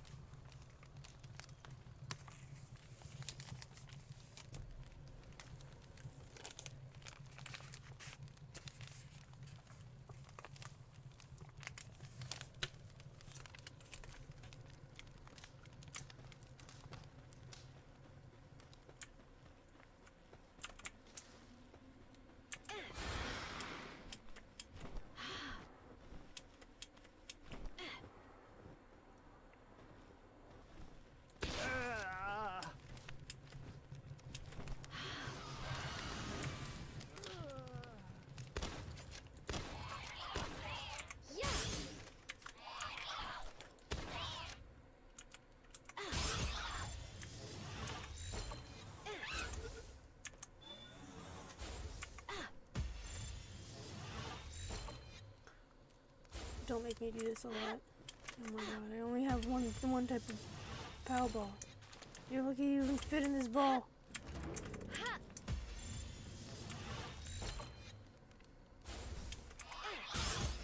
Oh, critical. 23%. Still didn't do anything.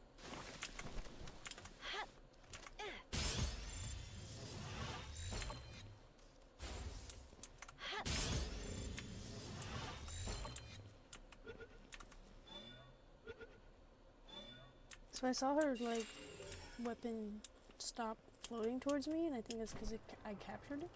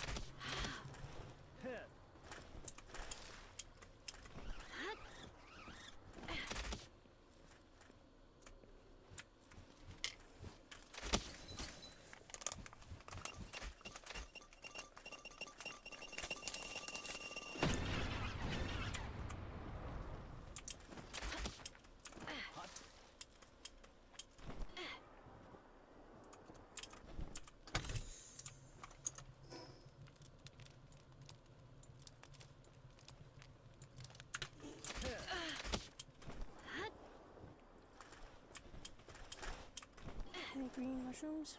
Nope.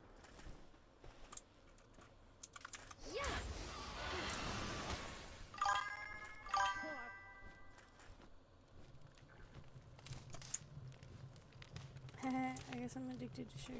Oh, jeez. The mount is like broken in the game. If you don't land a flying mount, then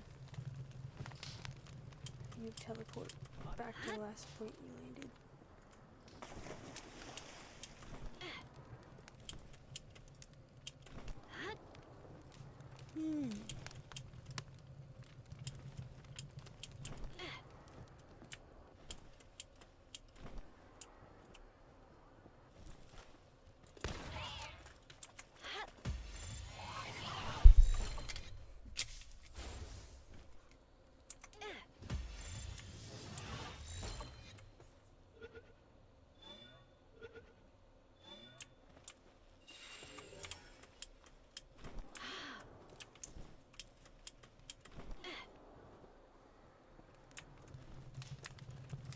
Alright, here we go. I found the end.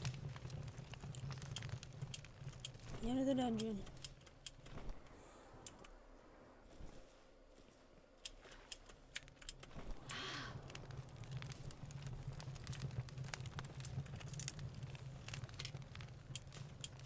Oh, these ugly little things. Alright, get over here.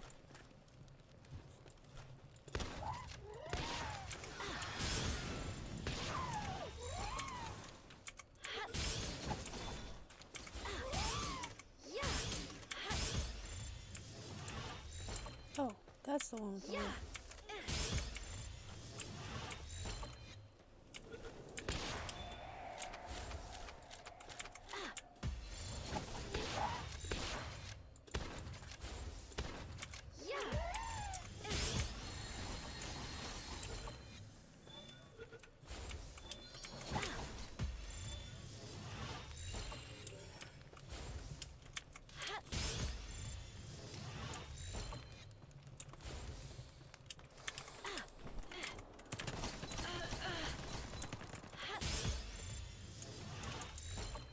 I don't even want the big one. Why do I care? Why do I care?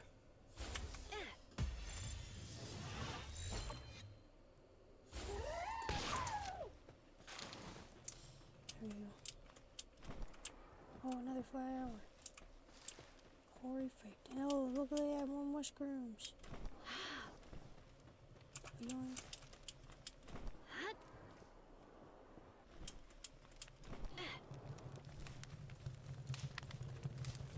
Alright. Inventory full. Nope.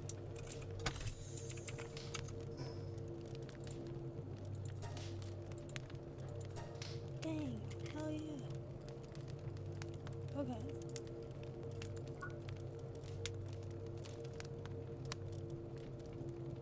Gold assembly line.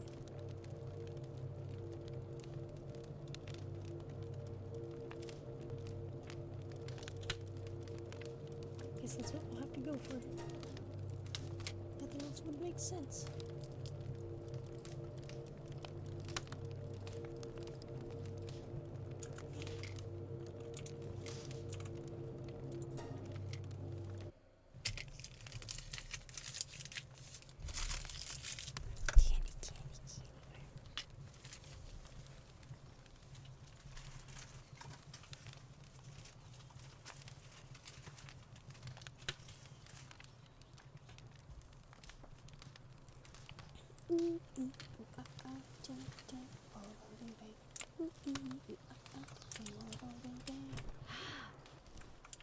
Why can I go way back in it now?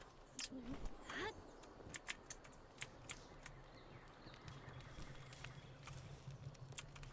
Level 29. Let's do it. Another fun dip.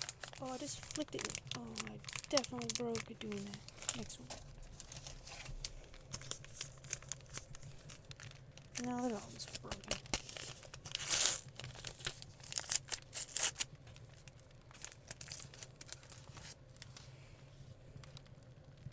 That's why you get them on Amazon.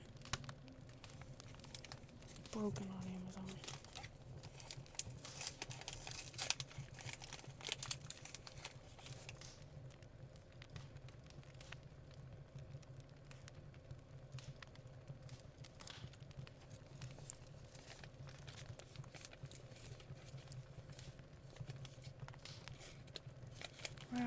just stick my finger in there. It's brutal.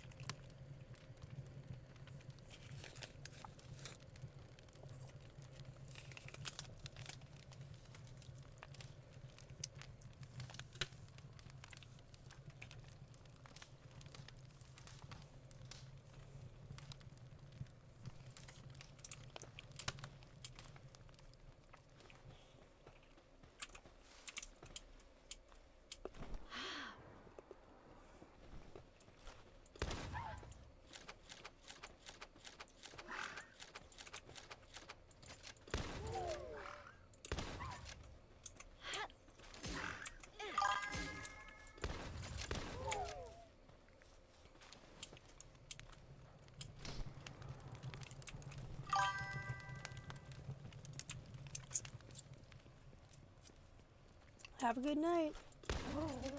Oops, killed it.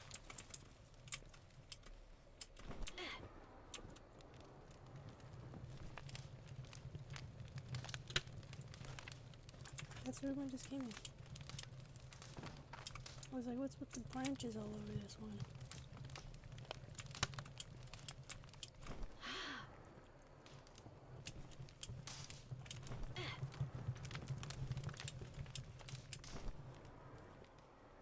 Let's go left. Let's go left. Mushrooms.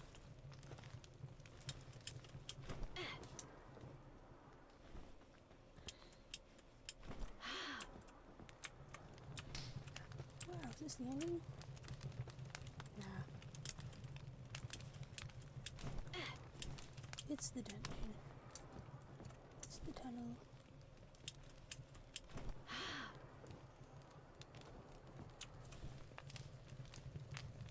Would you like to die?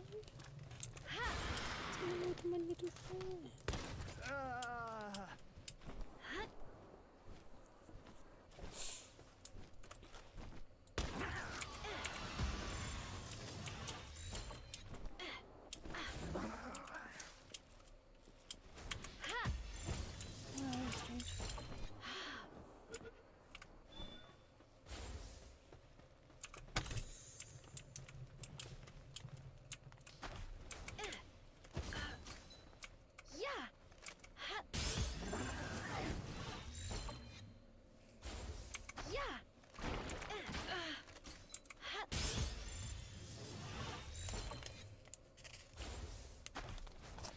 I won't even kill you.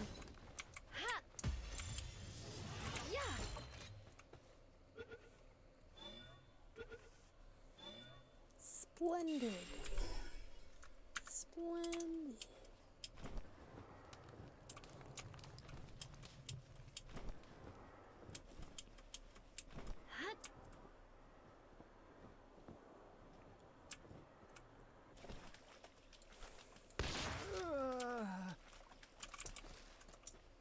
What do you hear me?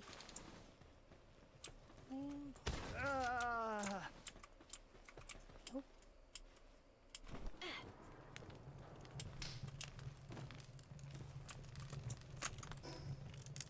Toast Lambo. I was wondering where those were coming from. And the milk, and I'll hold that one too.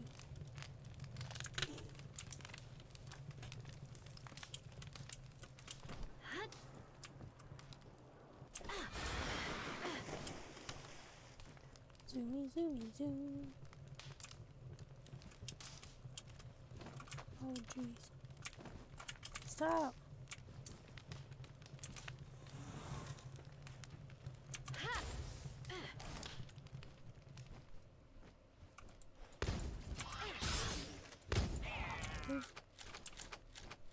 Sorry.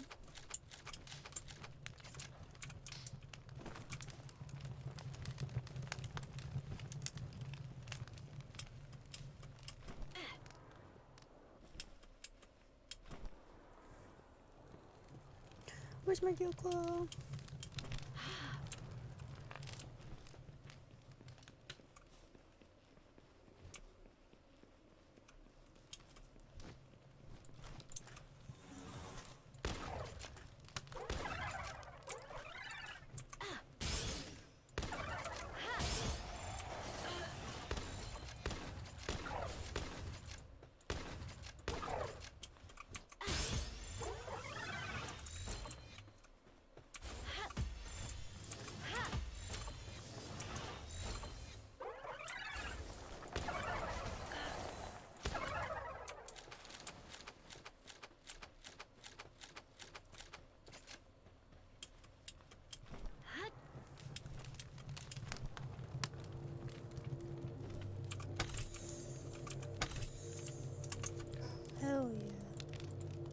That's what I'm talking about. Oops.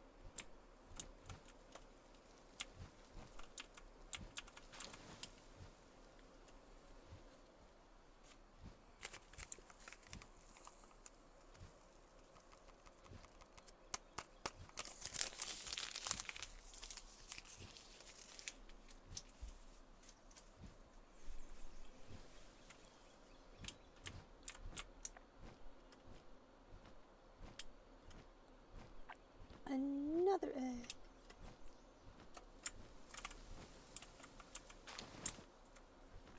Is my inventory full yet? Yep. Yep.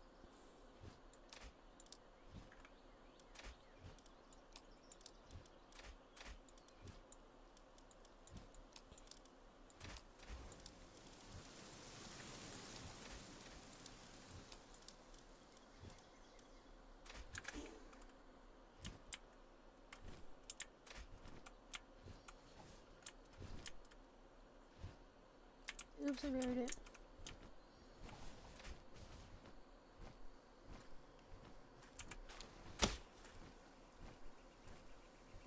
Where's the bee again? No.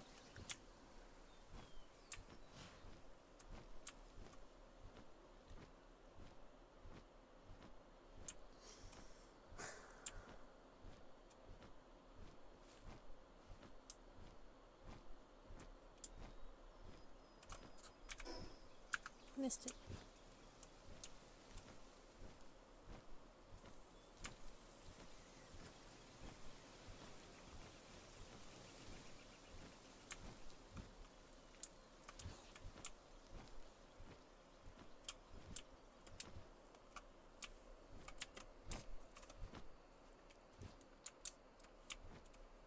It's one of those where you gotta go in the tunnel underneath it.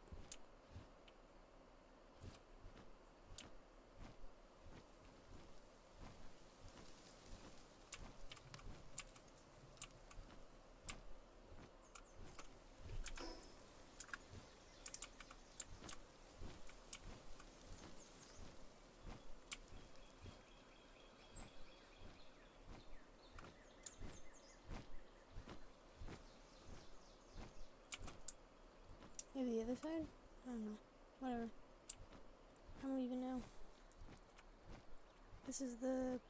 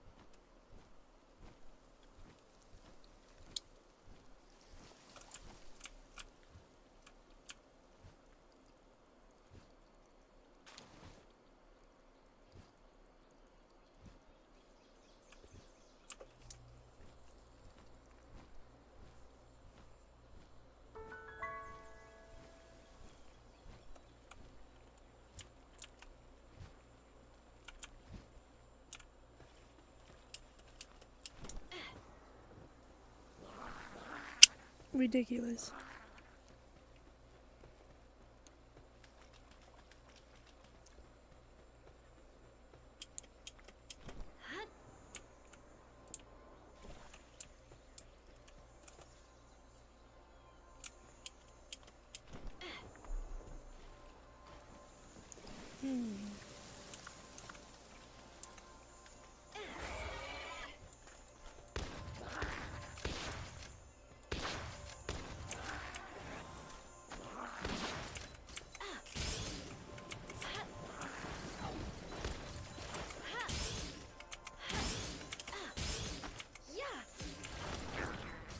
Whatever.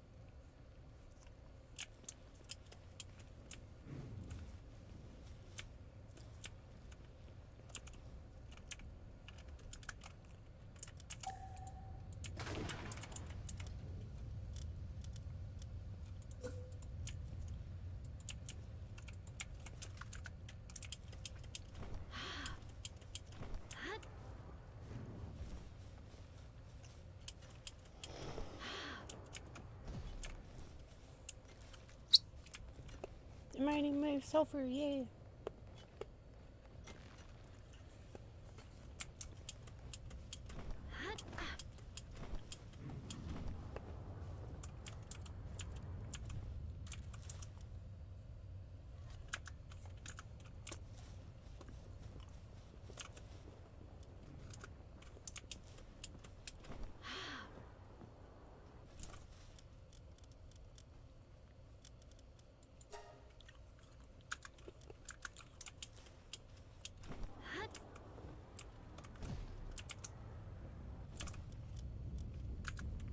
I'd have to feed them now if they're mining my sulfur.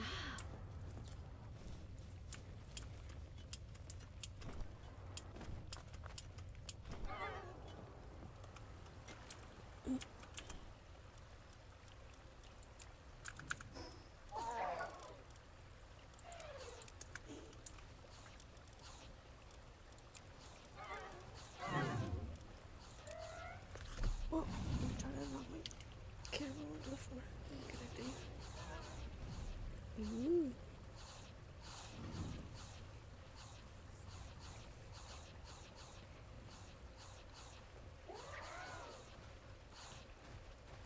Kitty cats. Is it bedtime for anybody else?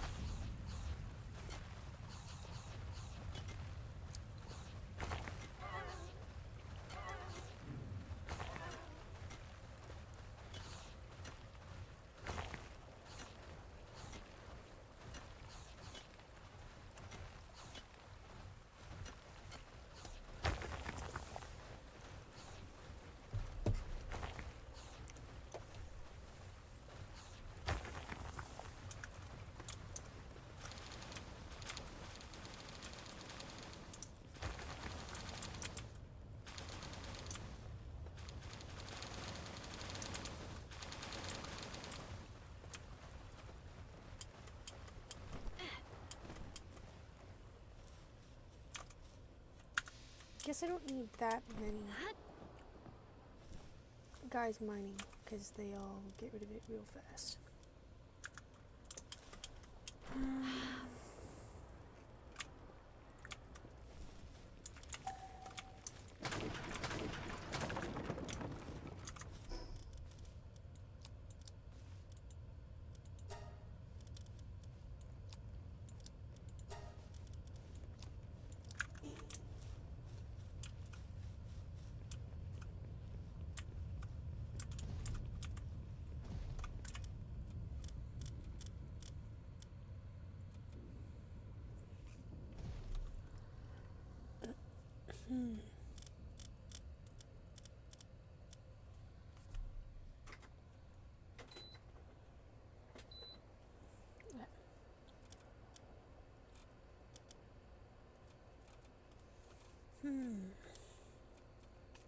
Electric furnace, that's the one I want. But I actually need to build the...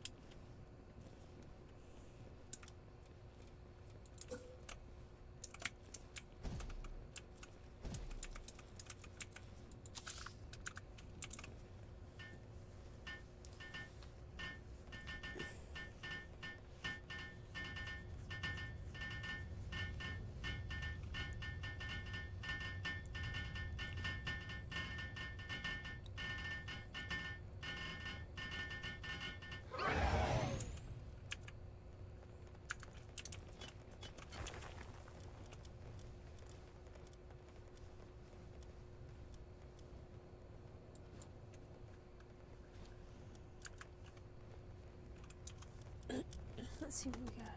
You guys are wasting...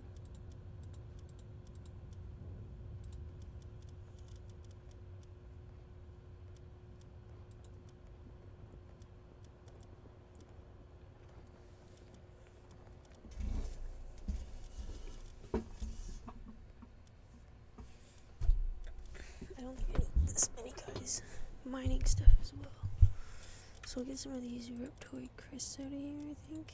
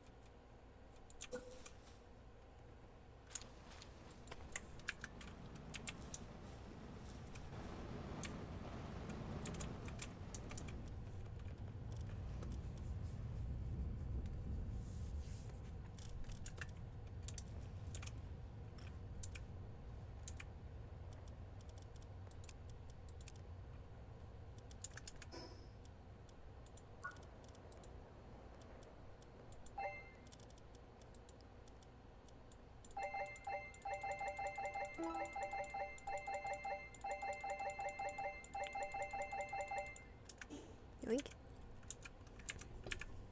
So what do we got here? We're gonna move some heavy stuff? I don't have anything heavy, do I? Okay. Put my production line back up. The green one. The green one.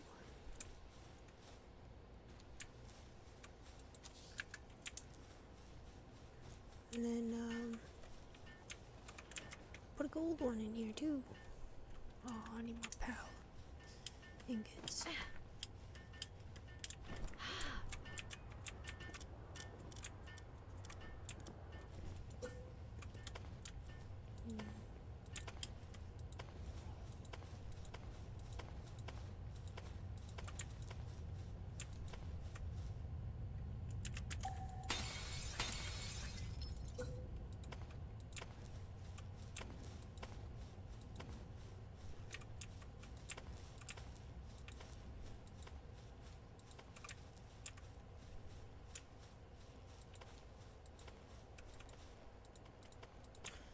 My little voice in my head said there's a new Lindsay Nicole video.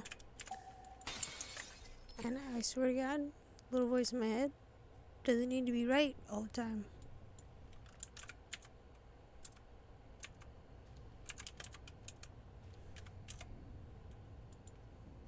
Little voice crossed my mind. Let's go, Lindsay Nicole. Yesterday, the history of cats that we know of. That's amazing. That's amazing. And I'm happy to tell you that I have experienced 0 hiccups. This was literally plug and play within seconds of setting up. Cats, cats, cats. If you're here, you love cats. Who doesn't? They're symbols of strength, resilience, royalty, beauty, etc. And they are also very cute, very fun to have in your homes, domestic cats specifically. They've shaped our society in unimaginable ways, but more importantly, they have shaped our planet significantly over the last 20 million years. And so, this is the first episode of a new series, the history of cats that we know of. We're going to explore the entire cat lineage, from the ancestors of saber-toothed cats to lost lineages, all the way to some tiny cats alive today that you might have never heard of. But we're doing it all. So, without further ado, my name is Lindsay Nicole, and this is the history of cats that we know of.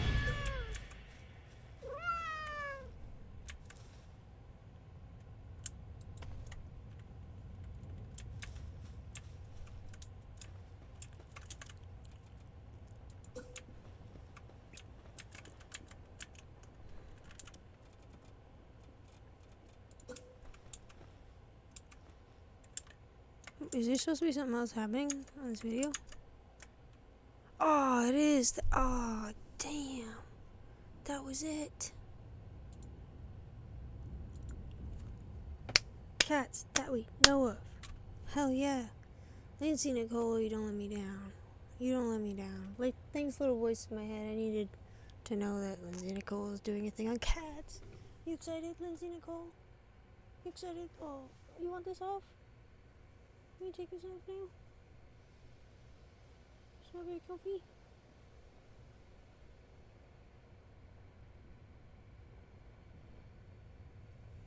Oh, it kicked me. Oh, spicy kitten. So spicy.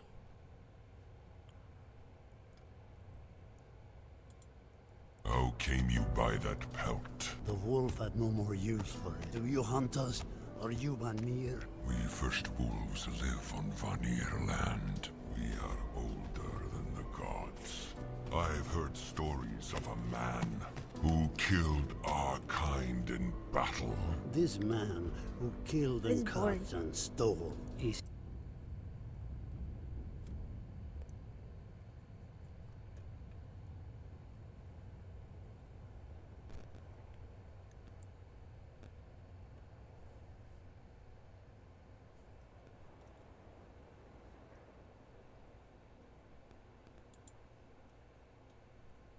This video is blowing up on Twitter right now because it is just absurd. It's going to make a lot of people rightfully upset knowing that this is a cop, and he almost executed a man over mistaking the sound of an acorn falling for a gunshot. So in a nutshell, what happened is officers arrived at the scene, they take a person, put them in the back of their vehicle, and as one of the officers walks by him, patrolling like an NPC out of fucking 007 GoldenEye, he hears a noise, and this noise startles him. It's like a dog on 4th of July hearing a firework in the distance.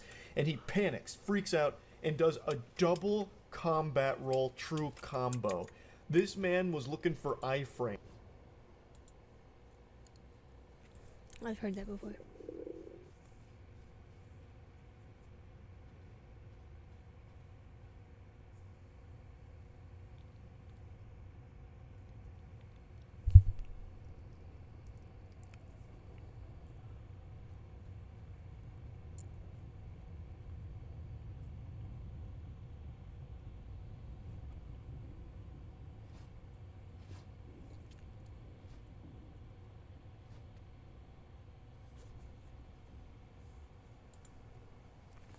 Rare bird Birds are pretty great.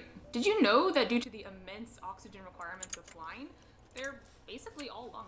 Soon you'll know all kinds of bird facts. Because nothing calms my frazzled nerves at the end of a very long week better than spouting esoteric facts. And sucking. Let's get right into it. So, birds can't really live in space. You can take them to space temporarily, but you'll run into issues once they need to drink something. You see, birds need gravity to swallow. Many animals have smooth muscle in their esophagus that allows them to pump the water down with peristalsis. But birds don't have that. They scoop up the water with their beaks, and then they stretch their necks up really high to get gravity to make the water trickle down. And that works great, except in 0G when you kind of need the peristalsis pumping. But there is one avian exception to this swallowing rule, and no, it's not the swallow. It's the pigeon. Colymbidae is the bird family of pigeons and doves, and for some reason, they've got swallowing muscles. So let's talk about pigeons. My Patreon sub, Caldo, pointed out to me that pigeons are really bad at making nests. It's kind of just the minimal attempt. It made me start to wonder what even qualifies as a nest. Lucky for me, there's a whole Wikipedia page just on bird nests, and the types include scrape, mound, burrow, cavity, cup, saucer or plate, platform, pendant, sphere. So then I tried to figure out which one a pigeon would be. Might be a scrape? I don't even think it's a depression, so no, not a scrape. Mound? No. Cavity? No. Cup? No. Saucer or plate? No. Like, I don't even think it's any of these, but I'll say it looks like scrape for now. And this made me wonder if maybe it had to do with domestication. You see, the pigeons you see in cities were actually formerly domesticated, not just tamed, and then they went feral. I think they're great, but apparently some cities would prefer not to have them everywhere. And they've come up with some pretty interesting solutions. One method is nicarbazine, which is a contraceptive that they use on pigeons and Canadian geese. We'll talk about Canadian geese later. But surprisingly, it doesn't seem to cause toxicity or reproductive issues in the predators of pigeons. So that's cool. Another method of pigeon control that did not seem to work so well was dummy egg nesting. There was a large pigeon loft at Bateman Park in Melbourne, and it was designed to be accessed at night when the pigeons were asleep. Sadly, it was removed in 2015 from a lack of success. But, speaking of fake eggs, there are some birds who are brood parasites. Some birds, like cuckoos and cowbirds, actually lay their eggs in other birds' nests, along with their eggs, forcing them to take care of their offspring. The bird cuckoo is the origin of the word couple. This forces the unsuspecting parents to put a usually disproportionate amount of effort into the false offspring and can reduce the chances of their offspring's success. I say unsuspecting, except that some birds have caught on. The western Bonelli's warbler has a strong rejection response for very clearly fake eggs. In this study, researchers swapped the warbler's eggs with fake eggs of different sizes and materials. They found that when the false egg was small, the warblers would actually manage to remove it from the nest. But if the egg was too large, they would actually just desert the nest along with their offspring. The false plasticine eggs actually had some pretty intense holes made by the female warblers, attempting to puncture them or grasp them to eject them. A bird's reaction to the false egg is an adaptation to the parasitism. Birds that have evolutionarily not been the victims of brood parasitism generally don't actually reject weird or misshapen eggs. Sometimes eggs are just weird and misshapen, but still viable. But we'll talk about that later too. But the adaptation of rejecting eggs from birds who were hosts remains even if the parasitic birds have gone extinct. For example, Bohemian waxwings are not currently hosts for brood parasitism. However, according to this study, they still reject 100% of suspicious eggs. Now this is interesting because it suggests that since the host birds are able to adapt and identify the false eggs, this would potentially require the parasitic birds to become more and more specialized over time, their egg sizes and shapes converging with a specific host. Would I like some But pals? not all host birds adapt by rejecting. According to the Mafia hypothesis, Sure. brood parasite eggs may be accepted by the host out of fear of retaliation. You see, there are some brood parasites who, when they realize their egg has been rejected, just destroy the whole nest in retaliation. So that sucks. But brood parasitism is not the only form of parasitism that birds engage in.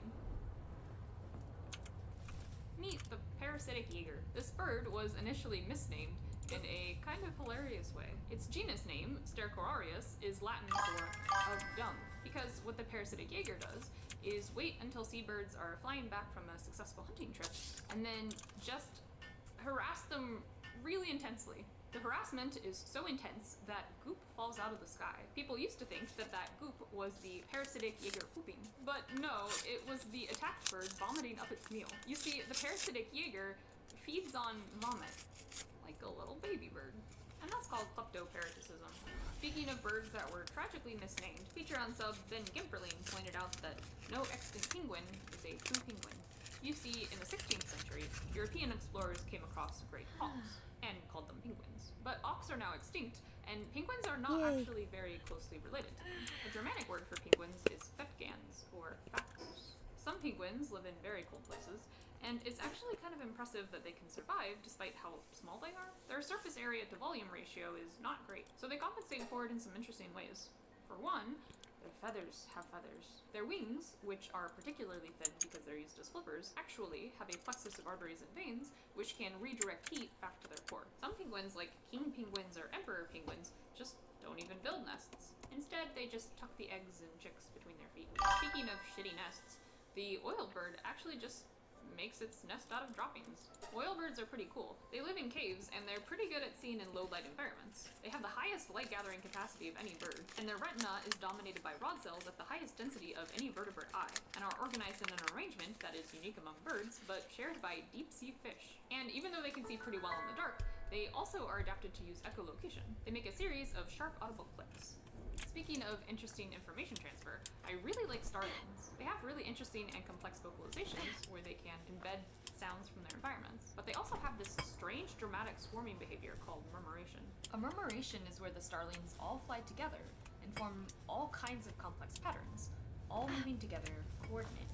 Now, murmurations are fascinating because the birds are reacting to each other, making dramatic changes in direction and acceleration as a group, seemingly instantly. The question is, how does the information for how the group moves transfer between the birds? The birds surely can't keep track of the movements of every other bird. How do they stay together?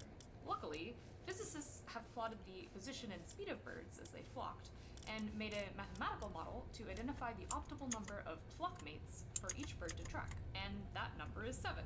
Each bird keeps track of 7 other individuals, and in this way, the information flows through the flock. Speaking of birds all changing together, Patreon sub Carl Bunker let me know that the white-throated sparrow is changing its song. Basically, most birds have a distinctive call, but for some reason, over the last 2 decades, the white-throated sparrows across western and central Canada have been changing their song. It apparently started in British Columbia and is spreading east. And now, most of Canada's birds are singing it. So here's the old song. And here's the new song. And we don't really know why. Speaking of weird calls, the eastern screech owl has a call that sounds like the whinny of a miniature horse.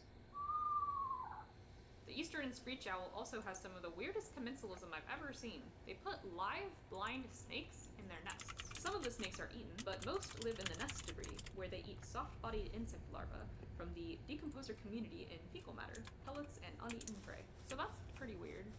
Speaking of weird animal wait, it didn't work. This brings me to one of my favorite families of birds, Corvidae. Corvids are so great. Ravens and wolves actually work together. Ravens will fly around looking for injured or young animals, and when they find one, will alert the wolves to their presence, so the wolves can go in for the kill. Apparently, even when they're not hunting, ravens just like hanging around wolves. They'll play with cubs, they'll mess with their tails, and I think this is pretty well known. But corvids are super smart. Their brain-to-body mass ratio is similar to cetaceans, and only slightly less than humans. They pass the mirror test, they understand geometry, they can use tools. They're also the most frequently mentioned birds in heavy metal songs. Speaking of metal, let's talk about the great gray shrike.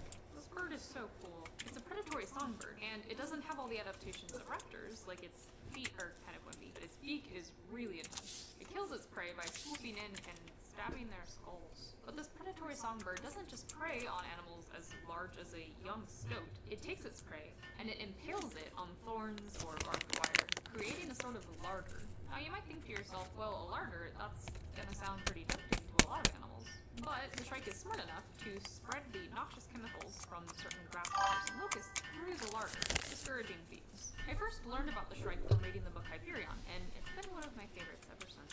The shrike historically used to be the host of a cuckoo, but not anymore. So despite the huge range of creatures that birds can consume, you may have noticed they're generally lacking in teeth. So the question might become, how do you break down the prey? Patreon sub No, I Josh guess Brooks they're pointed out not, that the crop is really this They're not here. weird mix of stomach, teeth. It's kind of like a muscular stomach with sharp things in it that contracts and grinds up the food. In layman's terms, gizzard chews the food for the bird because it does not have teeth to chew food the way humans and other animals do. But where do the sharp things come from? Well, birds are sometimes one smooth. One bird.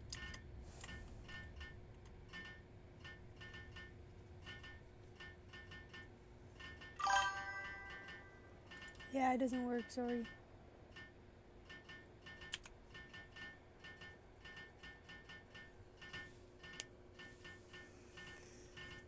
Somebody just tried to give me pals a couple minutes ago.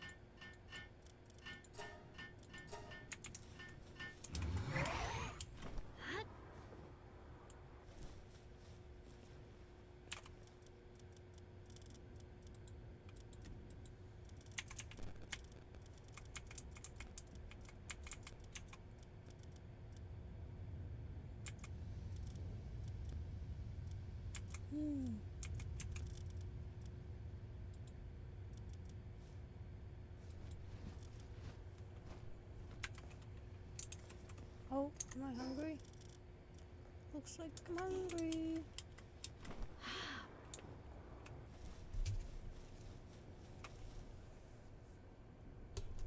Gummy's hungry? Gummy hungry? Gummy's trying to talk to me?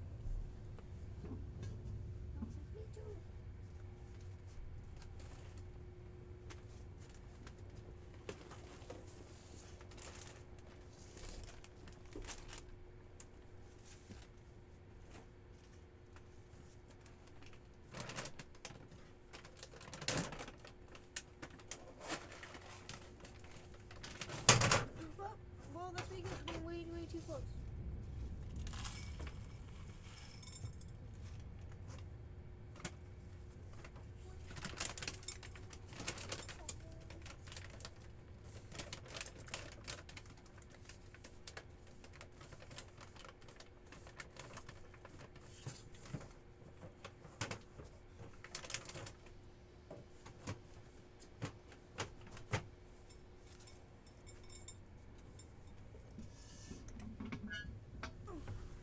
Let's see here, what do we got? Nobody's working on this? Alright, get in there. Oh, no electricity. I see the problem. I see the problem.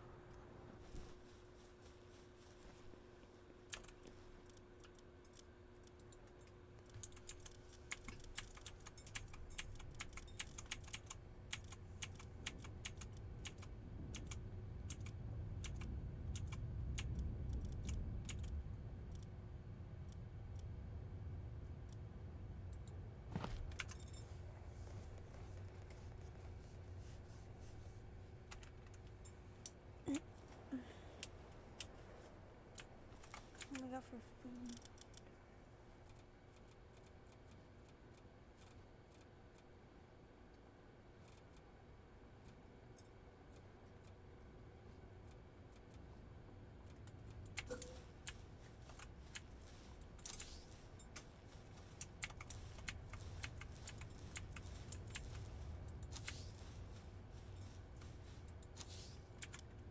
Then the berries.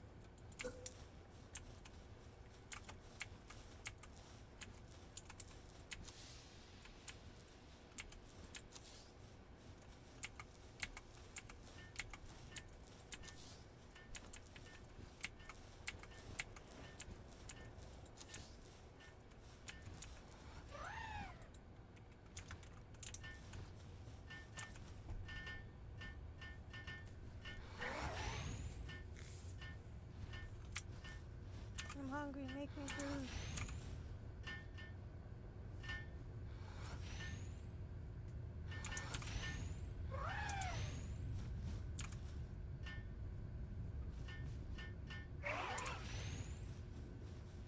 Nobody does watering.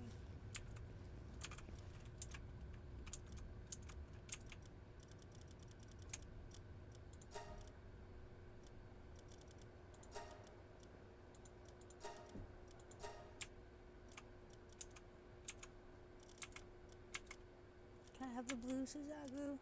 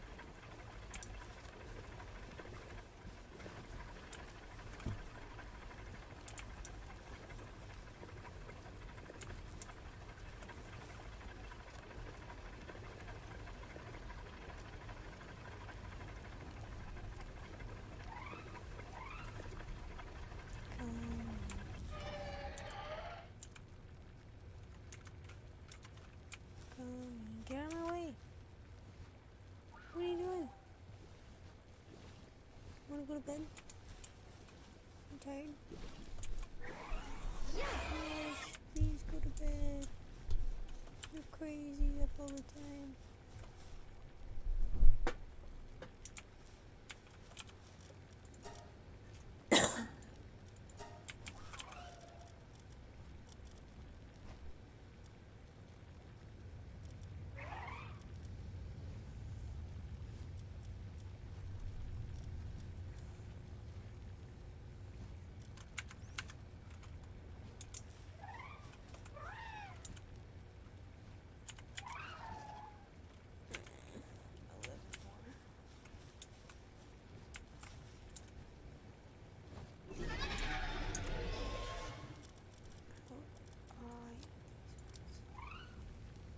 You guys get next.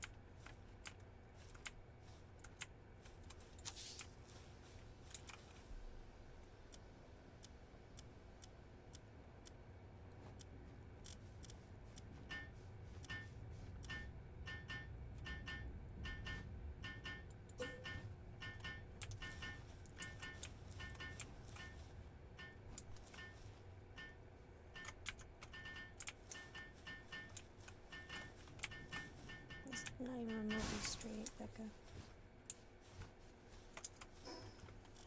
What are you doing, Gummy? You trying to turn off your thing for me?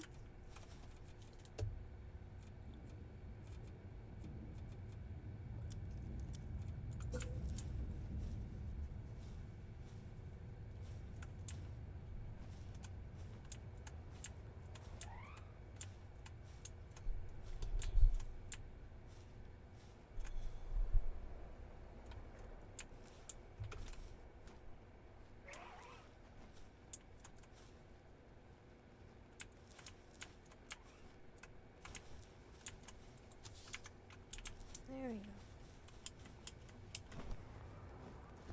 I want these powder pieces.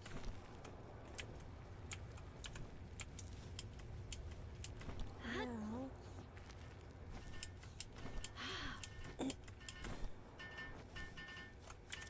we put the gold one up here. I didn't even know this existed. Oh, 50 nails.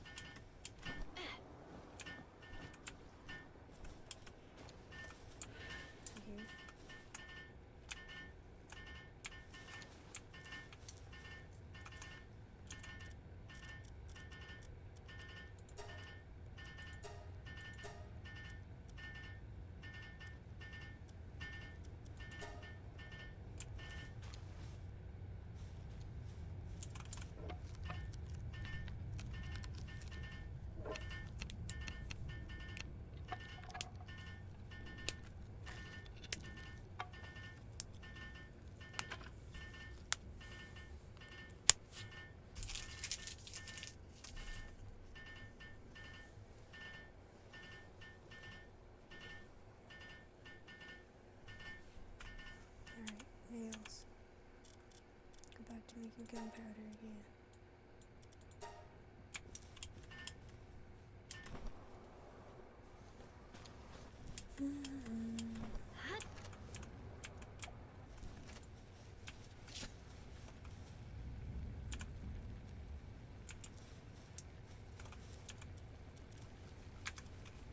Okay, where is my food?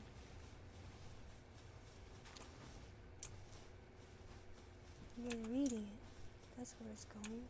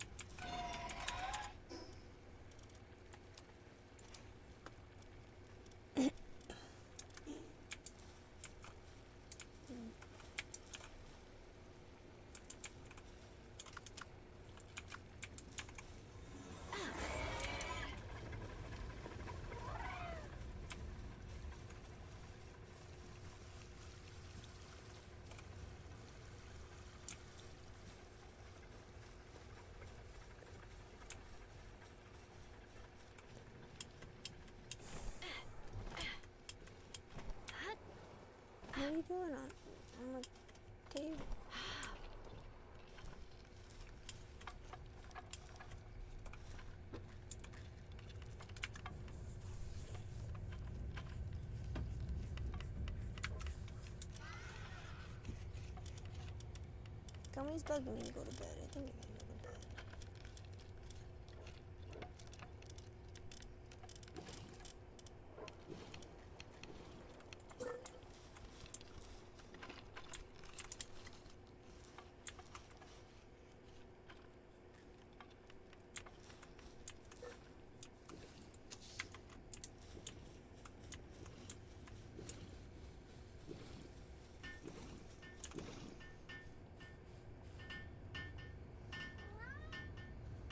No, he says. No. I'm not kidding around, he says. No.